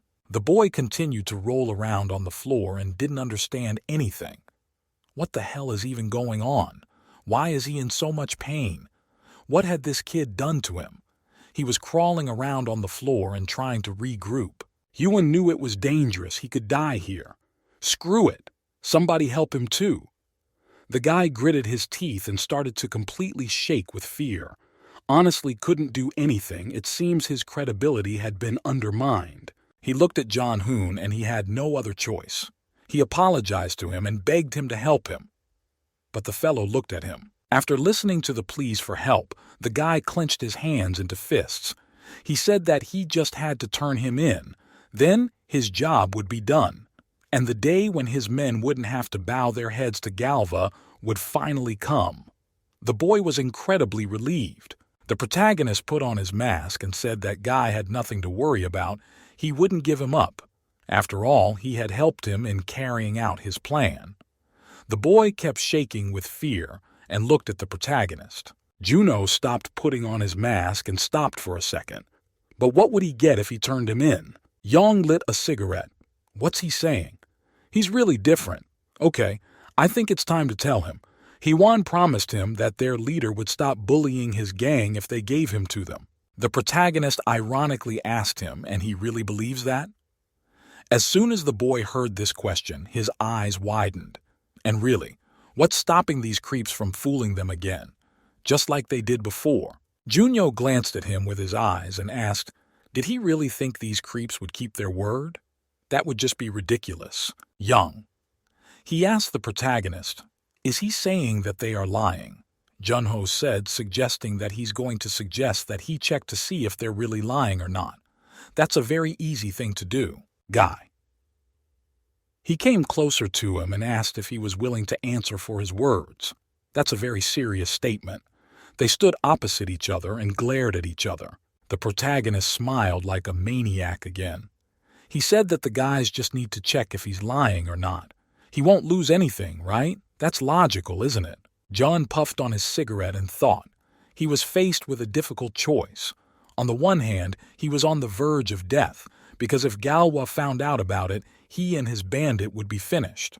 On the other hand, perhaps this maniac could kill him or help him get rid of his fear. But still, after much hesitation, the guy still made a decision. He looked down from above with a calm gaze. The boy walked to the door and opened it and turned to heaven. There was a note of regret in his voice, and he looked at him with a look of despair. Yang said that he was very mistaken in trusting him. From now on, he is no longer his six. The guy was lying on the ground and didn't understand anything. He was holding onto his chest, which was still hurting, and that was the last time they would see him. John closed the door and looked at his former boss with a look as if he was ready to kill him now. The last rays of light extinguished this room, leaving it in pitch blackness. Heaven screamed. He begged the guy to wait and not to leave him alone with this monster. But unfortunately, all his prayers were in vain. The doors closed, and there was a great slamming sound. So the boy was left alone with the maniac. Now, there's no one to save him. Junho slowly approached him from behind, holding a knife in his hands. The boy was already anticipating what he would do to him. Hyuan was shaking with fear. He realized that now it was his hour of death, and that no one and nothing could help him. The protagonist spat out a clot of blood, along with a knocked-out tooth. The boys did not feel any pain. The tooth would grow back anyway, but he had a very funny entertainment ahead of him. He leaned over to his victim and smiling asked why he was trembling. Was he afraid of him? Yes, he was afraid, more afraid than anything else in the world, and he realized that now he was finished. Junho looked at him, and his eyes reflected incredible cruelty and madness. The boy realized that he was in his power, and now he was free to do whatever he wanted with him. Now his long-awaited revenge would be served. Another of Galva's henchmen would now die, and soon so would he. Gino stood with his hands in his pockets. An angel stood across from him, and they talked together. The angel asked the boy, "He knows everything, doesn't he?" Gino asked the girl, what was she doing here? What was so important that he put a barrier on this place? The boy asked the angel in surprise, what should he know? Here's him asking for a sign. I wonder what there is that he should know that the mighty angels don't know. It's funny, isn't it? Raziel smiled and replied, "That's a rather rude way to greet someone you haven't seen in a year. However, that is not the point now." Gino turned his back to him and said that they had better get to the point of the question, or his face would ruin his mood. The boy was annoyed beyond belief. Angel smiled and said that so-and-so, he wouldn't beat around the bush. They'd better get to the point. The girl looked at him and repeated her phrase. He is already perfectly aware of it. The guy looked at her with an uncomprehending look. He already knows who Faust is, doesn't he? Junho was already almost going crazy with pleasure. He was anticipating the taste of blood on his lips, and now he was going to kill the bastard, and no one in the world would be able to stop him. Hyuan hesitantly but quickly forward. He couldn't stand up because of the pain. Why was this happening to him specifically? He was tormented with questions, and all he wanted was to finally survive and get out of here. The main character smiled and cheered him up. "Come on! Is that all he's got? Why so little?" The guy was smiling and looking forward to the kill, like a predator stalking its wounded prey knowing it couldn't escape. Junho held a glowing dagger in his hands and just followed the boy, who was trying his best to crawl away. This was just the beginning, after all. He almost laughed with joy. Hevan was trembling with fear. He was begging the protagonist to stop. Right now, he was willing to suffer any humiliation just to keep his life. He, who had never cried before in his life, was now roaring like a girl. He was now truly afraid for his life. How did this happen? He couldn't believe this was happening to him. He only wanted to live a different life. The guy already mentally resigned himself to the fact that he was finished. There was an unbelievable horror in his eyes. He couldn't believe who could believe that his whole life was literally falling apart right in front of his eyes. A few seconds now, and this monster would simply finish him off in one blow. Or no, it would be much worse. He would torture him first to beat him in agony. He remembered himself as a very young schoolboy, when he had not yet contacted ZA, was just a little innocent child and dreamed of something, but never thought that he would have to become so cruel. 17-year-old Jung stood outside the classroom and changed his name from foot to foot. The boy was very much not worried, as it was a new class and a new school. Who knows what could be waiting for him there? Guy sighed heavily, hoping he wouldn't mess anything up. Wouldn't want to mess things up with his classmates on the first day. He walked closer to the classroom, still hesitant to go in. His whole body was trembling, his small satchel hanging behind him. In his head, he tried to cheer himself up. It was so easy to just walk into the classroom and say hello. Come on. No need to be a loser on the first day. Finally, the boy overcame his fear and on trembling legs walked into the classroom. A student sitting there waved to him and the boy heard a familiar voice. The boy standing in the classroom gave him a friendly greeting and waved. He said he didn't think anyone he knew went to that school.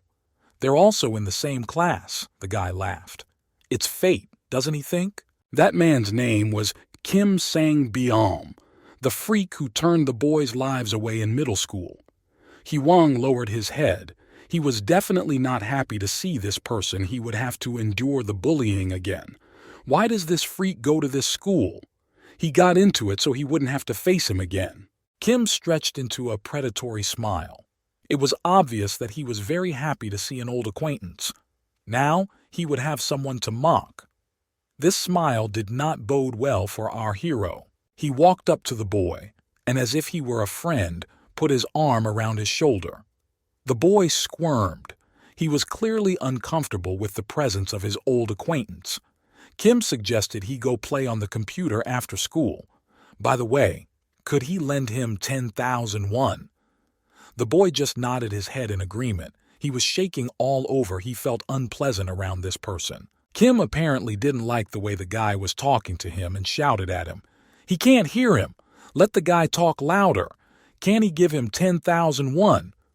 The guy shivered even more. He's never had that kind of money before. Here we go again with the extortion. They walked with their arms around each other to the corridor exit. Some guy with glasses watched and stood silently by. It was Kenjin, and standing next to him was Somu. The fat man asked him if he knew this guy. Kenjin just nodded in response. He looks familiar. Somewhere the guy had seen him before. At this time, Kim was up to his old tricks. He started taunting Heaven and had already swung his fist to deliver another crushing blow. The boy just stood there, waiting patiently to be beaten again. He had already resigned himself to his fate. Not a few seconds later, a powerful blow struck his stomach. The boy bent down and his breath was immediately taken away.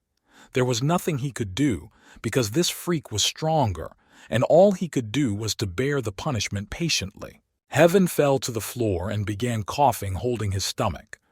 The pain was unnatural, and his tormentor stood a few meters away from him and bent down to watch the suffering of his victim.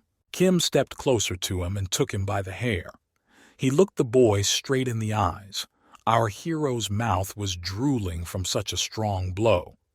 The freak asked with fake friendliness, "Doesn't he have any money? Just let him say it. Kim doesn't want to force him." Those words sounded as cynical as possible. He smiled. Well, we'll have to beat him up again. The guy had already swung his fist to deliver another blow. Huan squeezed his eyes shut. He was visited by a painfully familiar feeling that he wanted to forget, but unfortunately, it was not to be. His whole life was flashing before his eyes. He prepared for his face to burn with pain. Surprisingly, nothing happened, but there was a bang, but our hero did not feel anything. Kenjin approached stealthily from the back and kicked Kim's ass. The guy didn't expect this and flew forward. He was on the ground trying to figure out what happened. What the fuck? Who dare do that? Kenjin looked at Heepan, but the guy was still kneeling on the ground, his head spinning in different directions in surprise. Kenjan stood with his hands in his pockets and Somu standing next to him with his arms crossed over his chest, looking down at the two of them with a threatening look. Kim apparently recognized him too, and his voice immediately changed to one of fear. Kenjong asked in a rough voice, "Are they in some kind of trouble?" He made such a threatening expression on his face that Kim's whole body shook. He scratched the back of his head fearfully and stutteringly said that there was no problem. At this time, the guy thought, what are these two here doing? How did they even find him? Better get out of the way or there'll be trouble. The guys looked at them with calm eyes. It was best not to cross paths with them unless you wanted to get in really big trouble. Kim realized that if those two didn't like him, he was going to die. The boy clenched his teeth. Goosebumps ran down his back. He looked straight ahead with a frightened and hunted look. Besides, Kenjin's always hanging out with that piece of meat. The boy looked at Soma. The guy was looking at him with a threatening look and realized that if this guy made one wrong move, he would swat him right away. Kim was well aware that he was in a complete asshole right now. He swallowed nervously and tried to calm down, but it was very difficult given the current situation. Kenjin took a few steps closer to him and, tilting his head, said in a calm voice, "He won't say it twice. If the guy doesn't want to die, then let him get the hell out of here." He looked at Kim with a calm look, but there was something in that look that made his whole body shake. No one wanted to cross this guy, as you could be missing a few bones. Kenjin passed by, and Kim kept scratching the back of his head and trying not to show his fear, but he was doing a very poor job of it, considering that behind him stood a bulky man who could flatten him in a second. Kim called out to Hyun and told him they had to go. The boy stood up on shaky legs and nodded his head affirmatively. He didn't know what to do now. Since his life was in danger, he had to obey, or there would be very big problems. Kenjin, without even turning around to look at him, he told him to leave the kid alone. His voice continued to be incredibly calm. The kid felt his superiority and realized that no one in this school could go against him. Kim looked at him with a frightened look, covered in cold sweat. Hyun continued to kneel and stare at his sudden saviors. He didn't know what to do, how he would repay them for helping him. Now, those two were definitely not going to leave him alone. Kenjin and Somu looked down at the boy, apparently pondering what to do with him. They looked calm, but the boy's body was shaking. He realized that he was weaker than they were, and perhaps an even worse fate awaited him. Hyun said in a trembling voice that he really didn't have any money, but he would bring them some. The guy didn't know what to do. He had to smooth things over or he would be beaten even worse. He was ready to give all his money at that moment just to get rid of him. But suddenly, something completely unexpected happened. Kenjin stretched out his hand to him and kindly asked him what he was talking about. Didn't he remember him? The boy looked up at him. Now, he had finally stopped understanding anything. Kenjin smiled and laughing said, "He was walking. Doesn't he remember him? Dude, he heard him. They played in the gym together in elementary school. Doesn't he remember?" The guy laughed again. "That's him. That asshole Lee Kenjong from Donggu Elementary School." Somu continued to silently stare at the kid with a threatening look. Hwang was starting to remember something. He remembered the same kid he had played with so long ago. With his glasses on, it was hard to recognize him, but after a bit of thinking, he still remembered a familiar face and that familiar voice that had become rough over the years. The boy grasped the hand of his old comrade and rose to his feet.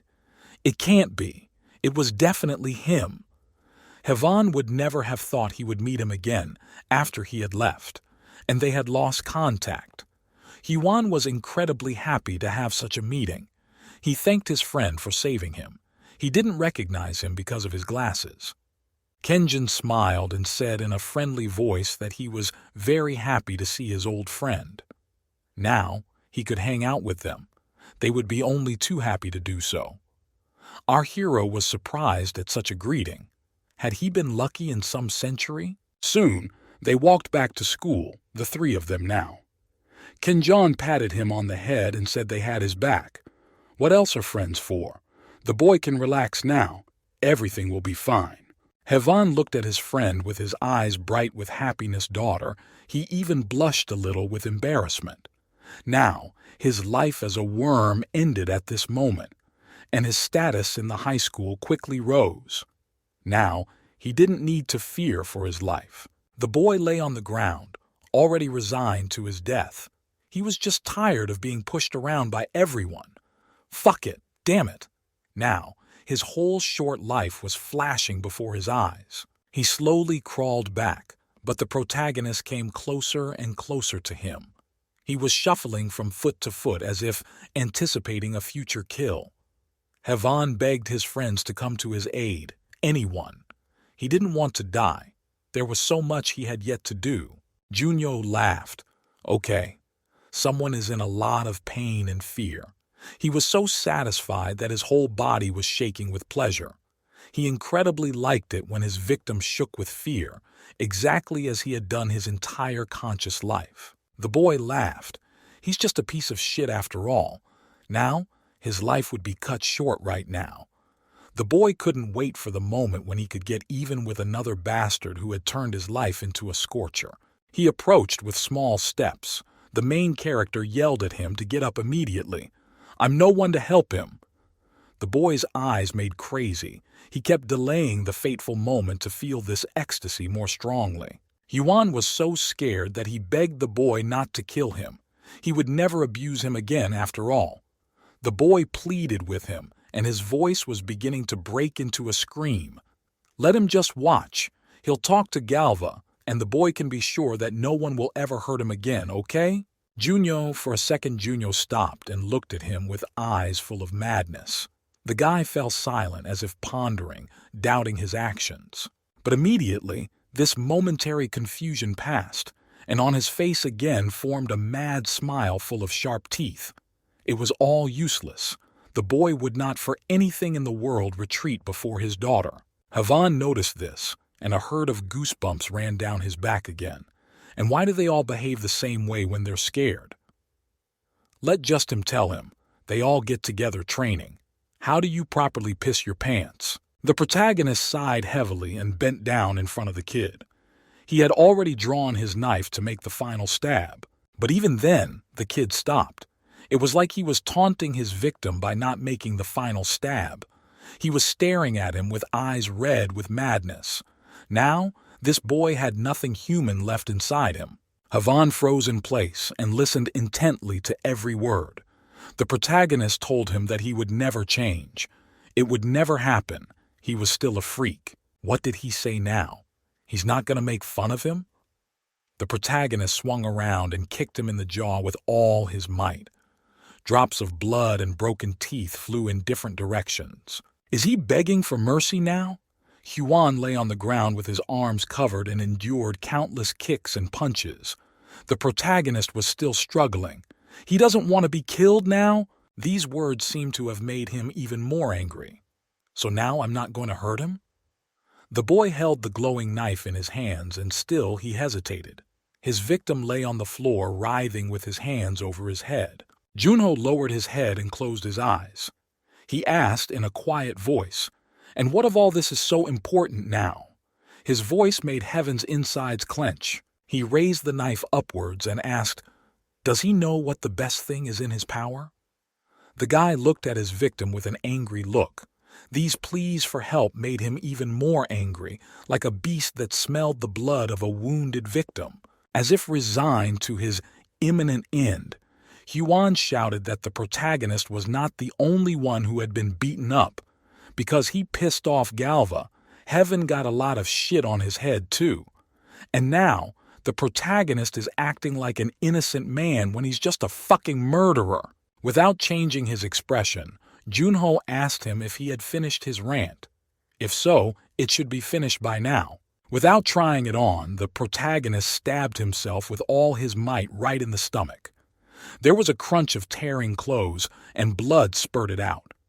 The guy stared in front of him with a lifeless stare, as if he was no longer human. Huan suddenly felt an unbearable pain spread through his body. It penetrated every corner of his body.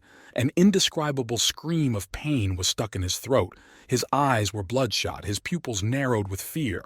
He couldn't hold back any longer and began vomiting directly onto the floor. Vomit flowed out of his mouth like a river. The guy was holding his stomach. The pain was so intense it took his breath away. All he could manage was to make some kind of indecipherable sound, like gurgling. The guy kept squirming, and the main character stood in front of him, and in a calm voice asked if he wanted to hear something very funny. He gripped his knife even tighter. The guy said that no matter how much more he inflicted on him, Huan's body would remain unharmed. Nothing would happen to him. The blade glittered with red firelight. Juno smiled again. He asked the boy if he knew what it all meant. He held his weapon with shaking hands, ready to strike again. It means that even if he wants to die, he won't die. He will continue to suffer for a long time to come. John stood at the entrance and smoked, leaning against the wall. He could hear all the horrible moans of despair and pain, but all he cared about now was his own life. The guy was very glad that this crazy killer wasn't going to get him. The two lads from the Liger clan stood listening to the strange sounds, trying to figure out where were the moans coming from. One of them nodded his head in the other direction and said that maybe it was all coming from over there. They would have been standing like that with their group when suddenly some stranger approached them. He approached almost noiselessly. The boys only heard his footsteps when he was already a few meters away from them. The stranger looked strange.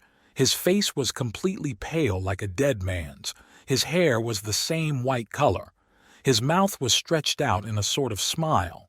In the outline of this stranger, one could vaguely guess the silhouette of Mark. He stood in front of them and looked with his lifeless black eyes like a demon risen from the very depths of hell.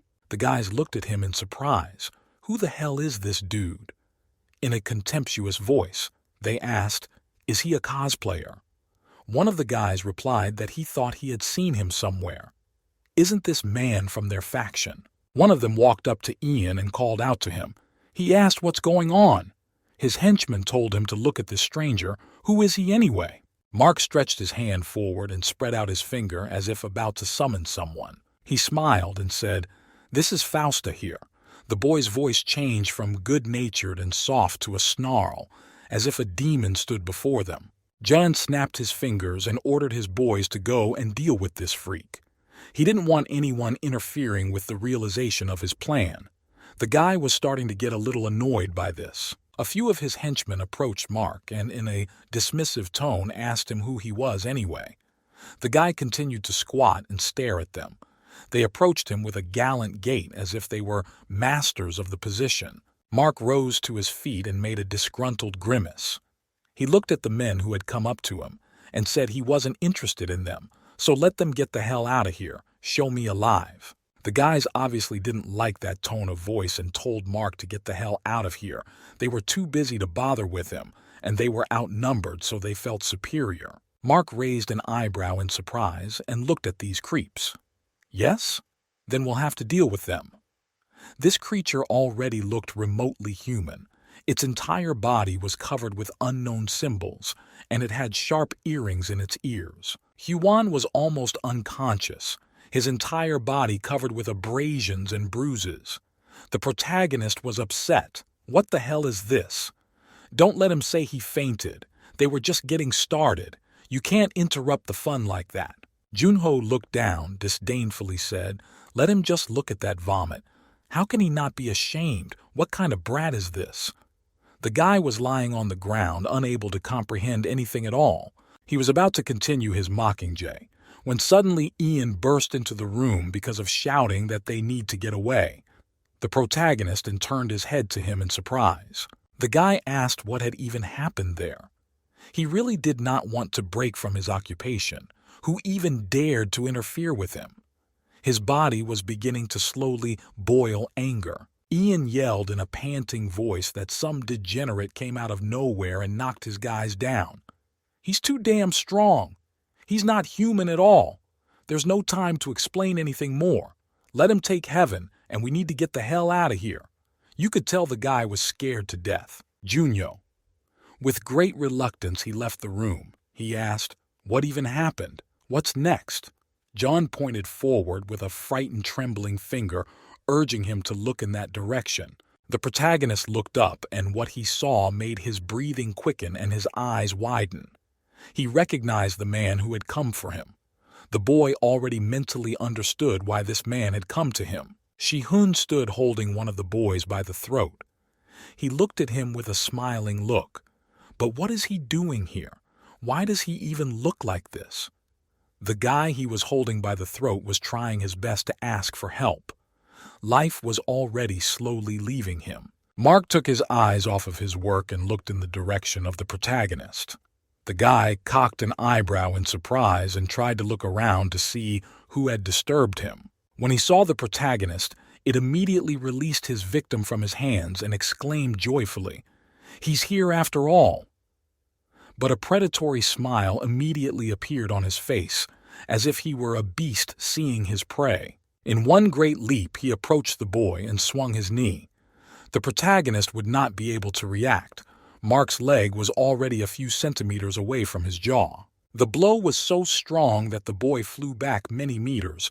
It even hit Ian, and he flew in the opposite direction. The protagonist skidded on the ground, covering himself with his arms, preparing himself to have to fight this foul thing. Mark looked up with a satisfied look on his face.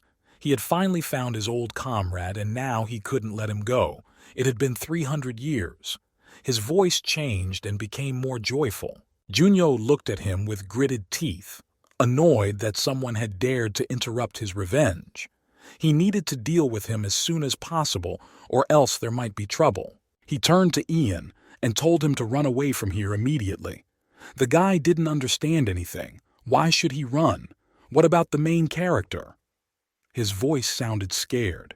He had experienced too many incomprehensible events, and now his brain refused to understand anything at all. Without turning to him, the protagonist replied to just get away from here if he didn't want to get hurt, and he owed this creep one more favor. Mark stood in front of him with his arms crossed, ironically asking, "Does he think he can beat him?" The protagonist did not hesitate to grab his knife, and in one swift movement began to bring it to his stomach, to finally end his opponent once and for all. But he didn't have time.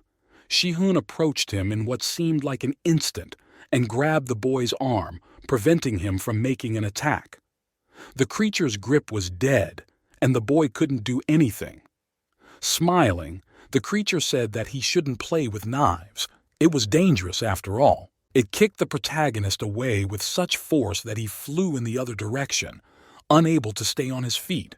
Surprisingly, this creature had an incredible amount of strength. The boy flew a few dozen more meters and hit the nearest rock with a rumble. His breath was knocked out in an instant, and blood gushed from his mouth. The blow was so strong that the boy dropped his knife from his hands, his strength leaving his body in a flash. He tried to get up, but his whole body ached as if a train had run over him. The guy leaned against the wall, and shaking his whole body tried to pull himself together, but he couldn't do it very well.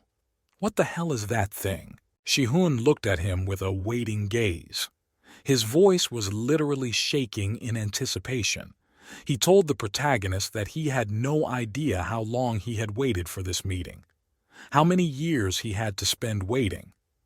Mark stood a few meters away from him and looked at him with the gaze of a true predator. He stretched his arm forward and ordered the protagonist to die. At this point, his life is over.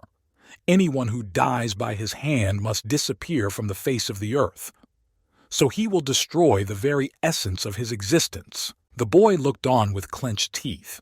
He hadn't expected to face this creature. The boy didn't understand. Where did this man get such power from? It looked as if there was a real demon living inside him. Shihun didn't wait a second. He waved his hand, and several energy waves separated from his body, which like squid tentacles flew straight at the protagonist. Just a moment more, and his life would be spiced up. The guy couldn't move because his body felt like it was petrified. Those tentacles were moving at him at an unspeakable speed.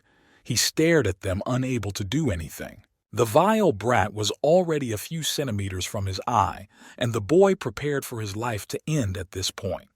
However, he wasn't going to die for nothing. Suddenly he heard Ian scream. The boy ran straight at the damn thing, not even thinking that he might die at that very moment. There's no telling what was driving that man at that moment. He approached the demon at a sufficient distance and pushed it with his hands into his chest with all his might. The demon staggered and went sideways. His tentacles flew just a few centimeters from the face of the protagonist. The boy even felt the ominous aura. If only seconds more, and his life would stop. The protagonist looked at him in surprise and asked why he was the one who came here. He told him to leave. I shouted that he didn't come here for him. Let him not be deceived. Turning to him, I told him he couldn't just walk out of here after what that thing had done to his boys. He had to get his revenge. He didn't have time to finish the last sentence because he felt death approaching him. Mark swung his clawed paw at the boy and prepared to kill him in one move. Juno saw all this, and a wave of goosebumps ran through his body. He saw how this innocent man was about to die. The boy opened his mouth in consternation.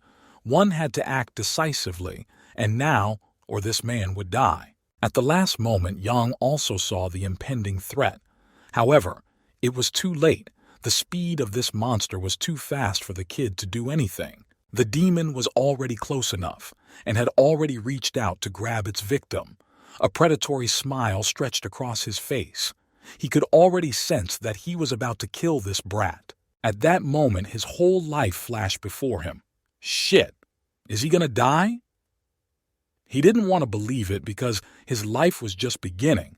But unfortunately, there was nothing he could do. Juno reacted quickly and immediately picked up his blade. He had to save this guy suddenly. For a split second, his humanity awoke in him. He needed to act as quickly as possible, or else there would be no escape. The protagonist grasped his knife and swung it in an attempt to stab himself in the stomach. There had to be some way to stop this brat. The guy slashed himself on the arm. It worked. The monster felt the pain and missed with his punch. The clawed paw passed just a few centimeters from the boy's face. He could already feel that breath of death. The blow came sideways, and a huge air wave cut the space, leaving many cracks on the concrete floor. The boy made it in time. Well, he managed to keep this guy alive for a while. Mark looked at his wounded hand. Interesting. Is this the power the devil gave him? A look of misunderstanding appeared on his face. Ian continued to lie on the ground, still not realizing how lucky he was. Junyo shouted at him to leave immediately if he wanted to live. The boy realized that he could not cope with this monster. At least he had to avoid more deaths. Yang Yi ran in the opposite direction. He really wanted to live, so he didn't cross the boy. The protagonist got to his feet and swung his knife again. Well, now it's just going to be his fight. He looked at his opponent and asked in a contemptuous voice, why is he trying so hard to get in his way? And what was wrong with him anyway? He had changed. Besides, why does he keep calling the protagonist Faust? The boy didn't understand anything. Why all this circus? The monster was surprised. Did it come out that the owner of this body was named Li Sihong? The protagonist must have been very surprised when he saw him in his true form. The demon grinned. Well, okay, I'll have to tell him why the boy will die. A smile flashed across his face again. The demon began to speak. In his voice, it was as if several thousand human voices had merged. He said that he was not the owner of this body, but now it belonged to him. The boy wondered, what? Then who was he anyway? The demon looked up and proudly said, his name is Beelzebub. He's the archdevil, killed him 300 years ago. Now he's come to redo his fate. The boy looked at him in surprise. This creature had killed him. He found it hard to believe. A chill ran through his body at the thought. What was even going on here? The devil said the real owner of this body, better known as Mark. A sneer sounded in his voice. The monster rushed straight towards the protagonist. It swung at the boy, but the protagonist blocked the blow in time. The demon continued to narrate. He's the one who was tricked by Mephistopheles and the one who killed him. He was the protagonist's best friend. The boy continued to understand nothing.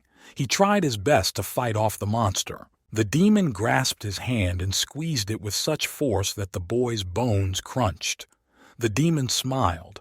That's just the way it is. The boy must be confused, isn't he? As if in mockery, the demon said that the protagonist was just a pawn in the game between God and the devil.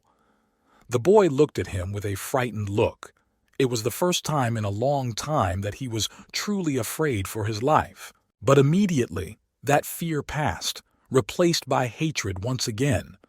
The boy swung his dagger. He shouted that it was all pointless. They're both demons. So isn't it better that Mephistopheles wins? Isn't it? So why is he trying to kill him?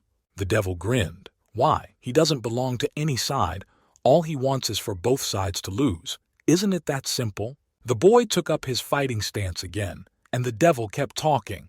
If he kills him, then God will lose Faust again, and Mephistopheles won't be able to corrupt him. So too will he become the winner? The devil laughed. He exactly will be the one who wins. They stood opposite each other and breathed heavily. The boy realized that the forces were not equal. He would not be able to match the demon in this fight. Mephistopheles most likely doesn't even know that this body became this way. Angel or demons. They're all dumb, so they don't care whose it is. The guy put his dagger forward. What do you mean Mephistopheles wins the manger? He wanted to know what kind of game was going on around here. It was time to find out the answers to the questions. The devil grinned. Oh, so he didn't know? A look of genuine surprise flashed across his face. He should kill the one he hated the most, right? He had the opportunity, but the owner of this body ruined his only chance to kill him. After saying those words, it was as if the boy's mind was turned upside down. It turns out it was that time. He remembered the moment when he could have done his revenge after all, but he was prevented from doing so. He remembered when he had one single chance to kill his worst enemy, but Mark had appeared from somewhere and prevented him. He remembered how this man had ruined his one chance to get even with his enemy, when he had used that very force. At that moment he felt a pang in his chest, so it all makes sense. Then, when Mark stopped him, he had the same cross glistening on his hand. Was it some kind of divine power? He remembered the man's face and the words he had spoken that day. The protagonist didn't understand anything at all that day. Why did he stop him then? Mark then said that his enemy seemed to have learned his lesson, but it didn't seem that way to the protagonist. Back then, he was incredibly hurt that he couldn't get even. He was stopped. Once again, he was left unrevenged. But now, the protagonist understood everything. Was that why he had stopped him that time? His eyes widened in surprise. The answer to the main question had come with himself after all. The demon smiled again. Mark decided to help his friend. Fortunately, Gabriel and Raziel discovered that the protagonist had made a deal with the Mephisto. The demon laughed. The events traveled back an hour. Mark was falling to the ground as if he had been hit by a car. His breathing was cut off and his back hit a heavy concrete fence. Raziel stood in front of him and shook his head. Mark, it turns out he's a stupid man.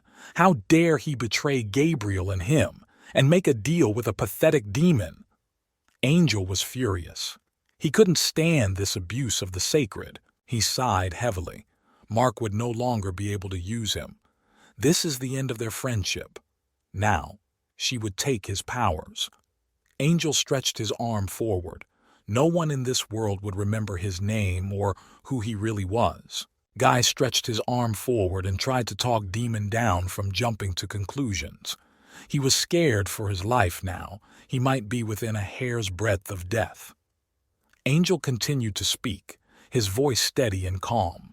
Mortals who were born against fate will be turned to ash. This is his final divine punishment. The angel's hand glowed, illuminating her face as well. She looked at her ward even with a certain pity. The hand began to glow even stronger and stronger, and now, in a few seconds from it will burst out a bright column of divine flame that will sizzle the infidel. As it happened, the flame spread with incredible speed and engulfed the body of the unfortunate guy. He did not even have time to realize anything. The incredible temperature and began to melt his entire being there, destroying not only the body but also the soul. Angel stood in front of him and looked at it all with a sad look. After a few seconds, the unfortunate guy's body was almost completely charred. Fire was spreading all over his veins. Smoke was coming from his eye. It now looked like a small coal. The girl stood in front of him with her head bowed. Foolish man. She didn't think she would ever see such a picture again. Now, Mark was utterly and irrevocably destroyed. Stupid man. It was his mistake. The boy's corpse stared at Angel with his scorched eyes. Smoke emanated from his entire body, the smell of burning flesh and hair everywhere. The girl turned her back to him and hummed. She had only wasted her time. It was the only thing she regretted at this moment. However, it all happened very quickly. Before she could think of anything, an explosion sounded behind her back. She literally felt an incredible energy with her sixth sense. But it wasn't divine power. Something terrifyingly horrible and demonic was being born right behind her. This is impossible! She turned a frightened gaze back. What on earth had happened there? Now, the earth shook beneath her feet. Her insides clenched with fear. It was just impossible. Could this be what she was thinking? The body of the guy she'd just spiraled away with divine fire rose from the dead. But it wasn't him anymore. His appearance had changed. His skin was dead pale, and his hair had lengthened several times and was also ash-colored. His eyes burned with blue fire. What she saw was nothing short of a demonic rebirth. Finishing its incarnation, the demon stood up on its feet and looked at her with its head down. From his body emanated demonic energy of such strength that not even an angel could not resist it.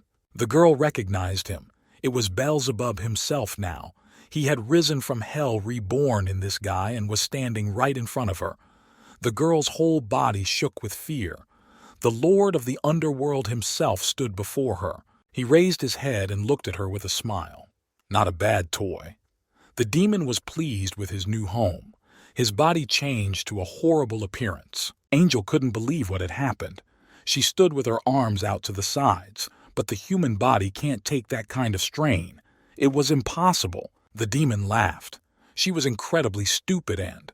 From somewhere he pulled out his energy spear and swung around about to throw it straight at her.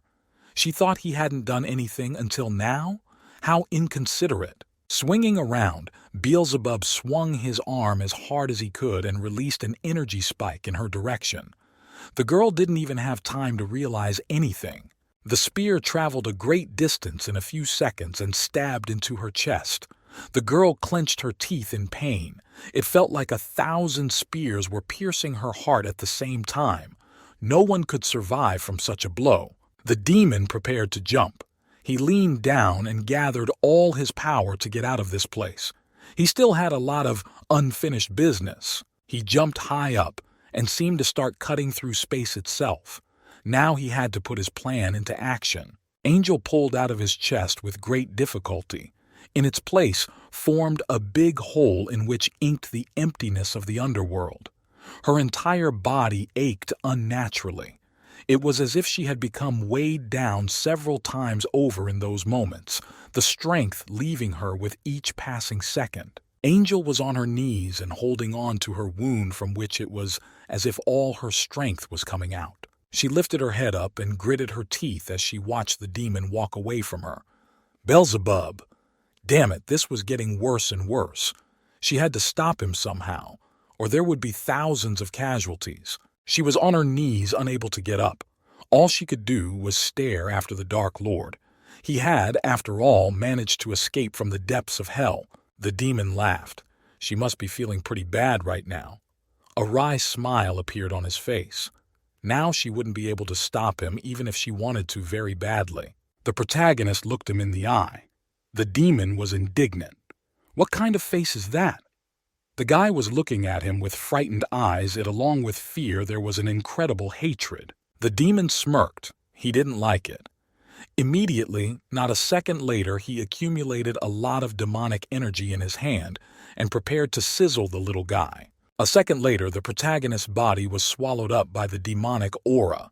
He felt just incredible pain, as if his flesh was being burned by flames. After a few seconds, it stopped, and the boy fell to his knees. The demon looked down at him. He felt his superiority. Now he would deal with this little misunderstanding once and for all. He asked the protagonist, what will be his last words before his death? He had already prepared for his plan to come to an end. The boy looked at him furtively. He gathered all his strength to somehow stay conscious. This creature was incredibly strong.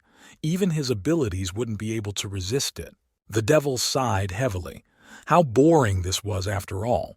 He said that if he knew what kind of temper this kid had, he would have let Mephistopheles finish his business. What a shame. So let him die here and now. He jumped high up and swung his K-Arty paw to chop the kid up in a second. The boy didn't even fight back. He just knelt there, already resigned to his fate. But suddenly, Gino appeared from somewhere. He appeared literally out of nowhere, almost too late. The demon looked at him in surprise. How dare he even approach him? The boy didn't waste a second. He had already charged his fist with divine power. His eyes lit up with fire. The boy swung his fist, and in a second he unleashed his full power on the demon. The impact was so strong that the protagonist's ears popped. The demon didn't have time to dodge, and the fist reached straight for his jaw. He bared his teeth in rage. How dare he? He was filled with rage. This little gnat dared to interfere with him. Now he would wipe it out. Swinging, the devil swung his clawed paw, but the guy dodged in time and the claw whistled just a few millimeters from his face. The demon was filled with rage. He had been thwarted, and now he would destroy everything in his path. Gino moved with some unnatural speed. His movement was impossible to catch with his eyes. In a few leaps, he was behind the demon's back and already prepared for the next blow. Beelzebub had no time to do anything. He couldn't even catch the boy's movement. But Gino had already accumulated enough energy to kick the demon. Everything worked out. The blow was incredibly powerful.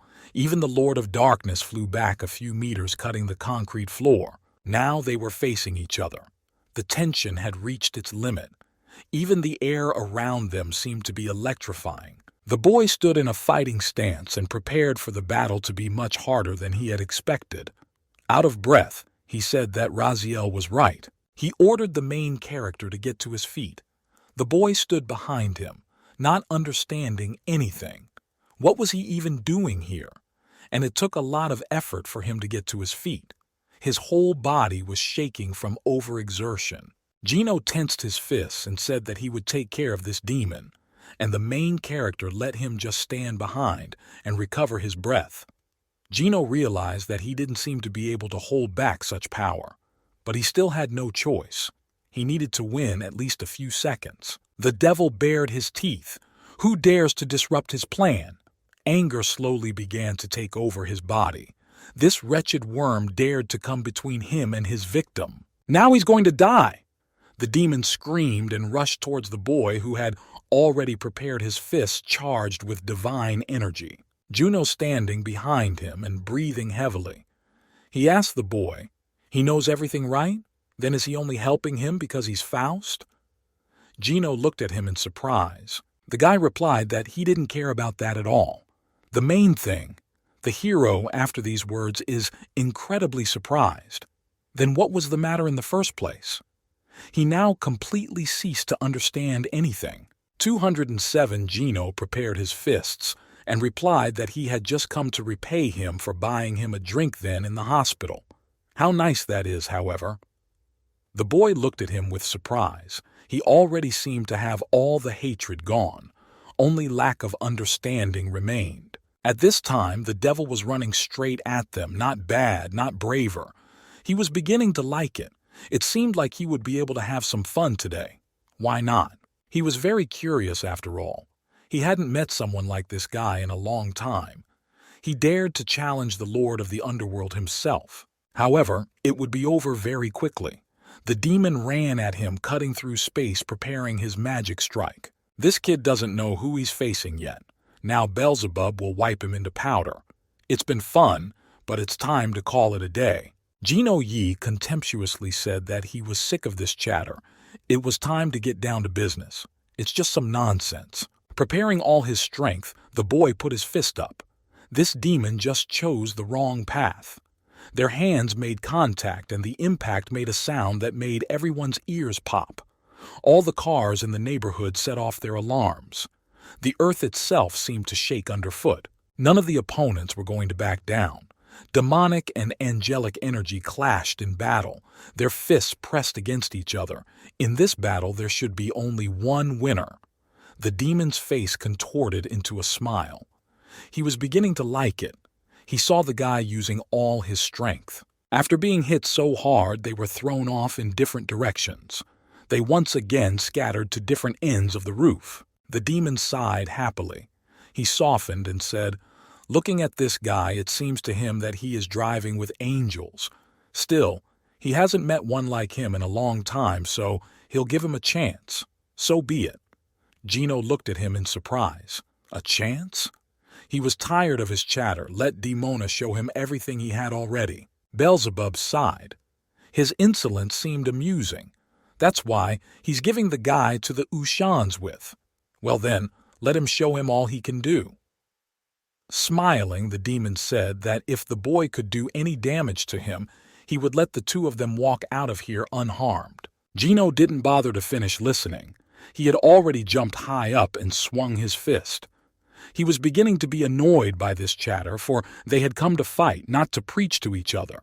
Boy already charged his fist with angelic energy. Enough with the chatter. The boy put all his power into that punch. He had to finish this here and now, or else there would be a lot of problems. There was a deafening rumble. The boy hit with all his might, but it seemed to miss. His fist broke the sound barrier and there was a loud pop. However, despite all his speed, he missed. The demon stood a few centimeters away from him. With a smile, he said that he was already here. The boy opened his eyes in surprise. Turning back, he tried to figure out how the demon was moving with such speed. How did he even end up here? Without wasting a second, he turned around and swung his angelic fists again. The demon saw it all, as if he was reading an open book, and saw all the boy's movements ahead. They were too slow for him. Gino began to get very annoyed by all this. The boy jumped up and charged his leg with angelic energy. He screamed at the demon to finally slam its mouth shut. The demon didn't even bother to dodge. He grabbed the boy's leg, stopping his powerful kick. Gino didn't notice this in the heat of battle. He was doing his best to at least hurt this demon in some way. Smiled. He was starting to like this. This kid was funny, and his insolence and stubbornness gave the demon pleasure. He looked at the boy with his black eyes. Well, there you go. The kid was in his trap. It took me a few seconds before the demon punched the boy right in the stomach.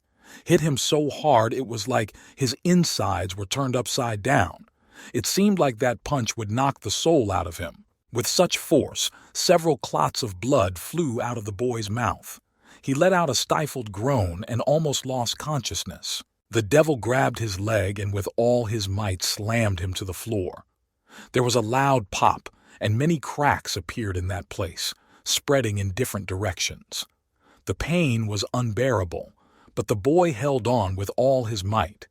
If he lost, they would both die. Beelzebub looked down at him. No one, until now, had ever been so rude to him, but he suddenly liked it. However, the boy had forgotten something. Smiling, the demon said to remind the boy that he was just a toy in the hands of stronger beings. His powers are no comparison to those of gods and demons. He is just a little angel who has been given a little more power than ordinary people. A second later, he swung his leg around and kicked the boy right in the stomach. Gino flew off to the side, and a second later hit the nearest wall. Dust flew in different directions. Gino sat leaning against the wall and shook his whole body. It seemed to him that his soul was about to leave his body. The devil approached him at a leisurely pace. It was time to finish. He was getting bored. The devil said he was disappointed. He was expecting more. Gino grasped his chest. It felt like it was burning with fire. The guy couldn't believe it. His strength wasn't enough to defeat this man? And is he even human or not? If so, he just doesn't have time to take care of himself. Guy clung to his wounded body and tried to forget about the pain. His eyes lit up with renewed vigor. Whether his risk was great or not, he didn't have much time or options. Gathering all his strength, he made the decision that he had to get it at all costs. A cross lit up on his chest and began to infuse his entire body with divine energy. The demon looked at him with an ironic smile. This boy never understood anything after all. He is just a stupid man. That's okay. Now the demon will finish him off, and this game will be over. Suddenly, a sphere formed in the boy's hand, which appeared due to the accumulation of divine energy. In this sphere, all of his power was concentrated. That's all right. Now they'll find out who's stronger. It was an enhanced mode. The guy was transformed. It was like his entire body was covered in a shield of fire. The overload had reached its maximum. Now, he was like a blob of fiery energy that couldn't be contained. Even the Supreme Devil was surprised at this turn of events. He looked at the boy with a surprised look and prepared to strike again. Junyo was frightened out of his wits and looked at his friend with big, frightened eyes. What was the matter with him? He had never seen anything like this before, and now his whole body was shaking with fear. Gino has accumulated enough power. He only had 1 minute. His body couldn't take much longer. He continued to burn. His whole body was engulfed in flames, but the boy felt no pain. Or rather, he just didn't pay attention to it. He had no time to worry about his health. The boy moved from the place. His speed was so incredible that rocks flew out from under his feet. The protagonist sitting next to him shut down to avoid being hurt. He couldn't say a word out of surprise. Devil. He didn't expect such speed. He couldn't understand how an ordinary person could have such abilities. He had to defend himself for the first time in his life. He felt he was in danger. But unfortunately, his speed wasn't enough. There was a deafening impact. The sound barrier had been broken once again. The devil flew far away from the impact. Even the magic shell couldn't prevent the collision. Gino. He didn't have much time left. He had to move even faster. His strength was literally at its limit. The devil was dodging with all his might. He was furious. Some little freak dares to treat him like this. Gino was throwing hundreds of punches per second, but the devil was repelling them now. He was fighting at full strength. The guy didn't give up and kept hitting harder and harder. His fists were like a machine gun. But so far, it was all to no avail. Beelzebub dodged and punched the boy, but he put up a block just in time. It was incredibly painful, but the boy didn't pay any attention to it. Still, the boy managed to get the timing right and hit the demon. That was the first blow. With the last strength he had left, he screamed and swung his fist. His whole face was bloody. He could no longer feel his body. His eyes were flooded with light. Just seconds more, and he would strike his last blow. He had succeeded after all. The devil couldn't dodge such speed, and there was a violent pop, more like an explosion. Beelzebub flew aside and crashed into the nearest wall with a thud. It seemed as if his body was about to burst apart. Gino was breathing heavily. It appeared his heart was beating at several hundred beats per second. He tried to bring himself to his senses. There was even smoke coming out of his mouth. The devil was lying leaning against the wall. There was a huge hole in his head. The boy put all his strength into this punch. He was even able to damage the devil's shell. However, it wasn't that simple. The demon was still able to get up after all. The boy looked at him with annoyance. Fuck, he had gotten up after all. Beelzebub was furious. This little degenerate dared to hit him. On top of that, he had wounded him. The demon quickly healed his wound, however. He couldn't believe that a mere angel could inflict such damage on him. Gino. He was almost exhausted, but by some miracle he was still on his feet. He turned to the devil and said that he had gotten what he deserved. We need to buy some time for Junho to escape. He had reached his limit and would not be able to hit him again. The boy asked him why he couldn't admit defeat after all.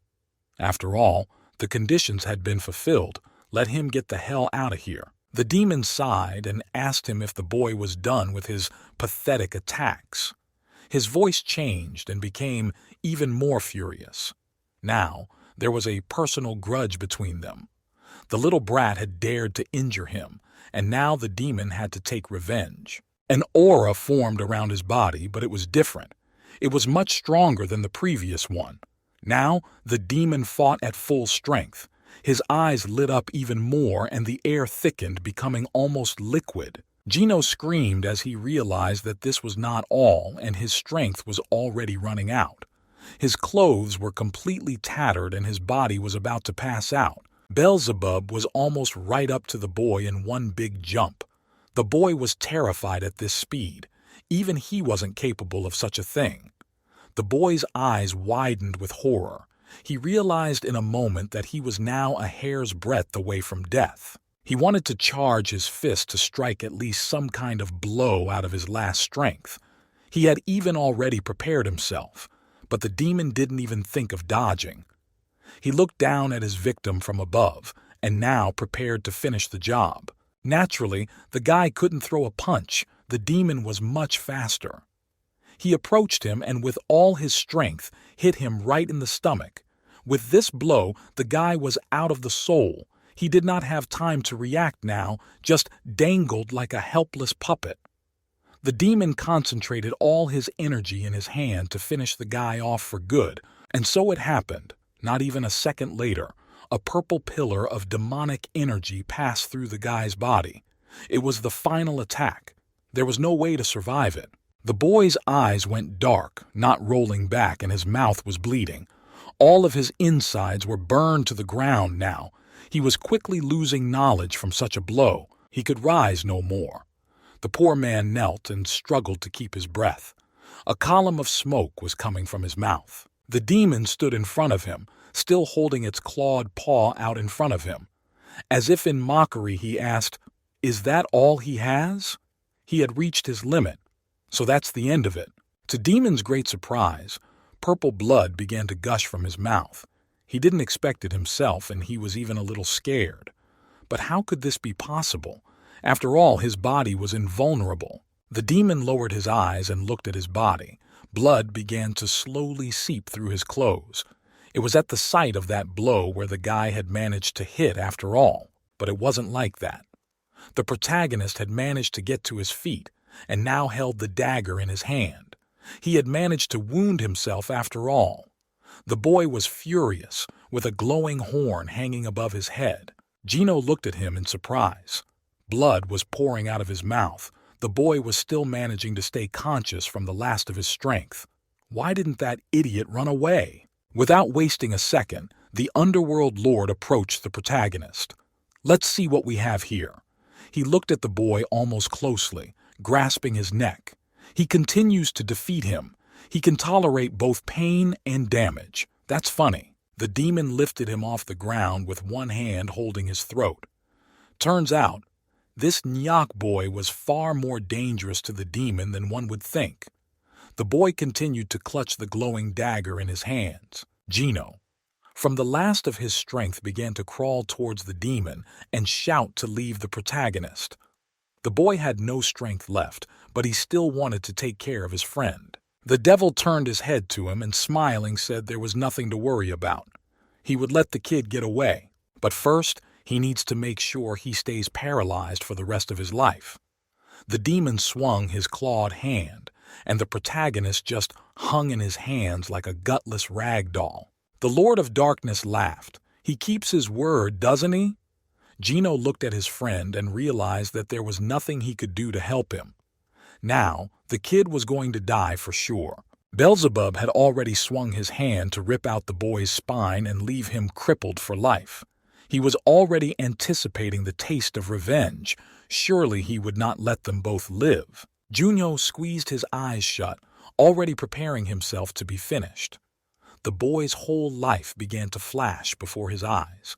He remembered all the moments that he had managed to live through, and now, even the very bullying at school turned out to be beautiful to him. However, nothing happened. The devil couldn't hit him. Suddenly, his hand was held by Mephistopheles. He chuckled and asked, why had he not told him? The devil looked at him in wonder. How is this even possible? Why does he keep getting in everyone's way? Such a thing he certainly hadn't expected. His loyal servant dared to interfere with him? Gino was a total mess. It was the first time he'd ever seen two demons fight. And why did Mephistopheles stop him? The devil looked at his ward with disdain. How dare this worm interfere with him? Mephistopheles laughed. He needed him to stay alive. He could still use this guy. The devil was angry. How dare this little demon touch him? Angry, the devil said he would forgive him if he got out of his sight now. However, Mephistopheles did not think of leaving. It was as if he had begun to transform into a completely different form. At this, even the devil got a little shock. Smiling, he said that he couldn't let the great Beelzebub ruin his game. His face spread into a smile, and from behind his back, several limbs grew, and now he looked like a large spider. Somu smiled and told the guy to stop squirming. He knows full well that running is not an option. They'll catch up to him anyway. Juno smiled and said that he would go with them. His smile didn't bode well, his eyes burning red fire. This guy's up to something again. The company of boys moved forward. The street was almost empty, only the sound of their quick footsteps cutting through the silent night. Somu was walking ahead, and the protagonist was surrounded by the others so that he wouldn't be able to escape. One of the guys asked Somu, "Shouldn't this kid be trying to escape?" The one answered him that this kid knows he can't do anything right now anyway. Therefore, they have nothing to worry about. The protagonist continued to walk behind them and made no attempt to escape. One of the guys in front scratched his head. Well, if their main character says so, then that's the way it is. Somu took his phone out of his pocket and looking at his friend told him to just relax. Everything is normal. Nothing can happen. This guy won't be able to fight back anyway since there's just more of them. Galwa picked up the phone. On the other end of the line, his comrade's voice said that they have Jonho and they are approaching the construction site. What should they do with him? The guy nodded his head in satisfaction and said he'd be there soon. Just let them keep him there and keep him from escaping. Now, there was something he needed to take care of. Galwa stood in front of Angel. The girl stood holding a lollipop. She never seemed to let it out of her hands. The man looked at her in surprise and asked, "Who the fuck is she anyway?" Raziel looked at him without saying a word. Her long bangs made it impossible to see half of her face. The sight of her made him a little uncomfortable. The girl remained silent. Somu Yi sat down on the nearest pipe. They soon came to the construction site, and all they had to do was wait for their leader. The fat man said in a relaxed voice that he had something to ask the protagonist. He collapsed on the pipes with a few of his friends standing next to him. Somu looked at the protagonist with an attentive look. He asked, what he did to Jayun, Kenjan, and Havan, is it true?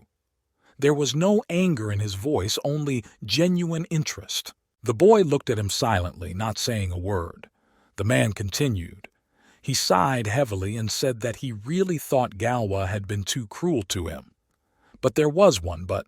The man trailed off and said that if he had done everything he was told, nothing bad would have happened and Yoonhee would still be alive. He must realize he screwed up since Galwa wanted to deal with him personally. He folded his hands in a lock in front of him. The man said he bullied the main character not because he enjoyed it. He just had no choice. Galwa would beat him up and kick him out of the gang if he disobeyed his orders. The boy sighed heavily. Was that all they were going to tell him, he asked. Fatty looked surprised. What the hell was that all about? The boy stretched out in a smile again. His teeth gleamed at Sveta. He couldn't believe what he was hearing. Somu said it was his mistake. People never change. It's some kind of law now. The protagonist said he wasn't going to listen to his pathetic excuses.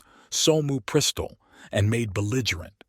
And what did that degenerate just say? The boy was surrounded by the others, and he simply had no way to retreat. The boys began to squeeze the ring, keeping him out. The boy snorted. It didn't seem to pose any danger to him. Oh well, let them try if they're so brave. His mouth stretched into a smile again. Suddenly, a glowing horn appeared above his head. It began to slowly approach the boy's head. The main character stood in the middle of everyone and didn't move. Somu was even starting to get a little scared. What the hell is going on? Why did that kid have horns on his head? This was definitely something he hadn't seen before. A second later, in his hands, his dagger materialized. It was still glowing with the same infernal flame. The boy put the dagger to his throat and prepared to slit it. He still had the same demonic smile on his face. The horn also began to glow as if it was engulfed in flames. Everyone around them freaked out. Did he put a knife up to him? The guys started to talk him out of it. It seemed like they were seriously worried for his life. The boy laughed and told them to hold their heads tight so you wouldn't fall off their shoulders. Didn't look like a human anymore. It resembled that with which Mephistopheles laughed. As soon as the guy ran the blade of the knife across his throat, the necks of everyone standing around him began to bleed as if their carotid artery had been severed. At this sight, Somu was indescribably horrified. What the fuck happened? Why did it remind him of something? A cold sweat of fear began to build up on his body. He didn't know what he should do. His life was on the line right now. Suddenly the guy felt his body didn't want to move. It just wouldn't listen to him.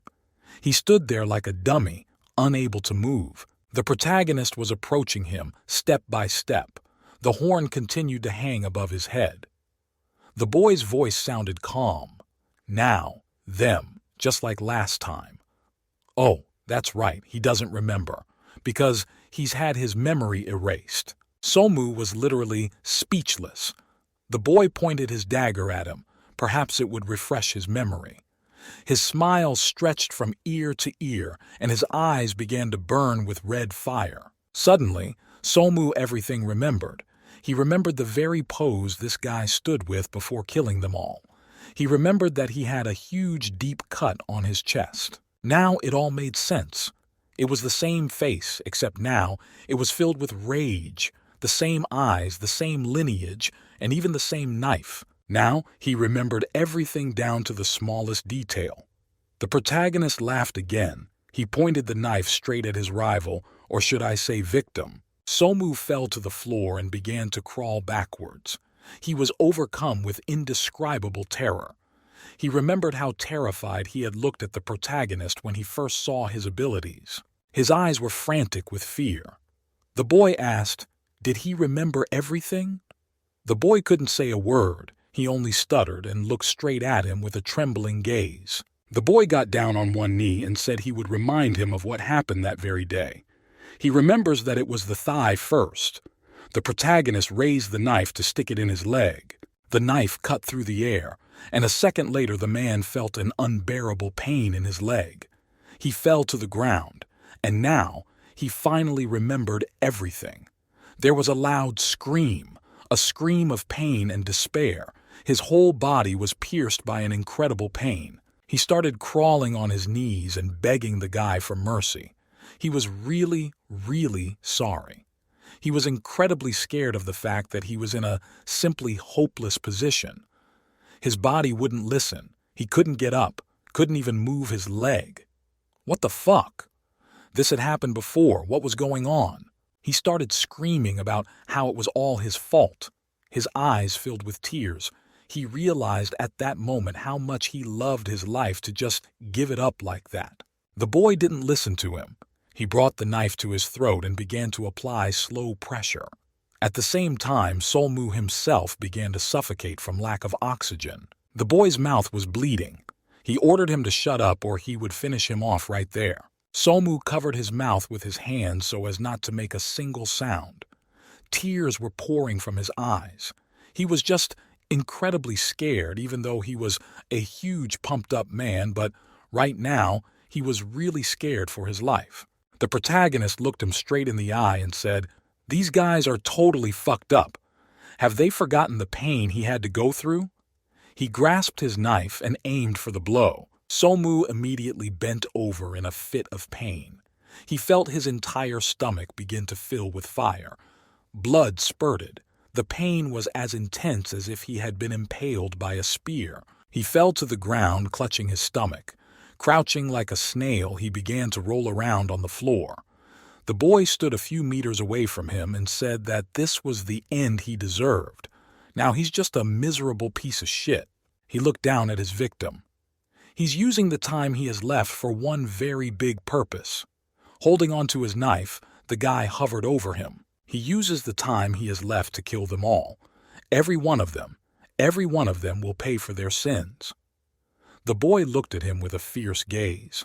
The knife rose up. The boy clenched the hilt even harder to finish the creep off in one blow. Somu already realized that this was the end of him. The guy screamed in pain. That scream was so horrifying that anyone who heard it would have their heart stopped. The boy screamed, but he still wasn't dying. The protagonist kept sticking the knife deeper and deeper into his body, turning it in circles. He smiled his predatory smile now. He truly looked like a demon. Somu, lying on the ground, melted his hands in different directions and begged to be killed to end this suffering. The boy, however, was in no hurry to finish what he had begun. He crouched down beside him and began to speak in a quiet, ingratiating voice. What a freak! Was he afraid that he would kill him? Stop whining. He should grow some balls. He's not going to kill him, but he's going to torture him. This fatso won't die so easily. The protagonist turned to the corpses of people who had already stiffened up. Will that be enough? Wouldn't that pay for all the pain he had experienced throughout his high school life? Hadn't he just told him a few minutes ago that he was going to kill him? The boy began to move slowly and in strides towards the fat guy. No longer would he live such a miserable life. It didn't matter if it was true or false. The knife stopped glowing and took on a normal shape. His fate is sealed. This is how he will die. Doesn't he understand? It's his fate. Let him just accept it. The boy came closer and closer to him with small steps. Let him not worry, he would know when he woke up. Somu continued to lie on the cold concrete with clenched teeth. The men passed out. His head was splitting from the unbearable pain. The man was still lying on the cold concrete floor, his face covered with drops of blood and dirt. Soon he woke up in the same place. The man crouched down on the floor and started rubbing his head. Shit. He couldn't believe that little bastard had beaten him. He even felt a little sorry for himself. The man began to ponder. Where had that little creep gone after all? He'll pay him next time. Pay him back in full. You can't just leave it like that. Suddenly, he noticed a knife taped to his arm. The man got scared. What the hell is that?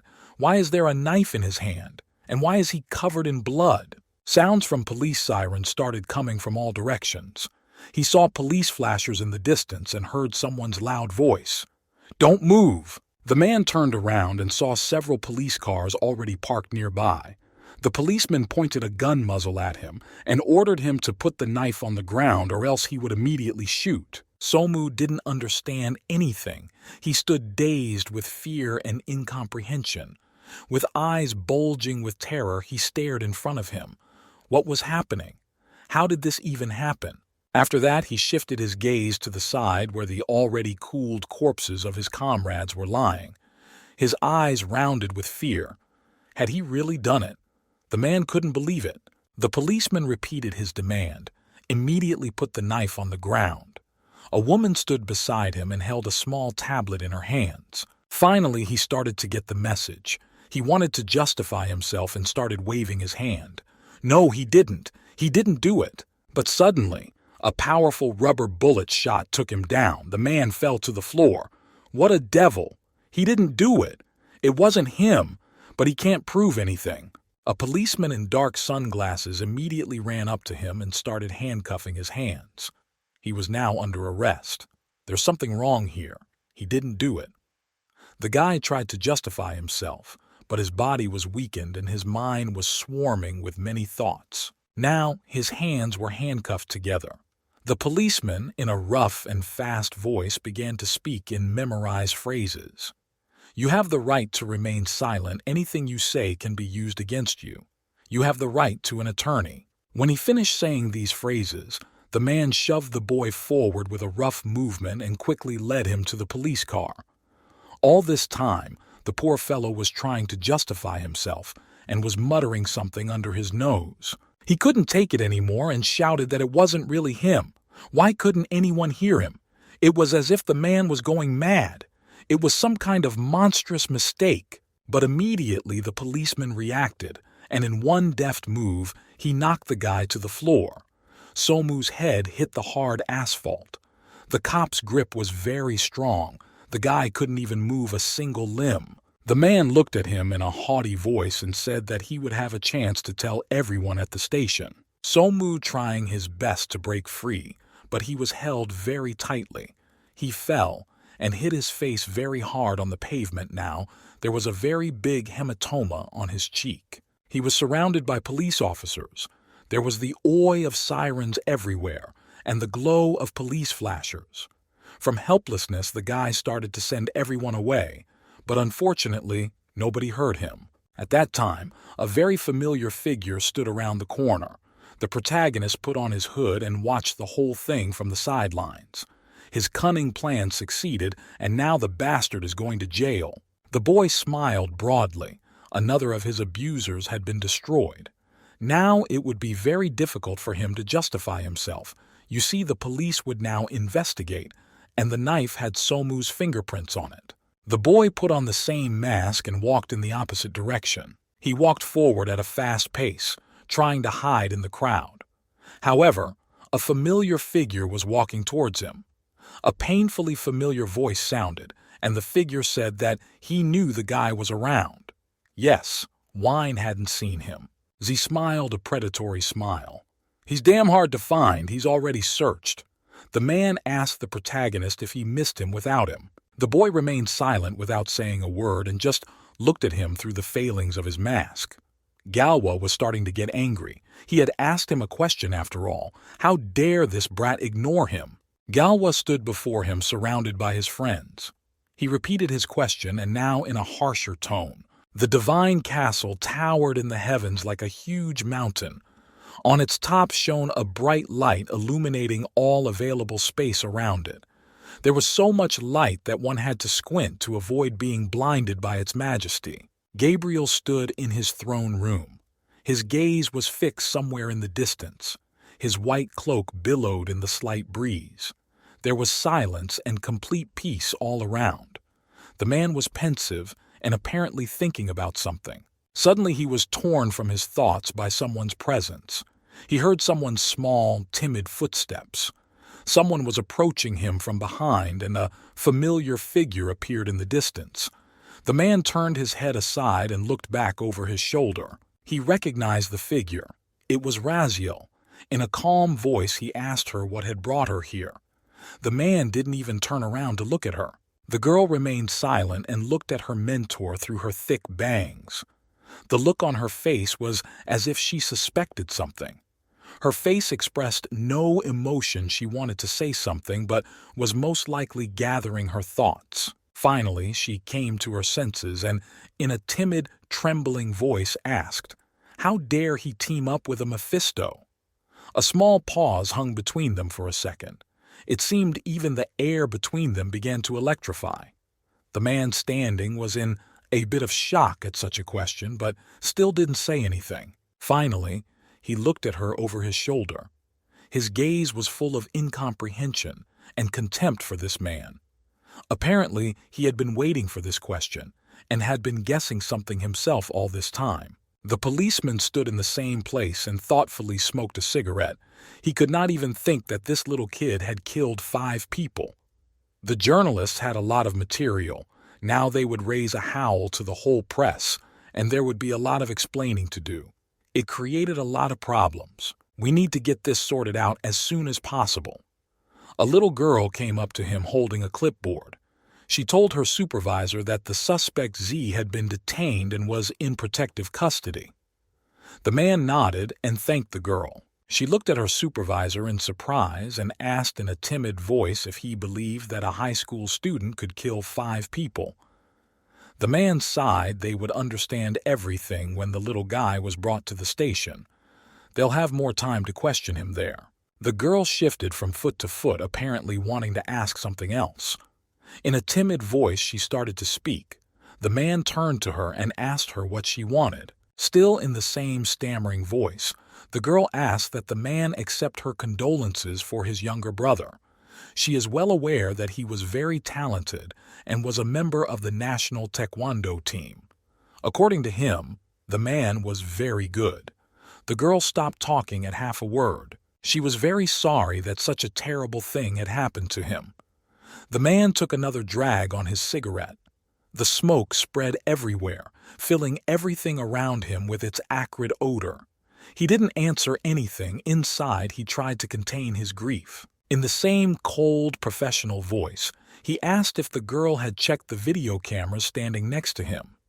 She immediately started going through her notes and nodded her head. Yes, she needed to talk to him about something, but this was really weird. It turned out that the girl couldn't believe what she saw there. Before she could finish speaking, the man moved towards the exit of the place. He waved his hand and asked why she wouldn't give these details at the station, questioning, let her make sure Kim was informed, and the man would come over later. He tossed the cigarette butt somewhere to the side and, continuing to puff the remnants of smoke, moved towards the exit. The girl only nodded timidly in response. The man found himself in a remote, deserted place, and again he lit a cigarette. He leaned on the grate and stared stupidly somewhere in front of him, not daring to make a step forward. He was troubled about something, but he tried his best not to show it. Soon, he took out a small photograph from his wallet and, holding back a lump in his throat, looked at it. It showed himself and a little boy with a very familiar face. They looked very much alike, except that the man was many years older. He stared even harder into the pictures through his darkened glasses. No one could see how his eyes began to water from the experience. The man even forgot about his cigarette, and it started burning his lips. Suddenly he was distracted from looking at the pictures by a shout. The man looked in the direction from which the sound came. The protagonist, still wearing his mask, approached forward. He looked through the gaps with his frenzied eyes. He recognized the voice. The boy thanked the man for finally showing his face. He was the last one left to finish, and finally, this killing spree would end. Galwa smiled, and it turned out to be very funny. Did he know this one? Why did he hate him so much? The man had all the same smirk on his face, but now you could hear the incomprehension and even genuine surprise in his voice. He stood in front of the protagonist with his hands in his pockets and looked at him with his haughty gaze. What's so hard about obeying the rules, he thought. All he has to do is be a stooge like the others. What's so hard about that? The boy took his dagger out of his pocket. This man is underestimating him. Don't do that. He could kill him on the spot. He's already done it to everyone else, so the last man won't be an obstacle. This night he'll be completely finished. Now it will be over and he can breathe a full breath. All his abusers will be in the other world. The boy has already brought the burning dagger to his throat, and the glowing horn above his head has lit up. He will end this battle once and for all. The boy was about to slit his own throat when suddenly his body was racked with pain. He couldn't understand what was happening. His eyes were bloodshot and his hands stopped moving as if someone was holding him very tightly. The boy couldn't understand what was happening to him. He grabbed his head and started shaking it around. It was about to split apart from the unbearable pain. The fire was coming out in little spurts, but what's going on? What is this strange sensation? The boy was thrashing his head in different directions, while his opponent looked at this suffering in amazement. He didn't understand anything. He was already ready to fight. But suddenly, for some reason, this kid started squirming. In a surprised voice, the man asked what was wrong with him. A moment ago, he looked completely different. He was so formidable, but what happened now? The boy struggled to come to his senses. He understood everything perfectly well after all. He had used too much of his power, and now he was just being torn apart. After all, demonic energy has one big limitation, and that is his physical capabilities. Galwa realized that he was too weak to deal with this power. The man laughed, a wry smile appearing on his face. He was beginning to feel his superiority again. Even with this strength, this kid was no match for him. The tattoo had already absorbed most of the protagonist's body and moved towards his face. His body felt like it was on fire. He could feel the mark devouring him. Not now. He was so close to his goal. Why now? He hated everything around him right now, and himself first. He needed to come to his senses as soon as possible. Galwa continued to look down at him contemptuously. Somebody get this weakling out of here. He thought the boy kept squirming all this time without saying a word. Finally, he got fed up with all this and irritably kicked the protagonist right in the forehead. There was a crunch and the mask fell off his face. The boy leaned back. Galwa asked irritably, "How dare this insect? Dare to humiliate him? He just can't hold his anger, can he?" The mask flew off the protagonist's face, and with a clatter, he fell to the ground and started jumping towards the sewer manhole. The boy was too weak to catch his headgear. Finally, the mask reached its destination and fell through the sewer grate deep down. Now, it was almost impossible to get it out. The boy was left without protection and without his power. Galwa triumphed. He beat the protagonist harder and harder. The boy could cover himself with his hands. The blows fell like rain. He felt the very feeling he was trying to forget. He was being beaten again, and even his strength couldn't help him. The man was not going to stop. "Already, kid, why does he hate to ask me so much?" The man pondered about it out loud. Why doesn't he want to accept his love?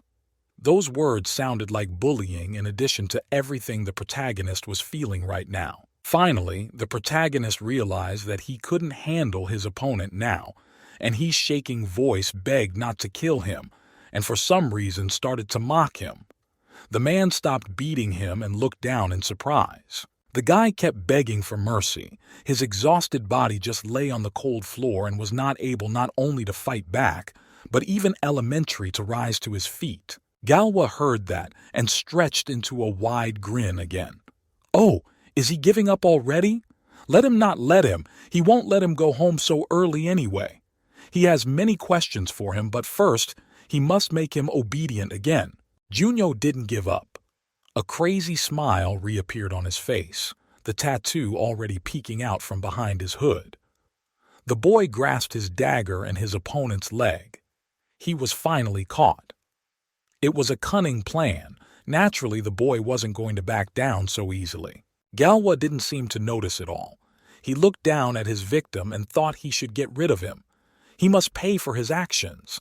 After all, he had humiliated him so many times and killed so many people. The guy had already grabbed his knife and prepared to plunge it into his chest. Just a few more centimeters, and the revenge would be complete. He had waited so long for this. Just a few more decisive seconds and it would be over. But the boy was not in time. Someone's rough male voice cut them short. The man ordered them to stop immediately. The boy shifted a surprised look back. It was the voice of the same policeman who had detained them too. The man stood a few meters away from the group of people and glared at them with his cold, ruthless gaze. Everyone stopped moving. The man came closer and closer to them with wide steps. Junho lowered his head and lay still. Galwa looked contemptuously at the policeman. "Man, he's probably got better things to do, so let him get the hell out of here." The policeman grinned. "What kind of kids are these? What happens if he doesn't leave?" The boy decided that it was better to hide the knife far away so as not to arouse suspicion. The dagger began to dissolve in his hands, forming only a small fire cloud. One of the guys walked up to him and started covering him with a mat. "Look at her, this freak. He thinks he's a knight of shining armor. Let him get the fuck out of here." The man looked at him calmly, replied that there was no need to boil. He's not a knight of shining armor at all. He pulled a police badge out of his pocket, but he, the long arm of the law, and boys could use to learn some manners, isn't he right? The man continued. He counts to 3 and they're out of here or they'll be waiting for prison sandwiches in the mess hall. The man's name was Lee Jian, 35 years old, chief criminal inspector for the county. There was silence between them for a second. The man didn't wait for an answer and turned to Galwa. He's kind of in charge, so let him do what he needs to do. None of them want conflict, do they? The man looked at them even more intently through his glasses. Scumbag, and let him get the fuck out of here. He's a fucking piece of shit. The man didn't seem to mind being outnumbered at all. Galva was slowly starting to boil over with anger. He was annoyed by this attitude, plus this was a cop, and the boy really didn't like messing with cops. The boy snorted and turned his back to him. The cop hid his badges and kept his eyes on the departing boys. They had made the right decision after all. They didn't want any trouble, and they'd deal with this little brat next time. Policeman approached the protagonist, who was still on his knees and trying to come to his senses. Yes, already, schoolboys in their time remained too frightening. He got goosebumps just from talking to them.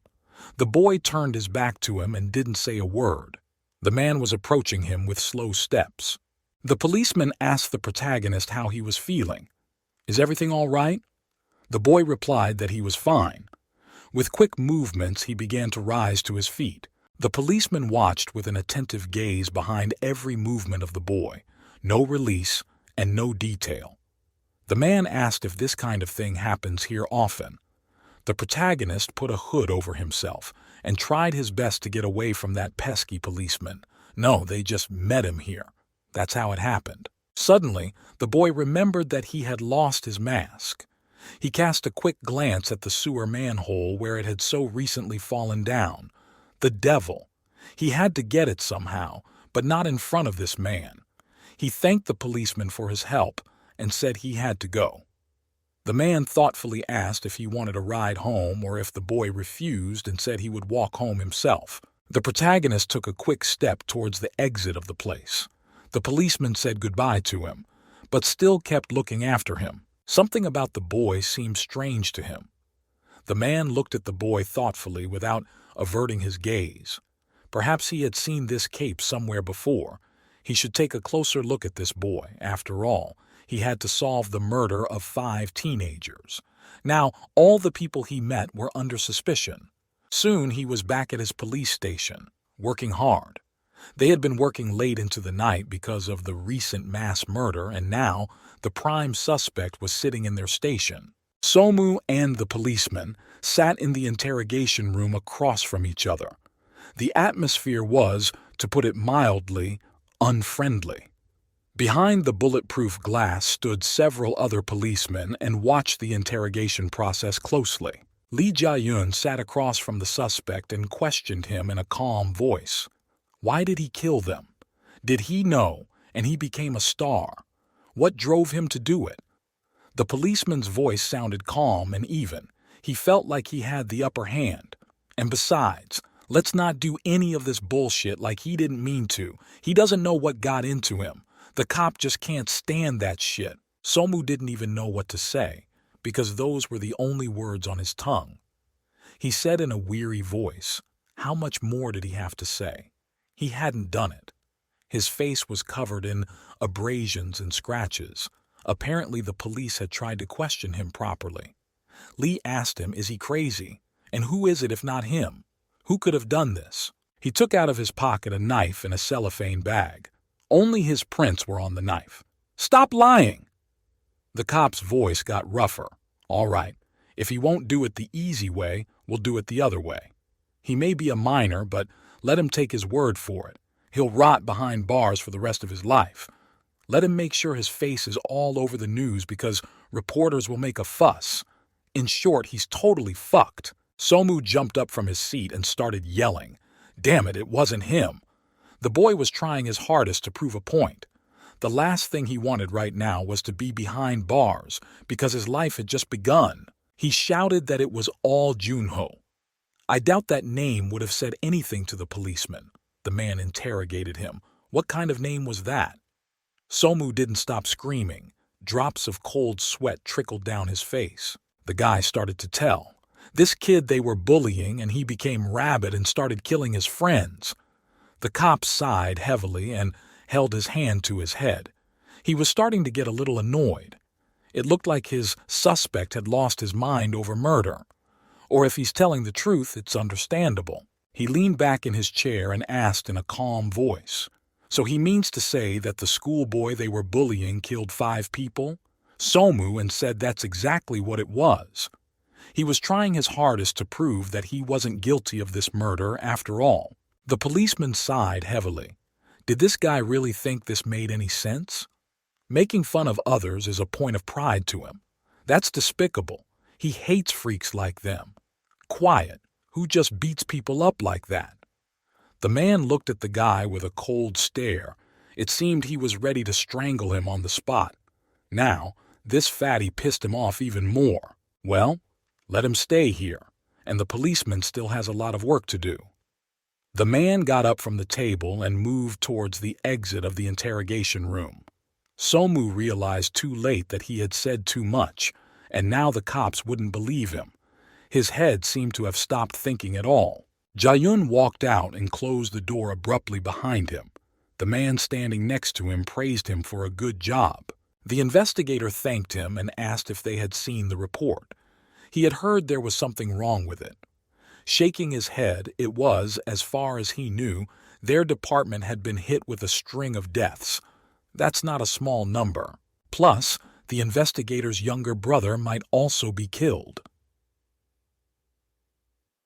Jae-yun. As soon as he heard those words, he was immediately alarmed. He couldn't believe it. Fear was clearly visible on the man's face. He looked at the detective with eyes full of incomprehension. The two of them walked over to the computer monitor, and the detective began to look for something there. He repeated his assumption that he thought the younger brother had been murdered. He looked at the old camera footage. The investigator was standing next to him, staring warily into the monitor. The camera footage clearly showed some man lying in the crosswalk and trying to crawl across it. There he is, can't they see? He fell. It was hard to see anything in this, much less make any assumptions. But that wasn't all, and the detective handed him a piece of paper. They got the autopsy report.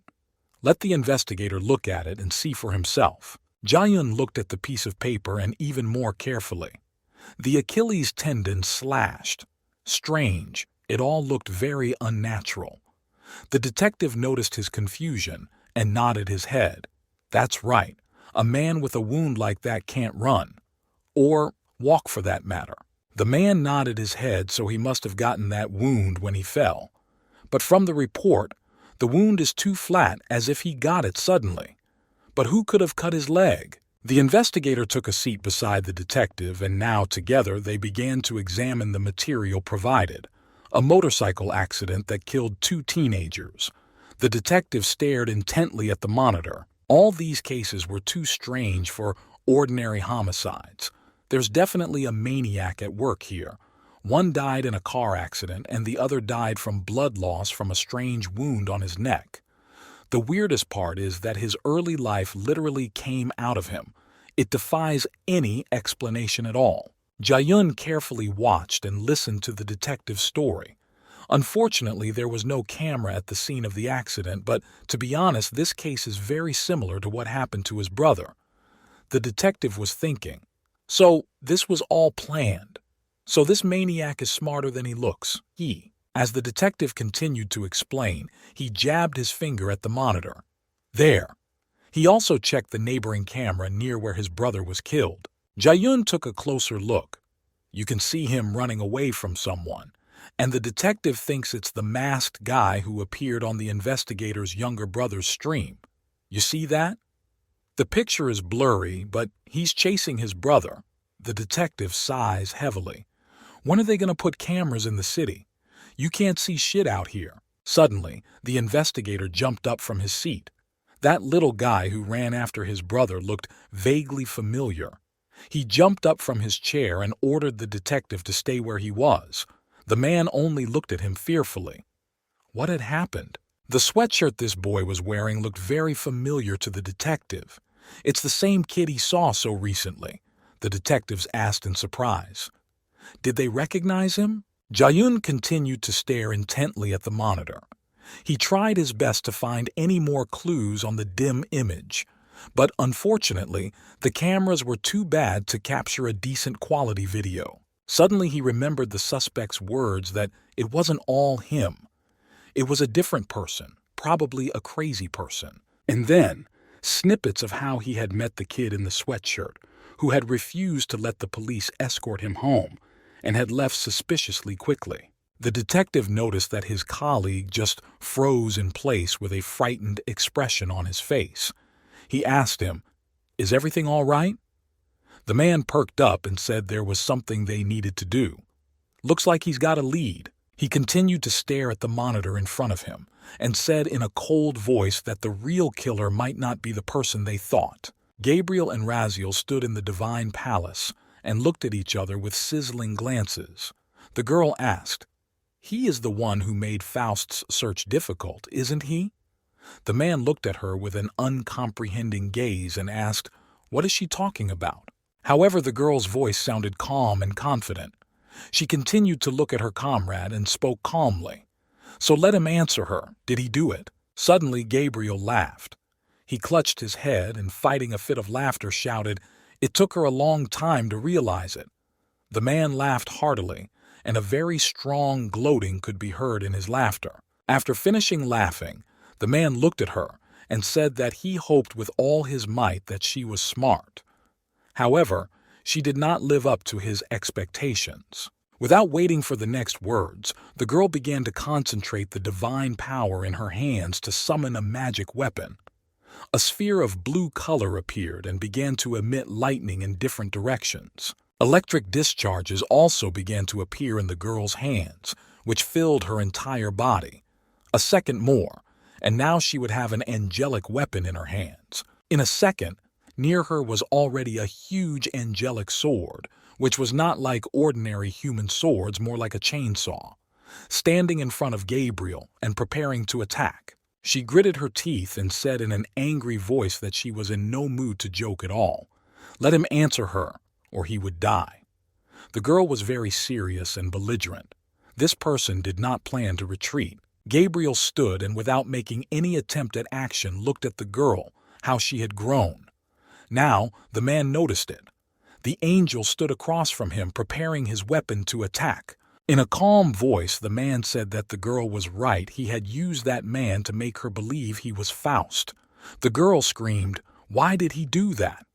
Anger began to boil up inside her. The girl was starting to scream. She was just furious that the person she respected the most had betrayed God. She didn't know where to put her emotions, as she was standing in front of her blood enemy. He had betrayed all the ideals they had buried so dearly. How could he get involved with that demon? The girl just didn't know what to think. She just grit her teeth and stared into the eyes of the angel who had betrayed everything they had followed so much. She was ready to kill him on the spot for betraying her trust. But it turned out Gabriel wasn't embarrassed at all. He said that 300 years ago, God forbade demons and angels to trust humans. There was coldness and calculation in his words. He couldn't get emotional at a time like this. He was not embarrassed that his plan had been revealed. The man continued to speak, and his voice sounded like a bell. Not demons, not angels could defy God, but the Mephisto was different. He rebelled against God, he rebelled against tyranny. He went against the rules, and he wasn't afraid to be rebuffed. It didn't matter to him. He rebelled against God, and in the end, God made a deal with him and lost. At this time, Demon's smile stretched even wider. He was satisfied that he was able to fool his eternal rival. A lot of people then went to hell to agonize for the rest of their lives. In the end, his reward was exemption from this rule. Now, he could freely communicate with people in their world and take on any form he wished. The man looked at her with a serious and stern gaze. Then in the end, why did God make another deal? Did she find it strange? Does nothing teach him? Raziel shouted, "It's simple enough. Because this demon can harm humans and destroy the eternal order." The girl was firmly convinced of her words, and now she was filled with nothing but immense hatred for her former mentor, who dared to betray them. The man smiled and said that it could be called a reason, but it was not the main reason. It was deeper than it seemed. He spoke as calmly as if it were a matter of course. God wants only one thing. The very existence of Mephistopheles has become a big problem and a headache for him. Well, now he just wants to destroy him. This ended up being the reason for him to make a deal with him once again. The man looked at his ward with a smile. She didn't think it was funny. God, that's the most tolerant of them all, had suddenly changed his mind. He'd strayed from his principles and got involved with the devil again. However, the girl did not listen to all this to the end. She swung her arm and aimed all her weapons at her former mentor. She was driven by nothing but anger, and the pain of having a traitor living among them now. She couldn't let that happen. The girl swung her hand and struck her magical seals to unleash all her power on the one who dared to go against their will. Clots of divine energy flew straight at Gabriel.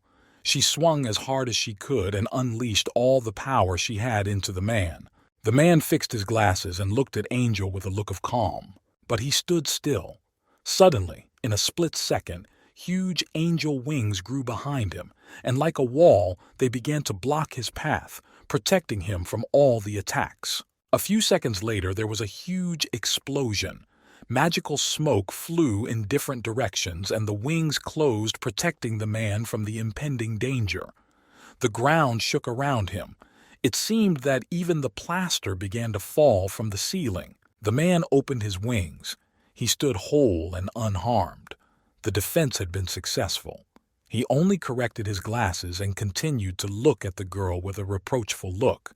He shook his head in different directions and just looked at her without saying a word. Inside the girl, anger flared up with renewed vigor.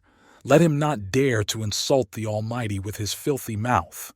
The girl gritted it through her teeth, fire reflected in her eyes. Now, her main goal was to destroy the traitor. Gabriel was as calm as ever. He told her he could kill her right now, but he wanted to give her a chance. Humans, by their very nature, you can't trust them. They are cruel and shredding. If she trusts them again, she'll get stabbed in the back. The man asked her what happened to people when God took away their rights. Warriors, robbery, murder, and arrogance. They grew up weak and God just gave them the forbidden fruit. Isn't that a thoughtless waste of their powers? Mephistopheles wants to overthrow God's rules that protect humans if he wins this fight. In the end, they will rule over humans, and this will save many lives. People will stop being so cruel and arrogant. The man lost his head. He said he is helping the demon with a great purpose, and until it is accomplished, he doesn't care what happens to him. The girl may hate him, try to kill him, but he will not give up his way. Radziel didn't know what to say to this. How dare he rebel against God? He's just crazy. They are God's children, and he betrays his father. What he wants will only lead to chaos. War with the demons will be inevitable. It will destroy many thousands more lives. He'll just destroy the world. But those words didn't seem to reach him. She had long lost God's blessing, and wasn't it her fault that the demon had strengthened its grip on humans? Now, it has a human form, and it does whatever it wants. So how's that working out for her? Isn't that her problem? He's too volatile for a man to offer what he can. The girl glared at him as she continued to clench her teeth in anger. Tell him to shut his fucking mouth. She wasn't going to listen to him. She just needed to kill this creep who dared to go against the divine will.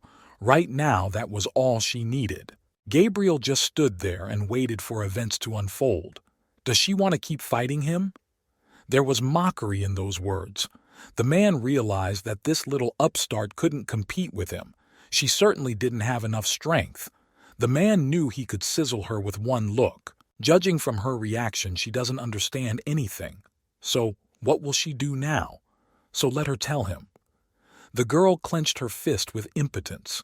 She herself was well aware that she was no match for this archangel. But she couldn't bear the thought of being betrayed everything she believed in. Her voice slowly began to break into a wail. She'd honored this man, trusted him, and now what? One more second, and the girl was ready to cry on the spot. Indeed, hot tears flowed down her cheeks. The girl bit her lip with resentment. But she couldn't understand why he had done that. He simply could not have done it. With the last strength she tried to change her mind. She had only a huge pain inside. How could this man do such a thing? A look of doubt seemed to flash across Gabriel's face all by itself. The man lowered his eyes and fell silent. He looked at the girl with regret. He himself did not want to do what needed to be done. He did not want to kill his ward. The girl's hands lowered, but lightning still swirled around them. She realized she shouldn't fight him. All she would get out of it was that he would kill her without blinking an eye. Raziel stood in the middle of the hall, confused. The energy was still raging around her, but the girl had completely resigned herself to it. She couldn't believe it, but she had no desire to fight any further. After what she had heard, everything she thought was right at that moment was shattered. She lost faith not only in herself, but in her loved ones. She turned around and walked towards the exit of the hall. No, she would not stoop so low. Fate would not be the same if it was 300 years ago. The man continued to stare after her. He wouldn't kill her or catch up with her. She continued. She would report back when the battle was over. The archangel turned around and in parting said that he advised her to think about what he had just said. The girl didn't know what to think. Even if a man like Gabriel could betray God, what should she think now? The man said he hoped she would think hard about their purpose. After all, what were they for? The girl didn't listen to him and walked towards the exit of the hall. The man once again looked away. That was the end of their conversation. Now, in everyone's heart, there was an indelible imprint of what had happened. The man was still watching the girl from the side. She still had a long way to go, and a sparkling smile appeared on his face. The protagonist was sitting on the roof of a house with a demon hovering next to him. The guy looked at him with a sidelong glance. It looked like he was once again plotting another one of his devious plans. He didn't have much time left. There was still a lot to do. The demon flew around him and smiled, asking what the boy would do. The police are already on to him. They were beginning to guess who was responsible for these murders. The boy lowered his head and said he didn't really care if the police caught him, but let it happen when this is over. The demon still couldn't get over his happiness. He put his head in his hands and said he couldn't believe the boy had killed 3 in one blow. And how coincidental that he had met Galva. The demon laughed, for his body was getting worse and worse because of that mark. The boy didn't seem to be listening to him at all. He just looked down in front of him and seemed to be looking for something in the vastness of the city. He didn't really want to think about it now. He had to finish his business. Only then he could calm down. The demon laughed again. All right, he knows when to stop, so he would stay out of his business. He began to slump into the concrete floor again and slowly disappear, leaving the protagonist with only his creepy smile for last. Before saying goodbye, he told the boy to hurry up because time was running out. He didn't have much strength left. The boy seemed to let this pass his ears and continued to gaze out into the city. The boy seemed to let these words pass his ears. He continued to gaze into the city. Sure, his body was already at its limits, but his main opponent was still out there, and he would be sure to correct that oversight. For now, the police didn't really bother him much. The school looked the same. It was still lively. The students were sitting at their desks in class, of course. They didn't really want to return to this place after the events that had happened. There was silence in the classroom, cut only by the headmaster's voice. He was reading something with a book open. With a heavy sigh, he said that there should be a roll call among the students. He began to call out the names of the students one by one, and they reluctantly responded. There were not many students in the class. The girls in the front desks were whispering among themselves. The main character hadn't come yet. Should we go check on him at the hospital? The girl wondered. Her friend said, let her do as she wants. She'll have to sweat. There are a lot of girls who want this guy. The main character suddenly has a very big popularity in class. The teacher kept looking at the students with a lost look. He called out the protagonist by name, but he was gone again. Was he skipping school again? The teacher was already used to not seeing this man in his class. One of the students laughed and said he thought the guy would never come back. Everyone has seen his pictures, and after what happened to Yun-hee, he'd be an idiot to go back to school. The teacher gave him a stern look but didn't say anything. This kid had been gone for a week. The man sighed heavily. Idiots like that get on his nerves. He wants to get in trouble, the devil. Before he could finish his thought, he was twisted in half. The man couldn't stand on his feet, his face contorted in a grimace of pain. Suddenly, his body was struck by lightning. The man shrank back and tried to stand on his feet, but he failed miserably. He twisted, and the students watched in horror as their teacher writhing in pain. No one could understand what was happening. Soon the man couldn't stay on his feet after all and collapsed to the floor. Several students jumped up from their desks and ran towards him. Surprised and frightened cries began to erupt everywhere. What the hell? What happened? The teacher did not answer, but only wheezed as if his throat was being squeezed with great force. And they tried to shake him, but the teacher only continued to wheeze as if he was suffocating. Every student's face showed horror. What had happened to him? But all this was useless. The teacher continued to grunt with suffocation. His mouth began to burst out. His entire shirt was already stained. One more second and the man would pass out. His eyes began to roll up, his consciousness slowly fading away. One of the students with a frightened look looked in the direction where there was a record player. It was an old cassette recorder from the 80s. Something about this device seemed strange to the boy. The turntable was standing and a red button was pressed on it. Interference began to come from it, although the device had been turned off before. Another student ran to the door and shouted that he would call the nurse. He had already grabbed the doorknob and pulled it toward him with force to open the door. However, he was no longer destined to do so. For some reason, a deep cut began to form on his neck in just a second. Blood began to come out of his neck. The boy didn't notice it, but when he did, it was too late. He had already grabbed his neck with his hand to stop the blood, but it was useless. The boy fell to the floor, splattering blood all over the classroom. What the fuck? Everyone jumped up from their seats and started shaking their heads in horror. The classroom was in turmoil. Everyone was running in different directions and screaming in fear. Some were crying. Some were begging to do something. This guy just fell down bleeding. The guys in the back of the class screamed the loudest. They decided to get the hell out of here. But someone stopped them. Their classmate is bleeding to death. How can this be? Something had to be done, or they'd all suffer the same fate. No one understood what was going on in the classroom. The music player was still on the teacher's desk, and no one even thought to pay attention to it in the general turmoil. Suddenly, a click was heard, one of its buttons baiting itself. Suddenly, from that old microphone that hadn't been turned on in years by itself, a familiar voice began to come out. The voice coughed and asked in a cocky voice, "Can you hear him okay? He thinks they should calm down and listen. He'll kill anyone who walks out of the classroom."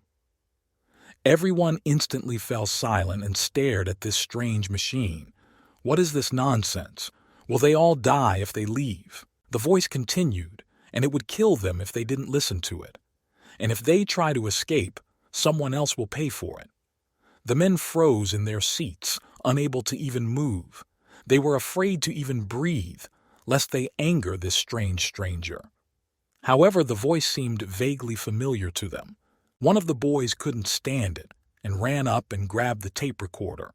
He raised it above his head and tried to smash it, shouting that it was someone making fun of them. The boy couldn't stand the suspense and wanted to stop the madness. However, no sooner had he taken a few steps than blood gushed from his mouth.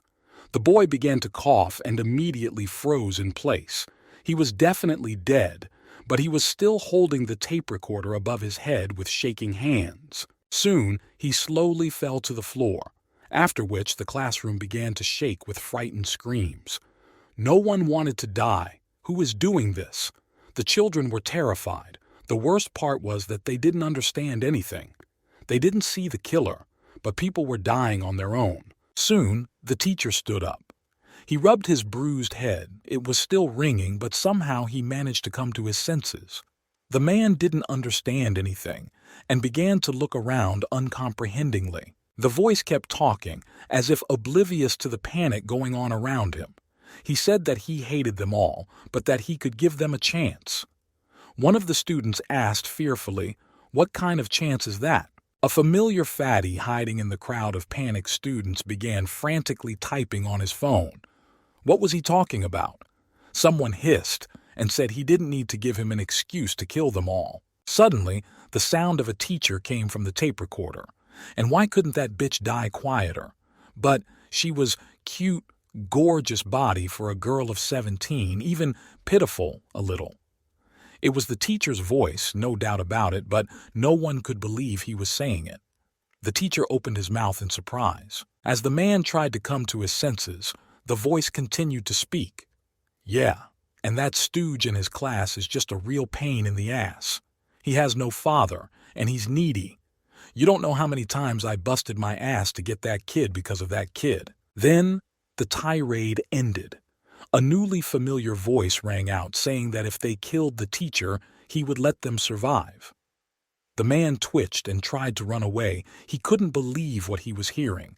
But who could hear him talking on the phone then? Soon, he reached the unfortunate tape recorder and knocking it to the floor, he stepped on it with all his might. There was a crunch, and the device shattered into many small pieces. The man hoped that at least after that, the nightmare would stop. The teacher was breathing heavily and ordered the wounded to be taken to the nurse's office. The rest of the "let them stay where they are." His voices sounded very frightened. No wonder, for several students had died before his eyes. Besides, he himself had almost thrown off his skates. However, no one moved to do what the teacher ordered. The man shouted, "Are you deaf? Don't let him listen to this nonsense!" The man still looked scared, his voice trembling with fear. The students looked at him with an absent gaze like zombies. It seemed to him that their eyes were glowing in the darkness. In front of him stood more than a dozen students who were certainly stronger than the fat teacher.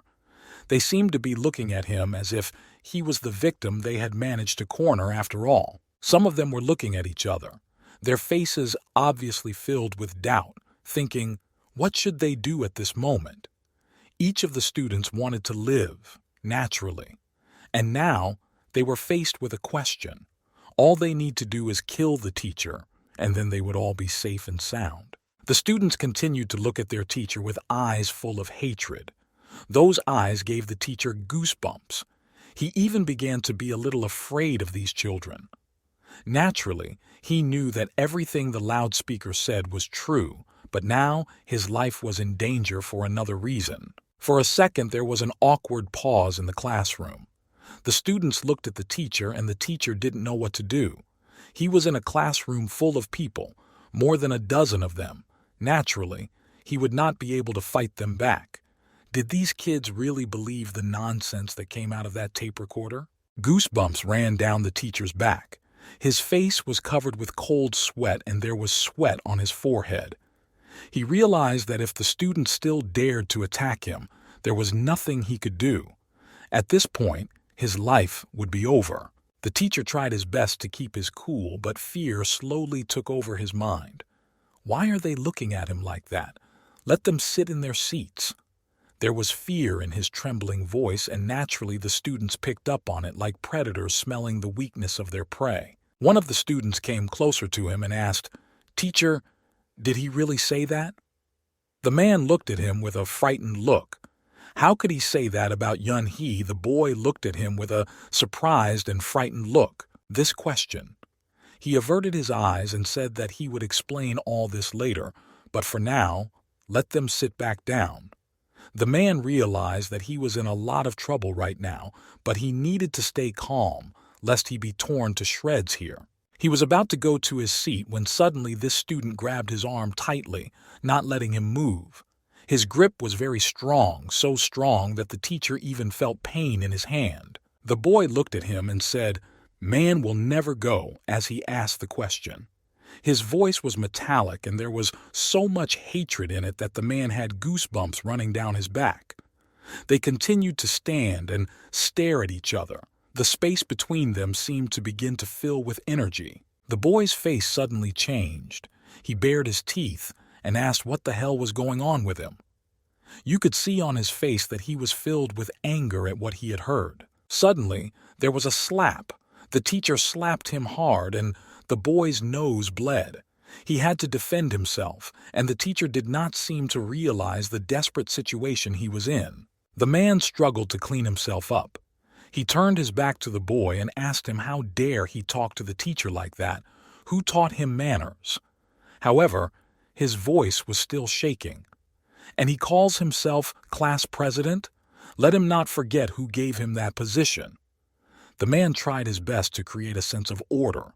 He was about to head towards the exit of the classroom to call for help, however.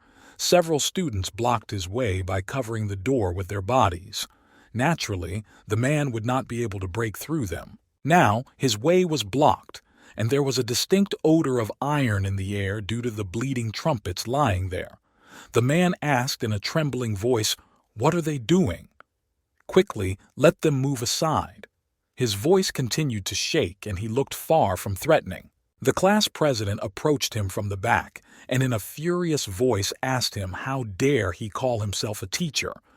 His voice slowly began to change to a shout. The boy was furious. This teacher now only made him hate him. Running up to the man, he grabbed him by the scruff of his shirt and screamed in his face. He couldn't believe the man said that. Get him to run and explain everything. The man stood in front of him, trying to control himself. All the other students started yelling too. Let the teacher explain. Did he really get caught peeping? The crowd slowly began to boil over with anger. The girl couldn't believe that this pervert could afford such a thing. Everyone was absolutely shocked. The guys had cheered up the class president and were now demanding that he beat the fat freak up. It's all his fault. One of the guys shouted that he hated the freak, he just needed to kill him. He didn't have time to finish his words as suddenly a stream of blood rushed from his mouth. The boy started coughing, and soon his voice turned into some kind of gurgling. The boys seemed completely oblivious to the fact that their lives were still in danger. The boy bleeding fell to the floor and began to wheeze in a death cry. The class president looked away, and immediately a grimace of horror was reflected on his face. He had no choice. Gotta deal with this once and for all. Two emotions were now fighting in his heart: anger to teach the teacher, and fear that he might die himself. The class president pulled a small construction knife out of his pocket and began to stick its blade forward. He handed the man this knife and told the teacher to do it himself.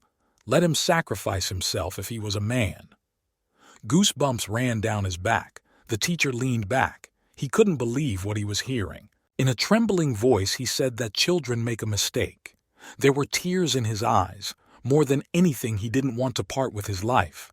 His voice began to tremble even more. The class president didn't think of backing down. His voice became even firmer. Look, the teacher's school life is coming to an end. There's no point in clinging to it. Does he really think they think he's a teacher? He should have gotten out of here when he had the chance. The teacher was trembling with fear. His legs were shaking, and he was ready to collapse and burst into tears right now. His eyes were pure, genuine fear, and he realized that he had nowhere to go. His students would find him and kill him. The man fell to his knees and silently apologized. It was his fault, he pleaded. Forgive him. But the disciples clustered over him and would not let him come out. The man, still in the last hope of being forgiven, looked at the knife. He imagined its sharp blade cutting through his body. The man realized that there was no way out of this trap. He had driven himself here. The class president looked down at him and said that apologizing wouldn't change anything. He had already done everything. Everyone's life was very precious, but it was better for him to die than for the whole class to die, especially since the teacher was just a disgusting freak. The man bowed his head, ready to cry. He had already resigned himself to his fate. The class president continued to speak, his voice sounding smooth and measured. Suddenly his face changed. A fierce smile appeared now. This freak will die. The boy didn't hesitate and looked at the man with a waiting look. He was waiting for this to be over. All the other students just watched in horror. There was silence in the air. No one dared to take any action. There was fear in everyone's heart. They realized that their lives were in danger now. But besides that, this freak of a teacher had to die. Suddenly a girl standing in the middle of the others timidly began to say one phrase: die. Everyone turned around in surprise at her. The girl kept repeating this phrase no matter what. The rest of the students also picked up her slogan and started shouting for the teacher to finally die. The man stared at the ground with a frightened look. This was a real nightmare. He was ready to go crazy. He wanted to wake up, to feel it all just some nightmare dream. The students continued to scream. The shouting grew stronger and stronger, and soon it turned into an unbearable rumble that cut the hearing. But it didn't seem to bother anyone. The students kept shouting only one phrase. They sincerely longed for their teacher to finally die. They were like those people sitting in the Colosseum, waiting for the gladiators to fight to the death.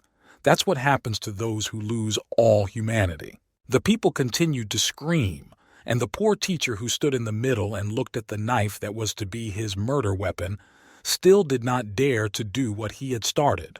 Suddenly, a girl in the middle of the class started screaming, "Are they crazy? What are they doing? They're all going to be murderers."